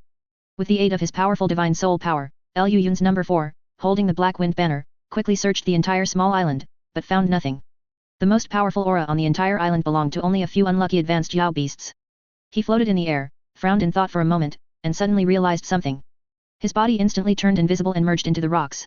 These dark, cold rocks seemed to be nothing before Liu Yun's number 4, as he directly burrowed into them. After advancing for more than 100 zhang, Liu Yun's no 4's vision suddenly cleared, and a huge empty space appeared before him. This was the interior of the entire storm mountain, and also the center of the entire small island. Fierce yin winds howled through the mountain belly. These yin winds, capable of freezing people into ice, felt pleasantly tingly and comfortable to Liu Yun's number 4. He took a deep breath, his eyes flashing with green light as he scanned his surroundings. In the darkness, there seemed to be nothing but this huge empty space. However, in Liu Yun's no 4's sight, at the deepest part of the darkness, a huge stone gate stood prominently. Liu Yun's no 4's expression was a bit strange.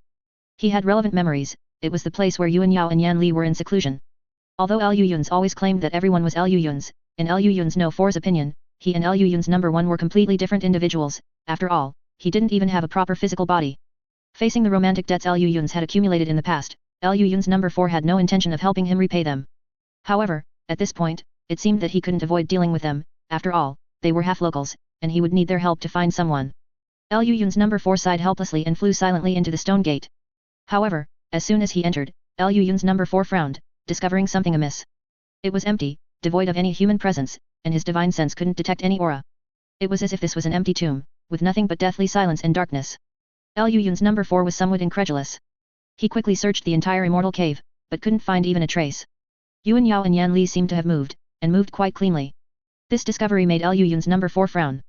After a moment of careful thought, he flew towards the depths of the immortal cave. He once again merged into the stone wall, transforming into an invisible body, and swiftly flew towards the depths underground. The surrounding yin qi became increasingly condensed and pure, as if he was not in the human realm, but flying towards the legendary netherworld ghost realm. After an unknown period, Liu Yun's number 4 suddenly sensed a special fluctuation of a restriction within a pure yin qi. It was a restriction set up using yin ming beast crystals, simple yet remarkably effective, which made Liu Yun's no 4's eyes light up, and he quickly accelerated. This restriction naturally couldn't stop his invisible ghost body. After silently infiltrating it, Liu Yun's number 4 soon discovered something amiss. The stone walls here were a bit too smooth, seemingly not naturally formed. Come out, Liu Yun's number 4 suddenly looked into the depths of the darkness, saying coldly, it's come to this, and you still want to hide? Can you hide? In the darkness, there was a deathly silence. After a while, something in the darkness could vaguely be seen wriggling slightly. The thing was enormous, at least nearly 20 zhang tall, stretching non-human limbs in the darkness, like some alien monster, growing wildly in the dark. And on top of this giant creature's head, a pair of eyes, faintly glowing with white light, slowly opened, looking down at him. Hide. The person let out a sneer. With just you. Chapter 949, Exchange of Blows. Not hiding? Then why are you hiding deep within this netherworld? Liu Yun's number 4 sneered and asked dismissively. I am waiting for my opportunity. But you, an incarnation, dare to come alone? Is Liu Yun's that confident? That person leaped directly from the top of the enormous creature and slowly walked toward him. Only then did Liu Yun's number 4 clearly see the opponent's current appearance. A demonic creature, about 10 feet tall, with a single horn on its head and scales the size of copper coins covering its body, stepped out of the darkness. Its pair of silver-white eyes, devoid of pupils, seemed to carry endless, boiling malice, causing anyone who looked upon them to tremble in fear. Liu Yun's number 4 couldn't help but take a step back, sizing up the opponent incredulously. He subconsciously blurted out, demonic chi empowerment. That's right. This body is now half human, half demon. The ancient demon sneered and slightly clenched his fists. You came alone, are you trying to fight me? Begging your pardon, are you sure Liu Yun's didn't send you here to die? Even if I haven't advanced to soul transformation yet, I'm not someone a mere black wind banner can handle. As he spoke, the massive creature behind him took a step and instantly appeared right behind him. It was a three-headed, six-armed demonic god, clad in battle armor and completely jet black. Its three terrifying and hideous faces subtly displayed an expression of wrath, resembling both an evil god of destruction and a Buddhist Ming king. The moment this massive creature appeared, Liu Yun's number 4 felt an overwhelming and irresistible sense of pressure surge toward him, like a hideous mouth full of fangs opening in the void realm, ready to swallow him whole. Liu Yun's number 4 widened his eyes in disbelief. He couldn't believe that the ancient demon actually possessed such a terrifying trump card. Without time for the slightest hesitation, Liu Yun's number 4 immediately waved the black wind banner. A black hurricane instantly formed, carrying countless jet-black wind blades, heading straight for the ancient demon. A look of disdain appeared at the corner of the ancient demon's mouth. He spread his arms, allowing the hurricane to engulf him. The next moment, an extremely powerful force tore the hurricane apart. A three-headed, six-armed demonic creature, which was 7 or 8 parts similar to the massive creature behind him but several times smaller, appeared at the center of the hurricane. The three hideous faces, whose features vaguely resembled the ancient demons, simultaneously displayed a cold smirk. Then, 6 arms slightly lifted, and 6 jet-black giant swords instantly materialized in his hands. The next moment, the ancient demon transformed entirely into a massive, jet-black vortex, sweeping toward Liu Yun's number 4. Liu Yun's number 4 continuously shifted his position. Simultaneously, grey-white demonic fire and jet-black yin wind instantly ignited on his hands. He raised both hands simultaneously, and the azure sacred fire and soul-startling yin wind immediately surged forth. In an instant, the wind fueled the fire, and the fire amplified the wind's might. The jet-black yin wind, carrying the grey-white demonic fire, aggressively rushed toward the massive vortex formed by the ancient demon. However, this strike, which possessed astonishing aura, seemed to lose control the moment it reached 3 feet around the vortex, and was helplessly sucked into the center of the whirlpool. Liu Yun's No 4's pupils constricted at the sight, and he shook the black wind banner in his hand once more. Suddenly, gales roared like a tide. A hurricane, like a wicked dragon, rose from the ground, carrying deafening sounds of ghosts wailing and wolves howling, and rushed violently toward the vortex. Just then, the vortex formed by the ancient demon also stopped. He held a mass of substantive jet-black yin wind in one hand and a fiercely burning mass of grey-white demonic fire in the other, a mocking smile on his lips. Facing this strike from a heaven-reaching spirit treasure, the ancient demon neither dodged nor avoided it, but the massive creature behind him suddenly moved. 6 enormous arms, resembling pillars supporting the heavens, slammed down fiercely, and the surging, violent jet-black devilish chi exploded like thunder. The jet-black hurricane, which reached the heavens and earth, instantly paused.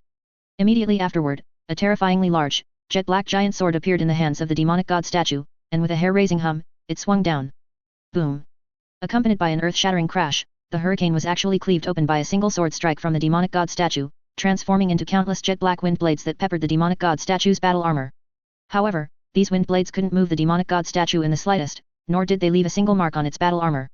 Liu Yun's number 4 failed to dodge in time and was struck by the surging jet-black devilish chi, sending his entire body flying far away. Just then, the ancient demon's figure flashed, instantly covering a distance of several dozen feet to appear before Liu Yun's number 4. A jet-black giant sword, over 10 feet long, brought a deafening hum as it chopped down directly at Liu Yun's No 4's head. With this sword strike, Liu Yun's number 4 had nowhere left to hide. Yet, at this moment of life and death, a hint of a smile appeared at the corner of Liu Yun's No 4's mouth. The spiritual sense in the ancient demon's heart screamed warnings, and he subconsciously retreated violently. Just then, a massive arm reached out from the black wind banner. This arm was covered in black and red scales, and its hand, resembling the claw of a flood dragon, glowed with a chilling cold light. This claw strike landed directly on the giant sword. The next second, the giant sword formed by the demonic technique shattered with a crash, and the black and red claw shot straight toward the ancient demon's heart. Fortunately, the ancient demon dodged in time, avoiding a direct hit from the claw, and retreated more than 10 feet away like lightning. He raised his head and watched as a monster, about 10 feet tall, clad in battle armor and covered in black and red scales, crawled out of the black wind banner. So it's you. Liu Yun sent out all of his incarnations. The ancient demon showed no surprise, and the cold smirk on his lips hadn't changed in the slightest. But in the next moment, when Liu Yun's number 3 fully revealed his figure from within the black wind banner, his expression finally changed. Your cultivation level. The ancient demon's eyes were wide with shock, and his face was filled with incredulity. Liu Yun's number 4 let out a proud cold snort, put his hands on his hips, and said dismissively, "What? Just because your cultivation level hasn't changed, does that mean we can't advance?" In front of him, Liu Yun's number 3 raised his head. The powerful spiritual pressure of the initial stage of spirit transformation surged out recklessly, causing the surrounding cave to tremble slightly, and the air emitted a strained hum, popping like firecrackers. For a long time, Liu Yun's number 3 had been hiding inside the black wind banner, cultivating diligently in seclusion by utilizing the corpse chi of the 10,000-year tomb and the devilish chi of the black wind banner. Not long ago, he also obtained the 3 Brahma Saint arts, filling his last weakness. He finally had the confidence to charge the soul transformation realm, and almost as a matter of course, successfully achieved a breakthrough. This was also why Liu Yun's number 4 had stayed on Biling Island for half a year. It was only then that he had the confidence to face the ancient demon directly. Under the ancient demon's nearly horrified gaze, Liu Yun's number 3 took a step. His body swelled up, a layer of jet-black battle armor covered him entirely, and 3 heads and 6 arms immediately grew out.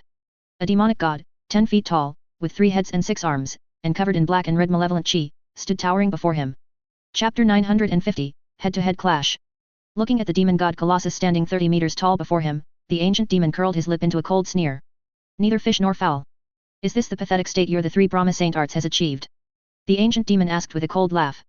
Liu Yun's number 3 remained silent. His 3 ferocious heads, each with blue faces, tusks, a single horn, and a tightly closed vertical eye in the center of the brow, suddenly opened their eyes.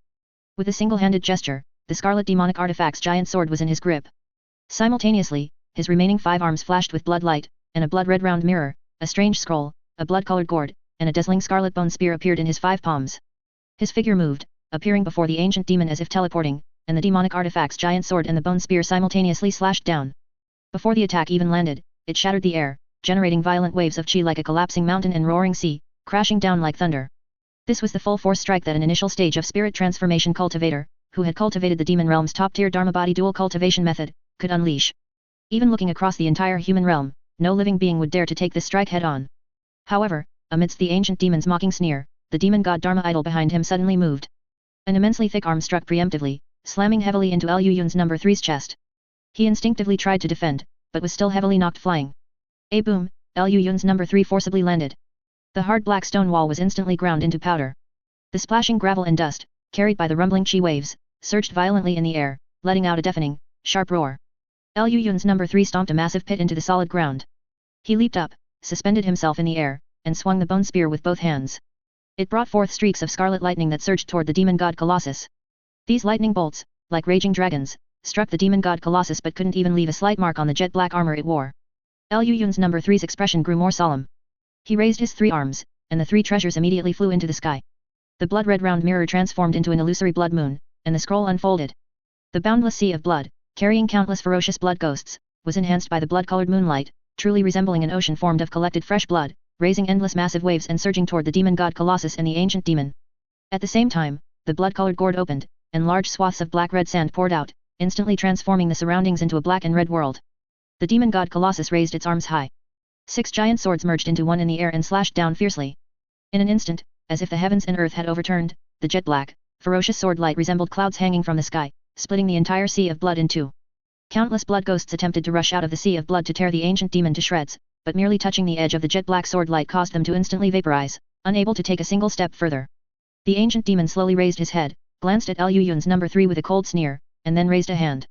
The 3 eyes on the brow of the demon god Colossus behind him suddenly opened, and 3 streams of jet-black stream of light shot out, hitting Lu Yun's number 3's chest in the blink of an eye.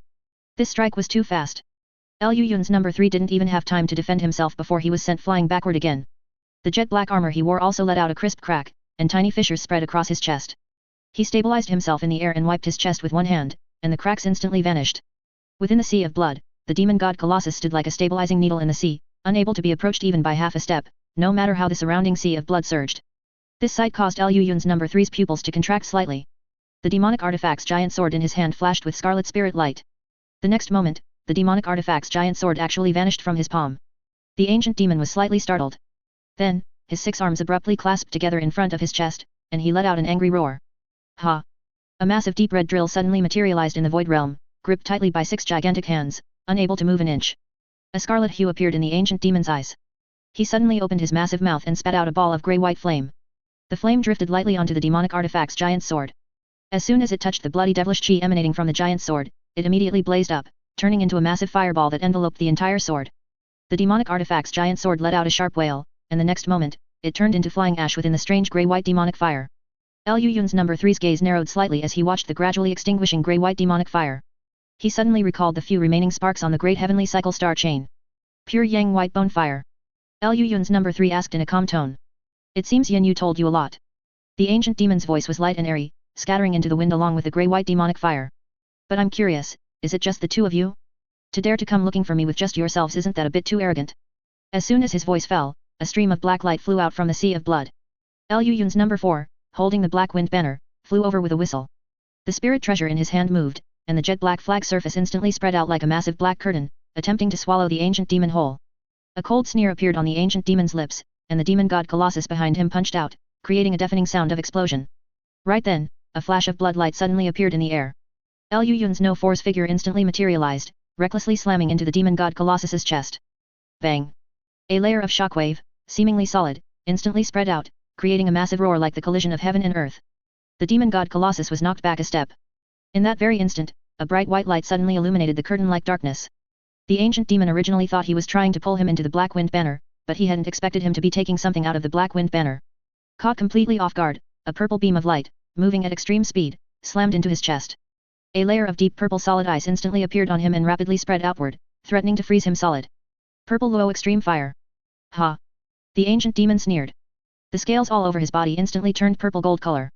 His demon god-like body abruptly grew, increasing his size several times out of thin air, forcibly shattering the surrounding solid ice.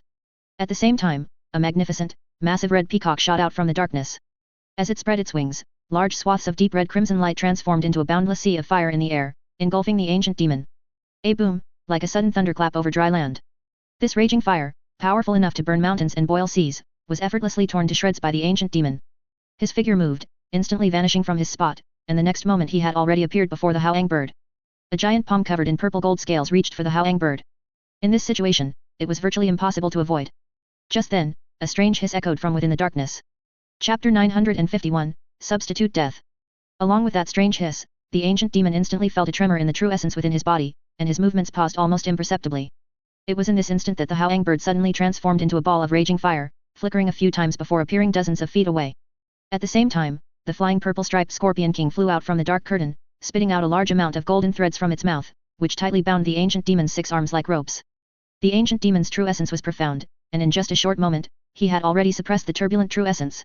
Seeing his arms bound, he frowned, and a colossal force capable of shaking mountains and pulling up peaks poured out, pulling all the golden threads taut. However, on the other side of the golden threads, the flying purple-striped scorpion king's 6 swift, blade-like segmented legs deeply pierced the ground. Accompanied by a burst of yellow light, the ground became countless times harder than refined steel. It lowered its body, almost prostrating itself on the ground, and actually began to contend with the ancient demon in terms of strength. The ancient demon's brows furrowed slightly, and his body suddenly swelled by several points. Cracks instantly appeared on the ground, and even the flying purple-striped scorpion king was almost uprooted. With a bang, the flying purple-striped scorpion king's 2 giant scorpion claws plunged into the earth, forcefully stabilizing its body. For a moment, the ancient demon was unable to break free. Just then, a deep purple giant turtle, like glazed glass, shot out. Its deep purple cold flames transformed into a gigantic fire dragon, coiling around the immobilized ancient demon like chains. The extreme cold permeated the ancient demon's body, stiffening his limbs and causing the true essence within him to become dormant. These 2 powerful spirit beasts, working together, actually managed to trap him in place. Just then, another shadow shot out from the dark curtain. It was a middle-aged man in yellow robes, with a stiff face and cold eyes, holding a 4-colored feather fan, which he violently waved towards the ancient demon. The ancient demon's pupils instantly contracted to pinprick size. Before he could ponder why these 2 things appeared here, he urged his divine thought. The demon god Colossus's punch forced back Liu Yun's number 3, who was entangled with him, and a giant palm slammed down towards the late nascent soul stage puppet. The late nascent soul stage puppet ignored everything, its spiritual chi operating at a super frequency in a way no human could achieve, madly injecting into the 4-colored feather fan. With a buzz, the 4-colored feather fan suddenly swelled dramatically, instantly transforming into a giant fan several feet long, which the late nascent soul stage puppet raised high and slammed down. At the same time, the giant palm had already reached the top of the late nascent soul stage puppet's head, threatening to smash it into countless pieces. Just then, a refined corpse, several feet tall and wreathed in black corpse chi, suddenly rushed out from the darkness. It wielded an incomparably massive wolf-tooth club, bringing with it the rumbling sound of thunder, and met the giant palm. With a boom, this powerful late nascent soul stage refined corpse was shattered by a single palm strike, but at the same time, it successfully forced the giant palm to pause for an instant. Just then, a piercing phoenix cry echoed through the 9 heavens. Accompanied by dazzling 4-colored firelight, a huge fire bird, several feet long with magnificent plumage, shot out from the 4-flame fan, heading straight for the ancient demon. The ancient demon began to struggle fiercely. The purple fire dragon was the first to give way, torn to shreds by the purple gold spiritual light erupting from his body. The golden threads were then pulled taut, emitting buzzing sounds of strain. The flying purple-striped scorpion king trembled all over, drops of poisonous blood oozing from its mouthparts, and its 6 segmented legs shook uncontrollably. After only a moment, with the sound of cracking, the yellow light enveloping the earth extinguished, and the flying purple-striped scorpion king was directly flung into the air by the ancient demon. However, at this moment, the enormous 4-colored fire bird had already reached the ancient demon. Flames and light spread silently. Great sound is unheard, great form is without shape. The dazzling 4-colored spiritual light now became extremely restrained, silently spreading. Yet, wherever it passed, all things turned to dust, with no possibility of resistance. Everyone quickly scattered. Even Liu Yun's number 3, leveraging the demon god Colossus's attack, flew back dozens of feet. The 4-colored spiritual light continued to spread, then gradually dimmed in the next moment, like a sun about to extinguish in the universe. The spiritual light gradually dissipated, leaving only a bottomless giant pit in its place. Everyone looked at each other, somewhat incredulous. Did we win? Liu Yun's number 4 asked hesitantly. No one answered him, but in the void realm, a burst of laughter rang out. Ha ha ha ha. The ancient demon's figure appeared out of thin air. He looked at the demons, ghosts, and monsters present with interest, and said with a smile, "Not bad, very good." With a single gesture, points of spiritual light suddenly emerged from the giant pit, converging into a pitch-black spiritual talisman that vanished from the spot. Spirit Transformation Talisman. Both Liu Yuns were very familiar with this kind of item, and their faces simultaneously darkened. Who would have thought that even hiding in this damned place, the ancient demon could find time to prepare a substitute death trump card for himself? I have to say, you all did very well. If your opponent wasn't me, but any saint ancestor clone from the demon realm, there would be no reason for failure. What a pity, you shouldn't have been so impatient. The ancient demon's gaze suddenly sharpened. An extremely powerful spiritual pressure erupted from him. At the same time, the demon god Colossus also opened its giant, wheel-like eyes, slowly sweeping over the various demons, ghosts, and monsters. Liu Yun's number 3 slowly took a deep breath. Accompanied by a dazzling spiritual light, his body suddenly swelled by more than double, becoming as large as the demon god Colossus itself, and the black and red scales on his body faintly glowed with a purple-gold hue. You only have that one spirit transformation talisman, right? Liu Yun's number 3 asked coldly. If that's the case, then killing you one more time will suffice. Before his voice faded, his figure vanished from its spot, instantly appearing before the ancient demon. Only then did a thunderous explosion sound in the air. From Liu Yun's number 3's 6 Jiao dragon-like claws, pitch-black claw-light, several feet long, suddenly extended, like an impenetrable giant net, fiercely descending towards the ancient demon's head. The ancient demon did not dodge. The demon god Colossus behind him suddenly threw a punch, bringing with it violent gale force winds, striking down towards Liu Yun's number 3's head. Liu Yun's number 3 immediately countered with a punch. With a boom sound, the two behemoths fiercely exchanged blows, and a tangible shockwave, accompanied by deafening thunder, exploded. Liu Yun's number 3 was violently forced back several steps. As soon as he steadied himself, he saw a pitch-black giant sword cleaving down at him. Chapter 952, Deathmatch. The moment these 3 golden flowers struck the ancient demon's arm, they transformed into 3 enormous golden beetles, each about a foot long, which opened their exaggerated mandibles and began tearing at his arm. Gold-devouring insects. The ancient demon was startled, and immediately released the Howang bird. A flash of golden light erupted from his arm, forcibly shaking the 3 gold-devouring insects away. As soon as the Howang bird was free, it instantly turned into a streak of fire and vanished. In its place, the flying purple-striped Scorpion King, over 10 meters long, slammed into the ancient demon's chest like a cannonball. The ancient demon's body rapidly retreated, only to have his neck gripped by 2 massive Scorpion King pincers, which emitted a crisp, metallic clang.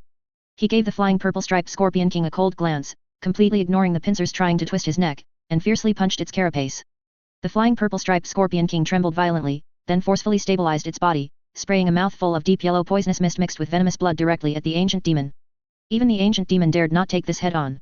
His 6 arms suddenly spread out, striking dozens of lightning-fast punches, all landing on the flying purple-striped Scorpion King's body. It could no longer restrain the ancient demon's body and was sent flying far away by the immense force, embedding itself deeply into the ground.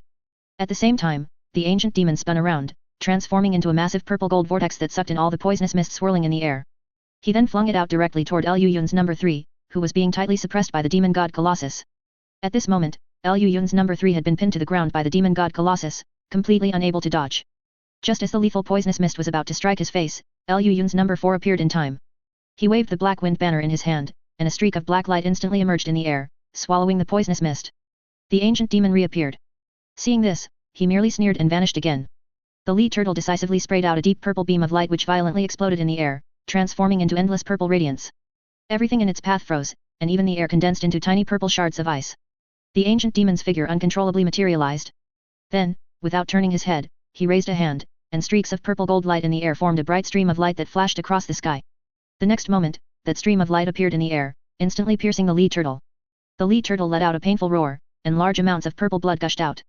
A ball of fire suddenly condensed behind it. The Howang bird instantly appeared, its sharp talons grasping the Lee turtle shell, preparing to pull it away from the battlefield. Just then, the ancient demon's figure strangely traversed a distance of over 10 meters, arriving right in front of it. A cold glint flashed in the Howang bird's eyes. It violently opened its mouth and spat out a ball of deep red raging fire. This flame was its origin fire, formed from the phoenix true essence within its body. Its preciousness was second only to its inner core, and its power was astonishing. As expected, the ancient demon retreated to dodge. Taking this opportunity, the Howang bird was about to use its fire evasion technique again, but suddenly, the ancient demon's 3 hideous heads simultaneously opened their mouths, and layers of golden sound waves instantly enveloped the 2 spirit beasts. The Howang bird let out a painful shriek. Under a wave of dizziness, its body immediately began to sway in the air. Just then, the ancient demon's arm reached for its head. Ha! An angry shout came from the void realm. The ancient demon felt a burst of power pierce his sea of consciousness. Although this power was negligible compared to his powerful divine sense, it still caused him to pause for an instant, allowing the Howang bird to evade the fatal blow. The ancient demon turned his head, looked at the solemn face of Lu Yun's number 4, and a mocking smile gradually appeared at the corner of his mouth. Shocking divine sting? It seems great evolution divine lord taught you quite a few things. The next second, Lu Yun's number 4 abruptly clutched his head and let out a blood-curdling shriek. This was the ancient demon's shocking divine sting. Under this powerful divine sense attack, Lu Yun's No 4's invisible ghost body began to violently fluctuate, instantly becoming illusory, as if it might dissipate at any moment. The ancient demon did not immediately pursue, but turned his head to look underground. The earth cracked, and layers of crushed stone walls rose high, revealing the flying purple-striped Scorpion King, enveloped in yellow poisonous mist and consumed by rage. It let out a low roar full of fury. The air within the mountain cavern seemed to tremble continuously with its roar, emitting a chorus of buzzing sounds. These layers of sound waves were like invisible sonic blasts, shaking the true essence within the ancient demon's body, forcing him to quickly mobilize his internal magical power to forcibly suppress the agitated true essence. The flying purple-striped Scorpion King flapped the wings on its back, once again transforming into a streak of black light that shot into the sky. It carried overwhelming yellow poisonous mist and an ominous, savage aura from primordial times, fiercely pouncing toward the ancient demon. This terrifying heavenly vicious insect unleashed its full power for the first time, transforming once more into a vicious beast of the primordial era, fighting its natural enemy regardless of the cost. At the same time, over a dozen dark green Yunming beast crystals flew out from Lu Yun's No 4's body. The large amount of pure Yun Qi contained within them was instantly absorbed, turning the crystals into ordinary stones. Lu Yun's number 4 used this to stabilize his form. He unfurled the black wind banner in his hand, bringing forth streaks of black light that tore through space, heading straight for the ancient demon. For a moment, the ghost and the insect formed a pincer attack, charging fiercely at the ancient demon like the collision of heaven and earth. A solemn expression appeared on the ancient demon's face for the first time. He rapidly chanted a series of difficult and obscure incantations, and a layer of ancient purple gold battle armor instantly materialized on his body surface. His aura suddenly soared. His 6 arms stretched out, manifesting 6 types of weapons: saber, sword, axe, yew, mace, and whip. He then abruptly transformed into a golden streak, fiercely colliding with the flying purple-striped Scorpion King in the poisonous mist. Purple gold light flashed around his body. His figure was like a meteor. Wherever he passed, the dense poisonous chi was forcibly torn open, revealing a huge rift in the true body of the flying purple-striped Scorpion King. Seeing this, the Scorpion King neither dodged nor avoided. Its 8 dark eyes instantly turned blood red, and streaks of deep purple patterns immediately appeared on its glossy, jet-black carapace. It violently transformed into a streak of black light and collided head-on with the purple gold meteor that the ancient demon had become. Boom! An earth-shattering loud noise. The entire storm mountain seemed to tremble. Even Lu Yun's number 3 and the demon god Colossus, who were fighting fiercely like beasts nearby, were affected by this powerful force, their bodies suddenly tilting. Only Lu Yun's number 4, protected by the spatial power of the black wind banner, remained unaffected. He charged straight over. The deep yellow poisonous mist was directly torn to shreds by the air currents generated by the collision. The flying purple-striped Scorpion King was sent flying far away, piercing through the mountain wall and disappearing into the distance. The ancient demon was also suspended in the air at this moment, slightly panting, seemingly having expended a significant amount of energy. And just then, Lu Yun's number 4 had already reached him, wielding the black wind banner. The ancient demon looked up at him. Before the streaks of black light capable of tearing space could reach him, he vanished from the spot. Lu Yun's number 4 quickly summoned a layer of pitch-black shield to protect himself. But just then, the battlefield involving Lu Yun's number 3 suddenly changed. At this moment, Lu Yun's number 3 looked utterly miserable. His body armor was completely shattered, 3 of his 6 arms were broken, and even 1 of his 3 heads had been smashed by the demon god Colossus. Yet he still stood before the demon god Colossus, like an indestructible idol. Just then, he seemed to sense something. He abruptly spun around, his massive body driving his scaled arm in a punch that slammed into the void realm. However, the punch hit nothing, merely shattering the air and creating a thunderous roar. There seemed to be nothing there. Lu Yun's number 3 dared not relax. His remaining 4 eyes scanned the surroundings, and suddenly his pupils contracted. In his line of sight, the ancient demon's figure had appeared at his chest at some unknown time, raising a hand and pointing out a streak of golden light. Within that golden light, Lu Yun's number 3 actually sensed a fatal threat. If he had been in good condition, he could have easily dodged this strike, or even taken the opportunity to attack the ancient demon directly. However, at this moment, he had been severely wounded by the demon god Colossus and only managed to retreat 2 steps before the golden light struck his chest. In an instant, Lu Yun's number 3 felt the true essence within his body violently surge out of control, almost causing the spiritual chi inside him to reverse. If his physical body hadn't been strong enough, he might have already exploded and died. Such a powerful physical body and divine ability. If you had cultivated other body refining methods, it would indeed be troublesome. But you just happened to cultivate the 3 Brahma Saint arts. The ancient demon floated in the air, looking at Lu Yun's number 3, who was now immobilized and occasionally leaking golden essence blood from his body, and sneered, "In this realm, no one understands this cultivation technique better than I do." As he spoke, the demon god Colossus slightly turned its head and looked at Lu Yun's number 4 nearby. Lu Yun's number 4 held the black wind banner, looked in the ancient demon's direction, and suddenly grinned. Just then, the ancient demon suddenly felt a wave of terror in his heart. An inexplicable spiritual intuition prompted him to instinctively retreat rapidly. At the same time, Liu Yun's number 3 violently opened his eyes and spat out a small jade bottle, which burst open in the air. Streaks of milky white liquid sprinkled onto his body. In an instant, the smashed head and 3 broken arms rapidly recovered, and even the aura within his body instantly returned to its peak state. Liu Yun's number 3 took a step forward. The scales faintly emitting purple gold light across his body suddenly turned pure gold. A set of golden battle armor appeared outside his body. Simultaneously, his 3 heads underwent massive changes, a single horn grew, fangs sprouted from his mouth, and his bones shifted, transforming into 3 golden dragon heads. Hui Yang Spring Water. Dragon Transformation Art. The ancient demon's eyes widened in disbelief.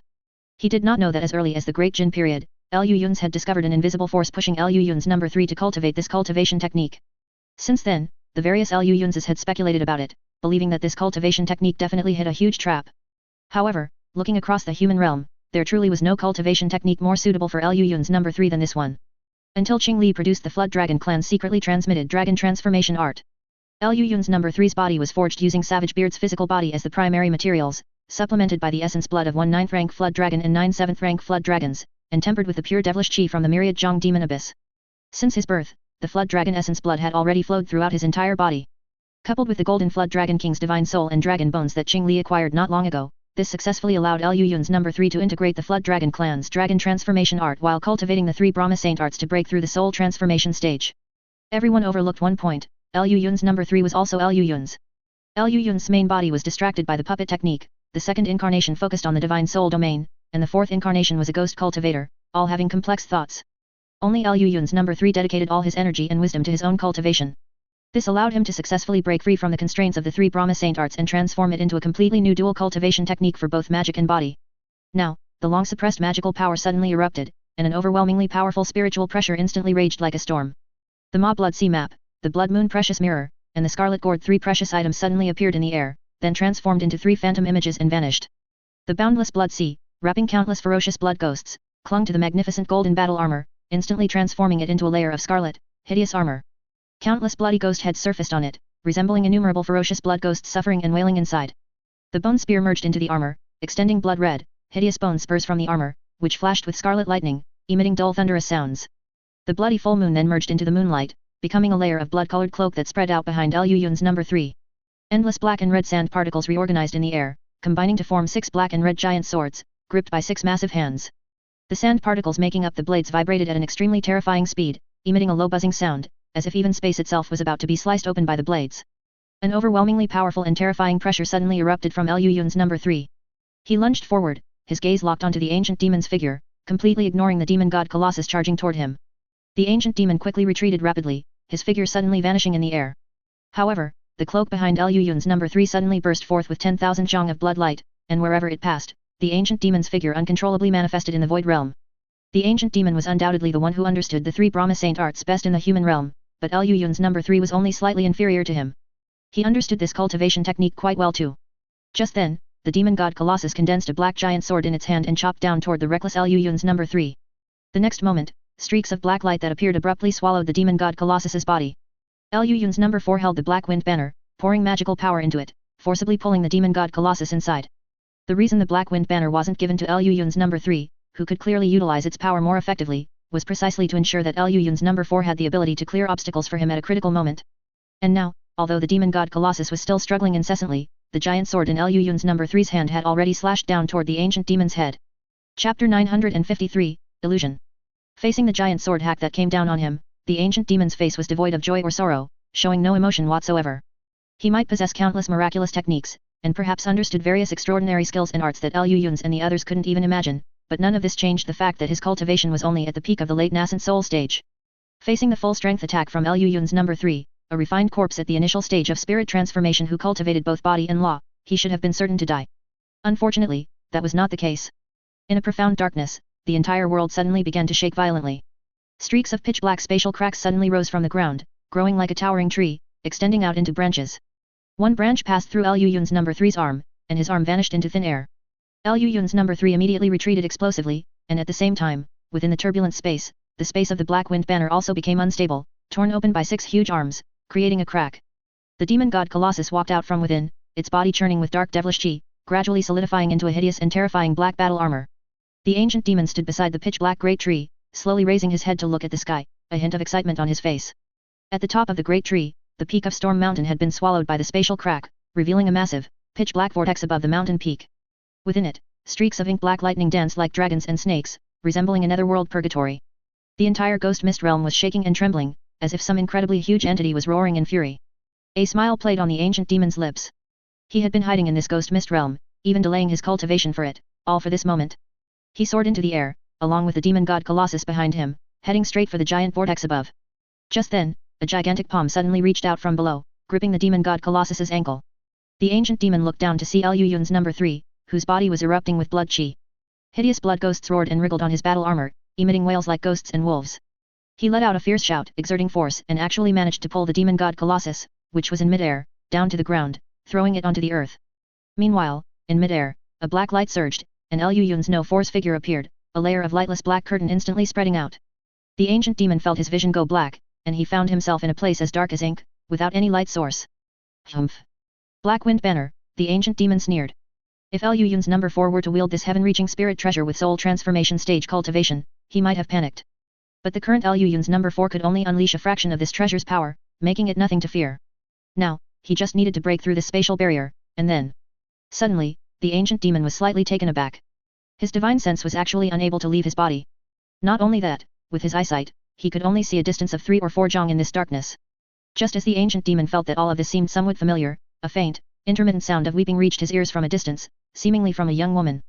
The ancient demon's heart sank, and he suddenly remembered something, his face turning grim as he walked towards the direction of the crying. He hadn't walked far when the crying became even more distinct, and with its appearance, a white figure gradually emerged not far in front of him. It was half kneeling on the ground, like a young woman in mourning clothes. The mournful, sorrowful sound came from her mouth. The ancient demon's face instantly darkened. He walked over in a few steps, and a figure in his mind gradually became clear, outlining a distinct silhouette. Fourth brother. A timid, delicate voice came from the young woman. She slowly turned her head, revealing a delicate and sorrowful face. That familiar face, small nose, and those expressive bright eyes. A cold light flashed in the ancient demon's eyes, and he suddenly threw a punch, creating a large hole in her chest. She looked at the ancient demon in disbelief, futilely extending her hands as if to caress his face, but in the end, they fell weakly. At the same time, on the other side, a mournful weeping sound resumed. The ancient demon's body stiffened as he slowly turned to look at the other side. A woman in purple robes had appeared there at some point, kneeling on the ground, weeping softly. And in front of her, a female corpse, whose face was unclear, lay quietly. The ancient demon's figure froze. He hesitated for a moment, then slowly walked over. As he approached, the purple-robed woman also raised her head, revealing Purple Spirit's exquisitely beautiful and sorrowful face. And the female corpse lying in front of her was none other than Nangong Wan, with distorted features and blood flowing from her 7 orifices. Humph! The ancient demon suddenly let out a cold snort, spewing golden sound waves from his mouth, which rapidly spread out. The 3 female corpses rapidly disintegrated in the sound waves, turning into scattered ashes. Exquisite illusion, you actually brought this thing into the Black Wind Banner. The ancient demon smiled, his lips slightly curved, but within that smile was an extreme coldness. With the strength of my divine soul, this exquisite illusion, even if it were 10 times stronger, couldn't conjure my inner fears. This is an illusion you're controlling, right? Just to stall me. As the ancient demon spoke, his gaze moved rapidly. He had to find Liu Yun's number 4, he had to tear him into shreds alive. However, at this moment, an ethereal voice entered his ears. You're half right. The voice said with a laugh. This thing was indeed brought here to stall you, but it's not just for that. The ancient demon frowned slightly, just about to ask what he meant, when suddenly, he sensed something stirring in his sea of consciousness. It was Liu Yun's number 2, whom he had sealed layer by layer. That heart demon with an unusually strange life form. This exquisite illusion had somehow, through some method, given Liu Yun's number 2 a tonic from afar, awakening him from his slumber. The ancient demon's face finally changed dramatically. He suddenly leaped up, bright golden light glowing on his 6 arms, which then slammed together in front of his chest, transforming into a huge golden light blade that shot out. With a sizzle, the Black Wind Banner's spatial barrier, already affected by the outside world, was torn open with a huge gap. The ancient demon flew out without hesitation, heading straight for the sky. However, at this moment, Liu Yun's number 2 had completely awakened and was recklessly wreaking havoc in his sea of consciousness. Under normal circumstances, the ancient demon could suppress him with a single thought. However, now, looking at Liu Yun's number 4, who held the Black Wind Banner, the ancient demon's face suddenly became incomparably gloomy. Chapter 954, True Spirit appears. Streaks of black light, tearing through space, flickered in the air. The ancient demon dodged, enduring the intense pain in his sea of consciousness while fending off Liu Yun's number 4, who was hot on his heels. All the while, he frequently glanced at the sky, as if waiting for something. He released streams of golden sword chi from his hand, forcing Lu Yun's number 4 back, then looked down. The demon god Colossus and Lu Yun's number 3, two colossal figures, were clashing violently below. 12 equally massive fists collided, producing a deafening thunderous roar. With a boom, the demon god Colossus rammed Lu Yun's number 3 aside, intending to fly into the air to assist the ancient demon. Just then, Lu Yun's number 3 took a direct punch, cracks suddenly appearing on his armor, which then rapidly healed amidst the wails of countless blood ghosts. He suppressed the turmoil of the true essence within his body and charged forward fiercely. The two colossal figures immediately embraced, and with a loud bang, they smashed through Storm Mountain, plummeting from the sky like meteors. Boom! Another deafening crash. They slammed heavily into the ground, creating a massive crater. The entire island seemed to tremble, and more than half of Storm Mountain instantly collapsed, kicking up soaring dust and debris. Amidst the rolling smoke and dust, the two three-headed, six-armed behemoths clashed violently again, like ancient demon gods from the primordial era, locked in a cold-blooded and cruel struggle, constantly trying to tear open each other's throats and twist off each other's heads. The ancient demon's brows furrowed deeply, and another wave of intense pain surged through his sea of consciousness. Just then, a lightning bolt connecting heaven and earth suddenly lit up the sky. It was like the furious roar of some giant beast, echoing between heaven and earth. The ancient demon knew that the moment he had been waiting for had finally arrived. However, he lowered his head, turned, and dodged the black light swung by the black wind banner, then punched against the soul-startling yin wind mixed with azure sacred fire. Both sides flew backward simultaneously. Just as he was mobilizing his magic power to take down his opponent in one fell swoop, another wave of intense pain surged through his sea of consciousness, making it difficult for him to concentrate. He understood. These guys weren't here to eliminate him, they were here to gather information and rescue someone. A mocking smile appeared on the ancient demon's lips, and his sea of consciousness, which had been tightly sealed, suddenly cracked open. Lu Yun's number 2, as expected, escaped into it. A five-colored miniature figure emerged from the ancient demon's glabella. Lu Yun's number 4, who was about to give chase, quickly stopped. He saw the ancient demon grab Lu Yun's number 2, who had just broken free, grin at him, and then violently flick his hand. A golden orb of light enveloped Lu Yun's number 2 and plummeted towards the distant sea surface. At this moment, the previously calm sea surface was churning with monstrous waves. Streaks of pitch-black hurricanes connected heaven and earth, interspersed with dull yellow lightning, forming an endless dark storm. Lu Yun's number 4 plunged into the storm without hesitation. At the same time, Lu Yun's number 3, whose armor was once again shattering and rapidly regenerating, suddenly opened his mouth wide and spewed out large amounts of black-red corpse fire, forcibly pushing back the demon god Colossus, then also rushed into the storm. The ancient demon watched them leave, a cold smile playing on his lips, and then, along with the demon god Colossus, plunged into the storm in the sky. Meanwhile, somewhere in the outer sea, gusts of sea wind mixed with a foul stench roared upwards. The nearby sea surface formed countless whirlpools of varying sizes, and rows of giant waves, over 10 jong high, surged one after another, then crashed into each other with deafening roars, scattering countless amounts of seawater into the low sky. For a time, the entire area was in chaos, making one's heart tremble. The originally hazy sky was now obscured by a large swathe of black shadow. This black shadow appeared boundless at a glance, yet it was unusually blurry, giving one the feeling of a moon in water or a flower in a mirror, appearing extremely strange. A sharp, piercing shriek came from deep within the black shadow. Immediately after, a large section of space in the sky suddenly twisted violently. With a hiss, a large expanse of white light flickered within the black shadow, and a dazzling spatial rift appeared out of thin air. Then, a colossal object slowly emerged from the white light, gradually pressing down towards the sea surface below. This unknown giant object was clearly the claw of some demonic bird, entirely emerald green, and the exposed part alone was several hundred jong in size, as if a giant mountain was emerging from the void realm. However, the claw's movement as it emerged from the white light was extremely arduous and slow. But even so, before the giant claw had fully emerged, the immense spiritual power emanating from it had already made the waves below even more furious. Gusts of hurricanes rose from the sea surface, and giant waves over 100 jong high were everywhere, producing deafening roars. Just then, a high-pitched beast roar suddenly came from the depths of the sea, seemingly filled with furious rage. Amidst a series of rumbling sounds, a large area of the sea mysteriously sank, and at the same time, a giant whirlpool, over 10 li in diameter, appeared on the sea surface, with pitch-black mist emerging from its center. These mists started as mere wisps, but then rapidly thickened and grew wildly, becoming immensely vast in a short time, filling the entire whirlpool.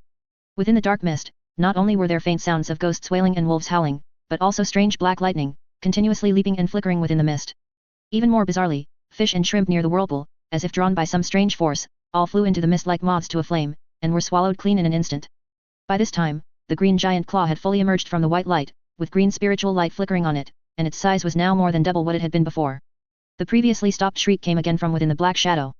Then, the green giant claw trembled, and 5 thick beams of light shot down from its tips, an exceptionally emerald green, like 5 colossal pillars supporting the sky, plunging directly into the ghost mist below.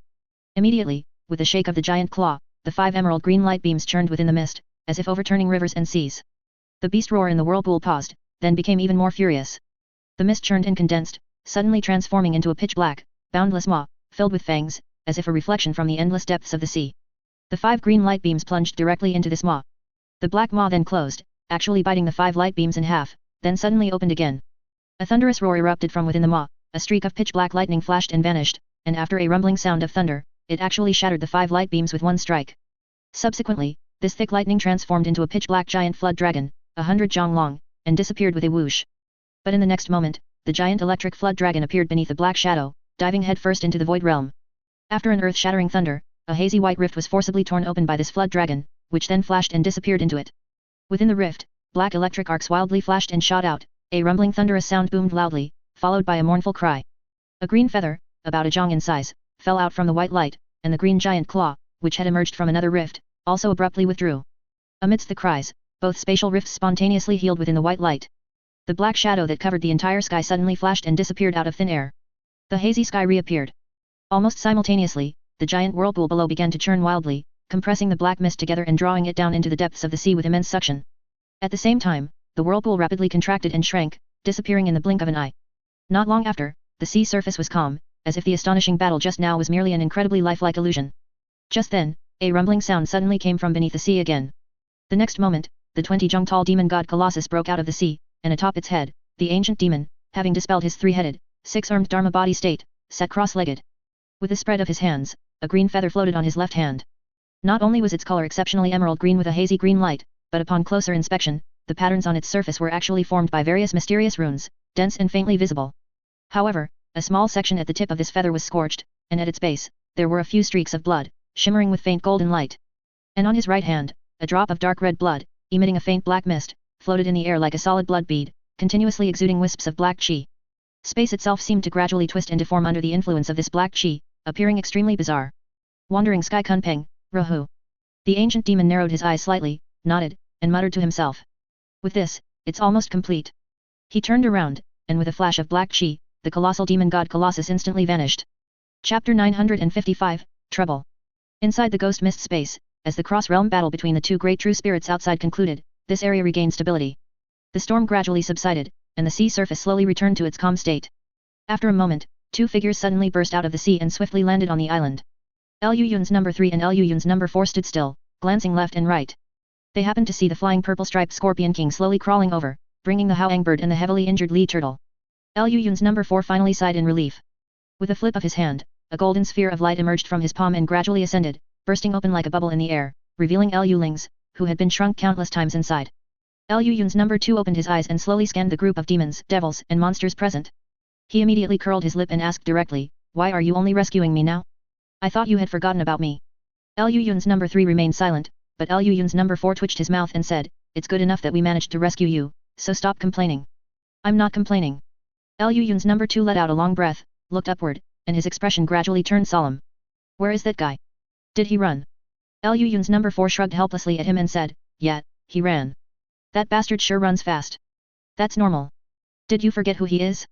It's good enough that you managed to corner him here." Lu Yun's number 2 patted his chest in lingering fear, then asked curiously, "Where's boss? Where's Qing Li? Where's Han Li? Why didn't they come over? And where did you kidnap this bird from?" Lu Ling's number 4 twitched his mouth and said helplessly, "This matter is a bit complicated. To put it simply, boss is currently undergoing life and death seclusion, Han Li went to the North Night Minor Extreme Palace, and Qing Li is now the king of the Outer Sea Ya race. I heard she discovered something in the records of previous Ya race kings and is also in seclusion. As for this bird, we stole it in Great Jin. Looks like I missed a lot of things." Lu Yun's number 2 sighed, covering his head, then waved his hand and said, "Forget it, let's retreat quickly. I don't want to stay in this wretched place for another minute." The group exchanged glances and nodded. Lu Yun's number 4 waved the black wind banner in his hand, and a black curtain immediately spread out, preparing to absorb all the demons, devils, and monsters present. Just then, a familiar voice suddenly came from the ruins in the center of the island. "Wait." The Lu Yun's froze simultaneously and instinctively looked over.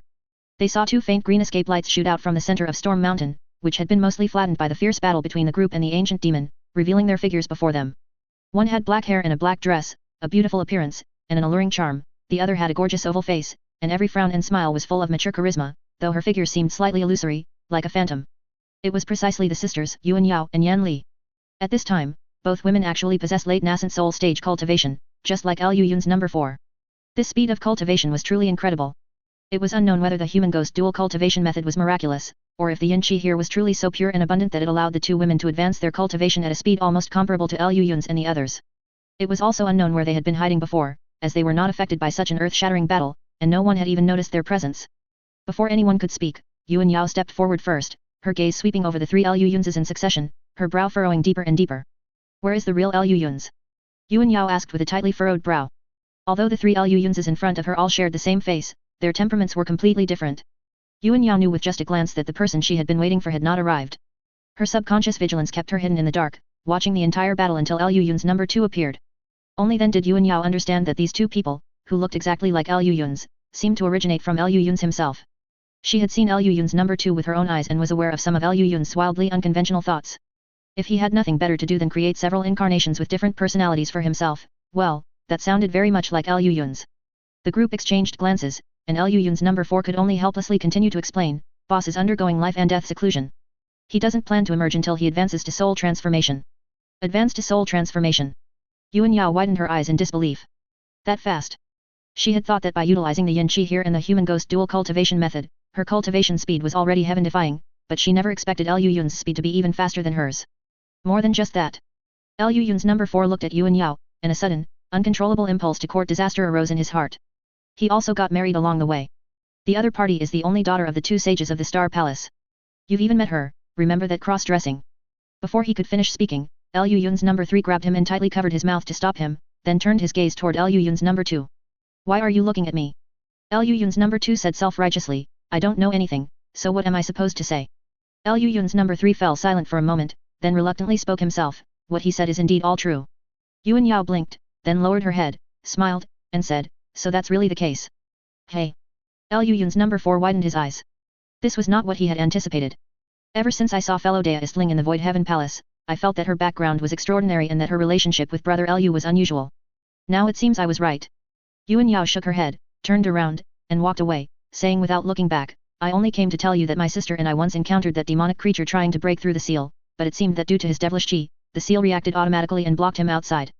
He had been waiting ever since then until just now. I think he wanted to obtain something from inside, and there's an 80% chance he has gotten it. Also, please tell Liu Yun's for me that my sister and I are not far from the soul transformation stage. We will wait for him in the spirit realm.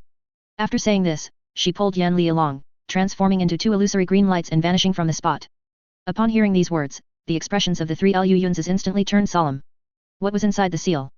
There was nearly endless pure devilish qi, the miraculous spirit-severing qi from Rahu's body, a massive yin nether mountain, and a wound belonging to Rahu. Whichever item among these the ancient demon obtained, it would be a huge trouble. Chapter 956, Coffin. Devilish qi, spirit-extinguishing qi, and the yin underworld mountain are not things that can be taken away in a short time, Liu Yun's number 4 said in a deep voice, lowering his head. The period of upheaval just now wasn't long. The only thing he could have taken away in such a short time, was probably the essence blood from Rahu's wound. Liu Yun's number 2 frowned slightly upon hearing this, and couldn't help but ask, what does he want that for? Perhaps to temper his physical body. Liu Yun's number 3 took over, saying with a solemn expression, the blood of a true spirit can temper the physical body, forcefully elevating its strength to an unimaginable degree. Besides that, it might also be because he wants to cultivate some other exotic art or wondrous skill that requires Rahu's essence blood as an aid. Liu Yun's number 4 stroked his chin, muttering to himself in confusion, what kind of exotic art is worth him expending so much effort, even at the cost of halting his cultivation at such a time, just to get Rahu's essence blood first? That, we have no way of knowing, Liu Yun's number 2 sighed, waving his hand helplessly. It's useless for us to guess here. Let's go back and see when Big Brother can come out of seclusion. I've been trapped for so many years, I really want to go home now. The few of them exchanged glances and smiled. Just then, Liu Yun's number 4 suddenly handed the black wind banner in his hand to Liu Yun's number 3. Third brother, you take everyone back. I want to stay here for a while longer. Liu Yun's number 3 subconsciously took it, then suddenly frowned deeply. What do you want to do? He asked. Liu Yun's number 4 spread his arms, pointed around, and said as a matter of course, haven't you noticed that this place is especially suitable for my secluded cultivation? Upon hearing this, Liu Yun's number 3 and number 2 simultaneously looked up, gazing at their surroundings. As far as the eye could see, there was a murky black sky, black lightning occasionally streaking across the clouds, and the extremely pure yin qi all around. Indeed, such a place could be called a holy land for ghost cultivators. You've already advanced to soul transformation stage. Big brother, Han Li and Qing Li are working hard. Second brother, should be almost there when he goes back this time. Only I am still a long way from that realm. Liu Ling's number 4 shrugged slightly, saying helplessly, I can't not work hard. Look around, isn't it very suitable for me? Lu Yun's number 3 thought for a moment, then suddenly said, no matter how suitable it is for you, it's impossible to send you to the soul transformation stage in a short time. Who says it can't? Lu Ling's number 4 smiled, pointing to the ground. Did you forget, there's a yin underworld mountain down here. For you, that thing isn't very useful, but for me, that thing is better than all the heaven and earth treasure in this world. With its assistance, the speed of my advancement to soul transformation might even be a bit faster than Big Brother's. Lu Yun's number 3 and number 2 exchanged glances and nodded silently. Though they were all Lu Yuns and varied greatly in personality, some fundamental aspects remained identical, such as the inability to be swayed once a decision was made. After today's battle, Lu Yun's number 4 had developed a strong sense of crisis. Even with a heaven-reaching spirit treasure in hand, he was still firmly suppressed by an ancient demon of the same realm. If it was already like this now, once the ancient demon became stronger, he would probably be no different from cannon fodder. He must become stronger. No one could stop him. Watching Lu Yun's number 3, holding the black wind banner, draw everyone into it, Lu Yun's number 4 sighed slightly, transformed into a green escape lights, and vanished from the spot. He possessed almost all of Lu Yun's memories and remembered where the seal was. Accompanied by a flash of white light, Lu Yun's number 2 impatiently rushed out of the teleportation array and shouted to the sky, I'm back. Oh my god. Before he could finish his sentence, Lu Yun's number 2 saw the current state of the small interface. As far as the eye could see, square high-rise buildings rose from the ground, almost all 100 jong tall, shimmering with runes of various colors. Traces of pure spiritual qi flowed across the surfaces of the buildings, emitting an unimaginably powerful spiritual pressure. More than half of the entire small interface had been transformed into such a city, resembling a steel metropolis.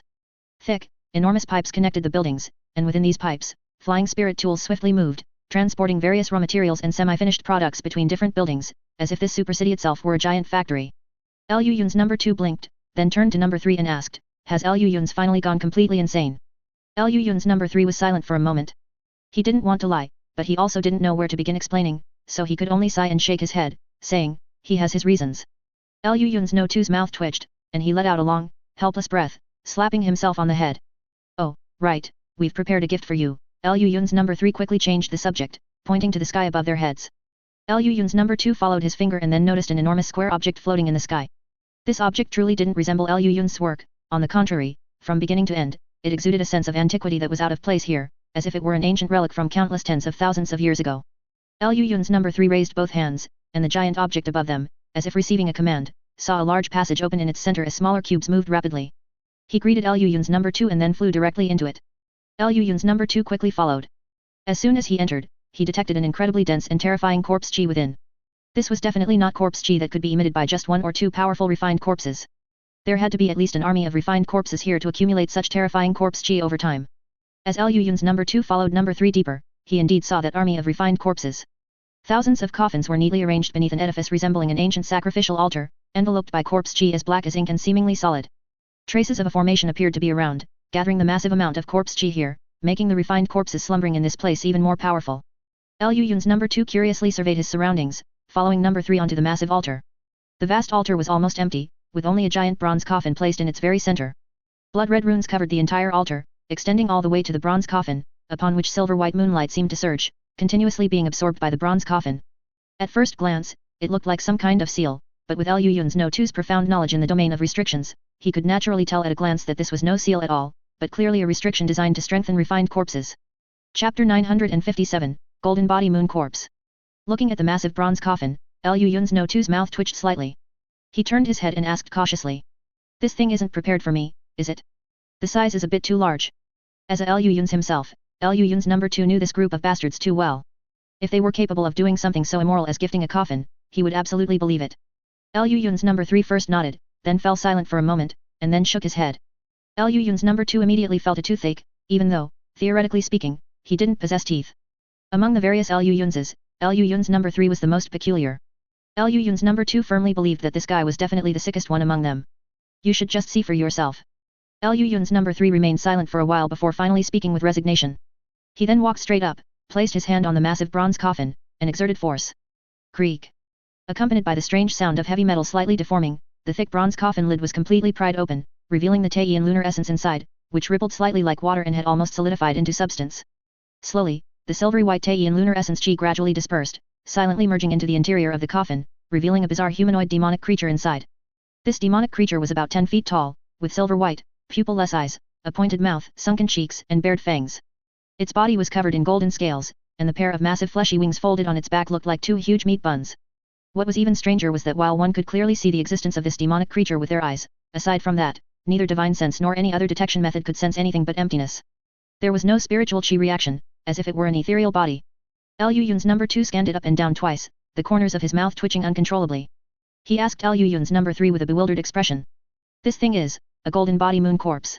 He also possessed Liu Yun's memories and had read countless books, so naturally, he knew about this highest rank refined corpse in the human realm. This was a top-tier flying corpse comparable to a nascent soul cultivator. Where exactly did you guys get this thing? Liu Yun's number 2 couldn't help but ask. Great Jin, Yin Yang Cave. Liu Yun's number 3 answered concisely.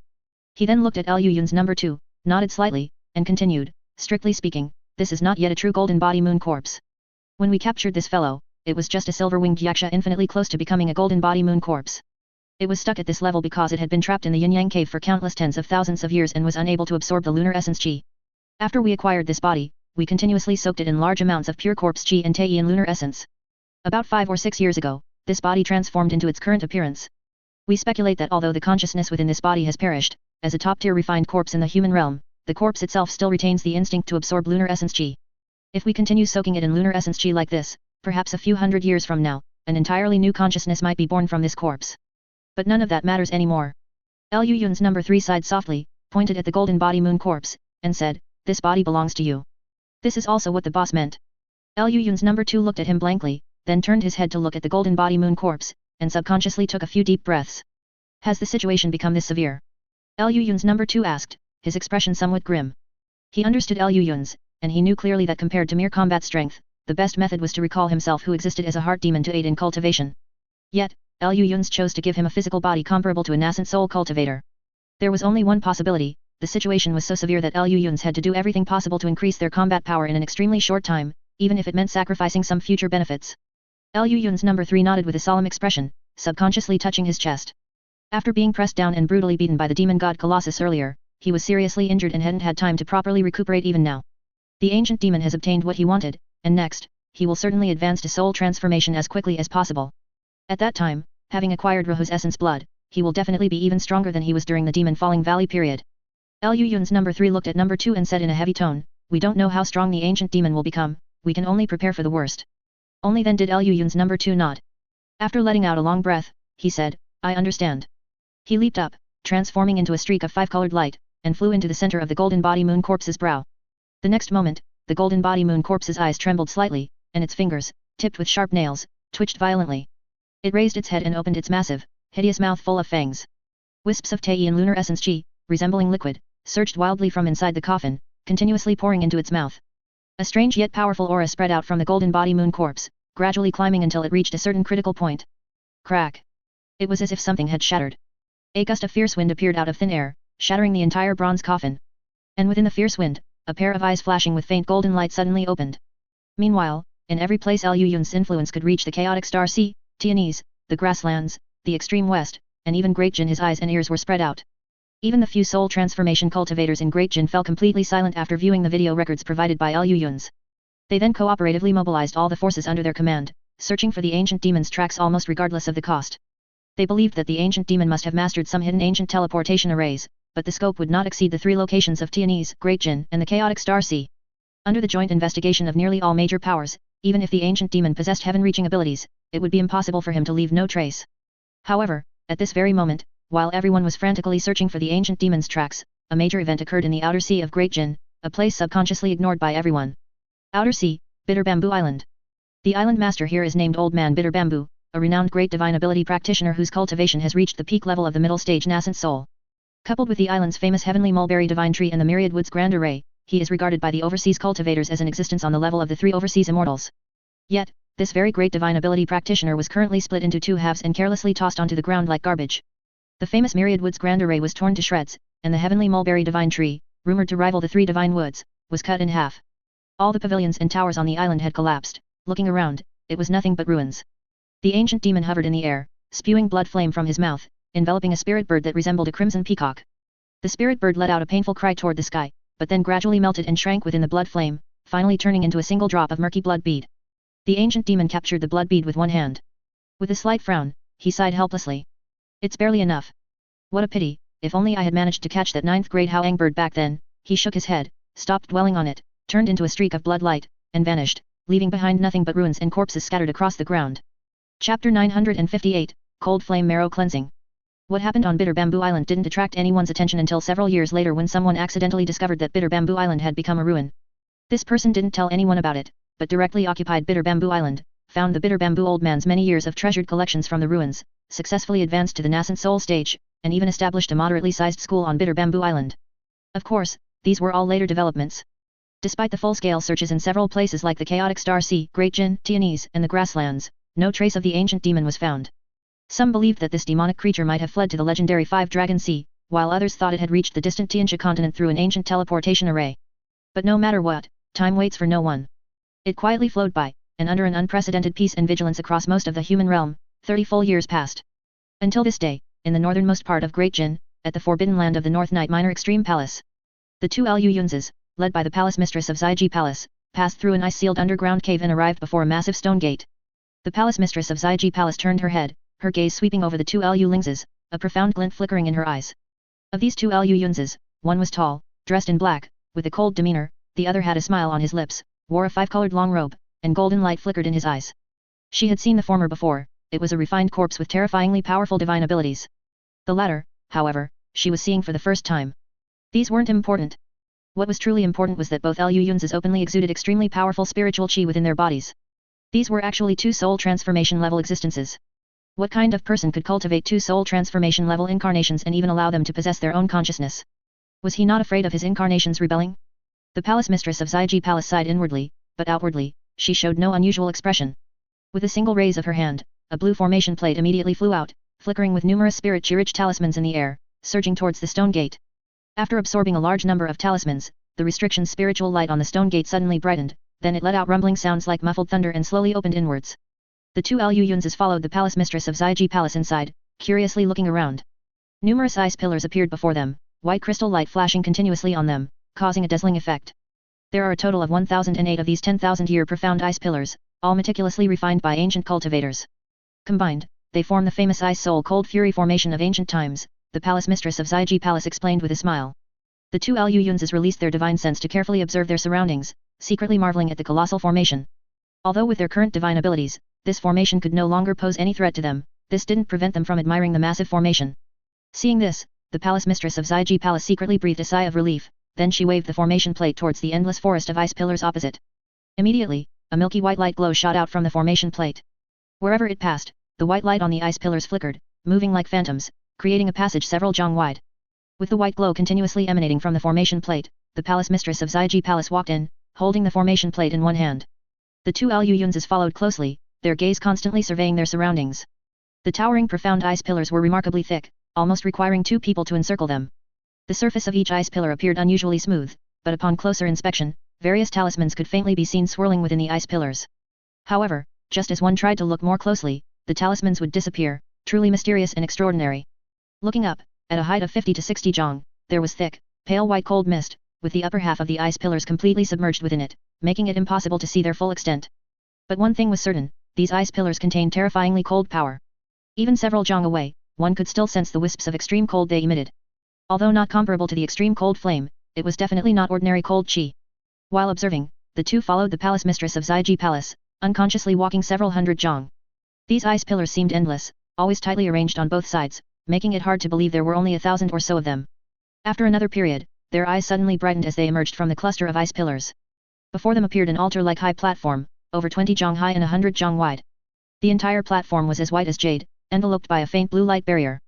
On both sides, there were two pale golden side doors, 7 to 8 jong high, with several ancient talismans crisscrossing their surfaces, sealed as if leading to another place. The palace mistress of Zaiji Palace stepped forward, and the azure blue cauldron immediately flew out from her sleeve, emitting a blue glow in the air. Where the glow passed, the blue light barrier instantly dissipated into thin air. A large hole then inexplicably opened up on the high platform, appearing incredibly deep and faintly emitting astonishing cold qi. This is the Xianyu Cave, the greatest secret treasure of this void spirit hall. Although this cave is not large, the profound jade within it has existed since ancient times. It was formed by ancient cultivators using immense magical power to forcibly condense an entire profound jade ore vein, the palace mistress of Zaiji Palace explained with a smile, her tone inevitably carrying a hint of pride. The two Lu Yunzes nodded politely, then followed her into the Xianyu Cave. This so-called Xianyu Cave was actually just an underground grotto.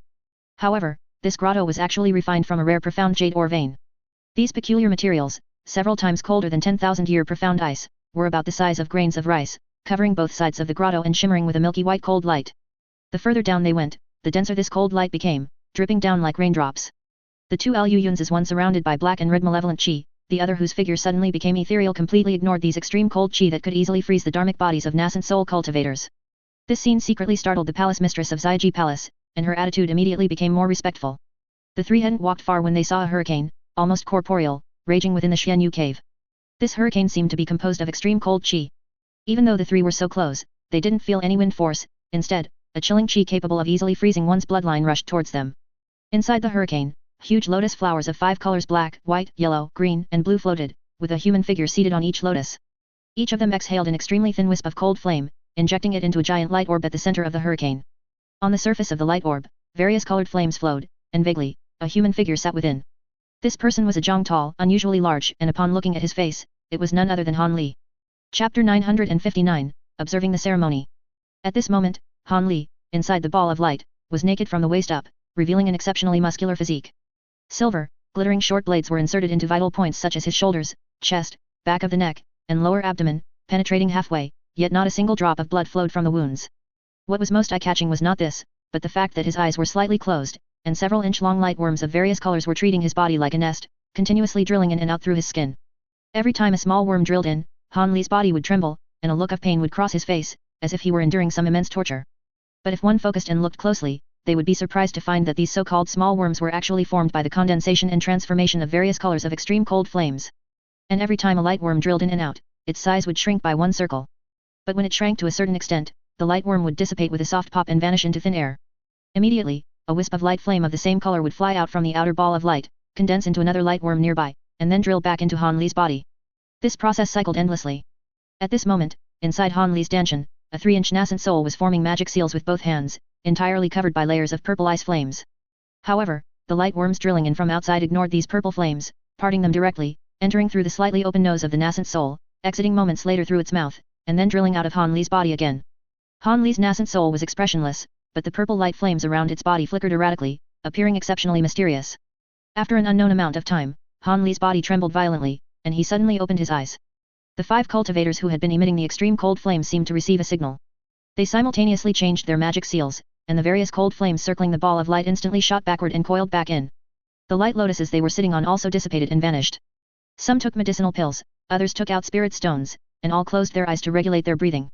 Seeing the group retract the cold flames, Han Li, who was seated in the ball of light, closed his eyes again, seemingly entering meditation.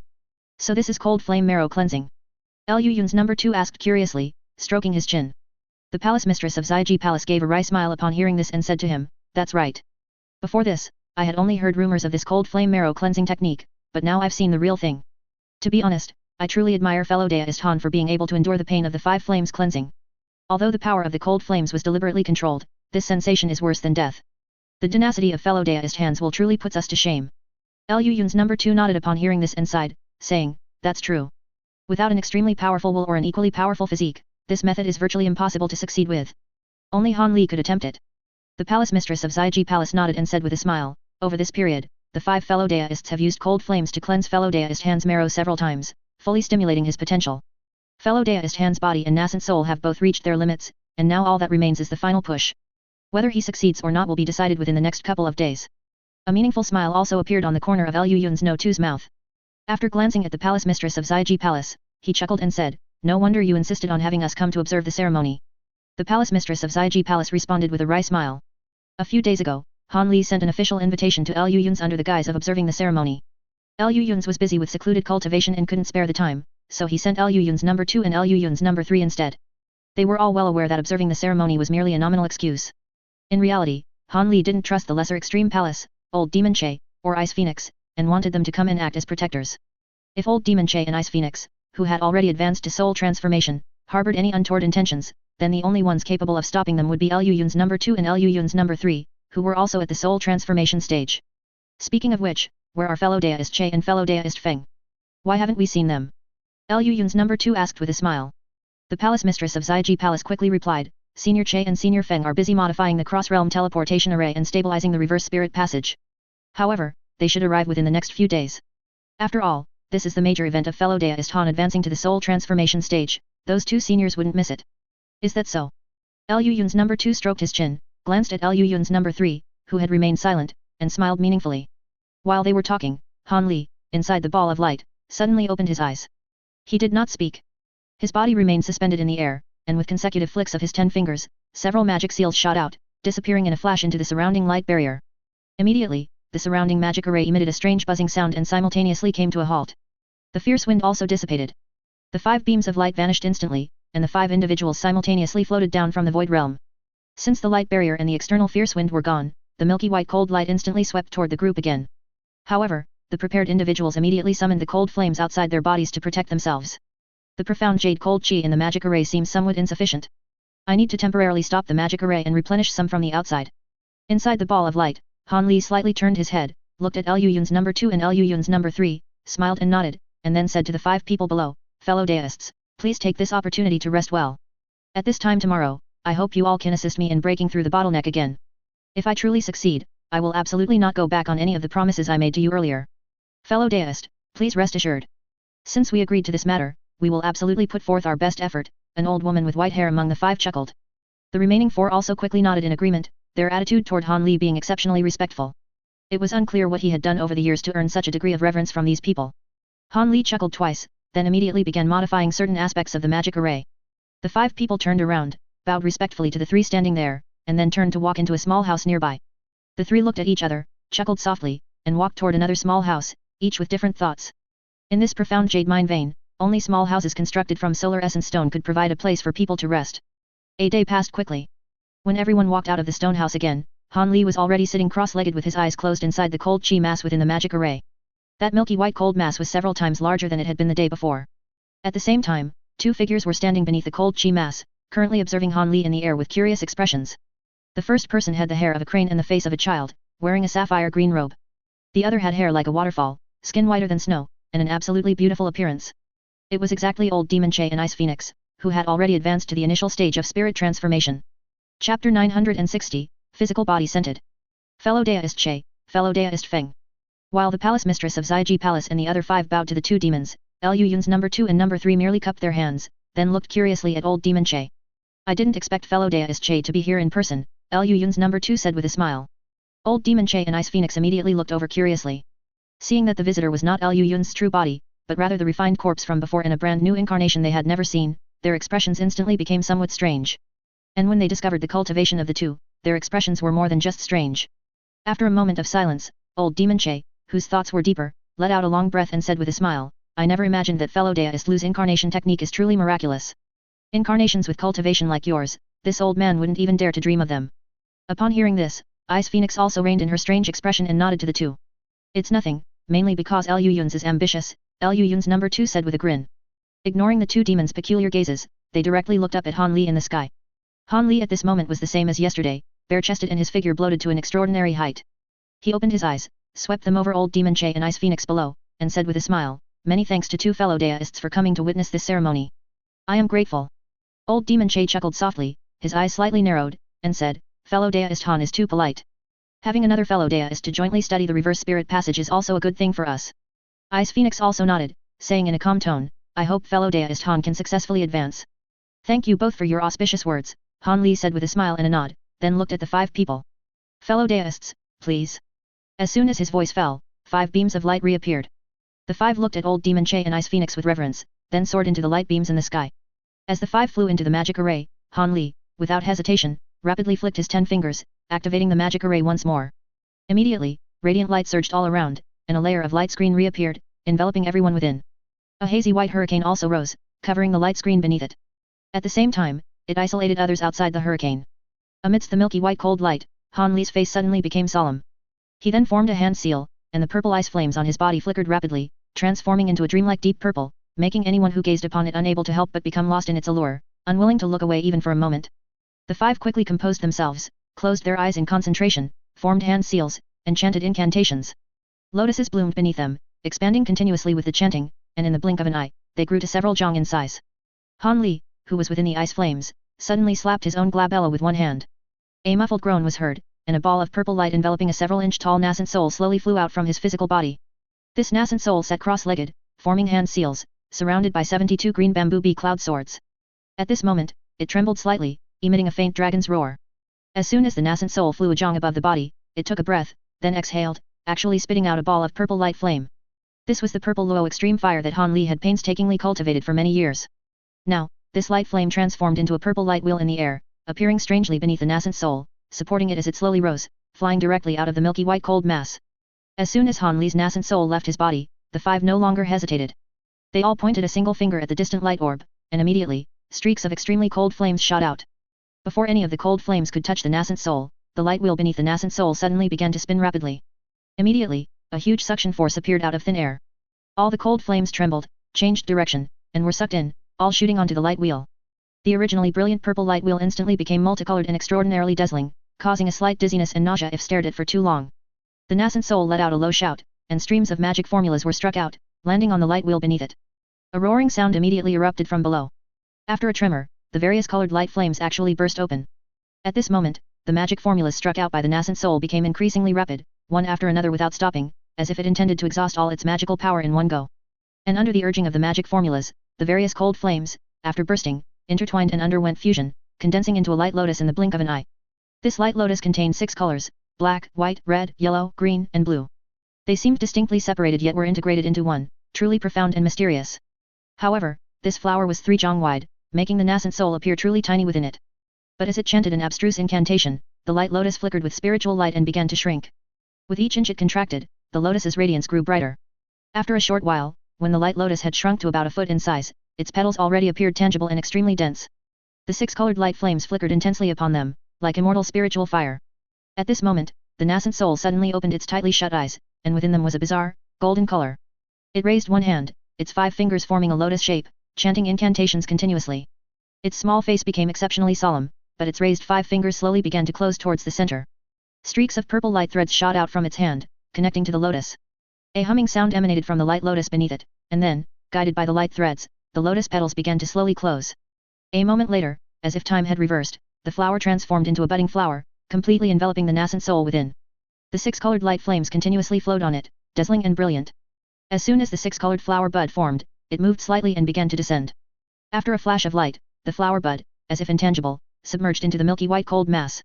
After another fleeting flash, it disappeared into Han Li's physical body's head, vanishing without a trace. This light mass slowly rotated in the air and rapidly disappeared at a visible speed, merging into a milky white light lotus within. Approximately several hours later, the large amount of cold chi that had transformed into a light mass completely vanished, and the milky white light lotus also became incredibly vast.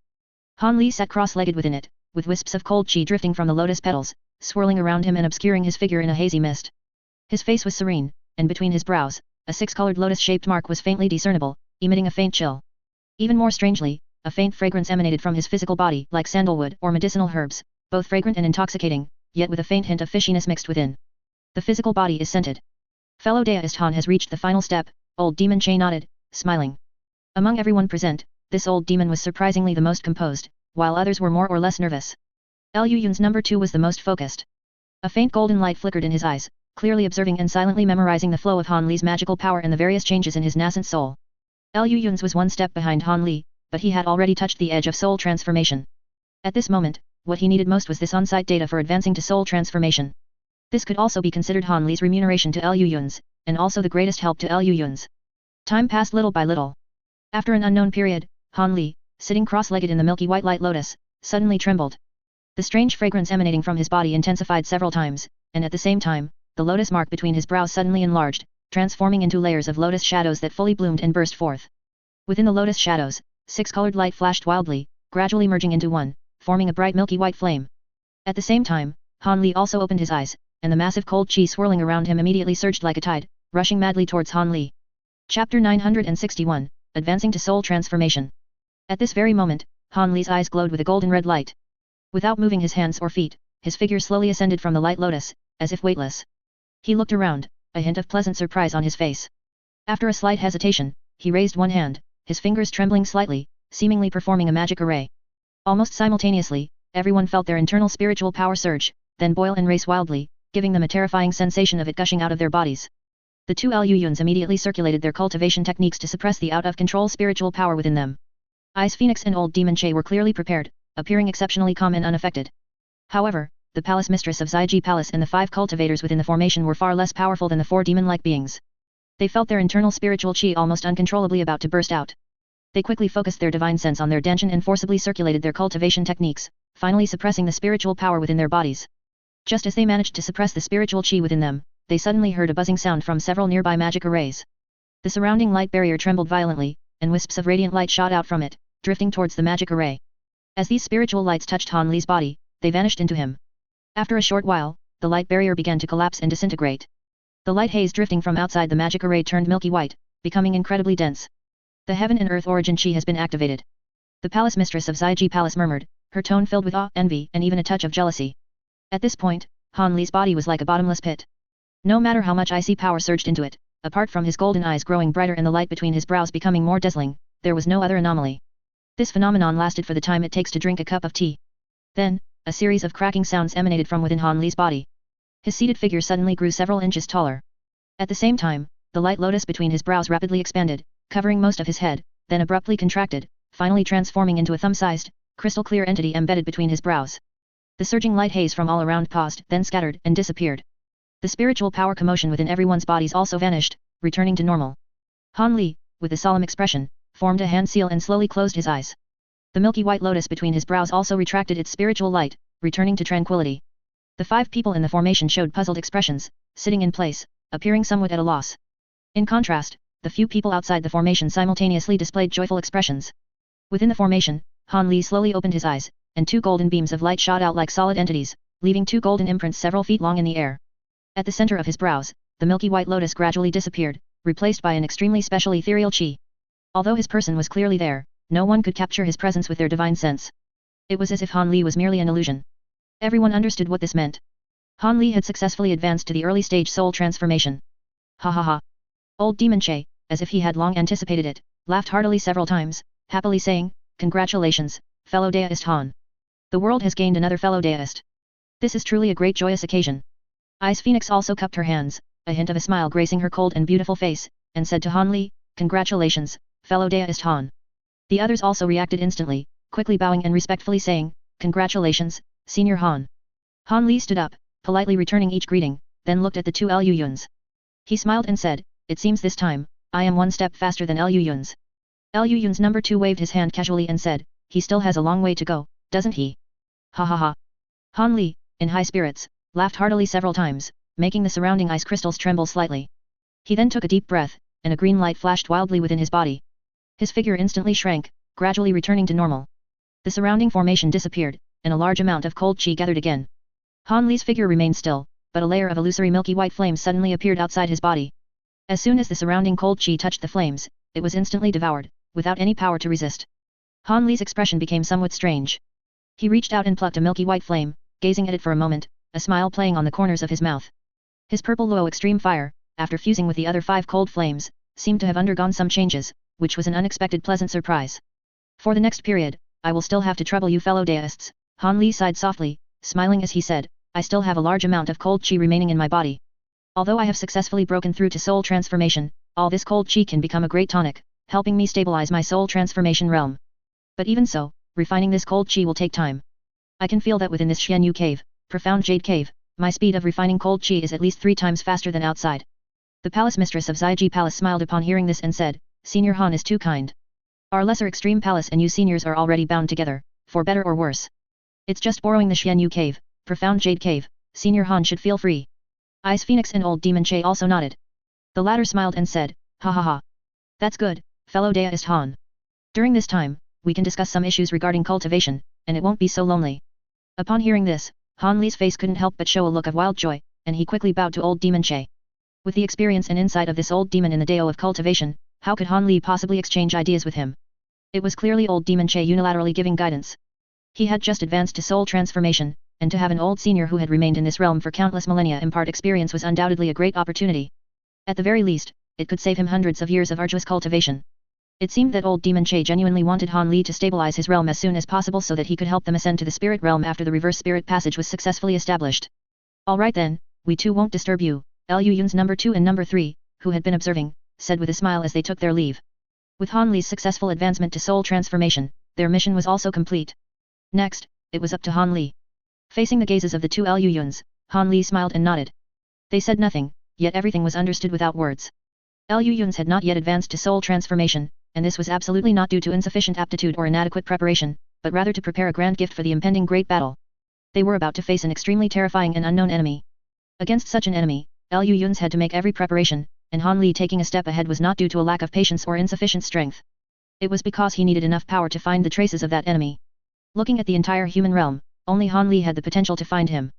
Chapter 962, Grand Yin Form Refining Art. As Han Li entered secluded cultivation, the world seemed to regain its tranquility. Great Jin, Tianese, the grasslands, the chaotic Star Sea, and other regions, amidst a tense atmosphere, experienced their most peaceful decade internally. Until this day, a dazzling green light shot out from the North Night Minor Extreme Palace, ignoring the perpetual wind and snow around it, transforming into a green escape lights and vanishing into the horizon. At the same time, beneath the 10,000 zhang abyss of the chaotic Star Sea, Qing Li sat cross-legged on a massive stone platform, as incredibly pure spiritual qi continuously surged into her body from the platform. The efficiency was far superior to any spirit pill or miraculous medicine. This was one of the trump cards of the successive 10,000 Zhang Sea King clan, ensuring that an entire race always had at least one level 10 Yao cultivator to suppress the entire outer sea. After only a few decades of arduous cultivation, Qing Li's cultivation had already reached the peak of the late stage of form transformation, touching that solid bottleneck. To break through this bottleneck, she could only rely on herself. After taking a deep breath, Qing Li raised one hand, and streaks of chaos lightning flickered slightly on her palm, forming a lightning ball suspended above her palm. She reached into her embrace with her other hand, pulled out a jade slip, and fell into contemplation. 5 elements merging into one, ah! Qing Li let out a long breath. The method created by the two sages of the Star Palace, two astonishing prodigies who spent hundreds of years, had an almost obvious and significant effect on breakthrough the soul transformation bottleneck. If Liu Yuns wasn't mistaken, this method was effective not only for humans but also for Yao beasts. The only difficulty was that, compared to humans, Yao beasts found it much harder to achieve 5 elements merging into one. And coincidentally, Qing Li possessed a product of 5 elements merging into one. Qing Li sat on the stone platform, and after a moment of thought, she crushed the jade slip in her hand. She sat cross-legged, closed her eyes to rest her mind, and the chaos lightning within her body surged like a tide, flowing through her meridians and converging in her dantian. At the same time, the entire Flood Dragon clan received the highest order from within the clan. Seal off the entire 10,000 zhang abyss. No one is allowed to enter without permission. Until the clan chief emerges from seclusion. Meanwhile, in the netherworld, Liu Yun's number 4 sat cross-legged on the netherworld mountain, his body glowing with a quiet green light. Streaks of extremely pure yin qi flowed into his body from the netherworld mountain, continuously providing him with the impetus for breakthrough. For Liu Yun's number 4, this netherworld mountain was equivalent to a top-grade spirit stone the size of a small mountain, his greatest guarantee for breakthrough the soul transformation realm.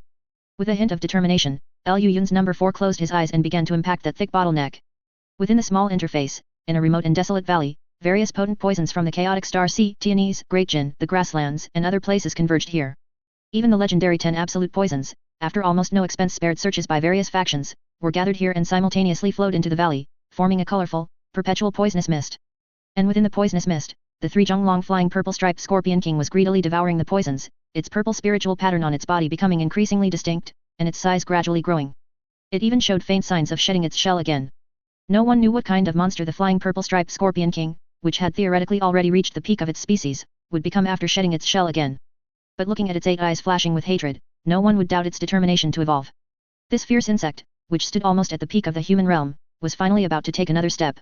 Meanwhile, in the Ling Miao garden, Liu Yuns looked at the black and white qi mass in front of him and fell into silence. Decades of accumulation, and the cost-free investment of a large number of precious materials, ultimately shattered the container of the yin-yang bottle, and the black and white qi within transformed into the current black and white qi mass. By now, even Liu Yuns didn't know what this thing was considered.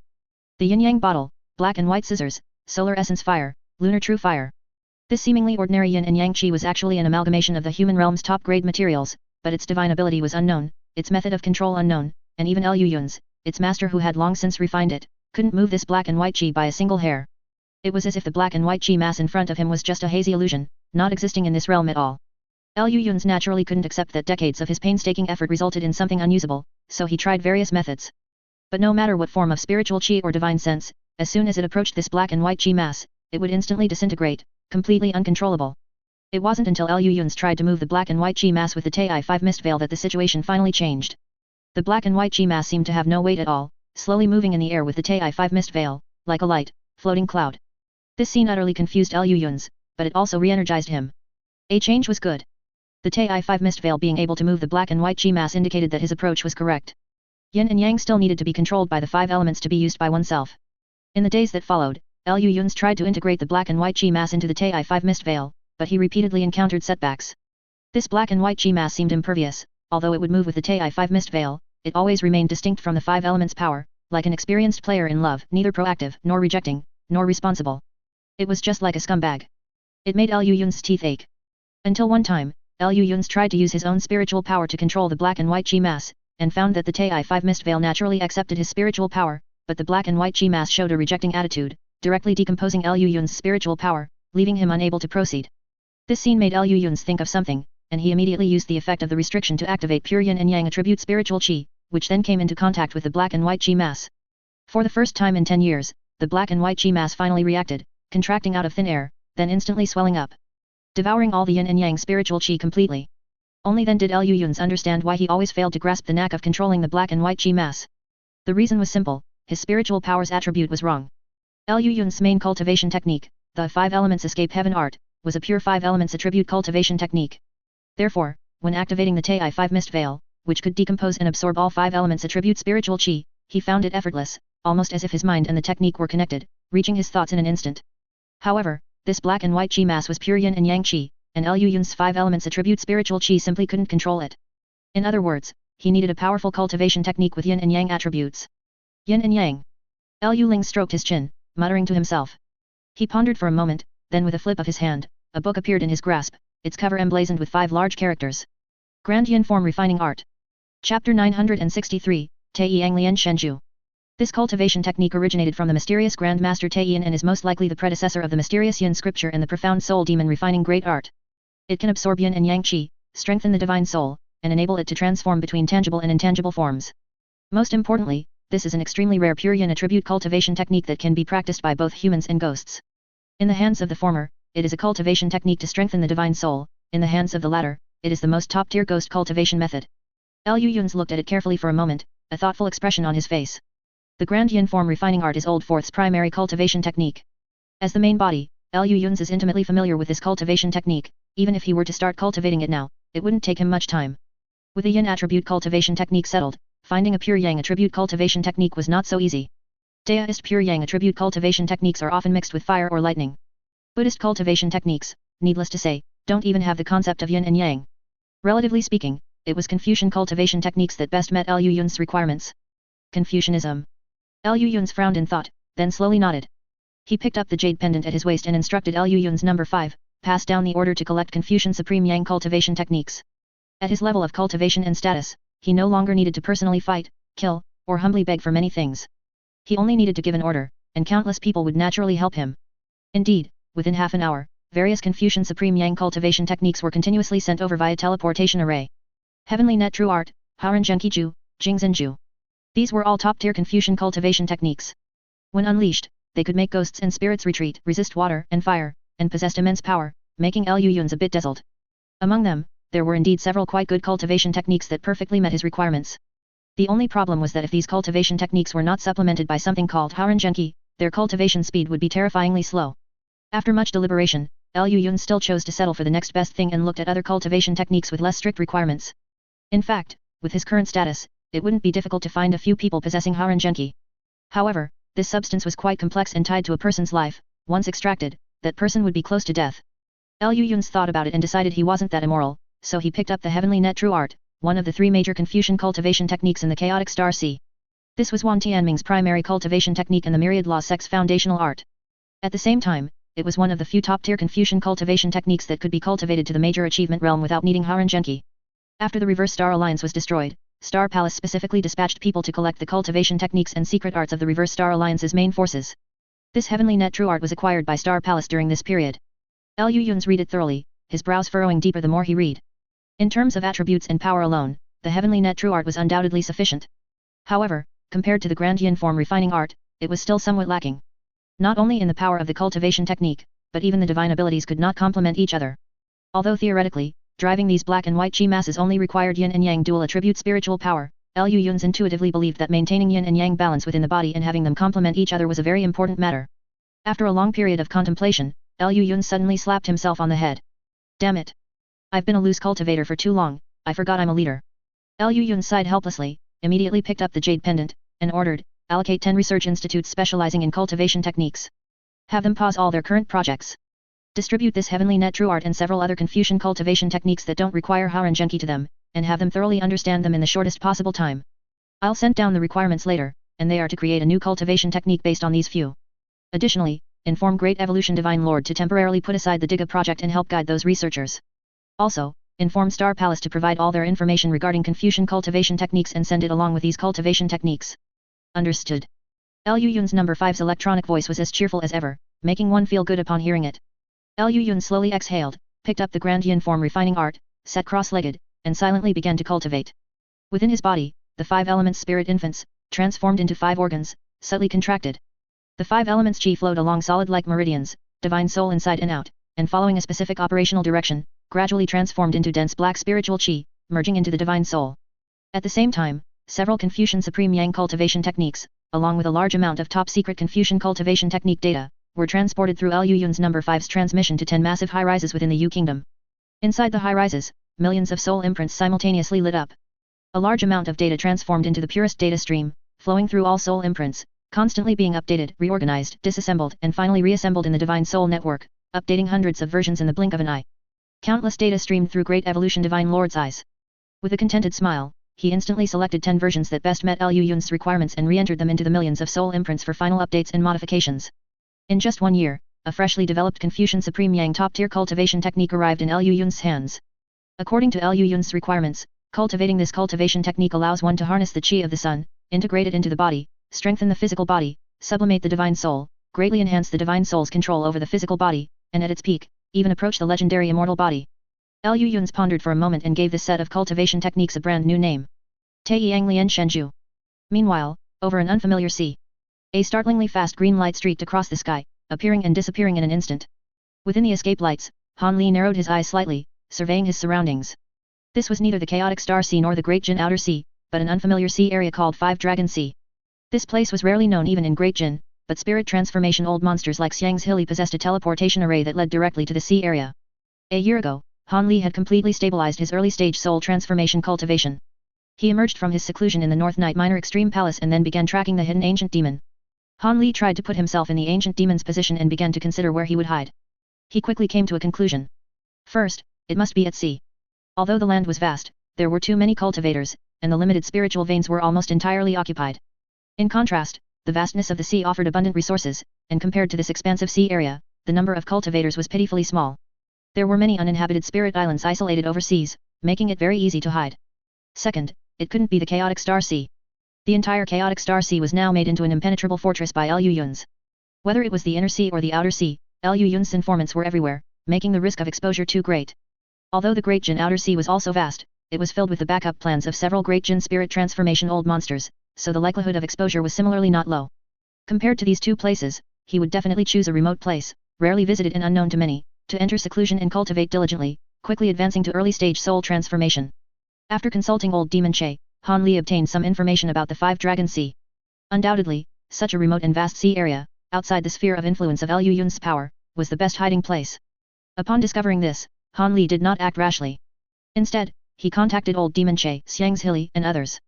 Based on their understanding of the Five Dragon Sea, he drew a not-so-detailed sea map and marked the sea areas outside the jurisdiction of the Five Dragon Sea's major local forces. After discussing with several old monsters for a few days, he tentatively marked several places where the ancient demon was most likely to be hiding. And among these places, Han Li silently locked onto one island in his heart. This island was nothing special. Its size and the quality of its spiritual veins were all mediocre at best. If it weren't for its hidden location and its distance from the major forces of the Five Dragon Sea, the several spirit transformation old monsters probably wouldn't have given it a second glance. But the moment Han Li discovered the island's location, he made his own judgment in his heart.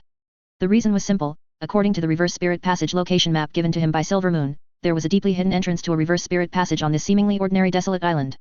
Moreover, according to Silver Moon's judgment, this reverse spirit passage was the one most likely to have survived to the present day among all the reverse spirit passages. Hearing Silver Moon's judgment, Han Li already had a 70% certainty in his heart. After making ample preparations, he set off for the Five Dragon Sea, heading straight for the spatial node's location. With Han Li's current cultivation of early-stage soul transformation, if he were to fly at full speed, his speed would naturally be incredibly fast. However, doing so might disturb the heaven and earth origin chi, causing his lifespan to slowly drain. Therefore, Han Li only maintained a relatively ordinary escape light speed, preferring to spend more time on the journey. More than a month later, he arrived without incident at a boundless sea of mist. Looking at the hazy white expanse before him, Han Li merely raised an eyebrow, then unhesitatingly steered his escape lights and shot into it. After flying for more than half an hour in the sea mist, Han Li's escape lights suddenly paused, and he stopped. He looked around for a few moments, then rubbed his hands together, raised them simultaneously, and uttered the word break. Two thick golden arcs shot out, striking the void realm. Accompanied by a rumbling thunder, the nearby sea mist twisted and changed, then dissipated and receded, revealing a clear area several li in circumference in the blink of an eye. Below, a small island was faintly visible. Looking at this small island that seemed to be empty, Han Li's eyes narrowed slightly, and he flew to the sky above the island. As far as his eyes could see, it was a desolate expanse. The barren spiritual veins on the island were even worse than what the old monsters had described, truly a desolate island. Han Li released his powerful divine sense and searched carefully, but found nothing. Han Li pondered for a moment, and then a faint blue light suddenly flickered in his eyes. The entire interior of the island was instantly clear under his Ming-Qing spiritual eyes. Even several spiritual stone veins of varying quality deep within the island were visible to him. But apart from these, there was still nothing. Han Li withdrew the divine ability from his eyes, his gaze fixed for a moment, then he suddenly flew towards one side of the small island. That was where Silver Moon indicated the reverse spirit passage was located. At such close proximity, Silver Moon could clearly feel the spatial fluctuations emanating from this reverse spirit passage. This reverse spirit passage had indeed survived to the present. After flying only a dozen li, Han Li's divine thought detected an anomaly in the sky ahead. His divine thought stirred, and his escape light speed increased by several points. After flying for a while longer, his escape lights finally stopped. Han Li hovered in the air, his eyes slightly narrowed, staring unblinkingly at a gigantic, hazy grey light mass that flickered in and out of existence in the sky. His heart couldn't help but tremble slightly. The light mass was circular, about a li in diameter. Although somewhat blurry and dim, a closer look revealed it to be unfathomably deep, and the halo it emitted slowly rotated, giving off an eerie sensation that seemed to draw one's entire mind into it. In addition, this light mass seemed somewhat illusory, sometimes appearing in place, sometimes transforming into a blurry light spot, like a mirage on the sea. If Han Li hadn't been able to feel the spatial fluctuations emanating from within, he probably would have mistaken this light mass for some kind of illusion. This is that spatial node. Although he knew it couldn't be wrong, Han Li still asked softly. That's right, although it's somewhat turbulent and the space hasn't stabilized yet, it is indeed the entrance to the reverse spirit passage. Silver Moon's voice came from within him, her tone extremely complex, seemingly joyful and sorrowful, making it impossible to guess or understand. Han Li gazed at the reverse spirit passage flickering between illusion and reality, then suddenly narrowed his eyes and turned his head. Below the reverse spirit passage was a desolate mountain range, completely empty, without even a trace of vegetation. Han Li pondered for a moment, then suddenly reached out. A golden sword chi, like a giant dragon, shot out from his sleeve, slicing the entire mountain range in two with a single strike. Accompanied by a rumbling dull roar, the mountain range collapsed, the earth trembled, and the entire small island suddenly shook with it. This terrifying earthquake lasted for a full quarter of an hour. When the small island quieted down, this protruding mountain range had already transformed into a massive rift valley. Han Li's eyes flickered with a faint blue light, unwilling to miss any abnormal changes, but until the entire mountain range collapsed, he found no traces of any anomaly within it. For a moment, Han Li's expression turned somewhat grim. He abruptly transformed into a streak of escape lights and flew into the depths of the rift valley. A moment later, Han Li stopped before a broken cliff face. Blue light flickered in his eyes, and green light shimmered in his hand. He suddenly grabbed. The hard rock wall was torn off like tofu, crushed into powder by his grip. Amidst the handful of debris, tiny black metallic dust particles were gradually evaporating into faint black chi. As expected, there's a problem. Han Li's gaze sharpened as he looked at the cliff face before him. Dozens of golden lights shot out from his sleeve, directly into the cliff face, opening up a huge passage in the blink of an eye. Han Li's expression was solemn as he flew into it. Not long after, his eyes suddenly lit up. After digging through dozens of feet of cliff face, what appeared before his eyes was a massive immortal cave. Inside the immortal cave, various rooms and spirit fields were all present, but they had already been emptied, leaving only a deserted immortal cave. Han Li's gaze swept around, and suddenly, his vision froze. In the center of the empty spirit field, there was a shriveled vine, its tip already bloomed, but the fruit or flowers that should have been on it had now disappeared. Chapter 964, Heaven-Breaking Sword. Inside Ling Miao Garden, Lu Yun's fell into deep thought, looking at the shriveling vine in front of him. This thing, why does it look so familiar to me? Lu Yun's couldn't help but ask. It's definitely familiar, you've seen this thing, Han Li said with a grim expression from across him. Don't you remember? That Xiantian immortal vine that was split into several sections. Yes. Lu Yun's gasped, suddenly remembering the origin of this thing. It's this thing. So the ancient demon stole a section of this from Tianese, and then, brought it back to life. Lu Yun's looked at Han Li with a bewildered expression. How did he do it? And why did he leave this thing behind? For us. What good is asking me? Han Li rolled his eyes impatiently and said helplessly, how could I possibly know? I also have a section of this thing, but I haven't been able to revive it yet. As for why he left this thing there, I can't figure that out either, it's not my style of doing things. Han Li frowned tightly, speaking with confusion. Liu Yun's nodded in agreement. Han Li was a classic case of a silent dog that bites. He either didn't act, or when he did, it was to utterly destroy someone's entire family. Leaving things behind as a provocation was indeed not his style. Just as the two were at a loss, Silver Moon's hesitant voice suddenly came from within Han Li. I might know what's going on. A flash of white light appeared from Han Li's sleeve, and a white fox shot out, rolled on the ground, and transformed into a beautiful young woman, standing before the two. At this moment, Silver Moon's expression was serious, with even a hint of fear in her eyes. Xiantian Immortal Vine. I didn't expect him to be able to revive this thing in the human realm. Silver Moon took a deep breath, turned to look at the two, and after a moment of silence, said, in the spirit realm, there is a kind of treasure that was born from heaven and earth at the very beginning of creation, possessing an incredible divine ability to ignore the laws of a realm. Spirit realm cultivators generally simply refer to them as Xiantian treasures. The power of these Xiantian treasures far exceeds the imagination of ordinary cultivators. Most Xiantian treasures are either born from the initial creation of heaven and earth or from certain plants that have existed since the beginning of creation. Silver Moon pointed to the obvious traces of something having been formed on the Xiantian Immortal Vine, her face ashen, and said, if that's truly the case, then it's highly possible that a Xiantian treasure has appeared. And it has fallen into the hands of that ancient demon. Upon hearing this, Han Li's expression immediately changed drastically. Although he had no concept of the so-called Xiantian treasure, he was well aware of the power of a heaven-reaching spirit treasure. And from Silver Moon's words, the power of a Xiantian treasure was even far above that of a heaven-reaching spirit treasure. And for such a treasure to fall into the hands of an ancient demon, this was simply too terrifying. Wait. Something's not right. Liu Yun suddenly frowned and interrupted. If this Xiantian treasure is really that powerful, why is that ancient demon still hiding? He should just come out and kill me. Liu Yun rubbed his head, immediately saying with confusion, I haven't been hiding, it would be too easy to find me. With that Xiantian treasure, he could just block the entrance of Star Palace, and I wouldn't be able to avoid him. But why is he still hiding? Isn't this a bit too cautious? Upon hearing this, Han Li immediately frowned, also noticing the illogical aspect of it. In terms of his own personality, he was indeed very cautious most of the time, accustomed to making all preparations before acting. But at the same time, he was also a decisive person. Once he felt things were under his control, he would act immediately, without the slightest hesitation. If the current ancient demon truly held a great weapon far exceeding a heaven-reaching spirit treasure in power, he would in no way be hiding like this. Just as Liu Yun said, finding him would be too easy. Silver Moon also frowned upon hearing this, and after a moment of contemplation, tentatively asked, could it be that something is wrong with that Xiantian treasure, or that with his current cultivation realm, he cannot activate this treasure? The three exchanged glances and nodded simultaneously. That was entirely possible. A cultivator at the late nascent soul stage couldn't even control an ordinary heaven-reaching spirit treasure, let alone a Xiantian treasure, which was above a heaven-reaching spirit treasure. So, he left this thing there to scare us. Liu Yun stroked his chin, sizing up Han Li, and silently shook his head. Given Han Li's personality, this possibility was small.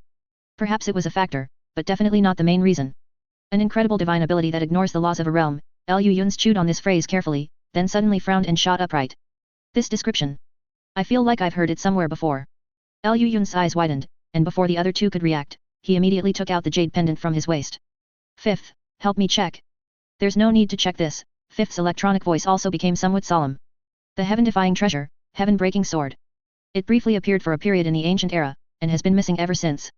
Upon hearing this, Silver Moon also widened her eyes, subconsciously asking, heaven-breaking sword? Heaven-defying treasure? What is that? How come I've never heard of it? It's not just you who hasn't heard of it.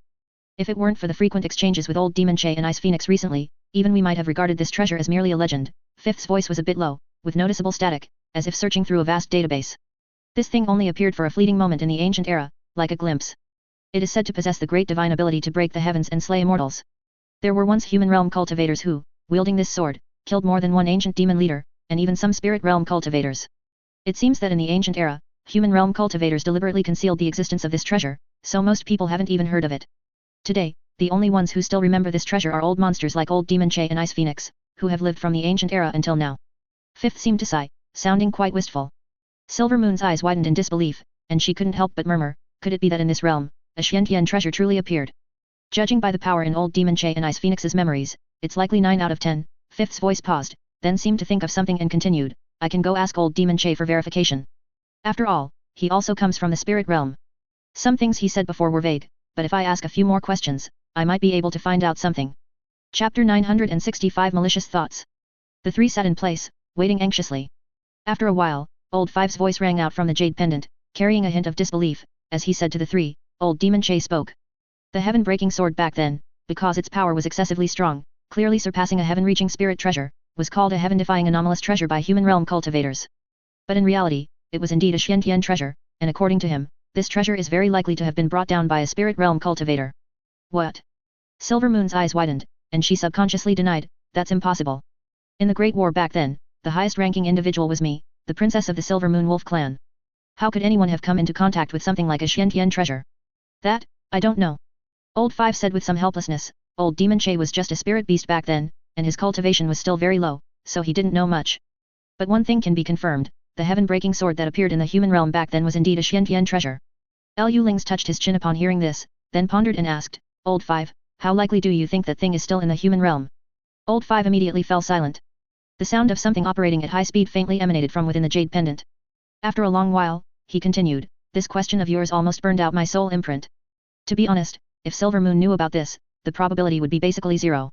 But since she doesn't know, it means that the heaven-breaking sword was deliberately hidden back then. In that case, there's a 30% chance that this Xiantian treasure is still in the human realm. At this point, Old Five's voice also became excited. A Xiantian treasure whose power far surpassed a heaven-reaching spirit treasure, capable of ignoring the laws of a realm. How could they not be interested in something like this? At this moment, it was Han Li who calmly swept his gaze over everyone and said in a calm tone, don't be too quick to rejoice. The human realm is so vast, and I won't even mention how difficult it is to find a treasure deliberately hidden by ancient cultivators. Don't forget, that ancient demon currently possesses a Xiantian treasure, and he could advance to the early stage soul transformation at any time. Old Liu, you're still in the late nascent soul stage. Liu Yun's excited expression instantly stiffened upon hearing this, and he awkwardly waved his hand, saying, I know. I'm currently busy proving a conjecture, but it won't be long. Once I balance the yin and yang qi within my body, I can immediately advance to the soul transformation. Liu Yun's tone was incredibly confident, as if advancing to the soul transformation was no difficulty for him at all. Han Li's mouth twitched uncontrollably, and he sighed helplessly, saying, it's good that you know what you're doing.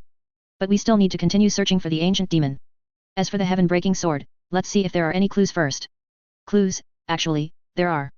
Old Five's voice was a bit hesitant, but he still spoke.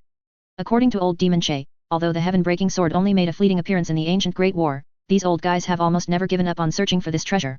Tens of thousands of years ago, the heaven-breaking sword's whereabouts briefly appeared for a period of time. Although these were just baseless rumors, they alarmed various forces, and even the Binghai Yaeshao, IC Demon Beasts, clan came out to join the fun. These rumors came and went quickly. The major forces at the time hadn't forgotten the existence of the heaven-breaking sword, and they engaged in open and covered struggles for a long time over it, only to finally prove that it was just a rumor. But Old Demon Che, after years of contemplation, always felt that the situation back then was a bit off.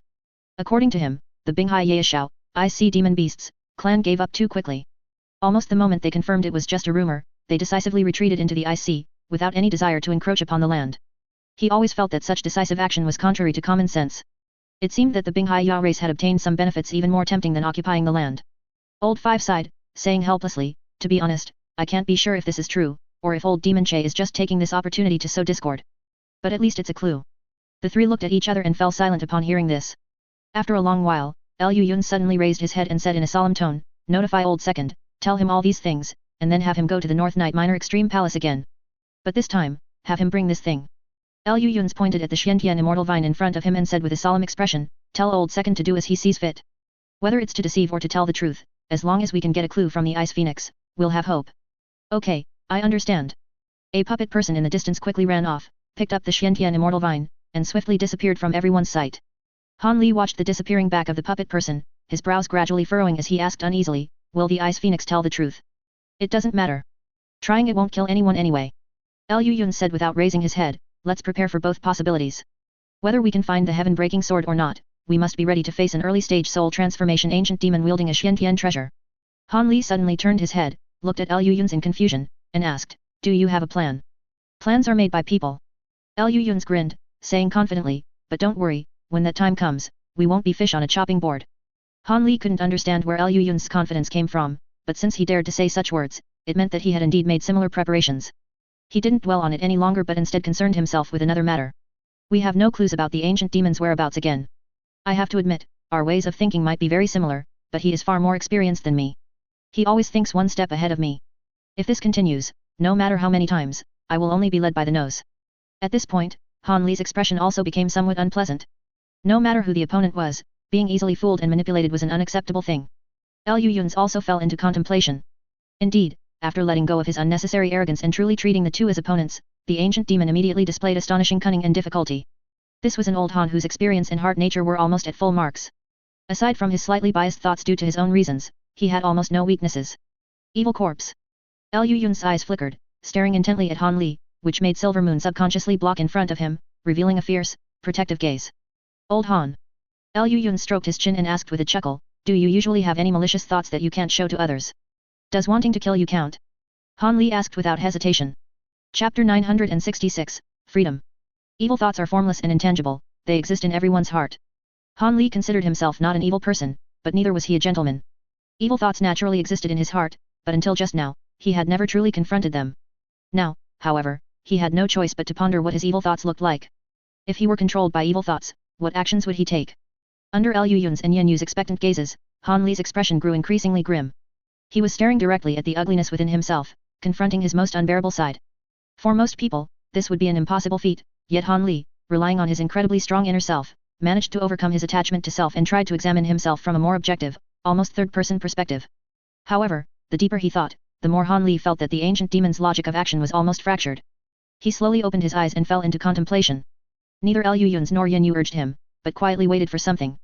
It wasn't until a full half an hour later that Han Li startled out of his contemplation, his face grim as he said, he doesn't want to kill you anymore. Or rather, killing you is no longer his primary objective. Liu Yun's was taken aback, a puzzled expression appearing on his face. What do you mean? Is the ancient demon also a turncoat? Liu Yun's asked, puzzled. Although he had some reservations about the word also in Liu Yun's question, Han Li didn't dwell on such a minor detail. Instead, he said with a grim expression, I tried to analyze the evil thoughts in my heart, and the conclusion I reached is that I simply cannot submit to anyone. No matter who it is. No matter how powerful he is. I can never truly, wholeheartedly do things for anyone. If I am determined to do something, it must be for myself, not for others, Han Li said with a grim expression. Analyzing the dark side of one's own heart was not easy, but fortunately, Han Li succeeded. Liu Yun stroked his chin, pondered for a moment, then suddenly realized and said, you mean, he's doing all this to strengthen himself, but the purpose of strengthening himself isn't to kill me, but to... The two exchanged glances. At that instant, it was as if a bolt of lightning flashed through their minds, causing them to speak in unison. Ascension to the spirit realm. Both Han Li and Liu Yun simultaneously revealed a somewhat complex smile. He wants freedom, Liu Yun said, stroking his chin and chuckling. Not necessarily. Perhaps he's just reached a consensus with some power. If killing you doesn't require too much of a price, I think he wouldn't mind eliminating you along the way, Han Li shrugged and said with a smile. Liu Yun sighed at his words, turned to look at Yan Yu, and then suddenly frowned and asked, so what do we do now? Just watch him ascend to the spirit realm. The three fell silent simultaneously. Indeed, a direct confrontation with the ancient demon would be a last resort, because no one knew what level his strength had reached after calculating so many things. However, it was likely that he was already close to the limit the human realm could accommodate. With their current capabilities, if they truly fought the ancient demon head-on, even if they won, it would undoubtedly be a Pyrrhic victory. But if they allowed the ancient demon to ascend to the spirit realm, then after breaking free from the human realm's constraints and arriving in the spirit realm, where origin chi was more abundant, the ancient demon's strength would experience another leap. By then, he would definitely not mind casually erasing Liu Yun's from this timeline. Fight, and the outcome is uncertain. Don't fight, and it's waiting for death. After a long silence, Liu Yun's asked Han Li with a serious expression, where do you think he is most likely hiding now? He needs a place with abundant devilish chi, Han Li said without hesitation. For him now, everything must come after advancing to the soul transformation realm, so he needs a place with abundant devilish chi that can help him break through the bottleneck to the greatest extent. At the same time, this place must be very difficult to find, at least very difficult for people to think of, and not easily disturbed. As he spoke, Han Li's voice suddenly trailed off. He abruptly looked up, met Liu Yun's surprised gaze, and they both said in unison. Kunwu Mountain. At the same time, Kunwu Mountain, inside the demon-suppressing pagoda. In a desolate devilish chi interface, a pair of eyes suddenly opened, sweeping across the surroundings like lightning. After a while, accompanied by a cold sneer, a huge, hideous face emerged from the ink-black devilish chi, and he said coldly, since you're all here, why hide? Benefactor, it's not this humble monk who is hiding, it's that benefactor you have given up too much, to the point where you can no longer even see this humble monk. Across from the dark devilish chi, a monk with an ordinary appearance, a calm expression, and dressed in a white kazaya walked out of the void realm, clasped his hands together, and bowed to the ancient demon, saying, this humble monk, pure thought, greets benefactor. He. Pure thought? You don't even dare to use his name anymore. The ancient demon chuckled deeply a few times and asked disdainfully. Isn't benefactor the same? Pure thought asked back with a smile. The two exchanged glances, and the ink-black devilish chi suddenly surged. A moment later, the huge ancient demon's true form disappeared, replaced by a black-robed youth with an ordinary appearance and eyes containing infinite malice. What do you want with me? Surely you're not here to slay demons and monsters, are you? the black-robed youth asked with a cold sneer. Pure Thought shook his head slightly and said calmly, slaying demons and monsters is for others.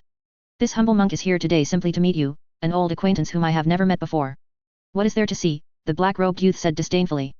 You are his good intentions, I am his malice. You and I are fundamentally distinct. What old acquaintance? Good and evil are but a single thought, Pure Thought sighed, bowing his head slightly and saying, regarding benefactor's choice, this humble monk does not wish to say much. After all, we were all once him, and we all know what kind of choices he would make. However, benefactor's choice will lead to extremely terrifying consequences, and this humble monk truly cannot stand idly by.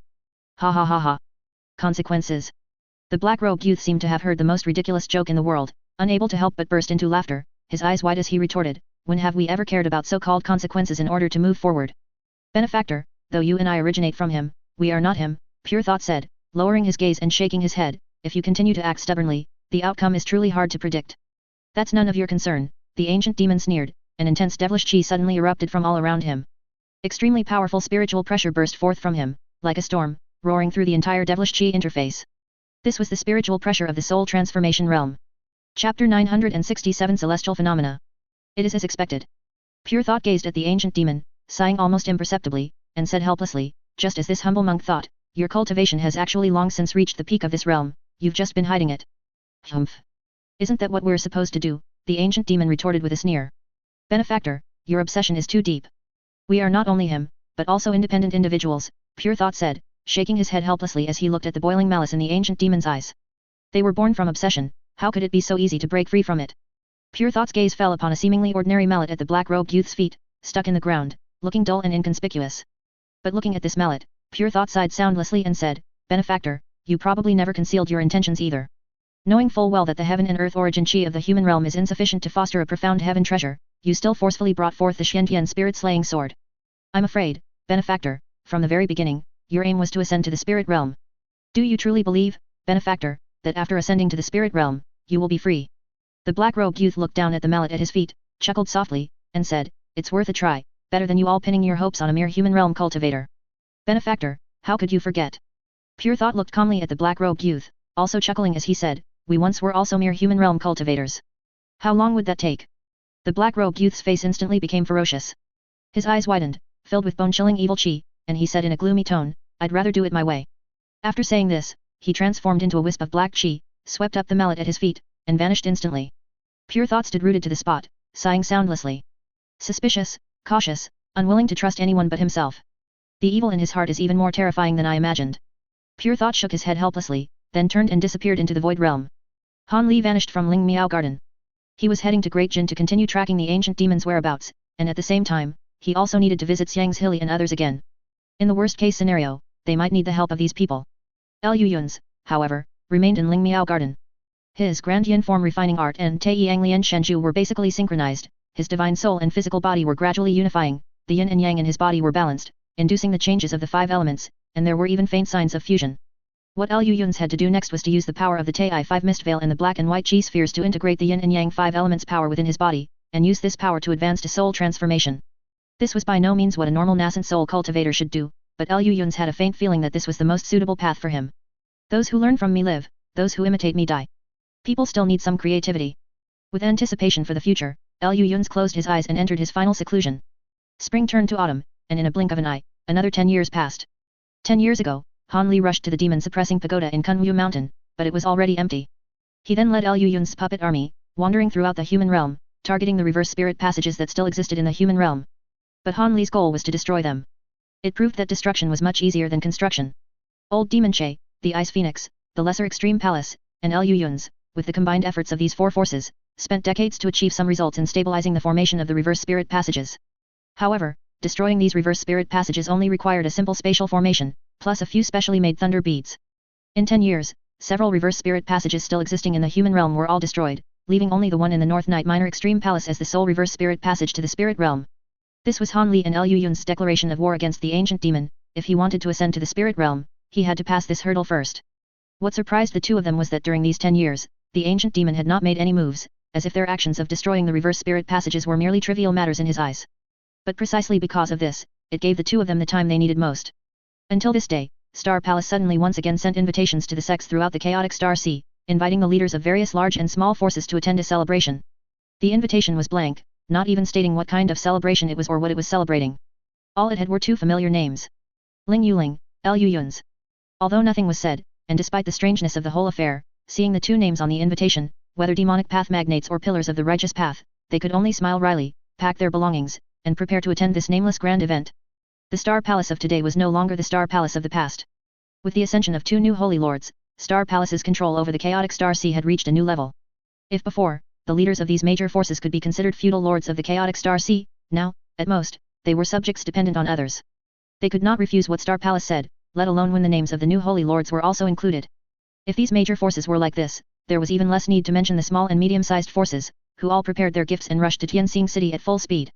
As cultivators gathered from all directions, Tianxing City became even more lively. Strangely, although the people of Star Palace warmly entertained these guests, they were all extremely tight-lipped, not uttering a single word about the mysterious celebration. This also made the atmosphere in Tianxing City strange. For a time, everyone had different thoughts, with all sorts of bizarre ideas. Such a strange situation continued for half a month. Until this day, above the holy mountain, there was a sudden clap of thunder, and then, centered on this mountain, the heaven and earth origin chi within a radius of several hundred li was stirred.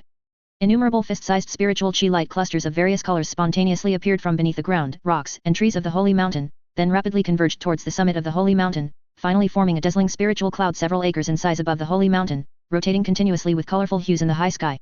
It was directly above the very center of the holy mountain summit. Such a great commotion naturally startled everyone in Tianxing City, including the uneasy guests during this period, who all emerged from their seclusion chambers, looking astonished at this astonishing celestial phenomenon. Among the crowd, someone seemed to realize something, and couldn't help but murmur in a low voice. Soul transformation celestial phenomenon. And at the same time, above the holy mountain, more than a dozen dazzling escape lights shot out from the mountain, heading straight for the summit. Chapter 968 Choice. Chapter 968, The Choice. This celestial phenomenon lasted for several hours, until the spiritual clouds in the high sky began to rotate, forming a giant funnel that slowly descended to the peak of the holy mountain. The spiritual clouds spun violently, emitting an eerie buzzing sound, and then the massive cloud mass churned unstably. After a series of earth-shattering roars, it suddenly surged downwards. The spiritual chi light clusters that had been continuously flying towards this place also dramatically accelerated, and in a blink of an eye, they were absorbed into the giant funnel. The surrounding multicolored spiritual light flashed in the air, then followed the funnel, surging into the peak of the holy mountain and quickly disappearing. For a moment, there was complete silence between heaven and earth, until a dragon's roar, reaching the 9 heavens, suddenly resounded. A colossal illusory giant emerged from the clouds, its 2 eyes, as large as carriage wheels, slowly sweeping over everyone. Wherever its gaze passed, everyone felt as if struck by lightning, their hearts trembling violently, and the spiritual chi within their bodies surged uncontrollably, almost causing them to fall from the sky. Fortunately, this sensation came and went quickly. In the blink of an eye, the giant's gaze left them, and it let out a great roar towards the sky before instantly disappearing. In the midst of the silence, over a dozen escape lights instantly shot into the sky, heading straight for the peak of the holy mountain. The escape lights landed on the peak of the holy mountain and gradually dissipated, revealing the 2 former holy masters who had retired to the second line, and 7 or 8 Star Palace nascent soul cultivators. They took a few steps forward, intending to walk directly in to see the situation, but they were blocked by a layer of misty white fog. At this moment, all the restrictions at the peak of the Star Palace were fully open, and the violent spiritual chi surging in the air made even the 2 saints secretly feel alarmed. This was the Star Palace's most powerful restriction, even with their divine abilities, they could not force their way through. After a while, the mist blocking their path churned and then automatically split open a passage. The group immediately transformed into escape lights and entered without hesitation. As soon as they emerged from the mist, these people saw Ling Yuling at the exit. She stood there dressed in a snow-white palace gown, spotless, like a fairy from the moon palace. At this moment, she held a yellow Dharma banner in her hand, quietly waiting for their appearance. Father, mother, and all the elders. The new Star Palace master smiled and bowed to everyone. Everyone else, except the 2 saints, quickly stepped aside, not daring to truly accept the bow. Ling Xiaotian nodded and asked directly, "How is it? Is everything smooth?" In fact, just by looking at the celestial phenomenon outside, everyone had already figured out most of it, but for such an important matter, it was better to confirm it in person. Ling Yuling smiled at them, then turned slightly and said with a smile, "My husband has successfully advanced to the soul transformation stage and is currently stabilizing his nascent soul. He won't be able to come out to meet anyone for now." Ling Xiaotian and Wen Qing, upon hearing this, suddenly breathed a sigh of relief. The other nascent soul elders also showed expressions of pleasant surprise. Soul transformation cultivator. How many years had it been since a soul transformation cultivator appeared in the chaotic Star Sea? In this period when the human forces of the chaotic Star Sea were severely damaged and the outer sea demonic beasts were gradually rising, what a soul transformation stage holy master represented was self-evident. Ling Xiaotian also let out a long breath, then suddenly turned around and said to the several nascent soul elders with a calm expression, "Pass down the word, Thank all fellow deists for coming to celebrate the Star Palace Holy Master's advancement to the soul transformation stage. The soul transformation grand ceremony will officially begin 1 month from now. Yes.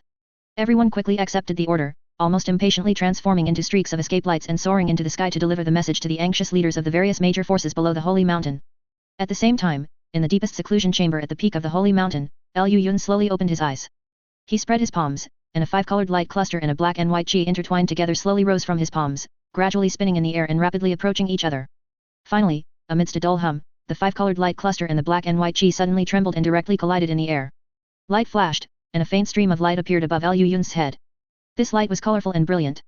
At first glance, it seemed to encompass all the colors in this world, but upon closer inspection, one would find that these colors seemed to be in fusion, making it hard to see clearly, as if its very existence had already exceeded the scope of ordinary people's perception. Just a glance would make one's mind tremble violently and be difficult to comprehend. But Liu Yun's made a single gesture, and this strange stream of light descended into his palm, constantly changing its form in his palm, as if it were substantial. The greatest sound is inaudible, the greatest form is formless. Formless yet able to contain all things, soundless yet able to fuse all phenomena. That which cannot be seen is called Yi, that which cannot be heard is called Xi, that which cannot be grasped is called Wei. From today onwards, you shall be called Zi Divine Light. He shook his wrist, and the divine light in his hand instantly disappeared. Then he raised his head and looked into the void realm ahead. Great Master, you've arrived, haven't you? Liu Yun asked with a smile. An old friend has achieved success in cultivation, how could this humble monk not come to offer congratulations? From the void realm, Pure Thought's figure slowly emerged, smiling and bowing to Liu Yun. Congratulations? It's not that serious, is it? Liu Yun smiled and said calmly, Great Master, you came to find me, it shouldn't be just for this one thing. Indeed, but the words of congratulation are truly sincere. Pure Thought admitted the latter point without hesitation, then sighed slightly. Fellow deists' advancement to the soul transformation stage caused such a stir, I imagine you intend to settle things with the ancient demon. Liu Yun nodded frankly and said with a smile, that's natural. Otherwise, if he ascends to the upper realm, I'm afraid I won't have any chance at all. No. Pure Thought directly interrupted Liu Yun's words. His expression was exceptionally solemn, his eyes seemed to be sparkling, staring intently into Liu Yun's eyes. You still have a choice. This humble monk came this time to offer you a choice. He clasped his hands together, nodded slightly, and said, the soul imprint method. This is a choice. Liu Yun was startled upon hearing this, then frowned and asked doubtfully, are you saying that you want me to stay in the human realm, to achieve longevity using the soul imprint method, and give up ascension to the spirit realm? Indeed.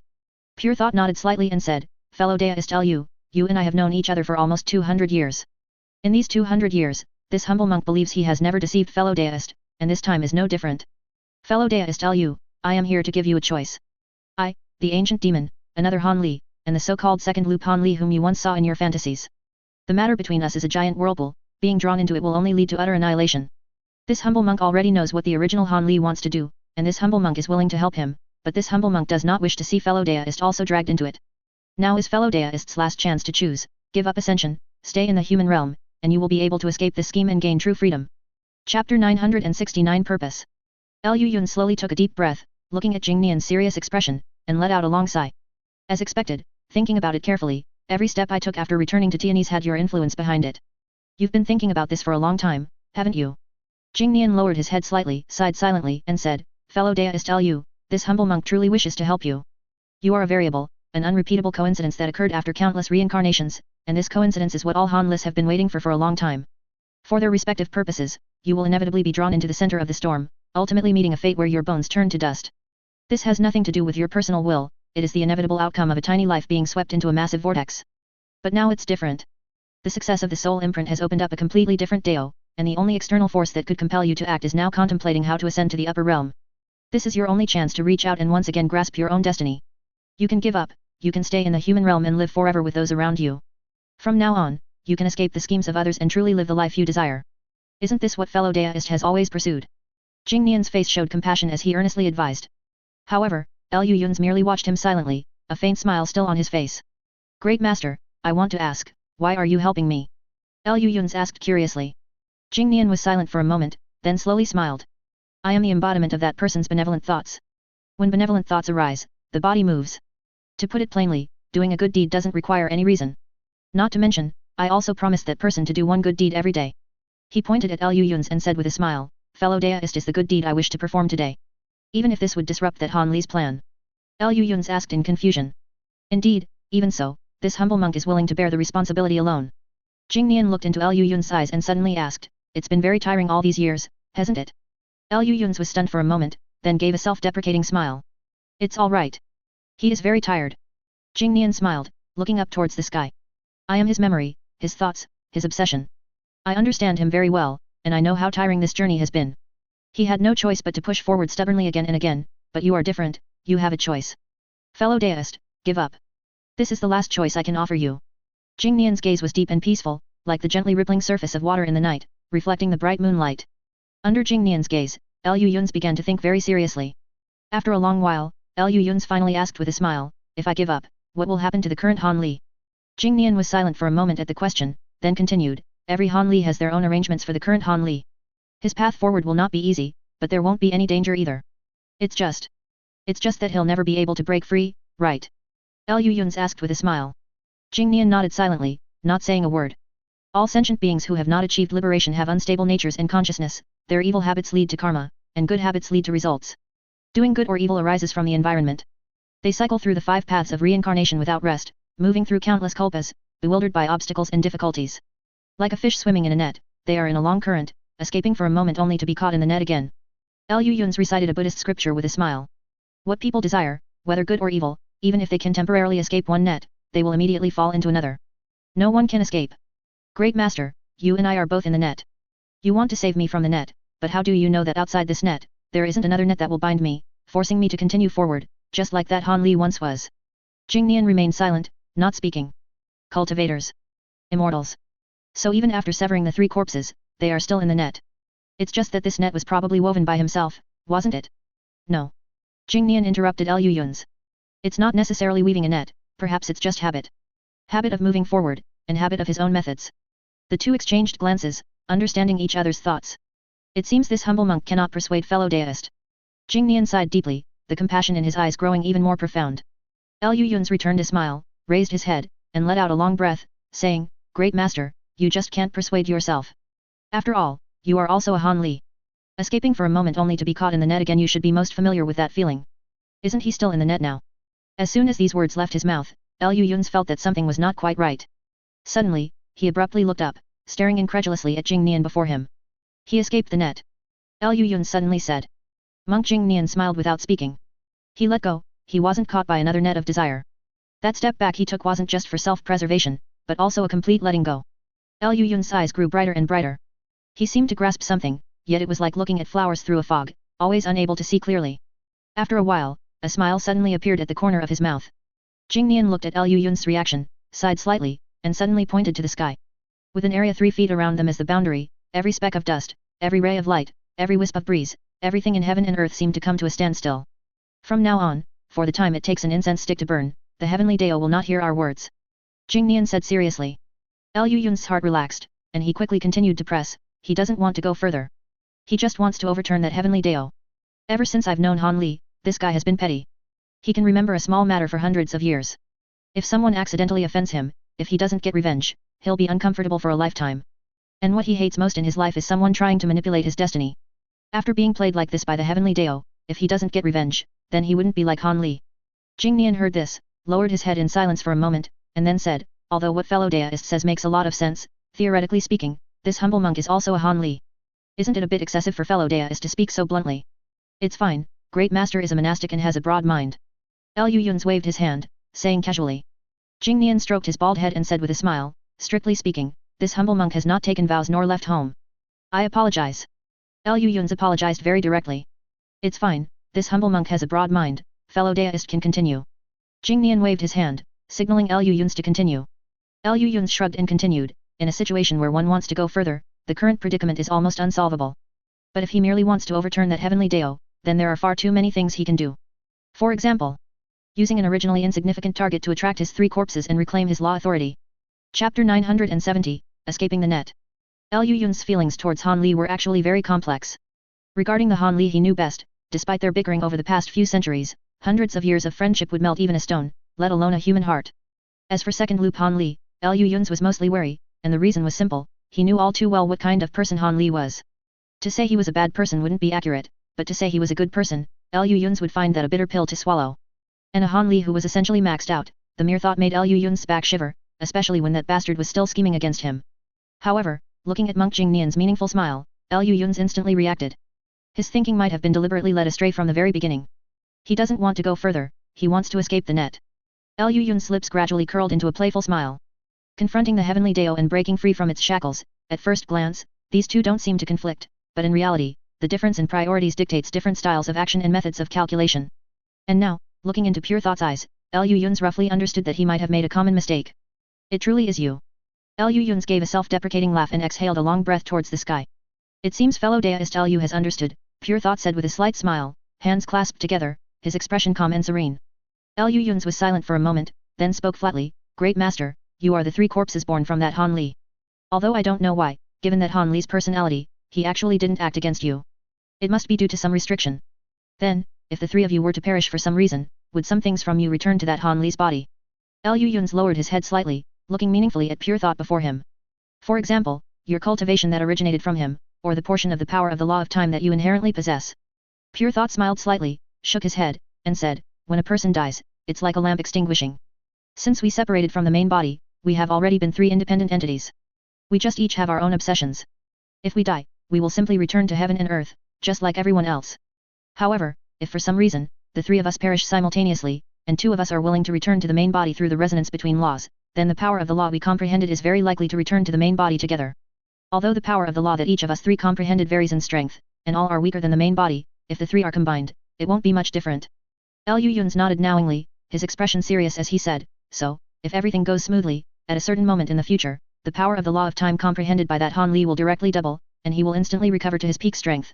With the assistance of the power of the law from the three of you, he might even infinitely approach the heavenly Dao's ability in the law of time alone. That would mean he could manipulate time almost without restriction, thereby performing some incredible operations. For example, turning back time to the heavenly Dao's most dangerous moment, and then subtly tipping the scales of victory. Lu Yun's looked at the meaningful Pure Thought and couldn't help but laugh. If he wanted to go further or replace the heavenly Dao, doing this would be useless, because this method could at most achieve mutual destruction with the heavenly Dao. But if he wanted freedom, to escape the net, to truly be free, then he wouldn't need to do too much, he only needed to let the other party know that he could perish with him at any time. This is like an ordinary person facing an army at close range. Undoubtedly, this ordinary person cannot resist an army at all, but he has a nuclear bomb behind him, and he holds the detonator for the nuclear bomb in his hand.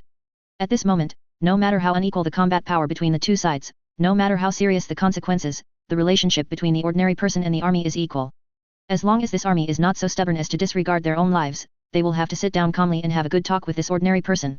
Thinking of this, Lu Yun's couldn't help but lower his head and give a bitter smile. Escaping temporarily, only to be caught again. We ordinary mortals, after all, cannot comprehend the realm of escaping the net. Han Li's entire life, in fact, had been pushed forward, advancing again and again, advancing by any means necessary, even forgetting what his original intention was when he embarked on this path. And his appearance was, in fact, a true portrayal of countless people on this path of immortal cultivation. On this path, how many people gave up everything for a chance to advance, but what were they advancing for? Perhaps even they themselves couldn't say clearly anymore. Desire is like a net, layer after layer, escape one, and you'll immediately be caught by the next, endlessly cycling, never finding liberation, until the day they perish, all they might feel is regret, regret that they couldn't climb higher. And when that Han Li reached the peak, he finally broke free from the net around him and knew what he truly wanted. Actually, thinking about it carefully, Pure Thought had been teaching him these principles all along, but only now, when Lu Yun's glimpsed some of that Han Li's thoughts, did he understand what that philosophy meant. Only when a person knows what they truly want can they feel true happiness. That Han Li was probably very happy. Lu Yun's raised his head, his eyes dimming slightly. Great Master, are you ready to die? Lu Yun's asked hesitantly. Pure Thought clasped his hands together, nodded, and said, many years ago, he and I had a debate, asking what is good? This question was not only testing him but also testing myself. I was born from the good thoughts in his heart, his answer is my essence. At that time, his answer was, in all laws, neither take nor abandon, in all matters, neither be defiled nor attached, in all realms, be unmoved and unshaken, at all times, always act conveniently, follow sentient beings, and make them all joyful. This is cultivating the good law. Fellow Daoist Lu, this is this humble monk's essence, and also this humble monk's answer. In Lu Yun's complex gaze, Pure Thought chuckled softly, his clear black and white eyes slightly raised, showing extreme joy. He, too, had broken free from that net. Fellow Daoist, I came from nothing, and I should return to nothing. As his words fell, his figure gradually became ethereal and transparent, then disappeared. Time around them began to flow again, embracing a pensive person, who remained silent for a very, very long time. Chapter 971, The Soul Transformation Grand Ceremony. Tianxing City was adorned with lanterns and streamers, filled with joy. Regardless of what the many cultivators in the city truly felt, on the surface, they all displayed heartfelt congratulations, yearning admiration, and utter devotion. This lively soul transformation grand ceremony lasted for a full month. Although Liu Yun's himself only appeared to meet everyone towards the end, he still brought the atmosphere to its peak. After all, he was the only soul transformation cultivator in the chaotic star sea for 10,000 years. While expressing their loyalty, some couldn't help but ponder other things, such as attacking the outer sea and seizing the Yao beast territories. This was not a whim of a few individuals but a genuine conjecture that existed in everyone's hearts. Since the inner sea cultivators and outer sea Yao beasts established a covenant tens of thousands of years ago, agreeing not to interfere with each other, peace had reigned between the inner sea and outer sea for too long. A mere piece of paper, of course, couldn't restrain both sides for so many years. The fundamental reason was that for many years, the strength difference between the inner sea and outer sea was not significant. Coupled with the vastness and richness of the chaotic star sea, neither cultivators nor Yao beasts felt an urgent need to compete for territory. This allowed both sides to coexist peacefully. And now, a soul transformation cultivator had finally appeared in the inner sea. The balance of power between the two sides was instantly broken. As long as this new holy lord was willing to act, inner sea cultivators could completely expand the entire inner sea's territory significantly. This was the most direct benefit. Even if only some scraps were left for these people, it would be enough for them to redevelop their sects. So, during the grand ceremony, there was indeed a brave cultivator who stepped forward and asked Liu Yun's this question. Liu Yun's acted noncommittally, neither agreeing nor disagreeing, seemingly giving his tacit approval. For a time, the many cultivators of the chaotic star sea, whether from the Star Palace or the various large and small forces of the inner sea, were greatly invigorated. After the grand ceremony, they all diligently prepared, ready to answer the call and attack the outer sea at any moment. However, before they could rejoice for long, astonishing news came from the outer sea. The clan chief of the Flood Dragon clan, the newly appointed 10,000 Jiangxi king, successfully advanced to soul transformation a month ago, becoming the first soul transformation level Yao beast in the chaotic star sea in 10,000 years. Such astonishing news directly sent a chill down the hearts of all the confident inner sea cultivators who were preparing for war, instantly cooling their hot blood. In the outer sea, beneath the 10,000 Jiang abyss, a giant bronze door slowly opened, and accompanied by the pure spiritual qi that drifted like a tangible substance in the seawater, a pair of giant eyes, like wagon wheels, slowly opened. Outside the door, over 100 shape-shifted demonic beasts knelt in unison, their faces filled with fanaticism as they loudly shouted. Greetings, great king. Inside the bronze door, a strong undercurrent suddenly stirred. A dragon head as massive as a pavilion slowly emerged, gradually revealing its colossal body, over 1,000 zhang long, at the bottom of this 10,000 zhang abyss. She lowered her head slightly, her eyes narrowed, and on her pair of dragon horns, chaos lightning flickered, causing one's heart to tremble. This majestic behemoth coiled its body, looking down at the shape-shifted demonic beasts below, and spoke her first words after advancing to soul transformation. Say it again. Greetings, great king. Louder. Greetings, great king. Very good.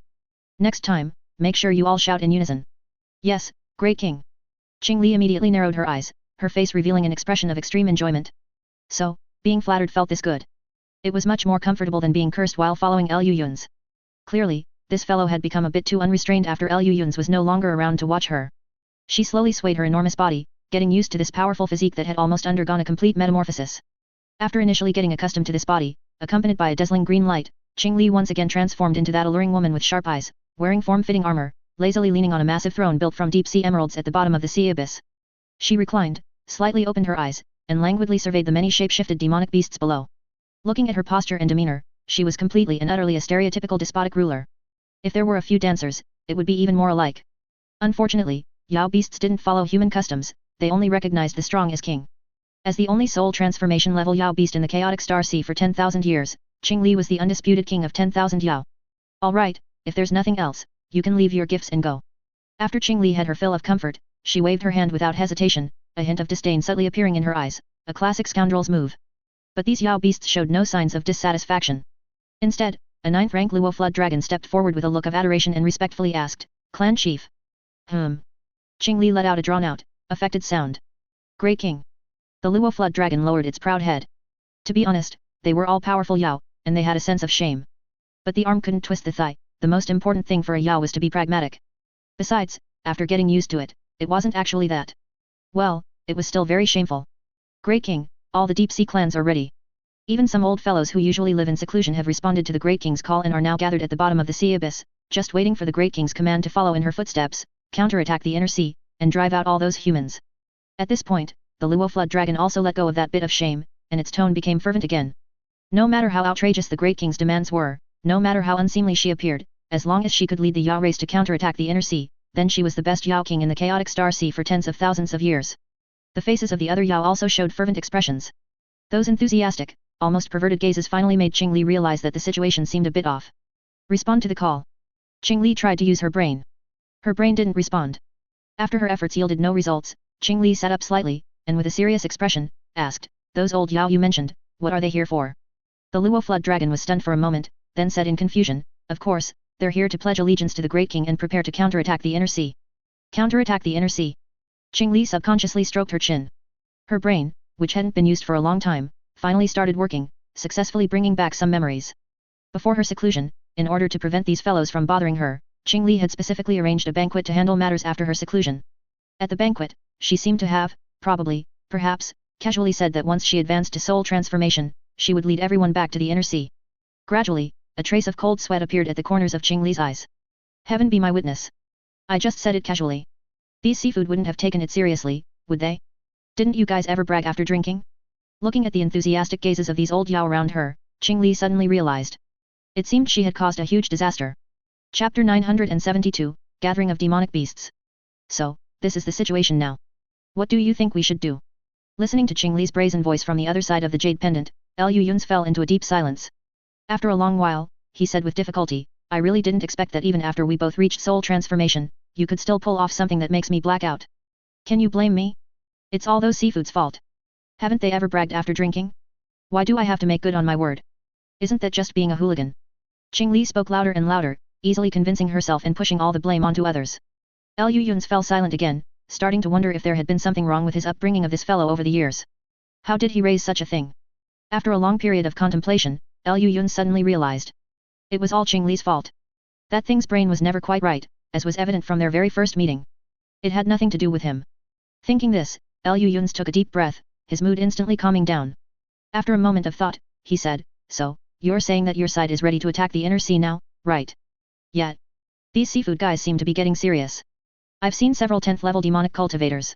All of them are old guys who've lived for who knows how long. I don't know what these guys are thinking, staying at home perfectly fine, yet insisting on coming out to risk their lives." As a flood dragon who had been messing around with someone like Liu Yun's ever since she shapeshifted, Qing Li couldn't understand the thoughts of these sea demonic beasts.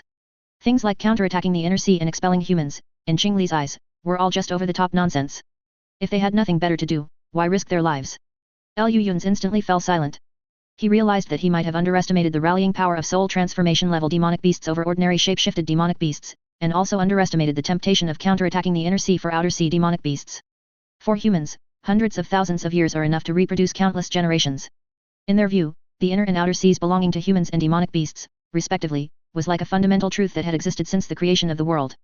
They had completely taken the Inner Sea as their rightful territory. But demonic beasts were different. A mere 100,000 years, for some particularly long-lived demonic beasts, might not even pass down to the second generation. The years when demonic beasts ruled the entire chaotic star sea felt like it happened just yesterday to them. To humans, this was an invasion of territory. To demonic beasts, this was reclaiming lost land. There was no point in reasoning between the two sides. In the end, it could only be settled by force. Liu Yun thought it over carefully, then suddenly realized that the current situation didn't seem too bad. Not to mention that the leader on the other side was a goofball sent by their own side. Just considering the power comparison between humans and demonic beasts, the human side might not necessarily be worse off than the demonic beast side. It was just that the Inner Sea cultivators had just gone through a series of major battles, and their foundation was still insufficient, requiring time to recuperate. If possible, Liu Yun also didn't want to waste energy on this at such a critical juncture. Frowning in thought for a moment, Liu Yun suddenly asked, "Qing Li, is the defense of your 10,000 Zhang abyss tight?" "Hey! Outer Sea, beneath the 10,000 Zhang abyss." Hundreds of shape-shifted demonic beasts gathered, most of them fierce and monstrous, half-human and half-beast, exuding overwhelming demonic qi. A small portion had already become almost indistinguishable from humans, wearing human-like clothes, and no longer possessing such intense demonic qi, instead appearing much calmer. Among the many demonic beasts, the most striking were the three ancient demonic beasts in human form, seated at the very front, who were completely identical to humans. They were a green-robed old man, a red-clothed boy, and a silver-robed fat. These three demonic beasts sat together, accompanied by two 9th-level flood dragons, who were currently discussing something with smiles. "I never thought that after so many years, it would still be your flood dragon clan leading everyone to counterattack the Inner Sea," the silver-robed fat said with a sigh, smiling. Unlike the other two demonic beasts, this fat spoke with the greatest authority, facing the two 9th-level flood dragons with full confidence, completely without the cautious demeanor of the other two demonic beasts. The two 9th-level flood dragons exchanged glances, both showing helpless expressions, and their gazes towards this fat carried a hint of apprehension. Theoretically, a 9th-level flood dragon would not fear a 10th-level demonic beast in the slightest. But this fat was different. The true form of this demonic beast was a 10th level thunder whale.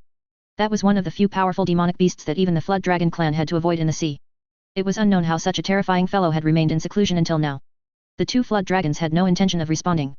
Instead, the old man beside them spoke with a smile. This is not surprising. That old Suani beast has been cautious since the ancient era.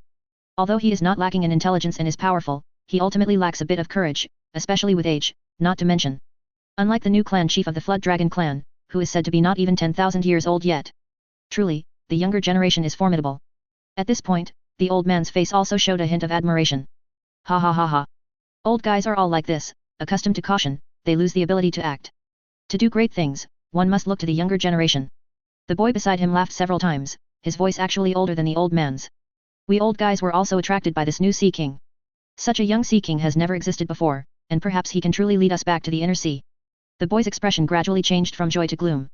He slammed his fist on the ground and said through gritted teeth, my clan's ancestral land is still in the inner sea. Back then, I was merely a 7th level demon beast, only able to watch as those humans turned my clan's ancestral land into ruins. This time, it's different. If the new Sea King truly has the courage to fight back to the inner sea, I am willing to be the vanguard. As soon as these words were spoken, they immediately drew a round of applause. One by one, the ancient demonic beasts' faces turned red, and they all patted their chests, shouting that they were willing to be the vanguard. To them, the memory of their entire clan being slaughtered or chased to the outer sea by humans, and their homeland turning into ruins hundreds of thousands of years ago, seemed to still be vivid. Even the younger ones remembered the stories told by their parents, remembering how glorious the Ya race once was in the chaotic star sea. And now, with the emergence of this soul transformation level demonic beast, they finally had the chance to fight back to the inner sea and reclaim their former ancestral land. This was simply too tempting for these old demonic beasts. Speaking of which, we old guys have been here for a while now, why haven't we seen what the new Sea King looks like yet? The silver-robed fat smiled, his small eyes scanning the two flood dragons beside him, and asked with a smile. Chapter 973, Shifting Targets. As soon as these words were spoken, the two 9th rank flood dragons seemed to have anticipated it, and the 9th rank Luo flood dragon even said with a smile, the king has just successfully advanced to soul transformation and needs some time to consolidate her cultivation before she can fully control her current realm. Therefore, she cannot spare the time to meet with fellow cultivators. So that's how it is, no wonder.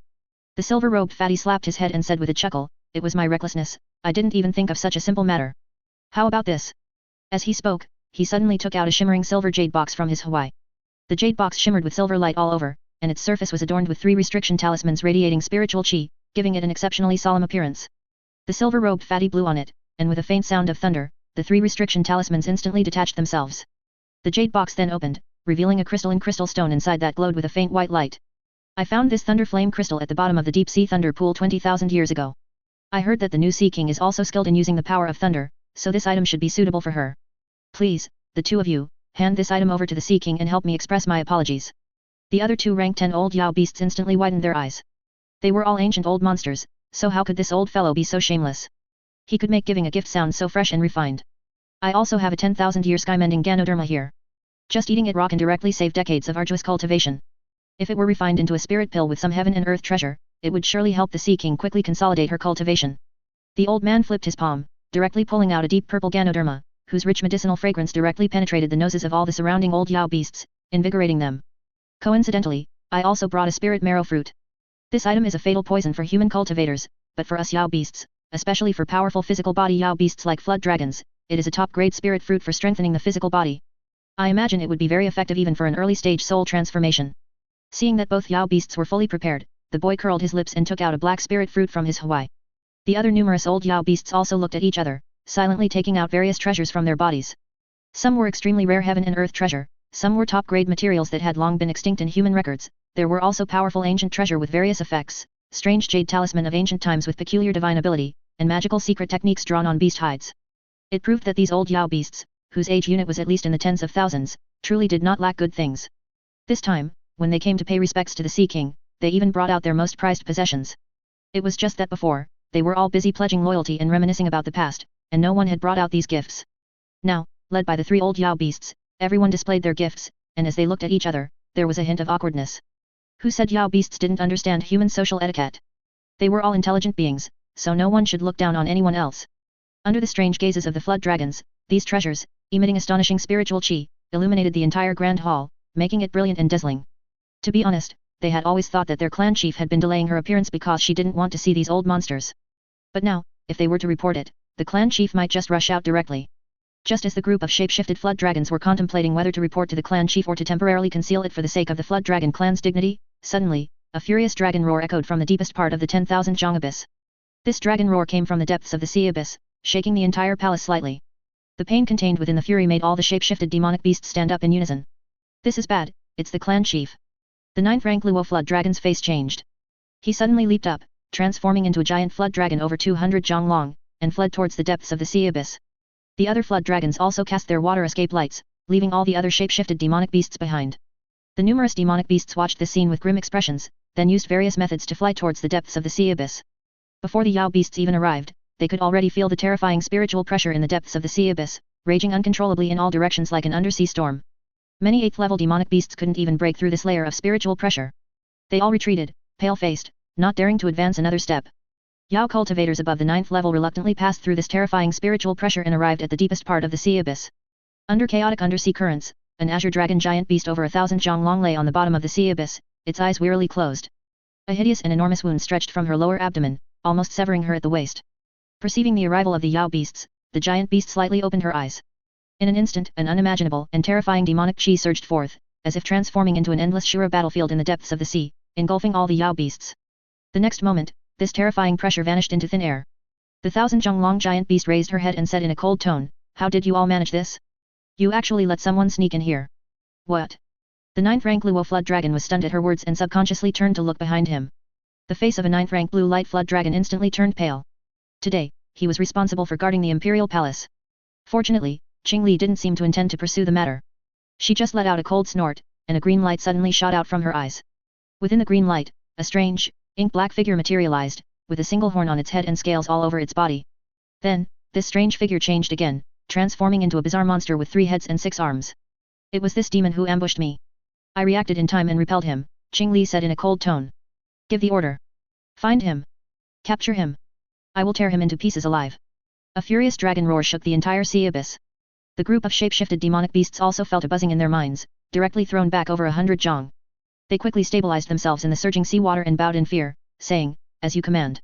Streaks of escape lights instantly shot out, disappearing into the depths of the sea abyss. They were going to mobilize all the forces of the entire outer sea to find this audacious demon and grind him to dust. The counterattack on the inner sea could wait. The dignity of the new Sea King must not be insulted by any existence. Watching these shape-shifted demonic beasts disappear into the depths of the sea abyss, Qing Li's eyes darted around, and the furious expression on her face instantly vanished. She couldn't help but turn back and say, "Holy crap. They actually believed it. Tisk. You don't even trust my illusion technique." Accompanied by a somewhat helpless voice, Lu Yun's No 2's figure emerged in the void realm, and the terrifying wound on Qing Li's body also disappeared. "It's not about your illusion technique, it's mainly that it was too easy." Qing Li subconsciously tried to touch her chin, then realized that she couldn't perform such a high difficulty action in her current flood dragon form. How difficult can it be for 2 soul transformation cultivators to fool a group of shape-shifted demonic beasts? Lu Yun's number 2 sighed helplessly and said with some frustration, "You should first think about how to handle the aftermath. They might not be able to find that guy in the outer sea. It's fine, if they can't find him, they'll keep looking. If they keep not finding him." Qing Li paused, then continued righteously, "Then they won't find me either." Chapter 974, Negotiation. The outer sea demonic beasts were unprecedentedly agitated. A 10,000 Zhang Sea King, recognized by the entire Ya race of the outer sea, was actually ambushed in the ancestral land of the Ya race and nearly perished. This was a great humiliation for the entire Ya race. What's more, the serious injury of the new Sea King directly led to their plan to counterattack the inner sea being indefinitely postponed. The entire outer sea Ya race was enraged. For a time, the outer sea demonic beasts became unprecedentedly active, with colossal creatures previously hidden in the deep sea directly breaking through the surface and conducting a carpet-like search across the entire outer sea. The ancient demon was temporarily nowhere to be seen, but the human cultivators still remaining in the outer sea suffered greatly. Meanwhile, the news of the new outer sea king's serious injury uncontrollably spread to the inner sea. Some ideas that had been suppressed resurfaced in the minds of the inner sea cultivators. But what no one expected was that, at this very moment, Star Palace suddenly released a piece of news. The new Star Palace Saint Lord, Lu Yun's, was ambushed by a demon while in seclusion within Star Palace, suffering serious injuries. Along with this came a lifelike painting and an order from Star Palace. Search for this demon with all your might. If anyone discovers the whereabouts of this demon, they can command the outer 24 Star Islands for 100 years, or request any condition from Star Palace. This news instantly ignited all the cultivators of the inner sea, and for a time, the inner sea also became restless. In this process, the Yao beasts and cultivators inevitably intersected and were surprised to find that the demon they were both hunting was the same one. This news simultaneously bewildered both sides, unable to comprehend what kind of astonishing thought process could lead this demon to simultaneously attack the leaders of both humans and Yao beasts, and fail to kill either. Meanwhile, after multiple exchanges of messages, both sides confirmed that this demon possessed extremely powerful divine ability, and its cultivation realm was very likely above the early stage soul transformation, most likely an ancient demon from the ancient era appearing in the world. Facing a common threat, the leaders of both sides, overcoming all objections, decided to hold peace talks on this matter to concentrate their forces and jointly hunt down this audacious evil demon. The location was set at a medium-sized island named Qingling Island, at the junction of the inner and outer seas. Along with streaks of escape lights piercing the sky, more than 10 nascent soul elders dressed in white robes floated above Qingling Island, looking at the shape-shifted demonic beasts gradually flying in from afar, and couldn't help but swallow their saliva. The surging demonic chi almost dyed the sky red, and in the next second, more than a dozen shape-shifted demonic beasts, the weakest of which were 9th rank, arrived before them. Standing at the forefront were a 9th rank Luo Flood Dragon and a smiling, plump man in a silver robe. These two shape-shifted demonic beasts, just by standing there, exuded a terrifying spiritual pressure that made everyone subconsciously want to retreat, until behind them, a powerful spiritual pressure shot up into the sky, directly suppressing the terrifying demonic chi from the opposite side. Everyone subconsciously turned their heads, only to see Liu Yun's and Ling Yuling standing side by side, looking at the Yao beasts opposite them with displeased expressions. "Everyone, we are here for peace talks, but your attitude doesn't quite seem like it," Ling Yuling said coldly. Facing Liu Yun's terrifying spiritual pressure, the many shape-shifted demonic beasts on the opposite side couldn't help but lower their heads. "All right, let's stop with the show of force," Liu Yun sighed, voluntarily dispelling his spiritual pressure, and couldn't help but cough twice. His pale face made everyone realize that he was probably seriously injured. Meanwhile, among the Yao beasts on the opposite side, a sigh sounded simultaneously, and Qing Li pushed aside the several shape-shifted demonic beasts blocking her, stepping forward to stand before everyone. Her appearance, almost identical to that of a human cultivator, stunned everyone, as they hadn't expected a Li Huoqiao, separating Fire Flood Dragon, to actively choose a human cultivator form instead of the half-human, half-dragon appearance. At the same time, they also noticed that the new Sea King's complexion was no better than Liu Yun's. "We had already searched for this demon before, but the intensity wasn't that great at the time. I didn't expect him to raise his cultivation realm to such a level in such a short time," Liu Yun sighed helplessly, saying to Qing Li, "It's the same situation on your side, right?" "Indeed, I exchanged blows with that demon, and this is the result." Qing Li's expression was stiff, and her voice had almost no fluctuation. This stiff demeanor was taken by everyone as a sign of severe injury, and for a moment, many shape-shifted demonic beasts couldn't help but show worried expressions. "Then, at least in this regard, we can reach a consensus." Liu Yun's turned around and pointed to Qingling Island, saying, "Please." Qing Li nodded, and together with Liu Yun's, soared towards a stone house in the center of Qingling Island, which was surrounded by multiple restrictions. The remaining cultivators and Yao beasts confronted each other in the air above the island. Although the atmosphere wasn't exactly tense, it wasn't friendly either, as if it weren't for that demon getting in the way, both sides would have almost started fighting. "Saint Lord." A white-bearded Star Palace elder couldn't help but lean closer to Ling Yuling, asking worriedly, "We didn't have time to make any preparations. If the Yao beasts suddenly turn hostile, will Saint Lord be in danger?" Looking at the worried expression of the Star Palace elder, Ling Yuling slowly took a deep breath, looked expressionlessly at the shape-shifted demonic beasts opposite her, and with all her might, with full concentration, with calm composure, she prevented herself from laughing out loud. "Don't worry, even if a conflict arises, the unlucky one will be the opposing Yao King," Ling Yuling said, her shoulders trembling slightly. Meanwhile, inside the stone house, Liu Yun's, wielding the demon dragon blade, chased Qing Li all over the room. "You stop. Let me take one cut. Just one cut will do. You're full of nonsense. One cut from that thing and I'd be gone." Qing Li shouted in terror while dodging. It proved that having a good physique capable of carrying mountains was still very important, just like now, in such a narrow room, Liu Yun's chased her with his blade for a long time, but still couldn't cut her. "Just a little bit more. If my mind hadn't been so sharp, the war between the inner and outer seas would have almost started." In terms of stamina, Liu Yun's was ultimately no match for Qing Li, so he could only hold his blade and say fiercely, "You caused such a big mess for me, and you still won't let me cut you once? Are you being reasonable?" "Nonsense. It was clearly my superb acting that successfully fooled those seafoods. As for you, if a method works, you use it to death, right?" In just a few days, the ancient demon returned from the outer sea to the inner sea, and even ran to Tianxing City to stab you once. How did you manage to fabricate such an absurd story? And they actually believed it. Qing Li stiffened her neck, her aura not weak in the slightest, much like a husky that had just torn up the house. Chapter 975, Alliance. Seeing Qing Li like this, Liu Yun's felt a surge of anger.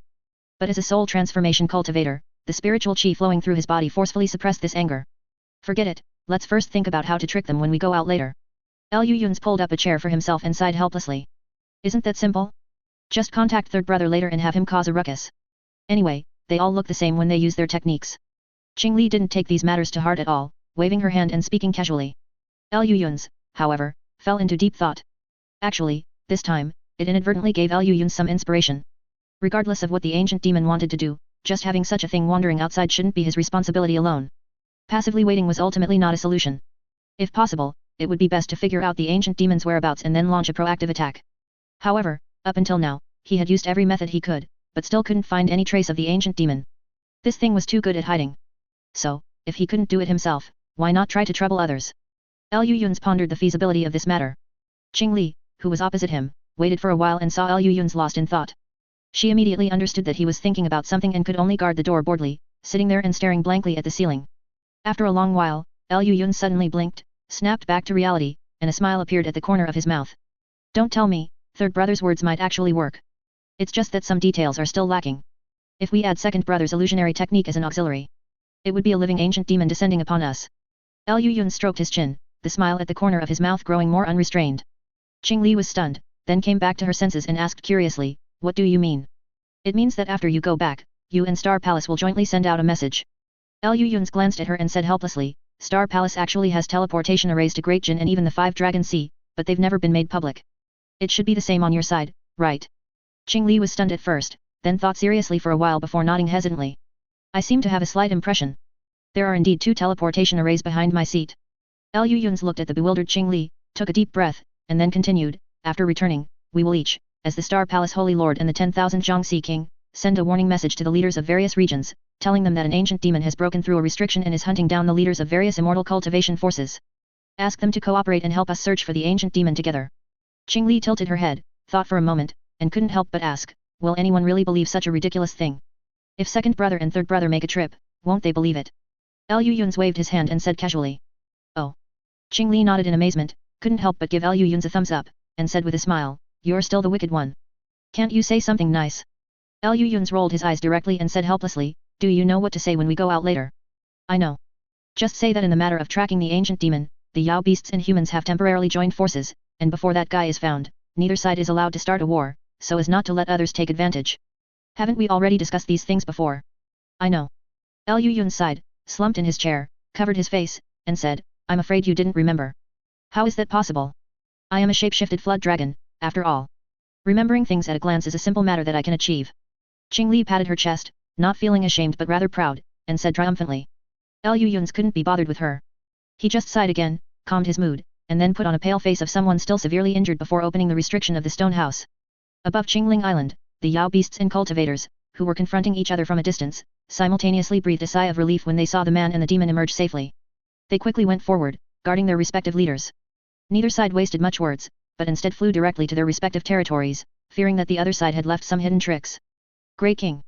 Looking at the pale Qing Li, the 9th rank Luo Flood Dragon couldn't help but call out worriedly, but Qing Li stopped it with a raised hand. Not here, we'll talk when we get back. Qing Li said seriously, while unconsciously touching the jade pendant at her waist.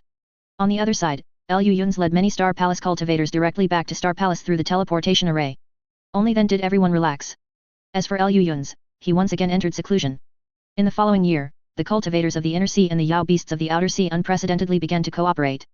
Although it was only a very limited exchange of information, it was still a rare sight that had not appeared in the chaotic Star Sea for over 100,000 years.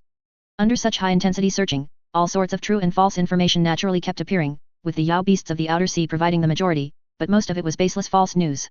This was unavoidable, after all, Yao beasts below rank 8 generally had undeveloped intelligence. It was already good enough if they could recognize people, and too much could not be demanded, not to mention that amidst this chaotic information, there was also a portion of information that seemed genuinely related to the ancient demon. This information was categorized and organized by professionals throughout Star Palace. They tried to extract the ancient demon's movement route from this information to determine where he had gone. However, this information was too vague, and the ancient demon's movement route was extremely chaotic and impossible to track. For a time, the pursuit of the ancient demon fell into a stalemate. However, at this moment, Liu Yun looked at one piece of information and fell into deep thought. In the Outer Sea, at the bottom of the 10,000 Zhang abyss, a green light flashed and disappeared, revealing Qing Li's figure before a huge deep pit. There wasn't even a shape-shifted demonic beast beside her. She came here alone, her expression unprecedentedly solemn. After a while, Qing Li seemed to have made some psychological preparation, took a deep breath, and flew down into the deep pit. With her current cultivation, even without exerting her full strength in this deep sea, her speed was still incredibly fast. Before long, she reached the bottom of the deep pit, before a massive formation. This was the location of that fake demon abyss back then. It was also here that she and Liu Yun teamed up to kill several shape-shifted flood dragons, and had no choice but to follow him to the Inner Sea, and later, by a strange twist of fate, ended up in Tianese, until now. Looking at the massive formation before her, Qing Li was uncharacteristically emotional, then leaped into the formation. Chapter 976, a 3-month period. Beneath the sea abyss, a deathly silence fell. After a long while, the green light that Qing Li had transformed into shot out from the bottom of the giant pit. With a grim expression, she picked up the jade pendant at her waist and said in a deep voice, "Bad news, all the devilish chi in the fake demon abyss has disappeared." On the other side of the jade pendant, Lu Yun's fell into silence. After a long while, several other jade pendants beside him lit up simultaneously, causing Lu Yun's expression to suddenly turn grim. Within a year, using several ancient teleportation arrays controlled by a few spirit transformation old monsters, the second and third brothers impersonated ancient demons with illusions and the 3 Brahma Saint arts, causing chaos everywhere and attacking the leaders of major forces. They successfully established the image of ancient demons in places like Tianjia continent and 5 Dragon Sea. At the same time, they also came into contact with the locations where devilish chi was sealed in these places. These places were not like Tianese and Great Jin, one being the former front line of battle between human realm cultivators and ancient demons, and the other the central hub of ancient cultivators. Nor were they like the chaotic Star Sea, which had true spirits like Rahu that could help seal devilish chi. Most of them had sealed a large amount of devilish chi within a secret realm they had opened. Not long ago, the second and third brothers sent news that all the devilish chi in the 5 Dragon Sea and Tianjia continent had vanished. Now, even the small amount of devilish chi in the outer sea's fake demon abyss had completely disappeared, which made Lu Yun's consider the most crucial possibility. The current human realm indeed could not support existences above the initial stage of spirit transformation, but if there was enough devilish chi, would it be possible to open a teleportation array to the demon realm in the human realm with the help of some ancient demon formations? Lu Yun's conveyed his question to Yanyu through the 5th brother and received her affirmative reply. In fact, during the ancient era, the demon realm used this method to invade the human realm, forcefully opening a teleportation array to the demon realm through a saint ancestor clone that crossed realms, combined with a large amount of devilish chi. This answer made Lu Yun's instantly understand why the ancient demon had lain dormant for so long, not even appearing when he destroyed the reverse spirit passage. The reason was simple: from the very beginning, he had no intention of going to the spirit realm. Instead, he planned to ascend directly to the demon realm. Once there, it would be truly like the vast sea where fish leap and the sky where birds fly. He would then obtain something Han Li had always desired: freedom. Lu Yun's tapped his thigh in annoyance. He should have thought of it earlier. The ancient demon was the evil thought in Han Li's heart, the deepest obsession. And the freedom Han Li desired, wasn't that also what the ancient demon wanted? He would not go to the spirit realm, as that would be equivalent to becoming a chess piece in the hands of the heavenly Dao again, forced into endless entanglement with the current Han Li and Lu Yun's. As Han Li's obsession, he would never do that. In comparison, the demon realm was undoubtedly the best choice, allowing him to stay away from Han Li and Lu Yun's, and also to travel to the spirit realm from the demon realm at any time, making it a strategy of both offense and defense. Upon realizing this, Lu Yun's immediately stood up. A flash of white light under his feet, and he instantly appeared in the small interface. In a valley somewhere in the small interface, Great Evolution Divine Lord was startled by Lu Yun's sudden appearance. He couldn't help but glare at him and said grumpily, "Why are you in such a hurry? What happened?" "Something big is about to happen." Lu Yun's gave a bitter smile, raised his head, and looked at a huge 3-colored light cluster in front of him. This light cluster was over 20 feet in size, composed of red and blue bright lights, bound by silver rays of light. It continuously fused and sublimated, then instantly separated and exploded, emitting unimaginably terrifying spiritual chi.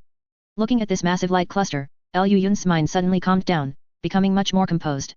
He turned his head and earnestly said to Great Evolution Divine Lord, "The ancient demon wants to open a spatial rift to the demon realm in the human realm."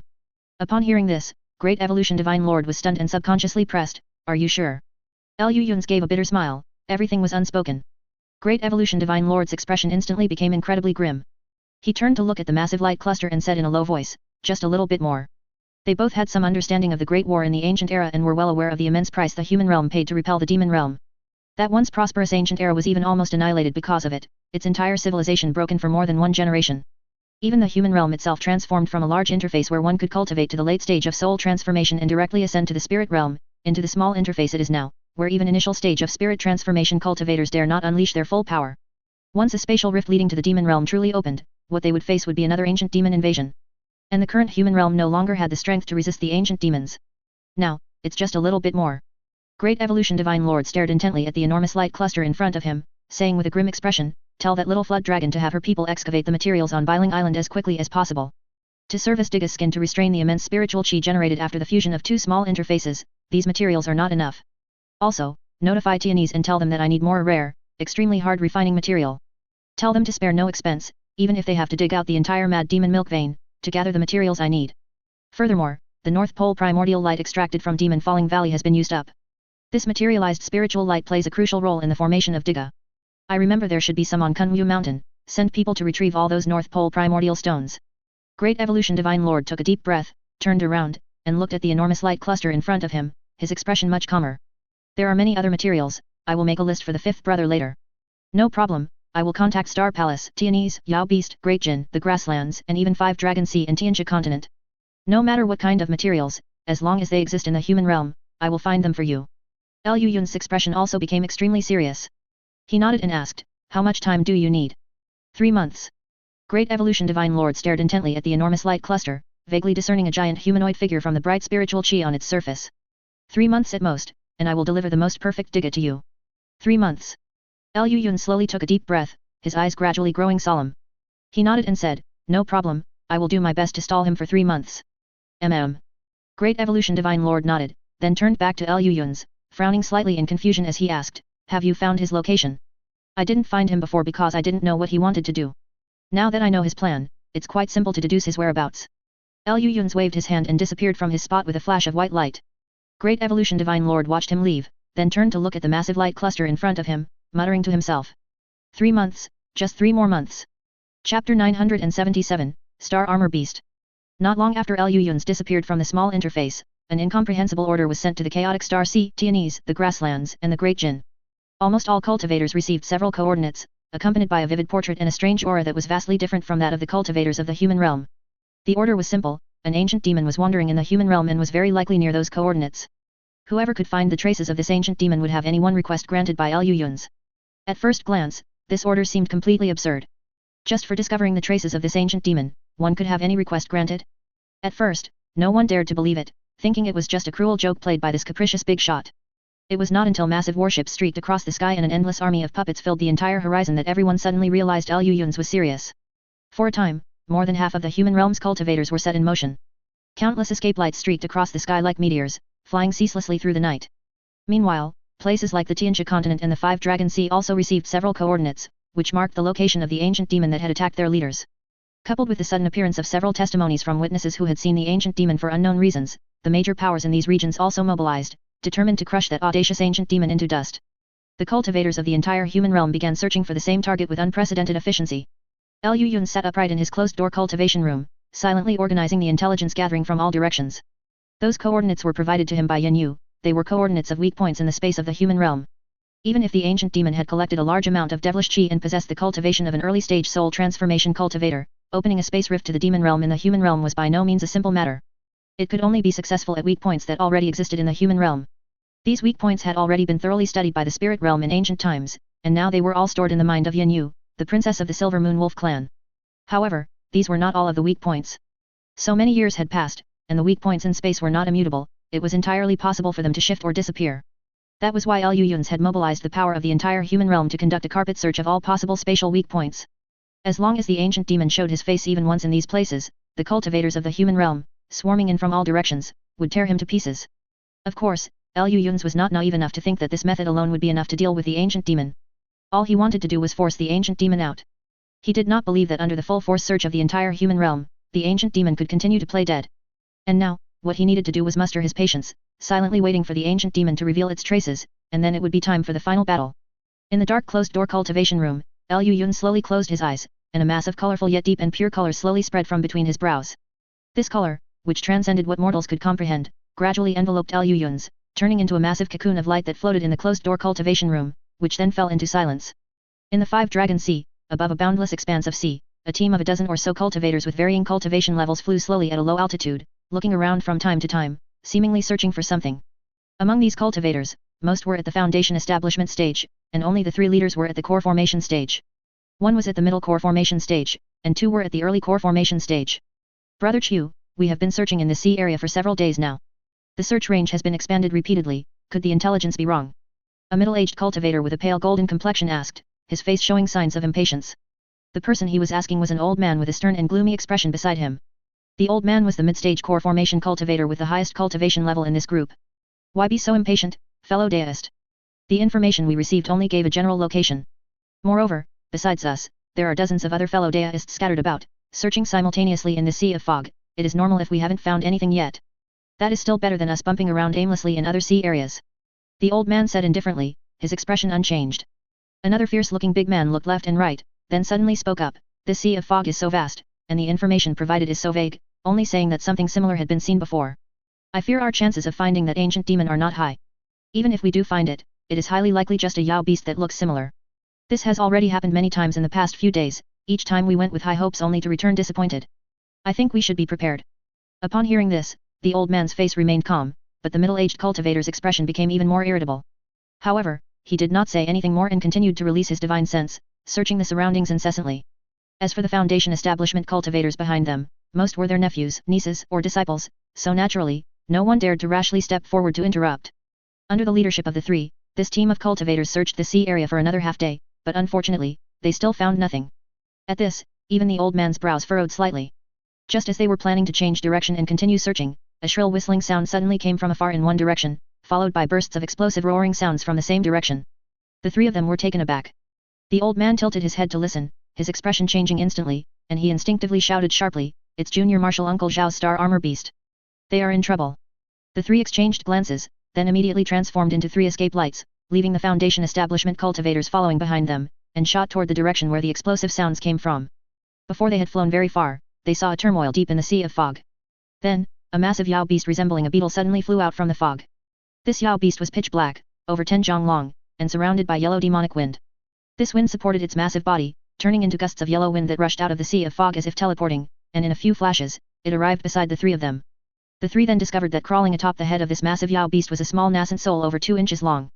This nascent soul had the face of a middle-aged cultivator, and at this moment, it did not even have time to glance at the three of them, focused entirely on fleeing behind them. Junior Marshal Uncle Zhao. Before the three could even react, they saw a streak of blood-colored light fly out from the sea of fog, flashing by like a thunderbolt. That ancient Yao insect, which had a cultivation of the 9th grade, was cut into 2 pieces by this blood-colored light in just an instant, falling powerlessly onto the sea surface and dyeing a large area of seawater red. Wind escape technique, star armor beast. Unexpectedly, in the 5-dragon sea, this kind of ancient spirit insect has not yet gone extinct. Hearing the voice coming from the other side of the sea of fog, the three exchanged glances and, without hesitation, turned around and fled. Chapter 978, Appearance. The three figures transformed into 3 long streaks of light and, without a word, fled in 3 different directions. Behind them, within the sea of mist, a pair of crimson eyes suddenly opened. Within them, a sea of corpses and blood seemed to boil, mixed with a terrifying malice unimaginable to ordinary people. Even 100 zhang away, it made the three of them feel their scalps tingle and cold sweat stream down their backs. Without thinking, they shot out of the sea of mist, while simultaneously flipping their hands, and 3 identical jade pendants appeared in their palms. Just then, a cold laugh echoed from within the sea of mist. The 3 streaks of light froze in mid-air, their spiritual glow gradually dimming, revealing 3 corpses with vacant eyes, bleeding from their 7 orifices, and utterly deceased. Within the sea of mist, the crimson eyes slowly closed. A plain-looking black-robed youth walked out of the mist. With a few steps, he arrived beside the 3 corpses. After a brief examination, he retrieved the 3 jade pendants from their hands. Only then did the 3 corpses seem to lose all their strength, falling onto the sea surface and shattering into pieces. The black-robed youth brought the 3 jade pendants closer to his eyes, examining them carefully, then sneered, "It was quite difficult for you, to mobilize so many people." Suddenly, the black-robed youth frowned. Within the range of his divine sense, dozens of auras, varying in strength, were simultaneously swarming towards this location, as if certain something had happened here. The black-robed youth's brows were initially tightly furrowed, but then the corner of his mouth curved up, as if he had figured something out. "So that's it, a primordial spirit token. Quite cautious indeed." A flash of demonic fire appeared and vanished in the black-robed youth's hand, and the 3 jade pendants instantly turned to ashes, disappearing completely. "Fine, there's no point in continuing to hide anyway. I'd like to see what kind of waves a little guy from the human realm can stir up." The black-robed youth laughed several times, then suddenly transformed into a massive black hole filled with dense black mist. Inside this black hole, spatial crack resembling dark lightning seemed to flicker. It began to spin rapidly in place, like a spatial rift, quickly shrinking along with the surrounding black mist. In the blink of an eye, it vanished without a trace. Only then did the reinforcing cultivators arrive late, only to see the shattered corpses of a few individuals in a large patch of sea mist in the mist sea that had inexplicably vanished. Meanwhile, within the small interface, Liu Yun suddenly opened his eyes. News from 5 Dragon Sea, 1 late nascent soul stage cultivator, 1 middle core formation stage cultivator, and 2 early core formation stage cultivators are confirmed to have perished. The location is the Misty Sea deep within 5 Dragon Sea. Late nascent soul stage. Liu Yun's gaze slightly deepened. He lowered his head and asked, looking at the jade pendant, "This is the first time a cultivator of such high cultivation has perished, right?" "Indeed. It's said he didn't even put up any decent resistance. This time, there should be no mistake." Old Five's electronic voice was exceptionally certain, carrying a clear tone of relief. 10 days had passed since they mobilized the entire human realm's forces to hunt down the ancient demon. Over these 10 days, various pieces of intelligence, both true and false, had poured in from all directions, accompanied by various incidents. Either some ancient old monster was awakened, or some upper realm clone was unearthed. The entire human realm was practically in chaos.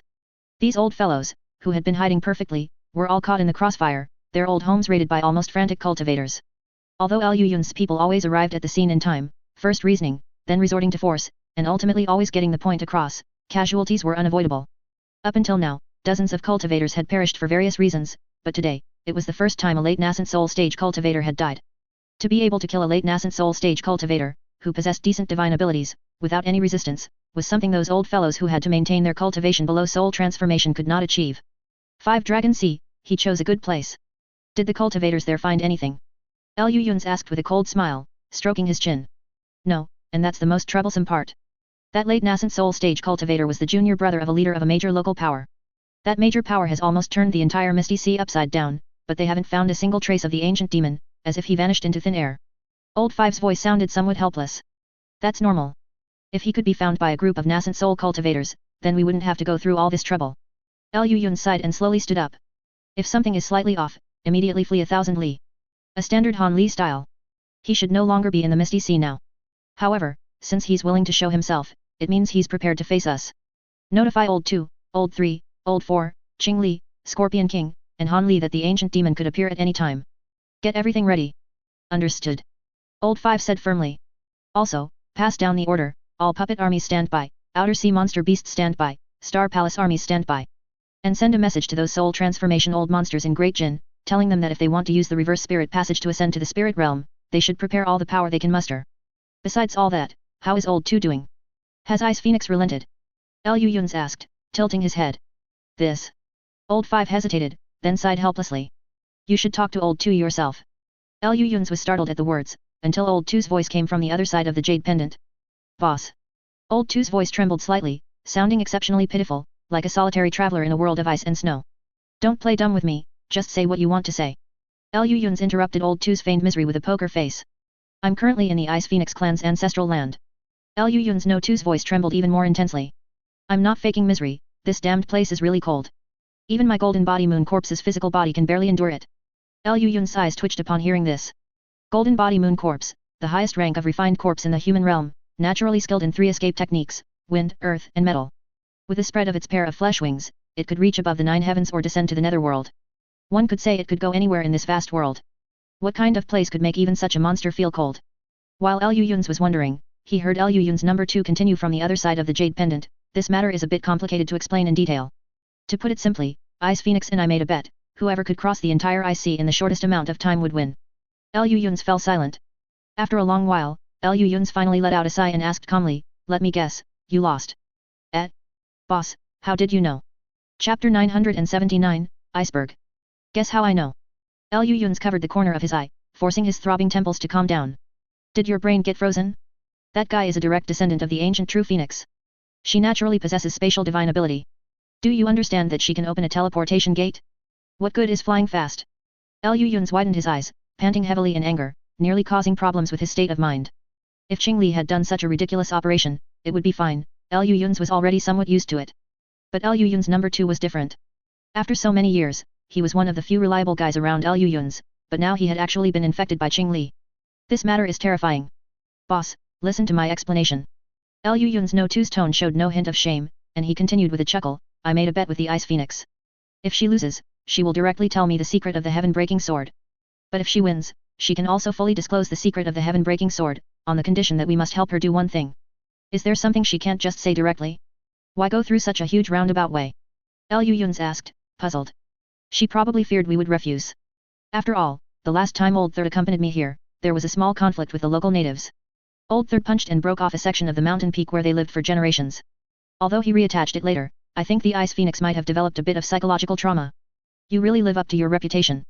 All in all, the Ice Phoenix gave us a condition, but this condition is a bit tricky. Liu Yun's No 2's voice was hesitant, seemingly unsure how to explain the rest. Just say it directly. I will agree to whatever I can agree to. Liu Yun's expression was exceptionally serious. A profound heaven treasure. Although Liu Yun's impression of this item only existed through Yin Yu's verbal account, and she clearly hadn't actually come into contact with such a thing, most of it was just hearsay rumored in the spirit realm. This did not prevent Liu Yun's from understanding how powerful this item was. And during the ancient era in the human realm, something suspected to be a profound heaven treasure actually appeared. For the sake of clues about this item, Liu Yun's felt he could agree to some harsh conditions. She wants the Void Heaven Cauldron. This condition is truly a bit too harsh. Liu Yun's mouth twitched, and he sighed deeply, asking, "Did you fail to communicate properly with her?" "Impossible. I made it very clear that the Void Heaven Cauldron belongs to Han Li and has little to do with us," Liu Yun's number 2 said helplessly. "What I mean is, did you forget to tell her that we are all mentally ill and our brains sometimes don't work properly?" Old Third almost tore down her home base. "What do you think?" "I see. Then never mind." Liu Yun sat back down where he was, sinking into contemplation. Damn it. This guy is impervious to both soft and hard tactics. After contemplating for a long time, Liu Yun silently stood up and said to the jade pendant at his waist, "Contact old Han. The two of us will take a trip together to the ancestral land of the Xia race. The Great Jin, the extreme northern land, Biming Island. The North Night Minor Extreme Palace is situated in this extreme northern land of the Great Jin, which is perpetually covered in ice and snow. This is also the northernmost point reachable by secular mortals. The coldness of the weather here is so severe that water instantly turns to ice. Even cultivators with lower cultivation dared not walk outside in thin clothing. Continuing north from Biming Island is an endless land of glaciers. Almost no one can figure out how vast this glacier region is. Nor does anyone have the courage to measure its area. Because starting from this point, it is truly a forbidden land for mortals. Even merely stepping into it, mortals would be instantly frozen into an ice sculpture by the extreme cold here. The same goes for cultivators with some cultivation. Only core formation cultivators and above have the ability to venture deep into this boundless ice sea, but what they must face is not just the extremely cold weather, but also the nearly endless ice sea demon beasts. These Yao beasts have lived in the ice sea land for generations, and their ecology and appearance differ from other Yao beasts, yet their hatred for humans is no less than that of other Yao beasts, perhaps even greater. Therefore, let alone core formation cultivators, even nascent soul cultivators who arrive here would be submerged by the endless ice sea demon beasts, dying an extremely aggrieved death. However, today, above this boundless ice sea, two escape lights completely ignored the extreme cold and wind and snow in the high altitude, flying straight toward the north. Within the escape lights, Liu Yun's and Han Li had different expressions. One still wore a smile, while the other was frighteningly gloomy, looking as if he might stab the lunatic next to him at any moment. Given their current cultivation, even without exerting full strength, their escape speed was terrifyingly fast. The surrounding wind and snow could not obstruct them in the slightest. Even the ice sea demon beasts hidden within the wind and snow fled without looking back after sensing the spiritual pressure emanating from the two of them. As such, the pair's journey was naturally very smooth. No accidents occurred along the way. They flew for about half a month until a faint, gigantic iceberg appeared in their line of sight amidst the wind and snow. The two resolutely increased their escape speed, and it didn't take long before they arrived in front of this gigantic iceberg. Speaking of massive mountains, the two had seen quite a few, including behemoths like the Star Palace Holy Mountain and Kunmu Mountain, which were top tier across the entire human realm. Yet, the gigantic iceberg appearing before them at this very moment was not inferior to those two massive mountains. It stretched unknown tens of thousands of yards. Looking out, one could not see its end. The mountain peak soared into the clouds, penetrating the cloud layer starting from the halfway point, making the actual summit completely invisible. The appearance of the two also alarmed the guards on the iceberg. Dozens of white escape lights shot out from various parts of the iceberg, surrounding the two heavily in the blink of an eye. The escape lights dissipated, revealing dozens of crystalline Yao beasts, several yards long. These Yao beasts resembled venomous insects combining features of a centipede and a scorpion. They were entirely snow-white and crystal clear, as if condensed from ice crystals. They also grew a pair of wings on their backs, and the fluttering made the flying speed of these behemoths incredibly fast. The two couldn't help but take a couple more glances. Just then, a loud phoenix cry echoed from the peak of the iceberg that pierced the clouds. In an instant, all the surrounding Yao insects scattered, merging into the iceberg and vanishing in the blink of an eye. In front of the two, a spatial rift glowing with white light instantly opened, and from it stepped out a white-robed woman of devastating beauty and Liu Yun's whose eyes were darting around. It was precisely the Ice Phoenix and Liu Yun's number 2. "Boss, old Han, you're finally here." Liu Yun's number 2 subconsciously distanced himself from the Ice Phoenix before greeting the two with a smile. Seeing this slightly wary behavior, the two frowned and couldn't help but exchange glances, nodding silently. It was obvious that Liu Yun's number 2 seemed to have concealed some details. Two fellow deists. The Ice Phoenix stepped forward and cupped her hands. Her expression remained cold and noble, like an iceberg that kept people 1,000 miles away. "This is not the place to talk. Let's go up and chat." Facing 3 initial stage of spirit transformation cultivators of the same rank simultaneously, the Ice Phoenix remained neither servile nor overbearing, appearing completely confident. The two glanced at Liu Yun's number 2, and only after seeing him nod did they agree with a smile. The 4 immediately transformed into 4 escape lights, broke through the cloud layer, and headed straight for the peak of the iceberg. Chapter 980, The Altar. Surprisingly, the summit of the iceberg was not the icy wasteland the two had imagined, but a huge lake, resembling a volcanic crater. The lake water was a deep blue, calm and ripple-free, appearing crystal clear at a glance, like a piece of exquisite jade. It emerged abruptly in this world of ice and snow, and no matter how the cold wind blew from outside, it could not stir the water's surface in the slightest. The biting extreme cold surrounding them had already reached the point where water would freeze instantly. Even cultivators with slightly lower cultivation bases would be turned into ice sculptures the moment they appeared here. Yet, the lake water not only showed no signs of freezing but even emitted a slight warmth. Underground hot spring. Lu Yun's frowned, asking tentatively. Fairy Ice Phoenix nodded slightly, saying calmly, indeed, there's an underground water vein connected below this place, but the reason the lake water doesn't freeze in this extremely cold region is due to other factors. I will explain this to two fellow deists later. As she spoke, she led the three of them to fly above the lake's surface. As soon as the four appeared above the lake, the jade-like surface suddenly rippled, then split left and right, revealing a wide waterway in the middle. The interior of the waterway seemed to have been carved entirely from some crystalline white jade. Not only was it seamless, but it also exuded an astonishing cold chi, as if it were an ice-attributed exotic treasure itself. Fairy Ice Phoenix flew into it, but Lu Yun's and Han Li did not immediately follow. Instead, they tacitly positioned themselves on either side, sandwiching Lu Yun's number 2 in the middle.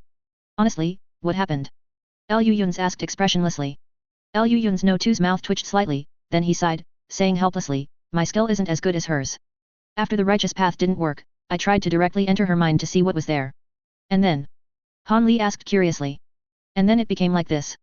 Lu Yun's number 2 rolled his eyes, saying irritably. I'll settle the score with you later.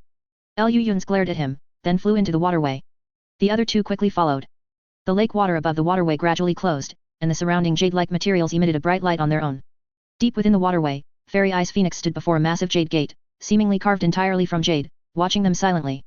The moment they saw this jade gate, Lu Yun's and Han Li found it very familiar. After thinking carefully, they suddenly remembered. Although the materials were different, both its appearance and the restrictions attached to it were identical to the bronze gate in the Void Spirit Hall of the North Night Minor Extreme Palace, clearly indicating a deep connection.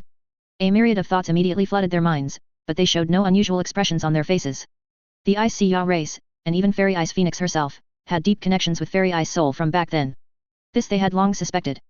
And since the North Night Minor Extreme Palace was the Deo lineage left by Fairy Ice Soul, a slight connection between the two was perfectly normal.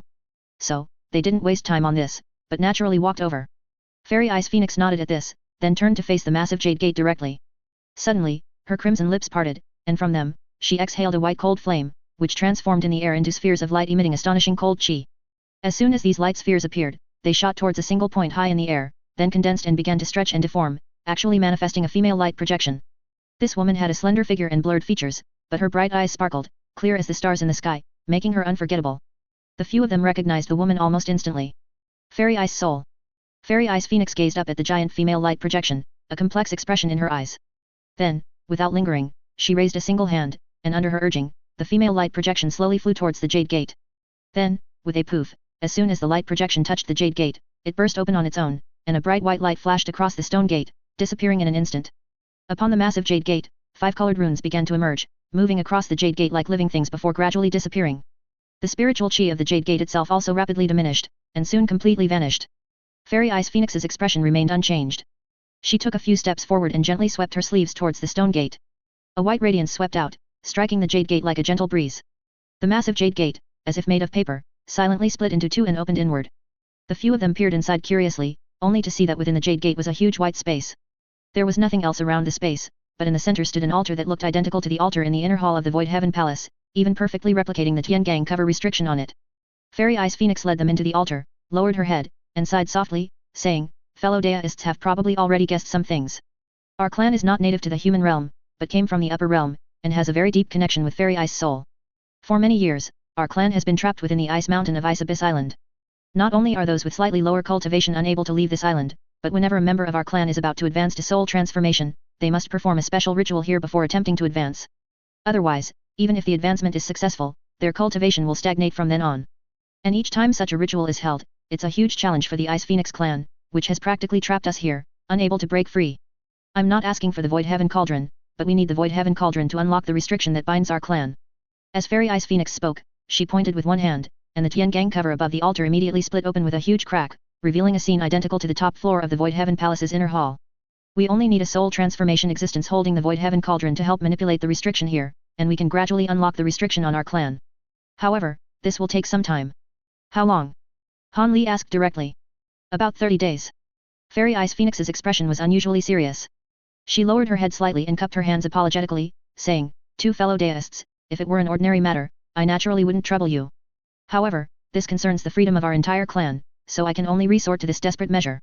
I ask two fellow deists to grant our wish. Lu Yun's and Han Li exchanged glances, and the latter sighed helplessly, saying, 30 days, that's acceptable. However, in addition to the heaven-breaking sword intelligence, I also want all the Ice Phoenix clan's data regarding cold flame cultivation. That is naturally not a problem. Fairy Ice Phoenix quickly agreed, and a captivating smile finally appeared on her usually aloof, cold face. Chapter 981, Spirit Wounding Sword. Although the two parties couldn't be called bosom friends, having studied the reverse spirit passage together for so many years, they were considered acquaintances and had come to understand each other's character. Although their relationship hadn't reached the point where they could drop their guard, they still held a basic level of trust.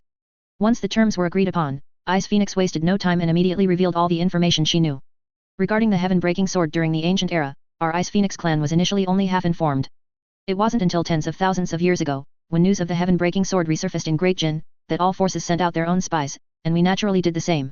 We originally just wanted to take advantage of the chaos, but unexpectedly, our spies stumbled upon an immortal cave belonging to ancient cultivators, and the original owner of that immortal cave was the former master of the heaven-breaking sword. From there, we obtained a large amount of data regarding the heaven-breaking sword. We then spent tens of thousands of years, exhausting the power of the ICC, to forge a replica named the Spirit Wounding Sword. As Ice Phoenix spoke, she clapped her hands together and separated them, and an ancient, simple longsword, over 3 feet long, materialized between her hands. The sword's design was simple and ancient, with its spiritual chi contained within. At first glance, it seemed ordinary, but the moment the two of them focused their gaze upon it, they felt a strange sensation as if their eyeballs were being sliced in half, prompting them to quickly look away in alarm. The power of the Spirit Wounding Sword is less than half a tenth of the original body's. Even so, with my current cultivation, I can only unleash about 50% of this treasure's might at most. Moreover, after each use, I must wait a considerable amount of time before using it a second time, or else I will suffer the backlash of the sword chi within the Spirit Wounding Sword, leading to severe damage to my origin chi. Listening to Ice Phoenix calmly describe the treasure's might, the eyelids of the two men twitched uncontrollably.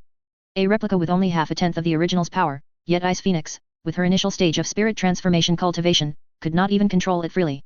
This level of cultivation is sufficient to control a heaven-reaching spirit treasure. Doesn't that mean the power of the Spirit Wounding Sword far surpasses a heaven-reaching spirit treasure? How terrifying must the power of the heaven-breaking sword itself be? Is something like this truly capable of being used in the human realm? According to some of the data we obtained, this treasure did not originate from the human realm. Strictly speaking, it didn't even originate from the spirit realm, but rather from a profound heaven treasure tree that accidentally fell from the spirit realm to the human realm, where it blossomed, bore fruit, and gave birth to this terrifying profound heaven treasure.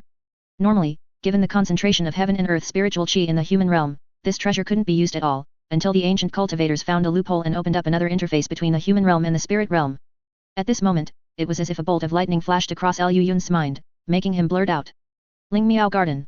That's right, it is the Ling Miao Garden. Ice Phoenix nodded seriously and continued, although the former master of the heaven-breaking sword didn't explain it clearly, there is no doubt that the Ling Miao Garden's existence and destruction are inextricably linked to the heaven-breaking sword. The most crucial evidence is that the heaven-breaking sword possesses a great divine ability called heaven-breaking immortal execution, which is said to be capable of cleaving an entire realm when used true heaven-breaking power. Although the Spirit Wounding Sword is only a half-tenth replica of the heaven-breaking sword, once deployed, it can similarly slice through space easily. Whether it was opening an interface or destroying a realm, both far exceeded the capabilities of the ancient cultivators, whose peak cultivation at the time was merely the late stage of soul transformation. But by utilizing the divine ability of the heaven-breaking sword, it would be entirely possible. As a descendant of an ancient true spirit naturally endowed with spatial divine abilities, Ice Phoenix's statement carried exceptional conviction. Slicing through space and opening a realm are two completely different matters. Theoretically, the former can be achieved simply with enough power or certain special divine abilities, but the requirements for the latter are far more rigorous than normal. Especially since Liu Yun's already possessed a readily available small interface and a small portion of the Ling Miao Garden fragments. He didn't know how large the truly complete Ling Miao Garden was, or how it compared to the small interface, but purely in terms of spiritual chi rank, the Ling Miao Garden was undoubtedly superior to the small interface, and this was the Ling Miao Garden after it had been shattered. The spiritual chi concentration of the complete Ling Miao Garden would only be more astonishing. It was a small interface truly situated between the human realm and the spirit realm, an existence completely above the human realm. Ice Phoenix also seemed full of regret and curiosity regarding the Ling Miao Garden recorded in the ancient texts. After sighing softly, she continued, however, the data left behind by that cultivator barely mentioned how the Ling Miao Garden was destroyed. It only vaguely stated that the demon realm discovered the spatial coordinates of the Ling Miao Garden and attempted to use it as a stepping stone to massively transport ancient demons from the demon realm to the human realm. If my guess is correct, the ancient cultivators at that time must have gone all out, forcibly activating the heaven-breaking sword's heaven-breaking immortal execution divine ability, destroying the entire Ling Miao Garden.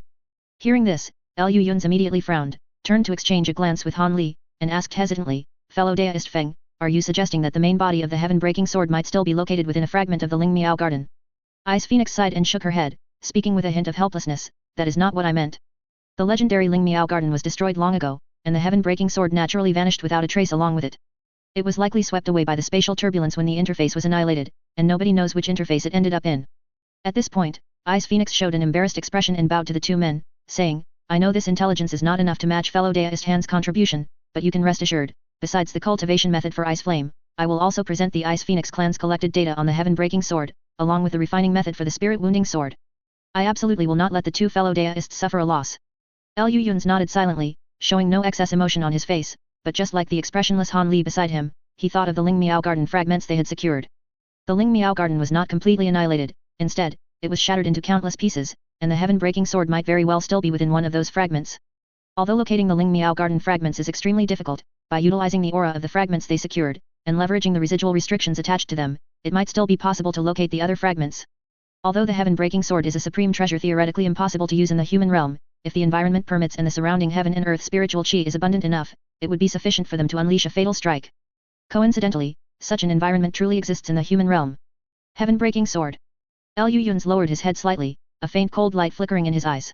The Spirit-Wounding Sword and the Heaven-Breaking Sword are actually treasures that appeared in the original work, but perhaps Wang Yu felt that such items appearing in the human realm were too heaven-defying, so he later removed them. When I was young, I read pirated copies and could still see this part. That might not be the case now, but if you look on some older pirated websites, you should still find it. Chapter 982 Formation. Lu Yun's did not stay for too long. After obtaining the information on the Heaven-Breaking Sword and the method for refining the Spirit-Wounding Sword, he returned to the small interface. Han Li still needed to remain on the iceberg altar for a month as forced labor and could not leave for the time being, but Lu Yun's needed to speed up his actions. There wasn't much to say about the method for making the Spirit-Wounding Sword. After all, even ancient cultivators, whose strength peaked at the late stage of soul transformation, couldn't have conducted any meaningful research on items of the profound heaven treasure rank. Thus, the refining method for the imitation developed by the ICA race based on this knowledge was naturally even more unreliable. Previously, Ice Phoenix said that the Spirit-Wounding Sword had at most half the power of the Heaven-Breaking Sword. Lu Yun's initially thought she was being modest, as an imitation couldn't possibly be that poor, but now, upon reviewing the refining method for the Spirit-Wounding Sword, he realized that Ice Phoenix had actually overstated its power. However, this also indirectly showed how terrifying the profound heaven treasure named the Heaven-Breaking Sword truly was. Even a crude imitation of its form possessed such dreadful power, making it difficult even for the Ice Phoenix at the initial stage of spirit transformation to wield. The true terrifying power of a complete profound heaven treasure was likely far beyond his initial expectations. Thinking of this, the Xiantian immortal vine that Lu Yun's had discovered in the ancient demon's abandoned immortal cave flashed through his mind. Instantly, a heavy sense of urgency weighed on his heart. Although theoretically, the concentration of heaven and earth spiritual chi in the human realm was utterly insufficient to drive a profound heaven treasure, there was even a question mark over whether the current human realm could even give birth to a profound heaven treasure. But, everything is susceptible to that one what if. Since ancient cultivators could devise a method to indirectly activate a small portion of the Heaven-Breaking Sword's power by opening the Ling Miao Garden, the ancient demon could likely do even more than them. Even less than 1/10 of the true profound heaven treasure's power would be enough to easily crush him into dust. Staring at the information before him, Lu Yun slowly took a deep breath, turned, and walked into the seclusion room. Simultaneously, a message was quickly transmitted through Old 5 to the center of the small interface, where tens of millions of soul imprints processed various pieces of information almost without limit. Each iteration of information could be calculated in milliseconds. The extremely fast information processing speed made time here seem to pass quickly, changing almost daily. After Old 5 transmitted this message into the location, even the tens of millions of soul imprints momentarily stalled. Subsequently, the entire divine soul network erupted. Inside the seclusion room, Lu Yun slowly closed his eyes. The Zi divine light slowly illuminated his brow, resembling a divine aura. A month later, Han Li returned to Tianese, carrying the Ice Phoenix clan's cold flame tempering method. However, before he could return to the Luyun sect to find Nangong Wan, he noticed that something in Tianese seemed very wrong. As far as the eye could see, flying in the sky, running on the ground, and swimming in the water, there were various puppets and spirit tools everywhere, occupying nearly every corner of his vision. Before Han Li could fully recover his senses, he saw a huge flying ship rapidly passing through the sky, scattering a sheet of luminous powder onto the ground, which emitted a faint spiritual light. The surrounding puppets immediately rushed forward, using specialized tools to arrange large amounts of the spiritual powder into unique symbols. Han Li instantly realized something and immediately flew rapidly towards the sky, looking down at the ground from above. With that single look, Han Li's breath nearly stopped. Across the vast land, as far as his eyes could see, incredibly thick spiritual marks crawled over mountains and crossed rivers, forming gigantic runes on the earth. The runes were interconnected, resembling a massive talisman array drawn across the entire land. While Han Li was still stunned, a white light suddenly shone beside him. Wen Ziyu's figure emerged from the light, smiling as she bowed to Han Li and said, "Senior Han, you've finally returned." Han Li glanced at her, his mouth twitching slightly, and pointed to the magnificent scene below, asking, "What is going on? Has Lu Yun's finally gone completely mad?" Wen Ziyu's expression was a little strange. She pursed her lips slightly and, after a moment of silence, said, "Actually, I don't know much either. I only know that this seems to be a spatial positioning formation, and it's not just in Tianese. Large numbers of puppet people are drawing these runes in the grassland, Great Jin, the chaotic star sea, and even farther places. This is a gigantic formation whose scope covers the entire human realm." At that instant, Han Li's breath truly stopped. His expression suddenly turned serious, and he said gravely, "Take me to see Liu Yun's." Wen Ziyu said nothing further, but solemnly placed her hand on Han Li's shoulder. The next moment, a flash of white light shone before Han Li's eyes. Moments later, the white light dissipated, and Han Li appeared inside Liu Yun's seclusion room, while Wen Ziyu's figure had vanished. Han Li frowned slightly, taking a moment to overcome the dizziness caused by the teleportation, before raising his head and seeing Liu Yun's facing the wall. Han Li walked forward curiously, only to discover that Liu Yun's was not looking at the wall, but at a massive map. Places like Great Jin, Tianese, the grassland, and the chaotic star sea were clearly marked. Even the Five Dragon Sea and the Tianxia continent were labeled on the map. In addition, there were some places Han Li had never been to, or even heard of, which were also clearly marked on this enormous map. "Old Han, I'm almost successful," Liu Yun said without turning his head. Han Li turned his head and saw Liu Yun's excited expression. No matter how miraculous or extraordinary the Ling Miao garden is, its essence is the same as a small interface. They are both small interfaces attached to the human realm. Even if ancient cultivators used the power of the heaven-breaking sword to elevate the Ling Miao garden to a state between the human realm and the spirit realm, the fundamental nature of the Ling Miao garden interface could not be changed since the technology itself remained unaltered. In other words, even if the Ling Miao garden shattered into pieces, those fragments are still fragments attached to the human realm. They might be scattered across various parts of the human realm's spatial barrier, unable to heal because they shattered too completely. If that is the case, then theoretically, these fragments of the Ling Miao garden still exist throughout the human realm. So, together, we came up with this idea, a spatial guidance formation covering the entire human realm. Using the fragment of the Ling Miao garden we possess as the center, we utilize the power of the formation to draw out these scattered fragments and remerge them. The heaven-breaking sword must be inside one of those fragments, and now, we are just one step away from finding it. Chapter 983, Fragments of Ling Miao Garden. A gigantic formation covering the entire human realm. I have to say, this idea was sufficiently outrageous, exactly the kind of solution Liu Yun's would come up with. What was truly outrageous was that the current Liu Yun's actually possessed the ability to realize this insane plan. Tianese, the grasslands, and the chaotic star sea, these three major regions had essentially become Liu Yun's backyard. With the cooperation of the spirit transformation old monsters in Great Jin, there were no problems there either. Places like the Five Dragon Sea and the Tianxia continent were a bit troublesome, but none of these places had soul transformation level existences. The only soul transformation level old deer had passed away more than 100 years ago. And conveniently, third brother is currently at the Five Dragon Sea. Not long ago, second brother was also sent by Liu Yun's to the Tianxia continent. Thus, the entire human realm was forcibly pulled onto the same battle line by Liu Yun's in a very short period. Besides the influence of the various regional powers on Liu Yun's, the other factor constraining this crazy plan was the number of formation masters. For traditional formation masters, transitioning from apprentice to great master required astronomical resources, no matter how good their talent was. Generally, large forces were doing exceptionally well if they could support 2 or 3 formation masters. Even then, they were treated like treasures, enshrined and protected against any accident. Even for a behemoth like Star Palace, which ruled the entire chaotic star sea, they only had a little over 30 formation masters, and their skill levels varied. Only about 10 of them could be called great masters. The number of formation masters required for such a gigantic formation covering the entire human realm was enough to make any cultivation force despair, but this did not include Liu Yun's. Because the soul imprint, or rather, the divine soul network technology, made the exchange and learning of all knowledge exceptionally fast. Everyone who underwent the soul imprint process became a genius with astonishing memory capable of photographic recall.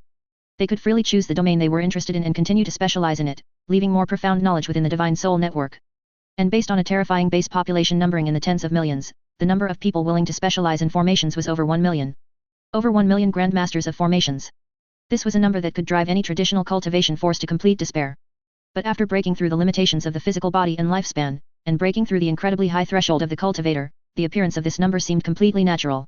Previously, due to various considerations, Liu Yun's had selectively hidden this terrifying phenomenon that appeared after the soul imprint process. But now, Liu Yun's no longer cared what other cultivation forces would think upon seeing this scene. He was now focused on only one thing, gaining control of the profound heaven treasure before the ancient demon did. Can this succeed? Han Li couldn't help but ask. The sheer scale of the formation was far beyond the scope of what Han Li could imagine. He could only use his remaining experience to judge that such a massive project would inevitably encounter significant obstacles. He just didn't know if Liu Yun's could overcome them. Don't worry. Liu Yun slightly lowered his head, a confident smile spreading across his lips. They have prepared for this day for too long. It is time for them to reveal their existence before the human realm. The closed-door cultivation room fell into silence. A few days later, fifth brother sent news that the formation was ready to activate. Liu Yun's immediately used a teleportation array to arrive inside the Ling Miao garden with Han Li. At this moment, the Ling Miao garden had completely changed its appearance.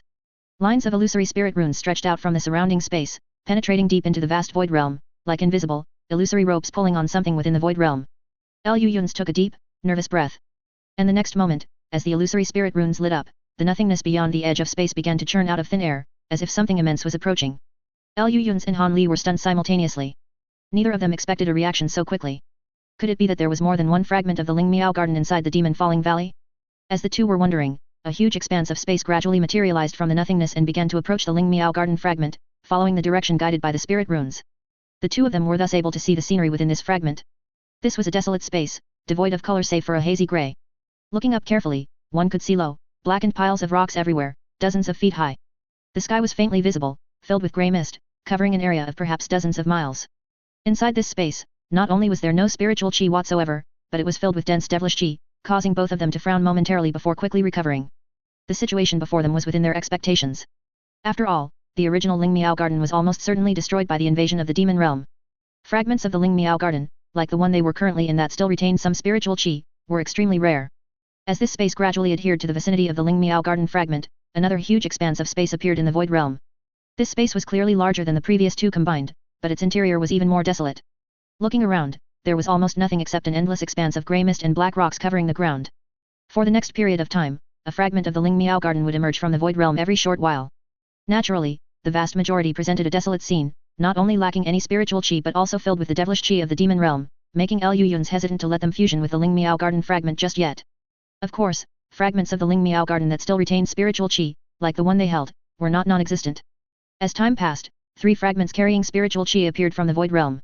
One of the larger fragments even contained a relatively well-preserved medicinal garden internally, causing both men to exclaim how lucky they were.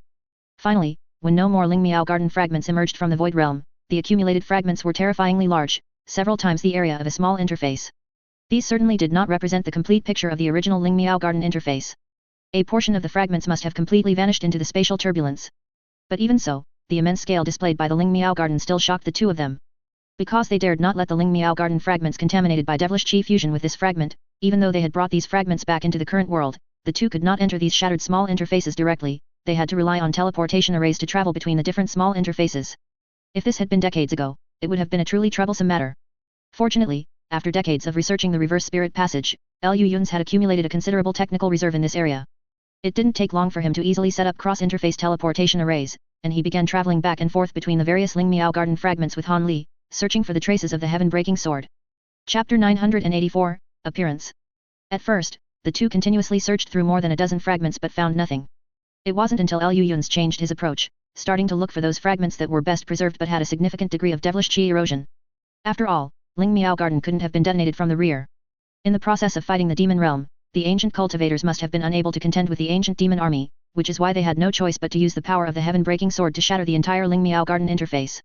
Therefore, the detonation point wouldn't be too far from where the devilish chi had infiltrated, and because of the protection of the heaven-breaking sword's power, the space around the heaven-breaking sword would actually be the most stable. Fortunately, the entire Ling Miao garden interface was severely fragmented, and well preserved. Large fragments were extremely rare. When the two found the third similar fragment, they finally discovered something unusual. This place was a vast expanse of desolate mountains, covered everywhere by grayish mist. The occasional sights that appeared before them were nothing but stones and earth as black as ink. Not only was there no spiritual chi within the entire interface, but even devilish chi was scarce, making it a completely desolate interface. Such an anomalous phenomenon, however, caught their attention. Generally speaking, a space must have an energy supply within it, whether devilish chi or spiritual chi. Its very existence maintains the stability of the space. Once there is no energy within the space and it cannot absorb energy from the outside, then this space will collapse on its own and completely disappear within a short time. However, the devilish chi content within this space was simply insufficient to support such a large interface. In other words, there must be some other power within this place that stabilized this Ling Miao garden fragment. The two immediately became excited, quickly flew out, released their divine sense, and began to meticulously search this small interface. Although this Ling Miao garden fragment was not small in area, it only seemed large compared to other fragments. In reality, it was not even as big as an external prefecture. With their current divine sense strength, they had already surveyed the entire interface in less than an hour, and indeed, they found a huge deep pit at the very center of the fragment. This deep pit seemed to have been forcefully smashed out by a powerful external force, like an extraterrestrial meteorite. The surrounding earth was cracked, and the mountains had collapsed, but the soil within the pit itself was incredibly hard, as if it had been thoroughly compacted. The two hovered above the deep pit, and with just one glance, they saw a broken altar standing at the very bottom of the pit, enveloped by layers of grey mist. This altar was already shattered, with only a small part still standing in place. It looked grey and unassuming, as if it were just an oddly shaped rock. However, the complex spiritual patterns, the layered strange incantations, and the obscure runes arranged in order on it subtly revealed how magnificent, grand, and full of spiritual chi this altar must have been when it was complete. In addition, at the center of this incomplete altar, an ancient longsword was impaled. It looked no different from an ordinary treasured sword, lacking even spiritual chi, appearing to be just a common weapon. The two slowly descended to the bottom of the pit, looking up at the treasured sword on the altar. Han Li couldn't help but ask doubtfully, "Is this the heaven-breaking sword?" Liu Yun's attention was completely captivated by the spiritual patterns on the broken altar. He approached it almost obsessively, circling the broken altar several times, and casually replied, "That's right, this is the heaven-breaking sword. Do you see the spiritual patterns and talismanic incantations on it? Although it's incomplete, you can still tell that it's a complex spiritual chi amplification formation, plus a broken trigger device. Genius. Truly a genius." Using a spiritual chi amplification formation to briefly raise the surrounding spiritual chi to the level of the spirit realm, and then using a complex trigger formation to stimulate the heaven-breaking sword to release its divine ability on its own. Although the idea is a bit simple and crude, the design of this formation is simply genius.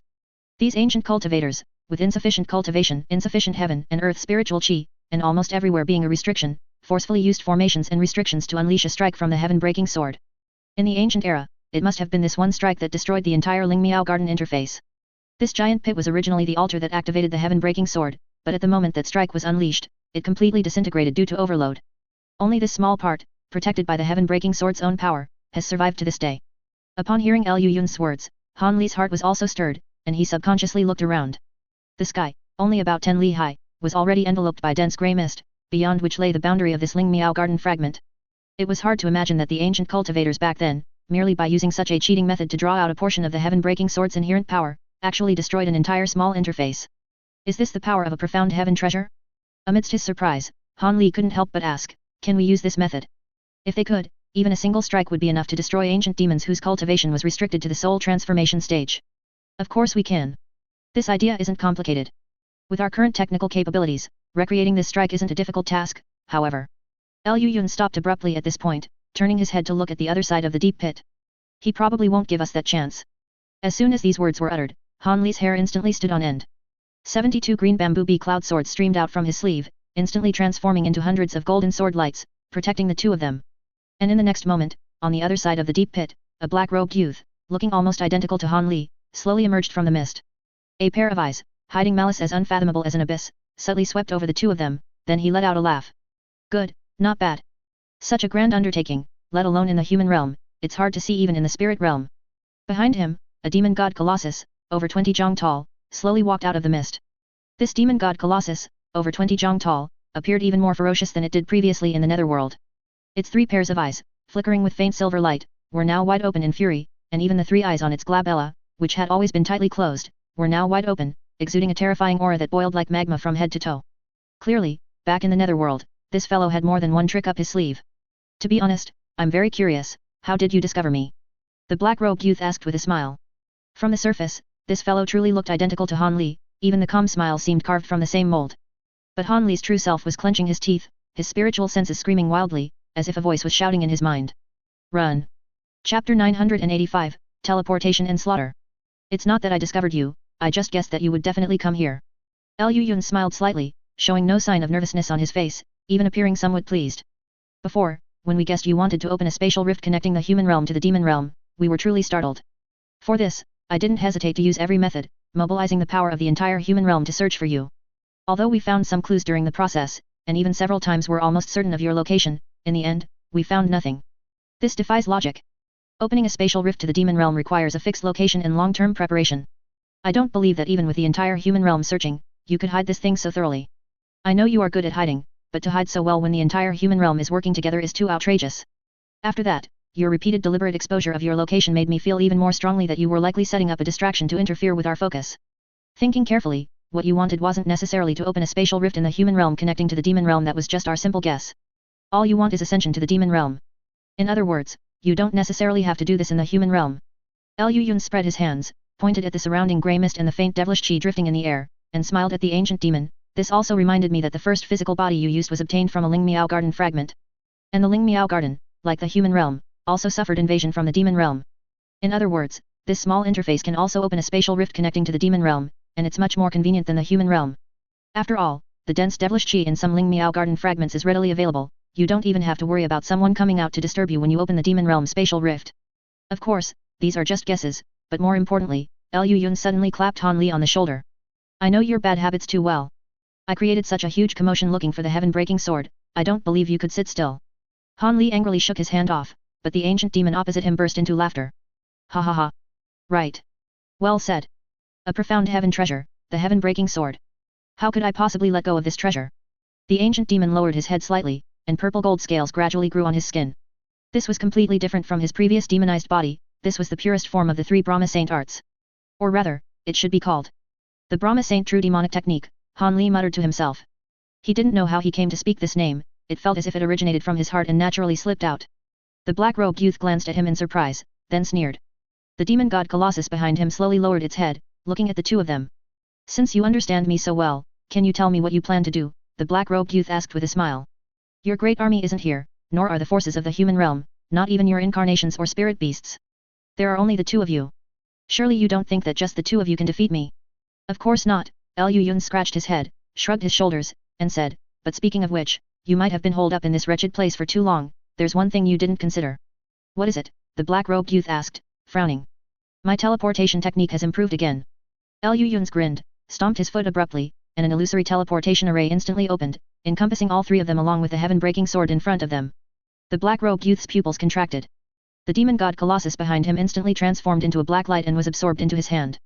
At the same time, white light erupted, and the scene before them instantly changed. The black-robed youth raised his head and saw massive warships lining the sky, the surrounding steel high-rises flashing with dazzling spiritual light, and the giant beams of light connecting to form a mighty light current. Purple gold scales erupted around the black-robed youth. With a turn on the spot, he instantly transformed into an ancient true phoenix, covered in multicolored plumes, shaped like a peacock, and over 10 zhang long. His sharp claws slashed through the air, instantly drawing a spatial rift shimmering with white light right where he stood, and he immediately drilled into it. Boom! The mighty light current slammed into the ground, instantly penetrating the earth's crust and triggering a massive, unobservable explosion underground. In an instant, the earth's crust within a 10 li radius was completely lifted, and tens of thousands of tons of sand, stone, and rock layers were instantly pulverized, shooting toward the sky, briefly obscuring the sunlight and plunging the world into darkness. And within this darkness, another spatial rift appeared out of thin air in the void realm. The true phoenix poked its head out and transformed back into the image of the black-robed youth in the air. He glanced around, frowning slightly in confusion. Tianese. Before he could think about it further, the surrounding warships had already turned their cannons and aimed at his position. The black-robed youth sneered disdainfully. With such slow speed, if the previous strike failed to hit him, did they think they could succeed now? He suddenly transformed into an incredibly fast escape lights, instantly rushing between the warships. His extremely powerful physical body was now like a meteor, effortlessly piercing through one warship after another. Wherever he passed, these formidable spirit tools, which were no less sturdy than magic treasures, were easily shredded by the black-robed youth like tofu. It wasn't until the black-robed youth rushed into a battleship at the rear that he suddenly realized something seemed wrong. He raised his head, and the scene before him instantly became pitch black. An extremely dense smell of blood filled the air, and the surrounding space was constantly compressing. The entire scene seemed black tinged with red, emitting an indescribably eerie aura. The black-robed youth's face darkened, and he sneered, "So it was you." He raised his head, and a white light suddenly burst forth from his eyes. The surrounding darkness was instantly shredded, and a monster about a zhang tall, covered in golden scales and possessing a pair of huge fleshy wings on its back, flew backward more than 10 zhang as if struck by a heavy blow. Golden body moon corpse, humph. This physical body suits you quite well. The black-robed youth sneered, his figure blurring before he instantly appeared beside Liu Yun's number 2. The next moment, Liu Yun's number 2 spread his fleshy wings, transforming into a gentle breeze and vanishing from the spot.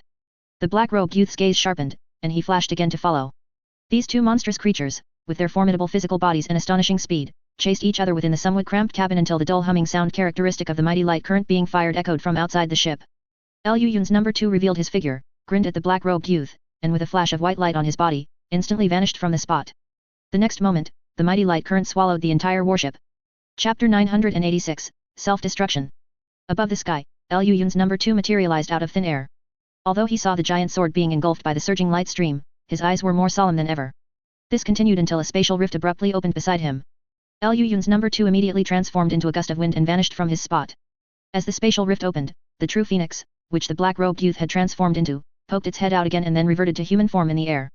Seeing this, Liu Yun's no 2's lips curled into a slight smile as he said, "It seems your true phoenix transformation has some issues. The ice phoenix opens spatial rifts faster than you." The black-robed youth's expression remained unchanged. He coldly snorted, and a strange silver light instantly lit up in his eyes. Lu Yun's No 2's figure dispersed like a clear breeze right before his eyes. Another illusion. The black-robed youth's gaze darkened slightly.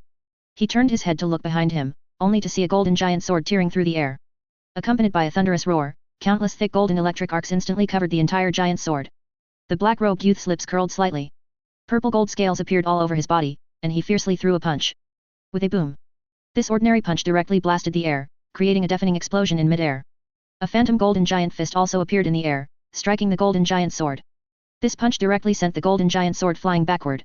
The black-robed youth then followed up by continuously throwing 3 more punches, and 3 more huge golden fist shadows appeared out of thin air, striking the golden giant sword. The golden giant sword trembled violently, then was shattered by these punches, disintegrating into hundreds of golden sword chi. Within the sword chi, Han Li's figure emerged, holding a 4-colored feather fan, ready to strike. At the same time, above the black-robed youth's head, a huge silver lotus instantly appeared, emitting profound Sanskrit chants, and 7-colored Buddha light poured down, instantly enveloping the black-robed youth's figure. 8 Spirit Ruler. The black-robed youth smiled faintly, and dazzling golden spiritual light instantly ignited in his eyes, like 2 miniature suns. His figure suddenly changed, transforming into a terrifying demonic god with 3 heads, 6 arms, a single horn on his head, and his entire body covered in purple gold scales. In an instant, the surrounding 7-colored Buddha light emitted a strained buzzing sound, as if suppressing an extremely terrifying demonic beast that could break free at any moment. Han Li's pupils contracted. He fiercely fanned the 4-colored feather fan in his hand, and as large swaths of 4-colored flames shot out, a clear phoenix cry instantly resounded throughout the 9 heavens. A 4-colored firebird, over 10 jong long, swayed its brilliant fiery feathers. With a turn in the air, it swooped towards the terrifying demonic god. The demonic god slowly opened his 6 eyes, and a disdainful sneer appeared on his 3 ferocious faces.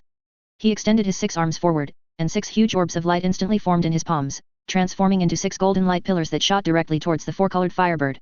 The 4-colored firebird seemed to be sentient, with profound 4-colored runes entwined around its body. It opened its mouth and spat out large swaths of 4-colored flames, instantly dissolving 2 of the golden light pillars into nothingness. But the other 4 light pillars followed closely, moving at an incredible speed. Before the 4-colored firebird could react, it was struck by these 4 light pillars. In an instant, the 4 light pillars directly pierced through the 4-colored firebird's body. Accompanied by a clear, long cry, the 4-colored firebird suddenly transformed into a mass of 4-colored radiant light, silently exploding. In the sky, dazzling 4-colored radiant light instantly swept across. At the same time, the demonic god, transformed from the black-robed youth, opened his 3 large mouths and spewed out golden sound waves, directly shattering the 7-colored Buddha light around him. Suddenly, the surrounding sky abruptly darkened. The demonic god subconsciously turned his head, only to see that the giant swords were not charging up again to release that terrifying, surging light stream. Instead, one after another, they were directly crashing into him. The demonic god frowned slightly. He spread his 6 arms, and 6 golden giant swords appeared in his palms. In the next moment, streaks of golden sword chi, stretching across the sky with a terrifying aura of destruction, instantly cut all the giant swords filling the sky into 2. Immediately after, deafening explosions resounded through the sky. All the giant swords chose to self-destruct at the same time. The self-destruction of giant swords, crafted from countless precious materials, was astonishingly powerful, but it was nothing to the demonic god. What was truly terrifying was that, long before they self-destructed, they had already arranged themselves into a complex formation in the air. It was hard to imagine what kind of terrifying efficiency allowed so many giant swords to arrange such a complex formation in the short time he was entangled by Han Li. Yet, the effect of this formation was very simple, to direct all the power of the giant sword's self-destruction to a single point. In an instant, the terrifying explosions generated by the self-destruction of countless giant swords all poured towards the demonic god's location. At this moment, this terrifying power even shook space. Wherever it passed, the void realm produced noticeable ripples, already reaching the critical point that the human realm could tolerate. The demonic god watched this scene expressionlessly. His entire body was instantly stained with a dense black. The next moment, he transformed into a giant black hole. This black hole emitted dense black mist outwards, and inside, spatial rifts, like pitch-black lightning, continuously spread outwards. As soon as this terrifying spiritual chi explosion touched the black hole, it seemed to encounter a natural enemy, instantly weakened, and was forcibly sucked into the black hole. In just a moment, the spiritual chi explosion filling the sky completely disappeared, leaving only large areas of distorted space in the air, like glass on the verge of shattering, presenting an eerie texture. The black hole in the sky then vanished, and the terrifying demonic god with 3 heads and 6 arms reappeared in the world. And in the next moment, his line of sight was filled with giant silver demonic eyes. Looking around, he had abruptly appeared in an unusual space, surrounded by countless silver demonic eyes of all sizes. The demonic god sneered in a low voice. From his 3 heads, 3 vertical eyes on his forehead suddenly glared, shooting out 3 streaks of crimson gold light. This light easily tore through the illusion, and then Han Li's figure appeared in his line of sight. As the demonic god watched with surprise and uncertainty, Han Li sneered, stomped his foot, and a phantom white teleportation array once again appeared, instantly enveloping both of them. Just as the demonic god was about to resist, his vision was engulfed by a dazzling white light. The next moment, he only felt a dizzying sensation, and his feet trembled violently. He had already arrived in a completely new place. Chapter 987, Kunpeng Transformation. He suddenly stabilized himself. Even this ultra-long distance teleportation could only make him dizzy for a moment. In a flash of thought, he had already regained his balance. He abruptly looked up, only to see an endless, boundless sea as far as his eyes could reach. Chaotic Star Sea. The demon god frowned slightly, but before he could take any action, a dazzling blue light lit up from beneath the surface of the sea. This blue light instantly spread out, almost covering all the sea surface within the demon god's line of sight, surging like a living creature beneath the deep sea. A sudden sense of terror made the demon god instinctively want to retreat, but in the next moment, hundreds of bright escape lights suddenly shot out from beneath the sea. As the escape lights dissipated, nascent soul cultivators and shape-shifted demonic beasts stood distinctly on two sides, yet each held the same formation flag, cautiously assessing the terrifying demon god. Star Palace, along with outer sea demonic beasts, had united for the first time, forming a nascent soul army of 300 strong. They simultaneously raised the formation flags in their hands, and incredibly thick spiritual lights shot up into the sky, forming a gigantic phantom formation in the air. The moment the formation took shape, the demon god, transformed from the black-robed youth, felt a powerful pressure surge from all directions. This power was so strong that even he couldn't break free in a short time. He was firmly locked in mid-air, like an insect in amber. Meanwhile, the faces of the surrounding nascent soul cultivators and shape-shifted demonic beasts instantly turned pale. Some early nascent soul stage cultivators and rank 8 Yao beasts with lower cultivation were already tottering, appearing to be overdrawing their true essence. At the same time, the blue light beneath the sea became even more dazzling, and an extremely powerful spiritual chi suddenly erupted from the depths of the seabed. The demon god instantly widened his 6 enormous eyes, and purple-gold spiritual light flared on his body as he began to struggle madly. He remembered where this place was. This was above the false demonic abyss in the outer sea. He had once come here to collect devilish chi. If he wasn't mistaken, beneath this place, besides the false demonic abyss, there was also a great formation used to suppress the false demonic abyss. It contained a vast amount of spiritual chi absorbed from the entire outer sea. This spiritual chi was certainly no less powerful than the formation beneath the boundless sea in Tianese. And the heaven-breaking sword, which required powerful heaven and earth spiritual chi to unleash part of its might, was now in Liu Yun's hands. The demon god was still struggling madly. A considerable number of early nascent soul stage cultivators and rank 8 Yao beasts could no longer hold on, spitting blood and retreating, shooting off in all directions, fearing being caught in the crossfire. The remaining nascent soul mid-stage cultivators and 9th level, cultivation rank, Yao beasts were also gritting their teeth, forcibly confining the demon god in place. The demon god had regained some freedom and was about to use the true phoenix transformation to escape, but unfortunately, he was still a step too late. A magnificent white pillar of light instantly split the sea, erupting from the deep abyss of the seabed. Wherever it passed, space shattered, all things perished, and even the world itself was instantly cut open with a gigantic void. Heaven-breaking sword, heaven-breaking immortal slaying. Without any room for resistance, the demon god's massive figure was instantly engulfed by this even larger and terrifying sword chi. Moments later, the sword chi silently vanished, leaving only a rift that spanned heaven and earth, like an unhealable wound. Liu Yun's, with a pale face, held a gigantic formation plate and flew out from the deep sea, which had been completely evaporated. Before he could approach the massive rift, the formation plate in his hand disintegrated into scattered ashes, revealing a 3-foot-long, slightly yellowish long sword within the formation plate. Liu Yun's quickly grabbed the heaven-breaking sword and stared intently into the rift. On the other side of the rift, black dots of light emerged, and then the black-robed youth's figure staggered out, his face ashen, no better than Liu Yun's. He extended a hand, and the phantom of a black talisman flickered, then turned into specks of black light, completely shattering. Liu Yun's naturally saw this scene and couldn't help but curl his lips, saying, "A spirit transformation talisman, hey? Its effect shouldn't be heaven-defying enough to save someone from this level of attack. Did you modify this talisman?" The black-robed youth looked expressionlessly at the shattered black talisman in his hand, then let out a soft laugh and said, "I wondered why you were so confident. So you had everything planned out already. But I'm very curious, how many places like this are there in the human realm? How many times can you swing your sword?" Hat. Liu Yun's returned a similarly sarcastic sneer. Due to his extensive experience in this area, the sarcasm in his laughter was even more pronounced than the black-robed youth's. "Anyway, more than the resurrection methods you've prepared. Is that so?" The black-robed youth showed no sign of anger, merely chuckled softly, then suddenly transformed into a large azure bird, over 10 zhang long. This azure bird transformed into an after-image, suddenly disappearing in the air, only to reappear above Liu Yun's head the next moment. Arcs of electricity in a hazy azure glow emerged from its body, and its claws fiercely struck out towards Liu Yun's. 10 white claw lights shot out, carving faint white marks in the void realm, and then vanished in a flash.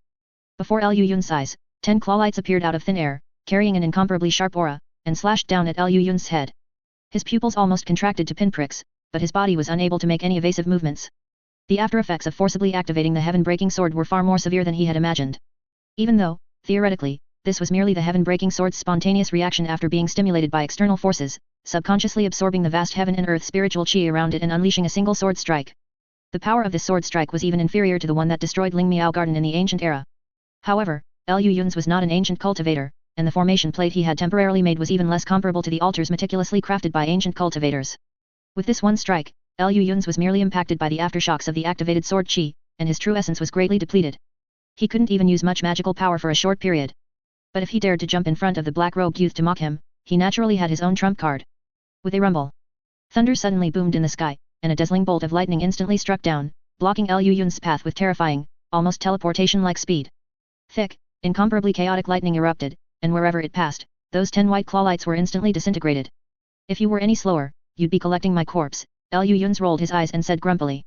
How dare you say that? That last attack almost affected me, you know.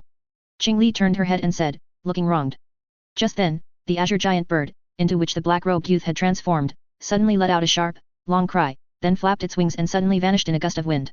The next moment, strong winds surged in the higher void realm, and the azure bird's figure reappeared.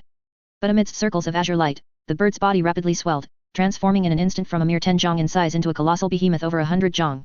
With the spread of its wings, it actually blotted out the sky, covering both the human and the Yao beast in a dense, dark shadow.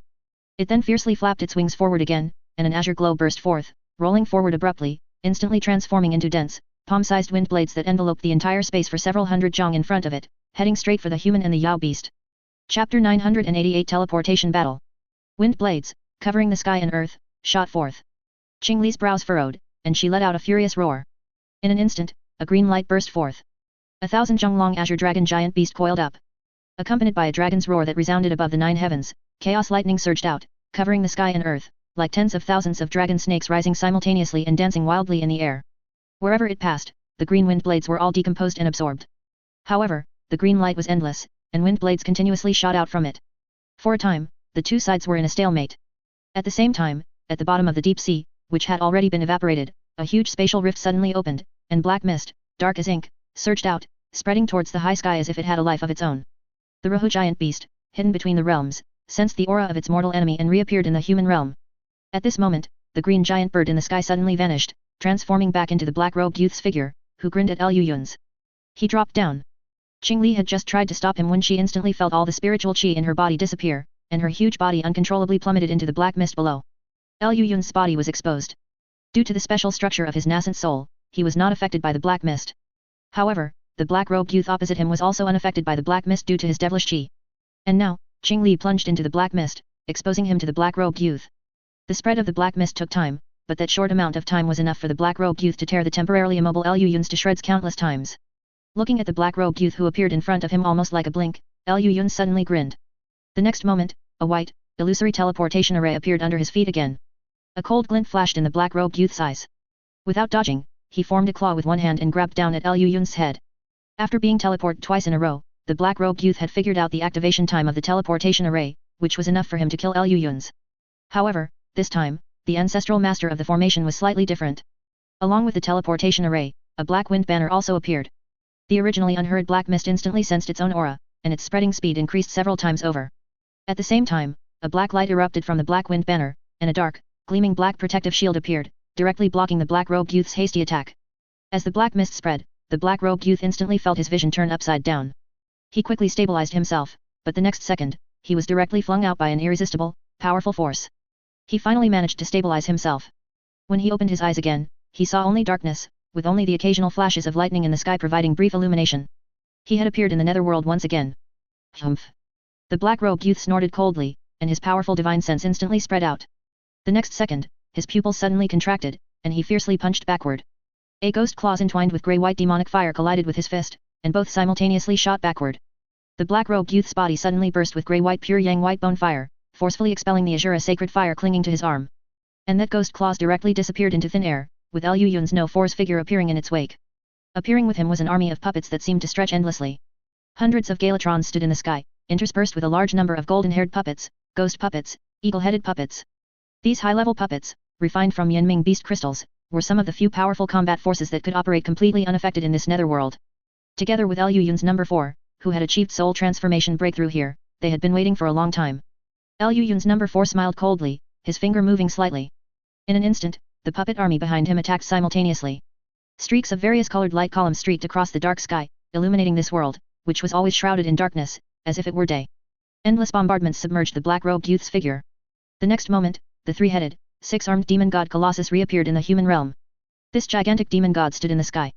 Under an assault almost as powerful as that of 1,000 nascent soul cultivators attacking together, it slowly raised its 6 massive arms. The next moment, 6 dark light columns streaked across the sky, sweeping through the puppet army. Wherever they passed, these high-level puppets, rarely seen in the human realm, all exploded, turning into a sky full of fireworks. Liu Yun's number 4, hidden in the air, watched this scene expressionlessly and said into the jade pendant in his hand. Notify the third brother, the target has appeared. In just a few sweeps of the light columns, the entire puppet army was mostly destroyed. The black-robed youth stood on the head of the demon god Colossus, his gaze instantly locking onto Liu Yun's No. 4's location. The other party grinned at him, and the familiar illusory teleportation array appeared under his feet again. A vein bulged on the black-robed youth's forehead. He unhesitatingly activated the demon god Colossus, smashing a punch down at Liu Yun's number 4. This punch should have been enough to interrupt him before the teleportation array activated, but the next moment, Liu Yun's number 4 once again produced a black wind banner in his hand. Before the black-robed youth could react, Liu Yun's main body emerged from No. 4's body and, with the help of No. 4's magic power, fully activated the black wind banner.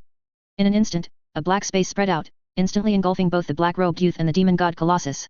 Liu Yun's quickly held the black wind banner in his hand, while with his other hand, he pulled out various heaven and earth treasures such as 10,000-year spiritual milk, spring water of rejuvenation, and 10,000-year sky-mending Ganoderma, stuffing them into his mouth as if they were free. Liu Yun's number 4 couldn't help but twitch his mouth when he saw this and quickly said, "Hurry up. This thing won't hold him for long." Liu Yun swallowed the various heaven and earth treasures in his mouth, and his complexion improved almost instantly. Without time for pleasantries, Liu Yun stomped his foot, and the illusory teleportation array appeared again, and with a white light, his figure was instantly submerged within it. The white light gradually dissipated. As soon as Liu Yun stabilized his figure, he felt the black wind banner in his hand begin to stir, as if a violent force was brewing within it. The next instant, a loud bang suddenly came from the black wind banner, and the dark as ink flag surface suddenly exploded, with a black hole emerging from it. The huge demon god Colossus drilled out of it and, without looking back, smashed a punch down. Liu Yun's mouth curled slightly, with no intention of dodging. The next moment, an equally huge fist came from the side, sending the demon god Colossus flying dozens of feet away with one punch. The demon god Colossus crashed heavily to the ground, and only then did the black-robed youth on its head have time to look around. Looking out, as far as the eye could see, there was an endless, vast grassland. And above the grassland, a terrifying, three-headed, six-armed demon god, black and red all over, had already been waiting for a long time. He lowered his head slightly, his gaze instantly locking onto the black-robed youth on the head of the demon god Colossus. The next instant, he appeared in front of the black-robed youth, a scarlet giant sword in his hand, slashing down at his head. Chapter 989, Changing Heaven and Earth. Liu Yun's number 3, who appeared before the black-robed youth, was much smaller, shrinking from a colossal 20-plus zhang tall to a demon god of 7 or 8 zhang. However, his aura did not decrease but instead increased, like an ancient vicious beast pouncing forward. He swung the scarlet giant sword in his hand, bringing with him a violent evil chi, and slashed down at the black-robed youth. With a buzz, the scarlet sword chi was compressed to its extreme, and wherever it passed, even space trembled slightly. However, the black-robed youth did not dodge. His body instantly became covered in purple gold scales, transforming once again into a three-headed, six-armed demon god. He raised his hands and summoned 2 golden giant swords, meeting the scarlet giant sword. Boom! In an instant, sword chi surged. The violent and surging chi wave even tore the clouds in the sky to shreds. Liu Yun's number 3 retracted his scarlet giant sword, and the black-red evil chi condensed into sabers, swords, spears, axes, and whips, transforming into streaks of afterimages that struck down at the black-robed youth. The demon god that the black-robed youth had transformed into also condensed weapons in his hands and met the attack without dodging. 2 wild forces clashed, and the roaring sound echoed through the sky. 2 humanoid vicious beasts, whose physical bodies were extremely powerful, fought each other in the most primitive way atop the demon god Colossus. In the blink of an eye, they had exchanged hundreds of blows.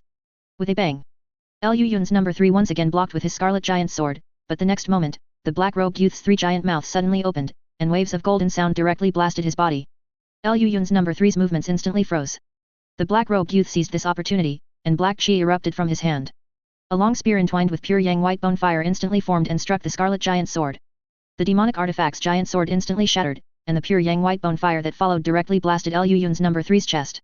This demonic fire, specifically created to counter the demon race, burned through Liu Yun's number 3's protective evil chi and exploded on his chest, tearing his tough skin, covered in black-red scales, into a bloody mess, exposing his light golden ribs and glass-like muscles.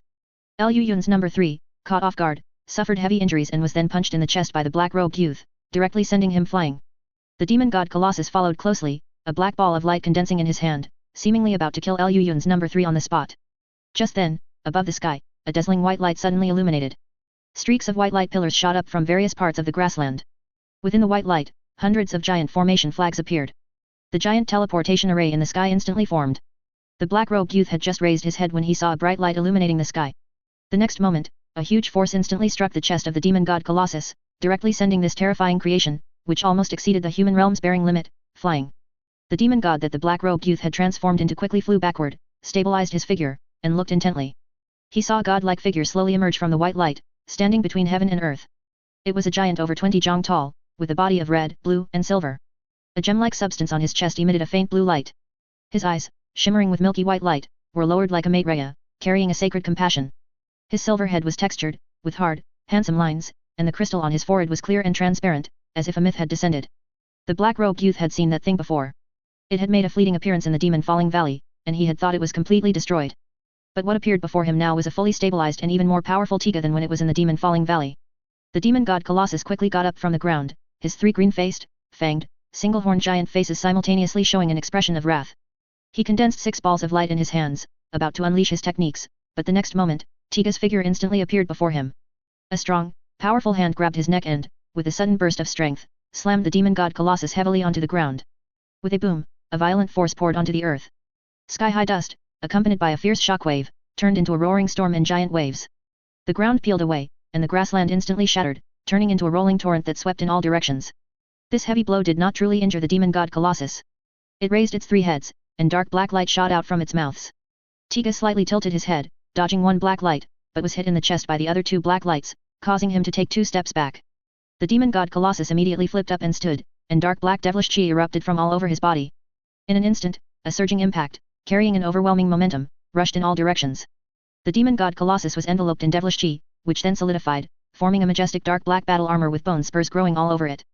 3 ferocious skull heads adorned his chest, clattering like living beings. Devilish chi swept over the 6 hands of the Colossus, instantly solidifying into physical existence 6 terrifying dark black war hammers. He swung the war hammers, smashing down at Tiga. However, Tiga did not dodge. The crystal on his forehead flashed with spiritual chi, and his entire body instantly turned silver and blue. A blue spiritual light flickered in his palm. Tiga suddenly raised his hand, and the blue light shot out, exploding above the demon god Colossus's head. Extreme cold chi instantly poured out, and in the blink of an eye, it turned the demon god Colossus into an ice sculpture, frozen in place and unable to move. The crystal between Tiga's eyebrows once again lit up with dazzling spiritual light, and his body transformed into silver red.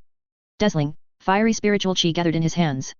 Tiga drew a circle with his hands, bringing them to his chest, and a fiery red sphere, compressed to its extreme, was held in his palm. The next moment, a dazzling, fiery red light stream shot out from his hands. Dalacium light stream. The fire spiritual chi, compressed to its extreme, instantly struck the body of the demon god Colossus, and a sky-shattering, earth-shaking huge explosion shot up. The exploding energy storm stirred the sky into disarray, and the violent power made the entire grassland tremble violently. The earth cracked, and violent shockwaves stirred up boundless dust, the momentum like a meteor impact, the hurricane dust sea extending tens of thousands of miles away in a blink of an eye.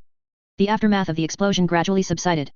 Tiga's eyebrow crystal flashed, and he once again transformed into silver, blue, and red. And in the center of the explosion, the demon god Colossus, with only 3 arms and 2 heads remaining, struggled to stand upright. The black-robed youth in the air watched this scene in disbelief, hardly trusting his own eyes. Impossible. This level of attack could never be unleashed in the human realm. Where did he get the spiritual chi to wield such a terrifying? Mid-sentence, the black-robed youth suddenly stopped. He looked intently at the torn earth. Beneath the crisscrossing abysses, abundant spiritual chi was continuously flowing into Tiga's body through the formation. Those were not ordinary spiritual veins of the human realm, those were high-grade spirit stone mineral veins. This madman actually moved all the spirit stone mineral veins from Biling Island to underground the grassland. An indescribable sense of shock instantly gripped the black-robed youth's heart. He was not surprised by Liu Yun's grand gesture. When he was not subject to any restrictions, he could easily accomplish feats a million times more spectacular than this. But Liu Yun's, as a soul transformation cultivator of the human realm, accomplished this feat, which could be called changing heaven and earth. It was impossible for him to do it alone. The black-robed youth, just thinking about it, felt genuine shock at the manpower and resources expended behind it. He had been hiding in the Ling Miao garden fragments, always engrossed in increasing his own strength, but he had forgotten to come out and see the changes in this world. This was a mistake that any high-level cultivator could hardly avoid. In their eyes, the scale of time was stretched extremely long. Whether 1,000 years or 10,000 years passed, it was but a flick of a finger, with no changes. This was even more so for creatures like the black-robed youth, who were almost immortal. Coupled with the fact that he was inherently someone who didn't care about external changes, the combination of these 2 factors led him to overlook most of the things happening in the outside world. Liu Yun's action of mobilizing the entire human realm to search for him made it even more difficult for him to react and observe carefully. He had even forgotten that after Liu Yun's created the soul imprint technology, the changes in this world were already rapid. If it were in the past, who could have imagined that this feat, which could be called changing heaven and earth, would only take a little over 10 years. While the black-robed youth was still in shock, a familiar aura appeared behind him. Chapter 990, Monster. The black-robed youth suddenly spun around, and at the same time, 2 bone spurs abruptly emerged from his back, shooting towards the direction of the sound. His combat experience was truly extensive. If it were an ordinary cultivator, caught off guard, even if he had gained the initiative, he would have been directly pierced by these suddenly flying bone spurs. However, when the black-robed youth turned his head, he saw the 2 bone spurs blocked in front of Liu Yun's by an indescribable, pure light. Liu Yun's lightly flicked his finger, and the light instantly spread out. The 2 bone spurs weathered away and disappeared, transforming into the purest spiritual qi, vanishing between heaven and earth. The black-robed youth watched this scene with a grim expression. He looked down and saw that the entire grassland had been disfigured by the ravages of the 2 behemoths.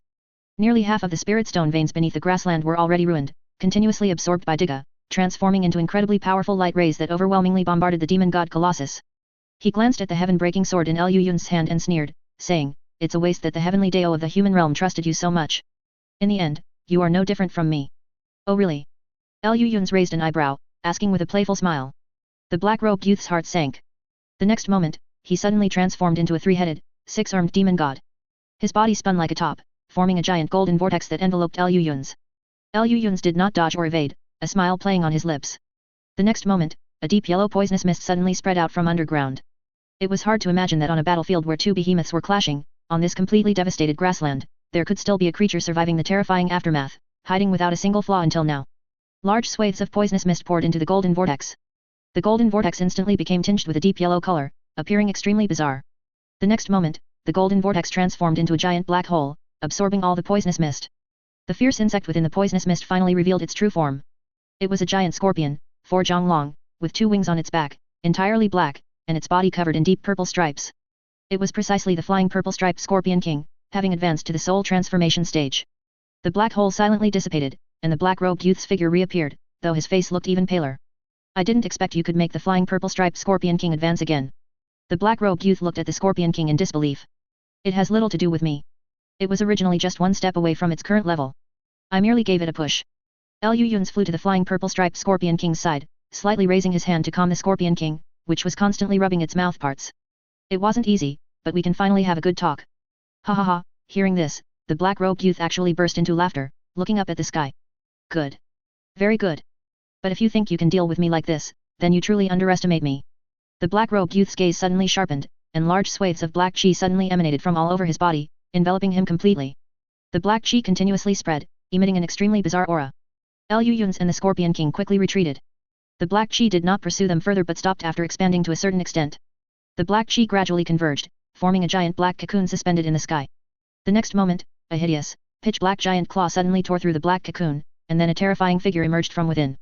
It was a monster with 3 heads, 6 arms, and 4 wings on its back. This monster was roughly humanoid but had the heads of a phoenix, a kunpeng, and a strange, constantly rotating head like a black hole. Its 6 arms were covered in pitch-black scales, 4 of which were like bird talons, while the other 2 were exceptionally long and slender, resembling pale, withered human hands. Its 4 wings on its back consisted of 1 pair that was entirely green and another pair that shimmered with the 5 elements colors. At first glance, it looked like a stitched-up monster that had fused 3 true spirits. As soon as this monster appeared, one of its bird talons fiercely clawed at the air, directly tearing open a spatial rift, and then it transformed into a gentle breeze and drilled into it. Liu Yun's instantly felt his spiritual intuition blare wildly, and a sudden chill ran down his neck. He instinctively teleported away. The next second, a narrow spatial rift appeared exactly where his neck had been. The monster's figure emerged from it, and without looking back, it flapped its wings, instantly forming countless wind blades that enveloped the flying purple-striped Scorpion King, which was rushing towards it. The dense wind blades and the spatial power intertwined within them instantly restrained the flying purple-striped Scorpion King's movements. It then shot into the sky, and 2 black holes gradually formed on its pair of pale, slender arms, which it directly threw at Liu Yun's. An extremely powerful suction force suddenly erupted. Liu Yun's felt his body tighten, and then he was uncontrollably pulled towards the black holes. Tisk. Liu Yun's showed no panic on his face, only an exasperated click of his tongue. Behind him, an illusory white teleportation array appeared. Accompanied by a blinding white light, the black wind banner shot out from it, snatched by Liu Yun's. A layer of glossy black light shield instantly appeared, completely ignoring the powerful suction force unleashed by the 2 black holes, and instantly distanced itself from them. The monster in the air tore open space with another claw. The next second, a spatial rift actually appeared above the black light shield. The light shield silently parted, and the giant monster appeared, suddenly turning around. Its 4 sharp claws brought 20 streaks of snowy white claw light, striking down at Liu Yun's head. Liu Yun's surroundings glowed. As soon as these 20 claw lights appeared within the glow, their speed instantly plummeted, and they eventually froze, unable to move. This scene made the monster pause for a moment, then it suddenly erupted with a large cloud of black mist, enveloping Liu Yun's. Liu Yun's waved the black wind banner in his hand, also releasing a large cloud of black mist, which collided with the black mist released by the monster. At the same time, he raised one hand, and those 20 claw lights actually shot back, heading straight for the monster. The monster quickly retreated, and at the same time, 2 black holes reappeared on its slender arms, sucking in the 20 claw lights, which then vanished without a trace. Kunpeng, Phoenix, Rahu, you're quite good at playing. Liu Ling's, holding the black wind banner in one hand and the heaven-breaking sword in the other, his body shimmering with light, said to the monster with a cheerful smile, his face showing no tension or solemnity, but rather a hint of excitement. The monster let out an eerie sneer, spreading its 4 wings on its back. Large swathes of azure light and 5-colored spiritual light combined, forming streaks of azure wind blades shimmering like glazed glass, and at its command, they overwhelmingly shot towards Liu Yun's. Liu Yun's raised one hand, and the light around his body surged again. But then, black holes appeared on the monster's slender hands, and with a sudden pull, they gathered all the wind blades. Chapter 991, Conversation. Infinite azure hurricanes converged towards his hands, forming 2 azure vortices that enveloped black holes. At the same time, the surrounding heaven and earth spiritual chi also surged uncontrollably. Liu Yun's tried to interrupt, but the opponent's familiarity with wind attribute heaven and earth spiritual chi far surpassed his. In just a moment, he transformed the 2 azure vortices into 2 towering azure tornadoes. A deep black hole was at the center of the tornado, and spatial cracks, like pitch black lightning, gradually spread out from it, extending throughout the entire storm as if they were real and eternal lightning. This scene made Liu Yun's eyelids twitch wildly, and he subconsciously tightened his grip on the black wind banner in his hand. He could guarantee that this was absolutely not the level of a normal early-stage soul transformation cultivator. Even if Han Li had normally advanced to the late-stage soul transformation, he wouldn't be able to use such a powerful divine ability. This bastard was cheating again. Liu Yun slowly took a deep breath, then suddenly tossed the black wind banner in his hand above his head, where it transformed into a boundless, pitch-black curtain in the air. In an instant, the world turned pitch black, and hurricanes surged like a tide, gradually forming behind Liu Yun's, transforming into a terrifying storm that connected heaven and earth. He raised his head, met the monster's gaze, and a sneer of disdain appeared at the corner of his mouth. The black storm stirred the tides of heaven and earth, while the azure hurricane, mixed with pitch-black lightning, seemed as if heaven and earth were colliding, neither giving way. Pitch-black spatial cracks spread wantonly, and countless wind blades collided with each other, producing deafening roars in the air. Suddenly, Liu Yun's pupils contracted. The spatial crack in front of him instantly opened, and the 3-headed, 6-armed monster shot out, using a black hole to forcibly pull Liu Yun's figure towards him, while simultaneously, 4 sharp claws fiercely struck down. Liu Yun's body flew uncontrollably. Seeing the 20 claw rays emitting a faint white light about to strike him, Liu Yun's immediately narrowed his eyes, and the Zi divine light suddenly flared, emitting dazzling light in this lightless darkness. The 20 claw rays instantly dissipated, becoming formless, and the surrounding pitch-black spatial cracks couldn't even get close by half a step. The strange light, which could not be perceived or described, was like a living thing, enveloping the monster's entire body along its arm. The 3-headed, 6-armed monster suddenly widened its eyes. The phantoms of the azure giant bird, the 5-colored phoenix, and the deep black hole flashed behind him, then dissipated into nothingness within this strange light. He transformed back into the 3-headed, 6-armed demon god. His powerful magic power surged out uncontrollably, constantly being dissolved by the Zi divine light. The demon god's size gradually shrank, and no matter how he struggled, it was useless. Finally, the 3-headed, 6-armed demon god transformed back into the ordinary-looking black-robed youth. I was waiting for you to come close. With the abilities of the Phoenix and Rahu, it's really hard to catch you otherwise. Liu Yun's let out a long breath, raised his hand and snapped his fingers. The pitch-black curtain instantly disappeared, transforming into the black wind banner in the air, which he held in his hand. On the grassland, the demon god Colossus had already been disassembled into parts by Digga, leaving only this godlike creation standing on the earth, like a deity with immense power. Within the Zi divine light, the black-robed youth opened his eyes, glanced at the heaven-breaking sword in Liu Yun's hand, and a slight smile played on his lips as he chuckled. So that's how it is. Since when did this start? In the blink of an eye, the heaven-breaking sword in Liu Yun's hand ignited with pitch-black flames, then vanished like a phantom, transforming into a black moth that landed on the shoulder of Liu Yun's number 2, who had been teleported over at some unknown point. It started when Digga pressed your demon god Colossus to the ground. It was only then that your attention was momentarily diverted. Liu Yun's chuckled, and brought the black-robed youth down to the scarred earth. The battle in Tianese has already proven your ability to discern illusions. That sword strike in the chaotic star sea further proved that even with the heaven-breaking sword in my hand, I couldn't kill you. So I could only play a little dirty. To be honest, I wasn't even sure this series of plans would work, but the moment you revealed your trump card in the netherworld, I knew I had made the right gamble. Liu Yun's looked up. A great white light appeared in the sky, and Qing Li, Han Li, Lu Yun's number 4, and others arrived simultaneously, surrounding the black-robed youth, who was suppressed by the Zi divine light. The black-robed youth chuckled, completely unconcerned that his entire body's spiritual qi was constantly being dissolved by the Zi divine light, and directly asked, "What do you want to do with me?" "I told you already." Lu Yun sighed, waved his hand, and actually voluntarily dispersed the Zi divine light. To the black-robed youth's surprise, Lu Yun sat down on the ground, facing him. "I told you, I want to talk to you. I meant it. To be honest, even before I fought you, I had already predicted what would happen.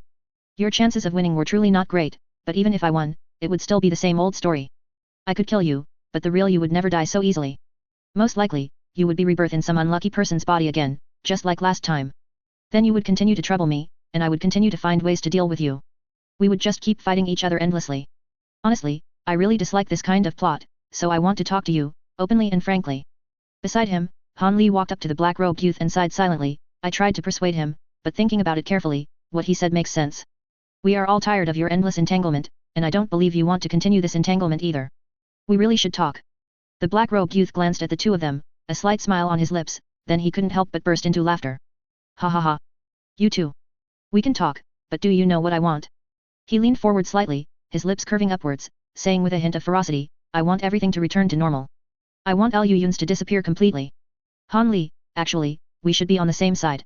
By now, you should understand without me saying how brilliant your future is, and now, because of Lu Yun's existence, everything has become unknown. If he disappears, your future is set in stone as the Dao ancestor of time, an existence at the pinnacle of the immortal Dao. If he doesn't disappear, the future will be full of variables. You might reach the peak that should belong to you, or you might die in some remote corner before that. This is a gamble. If you win, you only get what was originally yours. If you lose, you lose everything. Do you really want to gamble?" Lu Yun and Han Li exchanged glances, both sighing helplessly. Chapter 992 End. I really want to say that what happened in the third cycle actually doesn't affect the you born in the second cycle. It's like the Han Li of the second cycle didn't affect the Han Li of the first cycle.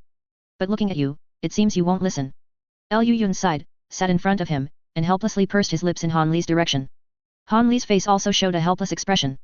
From beginning to end, there was never any evidence to prove that the current Han Li could have any substantial influence on the past Han Li. Everything was just the wishful thinking of the original Han Li and the evil corpse Han Li. Or rather, it was a thought they had due to being intentionally misled by someone. However, things had reached this point, and it was no longer something that could be resolved by simply saying it was a misunderstanding. As long as there was even a 1 in 10,000 chance of it coming true, he would prepare with all his might. This was one of the most ingrained aspects of Han Li's character, let alone a clone formed from obsession. Honestly, I really wanted to resolve this mess peacefully. Lu Yun sighed helplessly. The black-robed youth sneered, shook his head, and then asked about another matter. You used that sword strike from the chaotic star sea, and then held this treasure until just now, all to make me focus my attention on this profound heaven treasure and ignore your other movements. Lu Yun scratched his head, sighed, and said, sort of, but it was more for this. After saying this, Lu Yun suddenly released the heaven-breaking sword in his hand, letting it fall into the deep abyss of the cracked earth. The black-robed youth's eyes widened abruptly, and he subconsciously asked, what do you want to do? Haven't you always been curious why the heavenly Dao of the human realm hasn't reacted at all, even though I've messed up the human realm like this to deal with you? It's because of this. A profound heaven treasure is innate, and also a manifestation of the power of law. It is itself a materialized product of the law of the plane.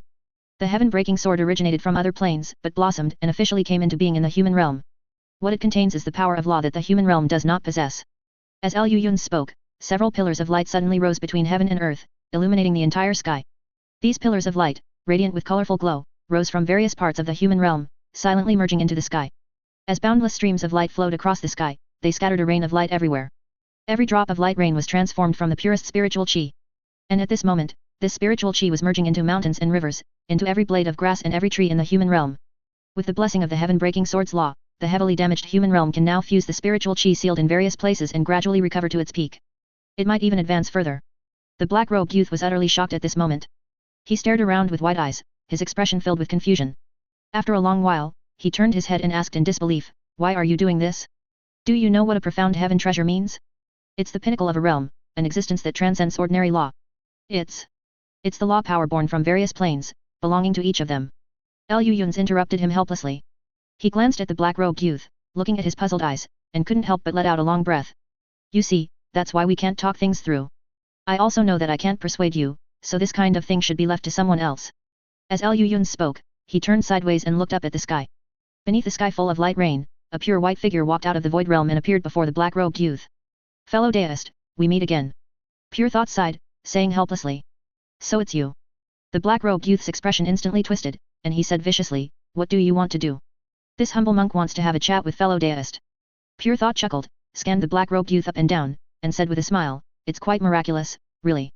Although you and I originate from the same source, today is our first meeting. Humph. The black-robed youth snorted coldly, not bothering to reply. Pure Thought shook his head silently, looked at the sky, and sighed softly, fellow deist, what exactly are you so persistent about? Are you truly ignorant, or are you playing games with me here? The black-robed youth asked with an unfriendly gaze. You and I both originate from the same person. Once that person's past undergoes any change, it could have a huge impact on the obsession in his heart. At that time, even if he is still that lofty Dao ancestor, would the good corpse and evil corpse he separated still be us? The black-robed youth's expression grew increasingly grim, and he said with a gloomy look, I just don't want to die, that's all. Aren't you afraid of death? No. Pure Thought's two light words instantly froze the black-robed youth's expression. What did you say? The black-robed youth seemed to doubt his ears, subconsciously asking. I said, I'm not afraid. Pure Thought chuckled, clasped his hands together, and said with a smile, fellow deist, you and I both came from nothing, so why fear returning to nothing? Ha! Ha ha! Ha ha ha! The black-robed youth's mouth twitched, then he began to laugh uproariously, pointing at Pure Thought and roaring with laughter, you're not afraid of death. You're actually not afraid of death. Ha ha ha! Pure Thought watched him calmly until he tired of laughing, then continued to ask, does fellow deist really think I should be afraid of death? Otherwise? You are him. The black-robed youth sneered, you and I are both him, and we both have his memories. We should both know how afraid of death he is. Upon hearing this, Pure Thought shook his head silently and said calmly, fellow deist, if he were truly afraid of death, he shouldn't have gone to the immortal realm in the first place, nor to the heavenly palace. With his abilities, would it really be that difficult for him to achieve longevity? Why would he still take risks? Why would he go to a dangerous place he was completely unfamiliar with? The black-robed youth was stunned and fell silent. Pure Thought sighed softly, clasped his hands together, and recited in a calm tone, all sentient beings who have not achieved liberation, their nature and consciousness are unstable, evil habits lead to karma, and good habits lead to results. Doing good or evil arises from the environment. They revolve through the five paths, with no rest, moving through countless kalpas, bewildered by obstacles and difficulties. Like a fish swimming in a net, it is a long flow, escaping for a moment, only to be caught again. Fellow deist, don't you think these words are the truest portrayal of that person? Pure Thought raised his head, his black and white eyes filled with compassion. His entire life was spent advancing, but he didn't know why he was advancing. So-called good and evil were long indistinguishable, he was simply pushed forward by the environment, his path filled with bewildering obstacles and difficulties, bound by nets woven from desires. Escaping for a moment, only to be caught again. Taking a step forward, he saw another high mountain, and so he continued forward. His life was walked this way. We all walk this way. It wasn't until we all left him that he found what he truly wanted, and was able to break free from these nets. Fellow deist, this humble monk is not here to kill you today, nor to fight you. This humble monk is here today to deliver you. Pure Thought's compassionate expression was like that of a Buddha enshrined in a temple, gazing upon ignorant and suffering mortals. Deliver me? Do you think I need it? The black-robed youth sneered, stood up from the ground, stumbled, and nearly fell. The Zi divine light had dissipated all his magical power, it would take time to recover. Pure Thought shook his head silently, raised his hand, and a trace of warm Buddhist light shone upon him, instantly making the black-robed youth feel much better. Fellow deist should understand that today's matter can only have two outcomes. The first, fellow deist Lu kills you, you are rebirthed through another body, and return again, cycle after cycle, endlessly, with no liberation. The second, you kill fellow deist Lu. You gain the freedom you've always wanted, and clear the greatest fear in your heart. And then what?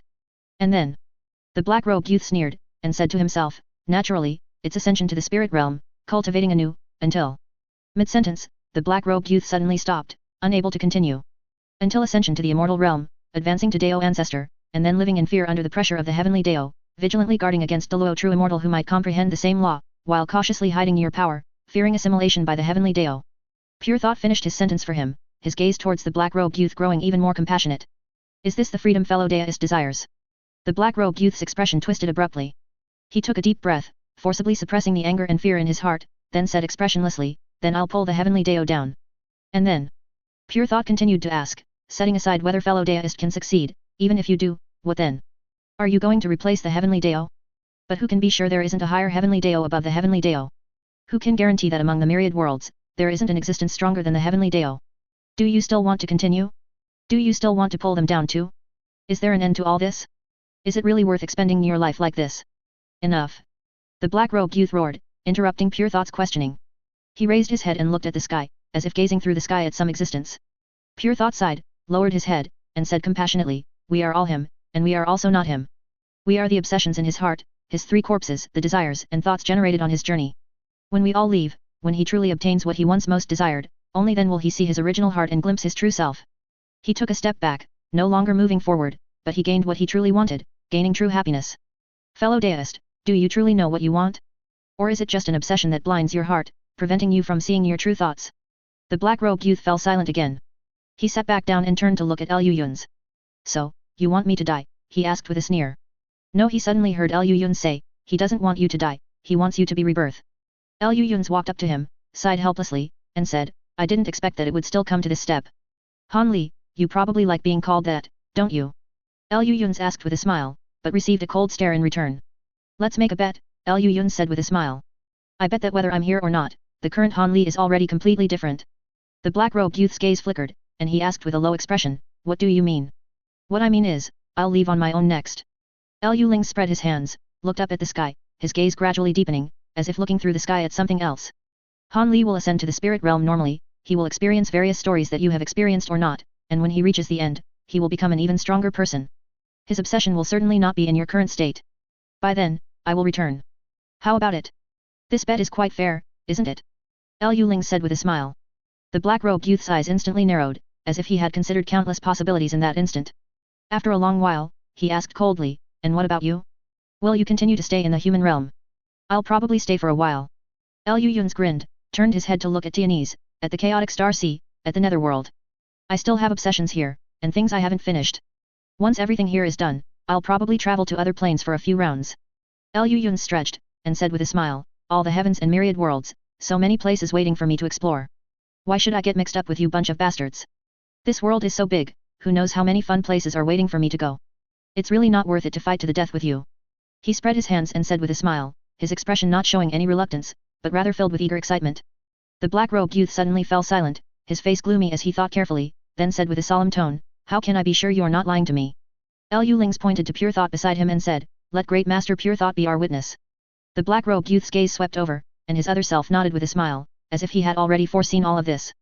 Of course, you can also go back on your word at any time, and infinitely expend your life on troubling Han Li, but that will be your choice. Anyway, we all know what the outcome will be. The black-robed youth closed his eyes and remained silent for a moment, then slowly rose and let out a long breath towards the sky. Liu Yun didn't know if the black-robed youth had finally awakened at that moment, or if he had another scheme, but in the next moment, he and Pure Thought disappeared from the spot together, leaving no trace. As if the two of them had never existed from the beginning. Liu Yun let out a sigh of relief, unceremoniously collapsing onto the ground, taking a deep breath of the damp air. Escaping for a moment, only to be caught again, a smile, difficult to describe, hung on Liu Yun's lips. Layer upon layer of nets, obstacle after obstacle, having walked this far, what did that fish truly want in the end? I cultivate just because it's fun. Ha ha ha. Liu Yun laughed a few times, then suddenly leaped into the clouds and disappeared. The end of the book.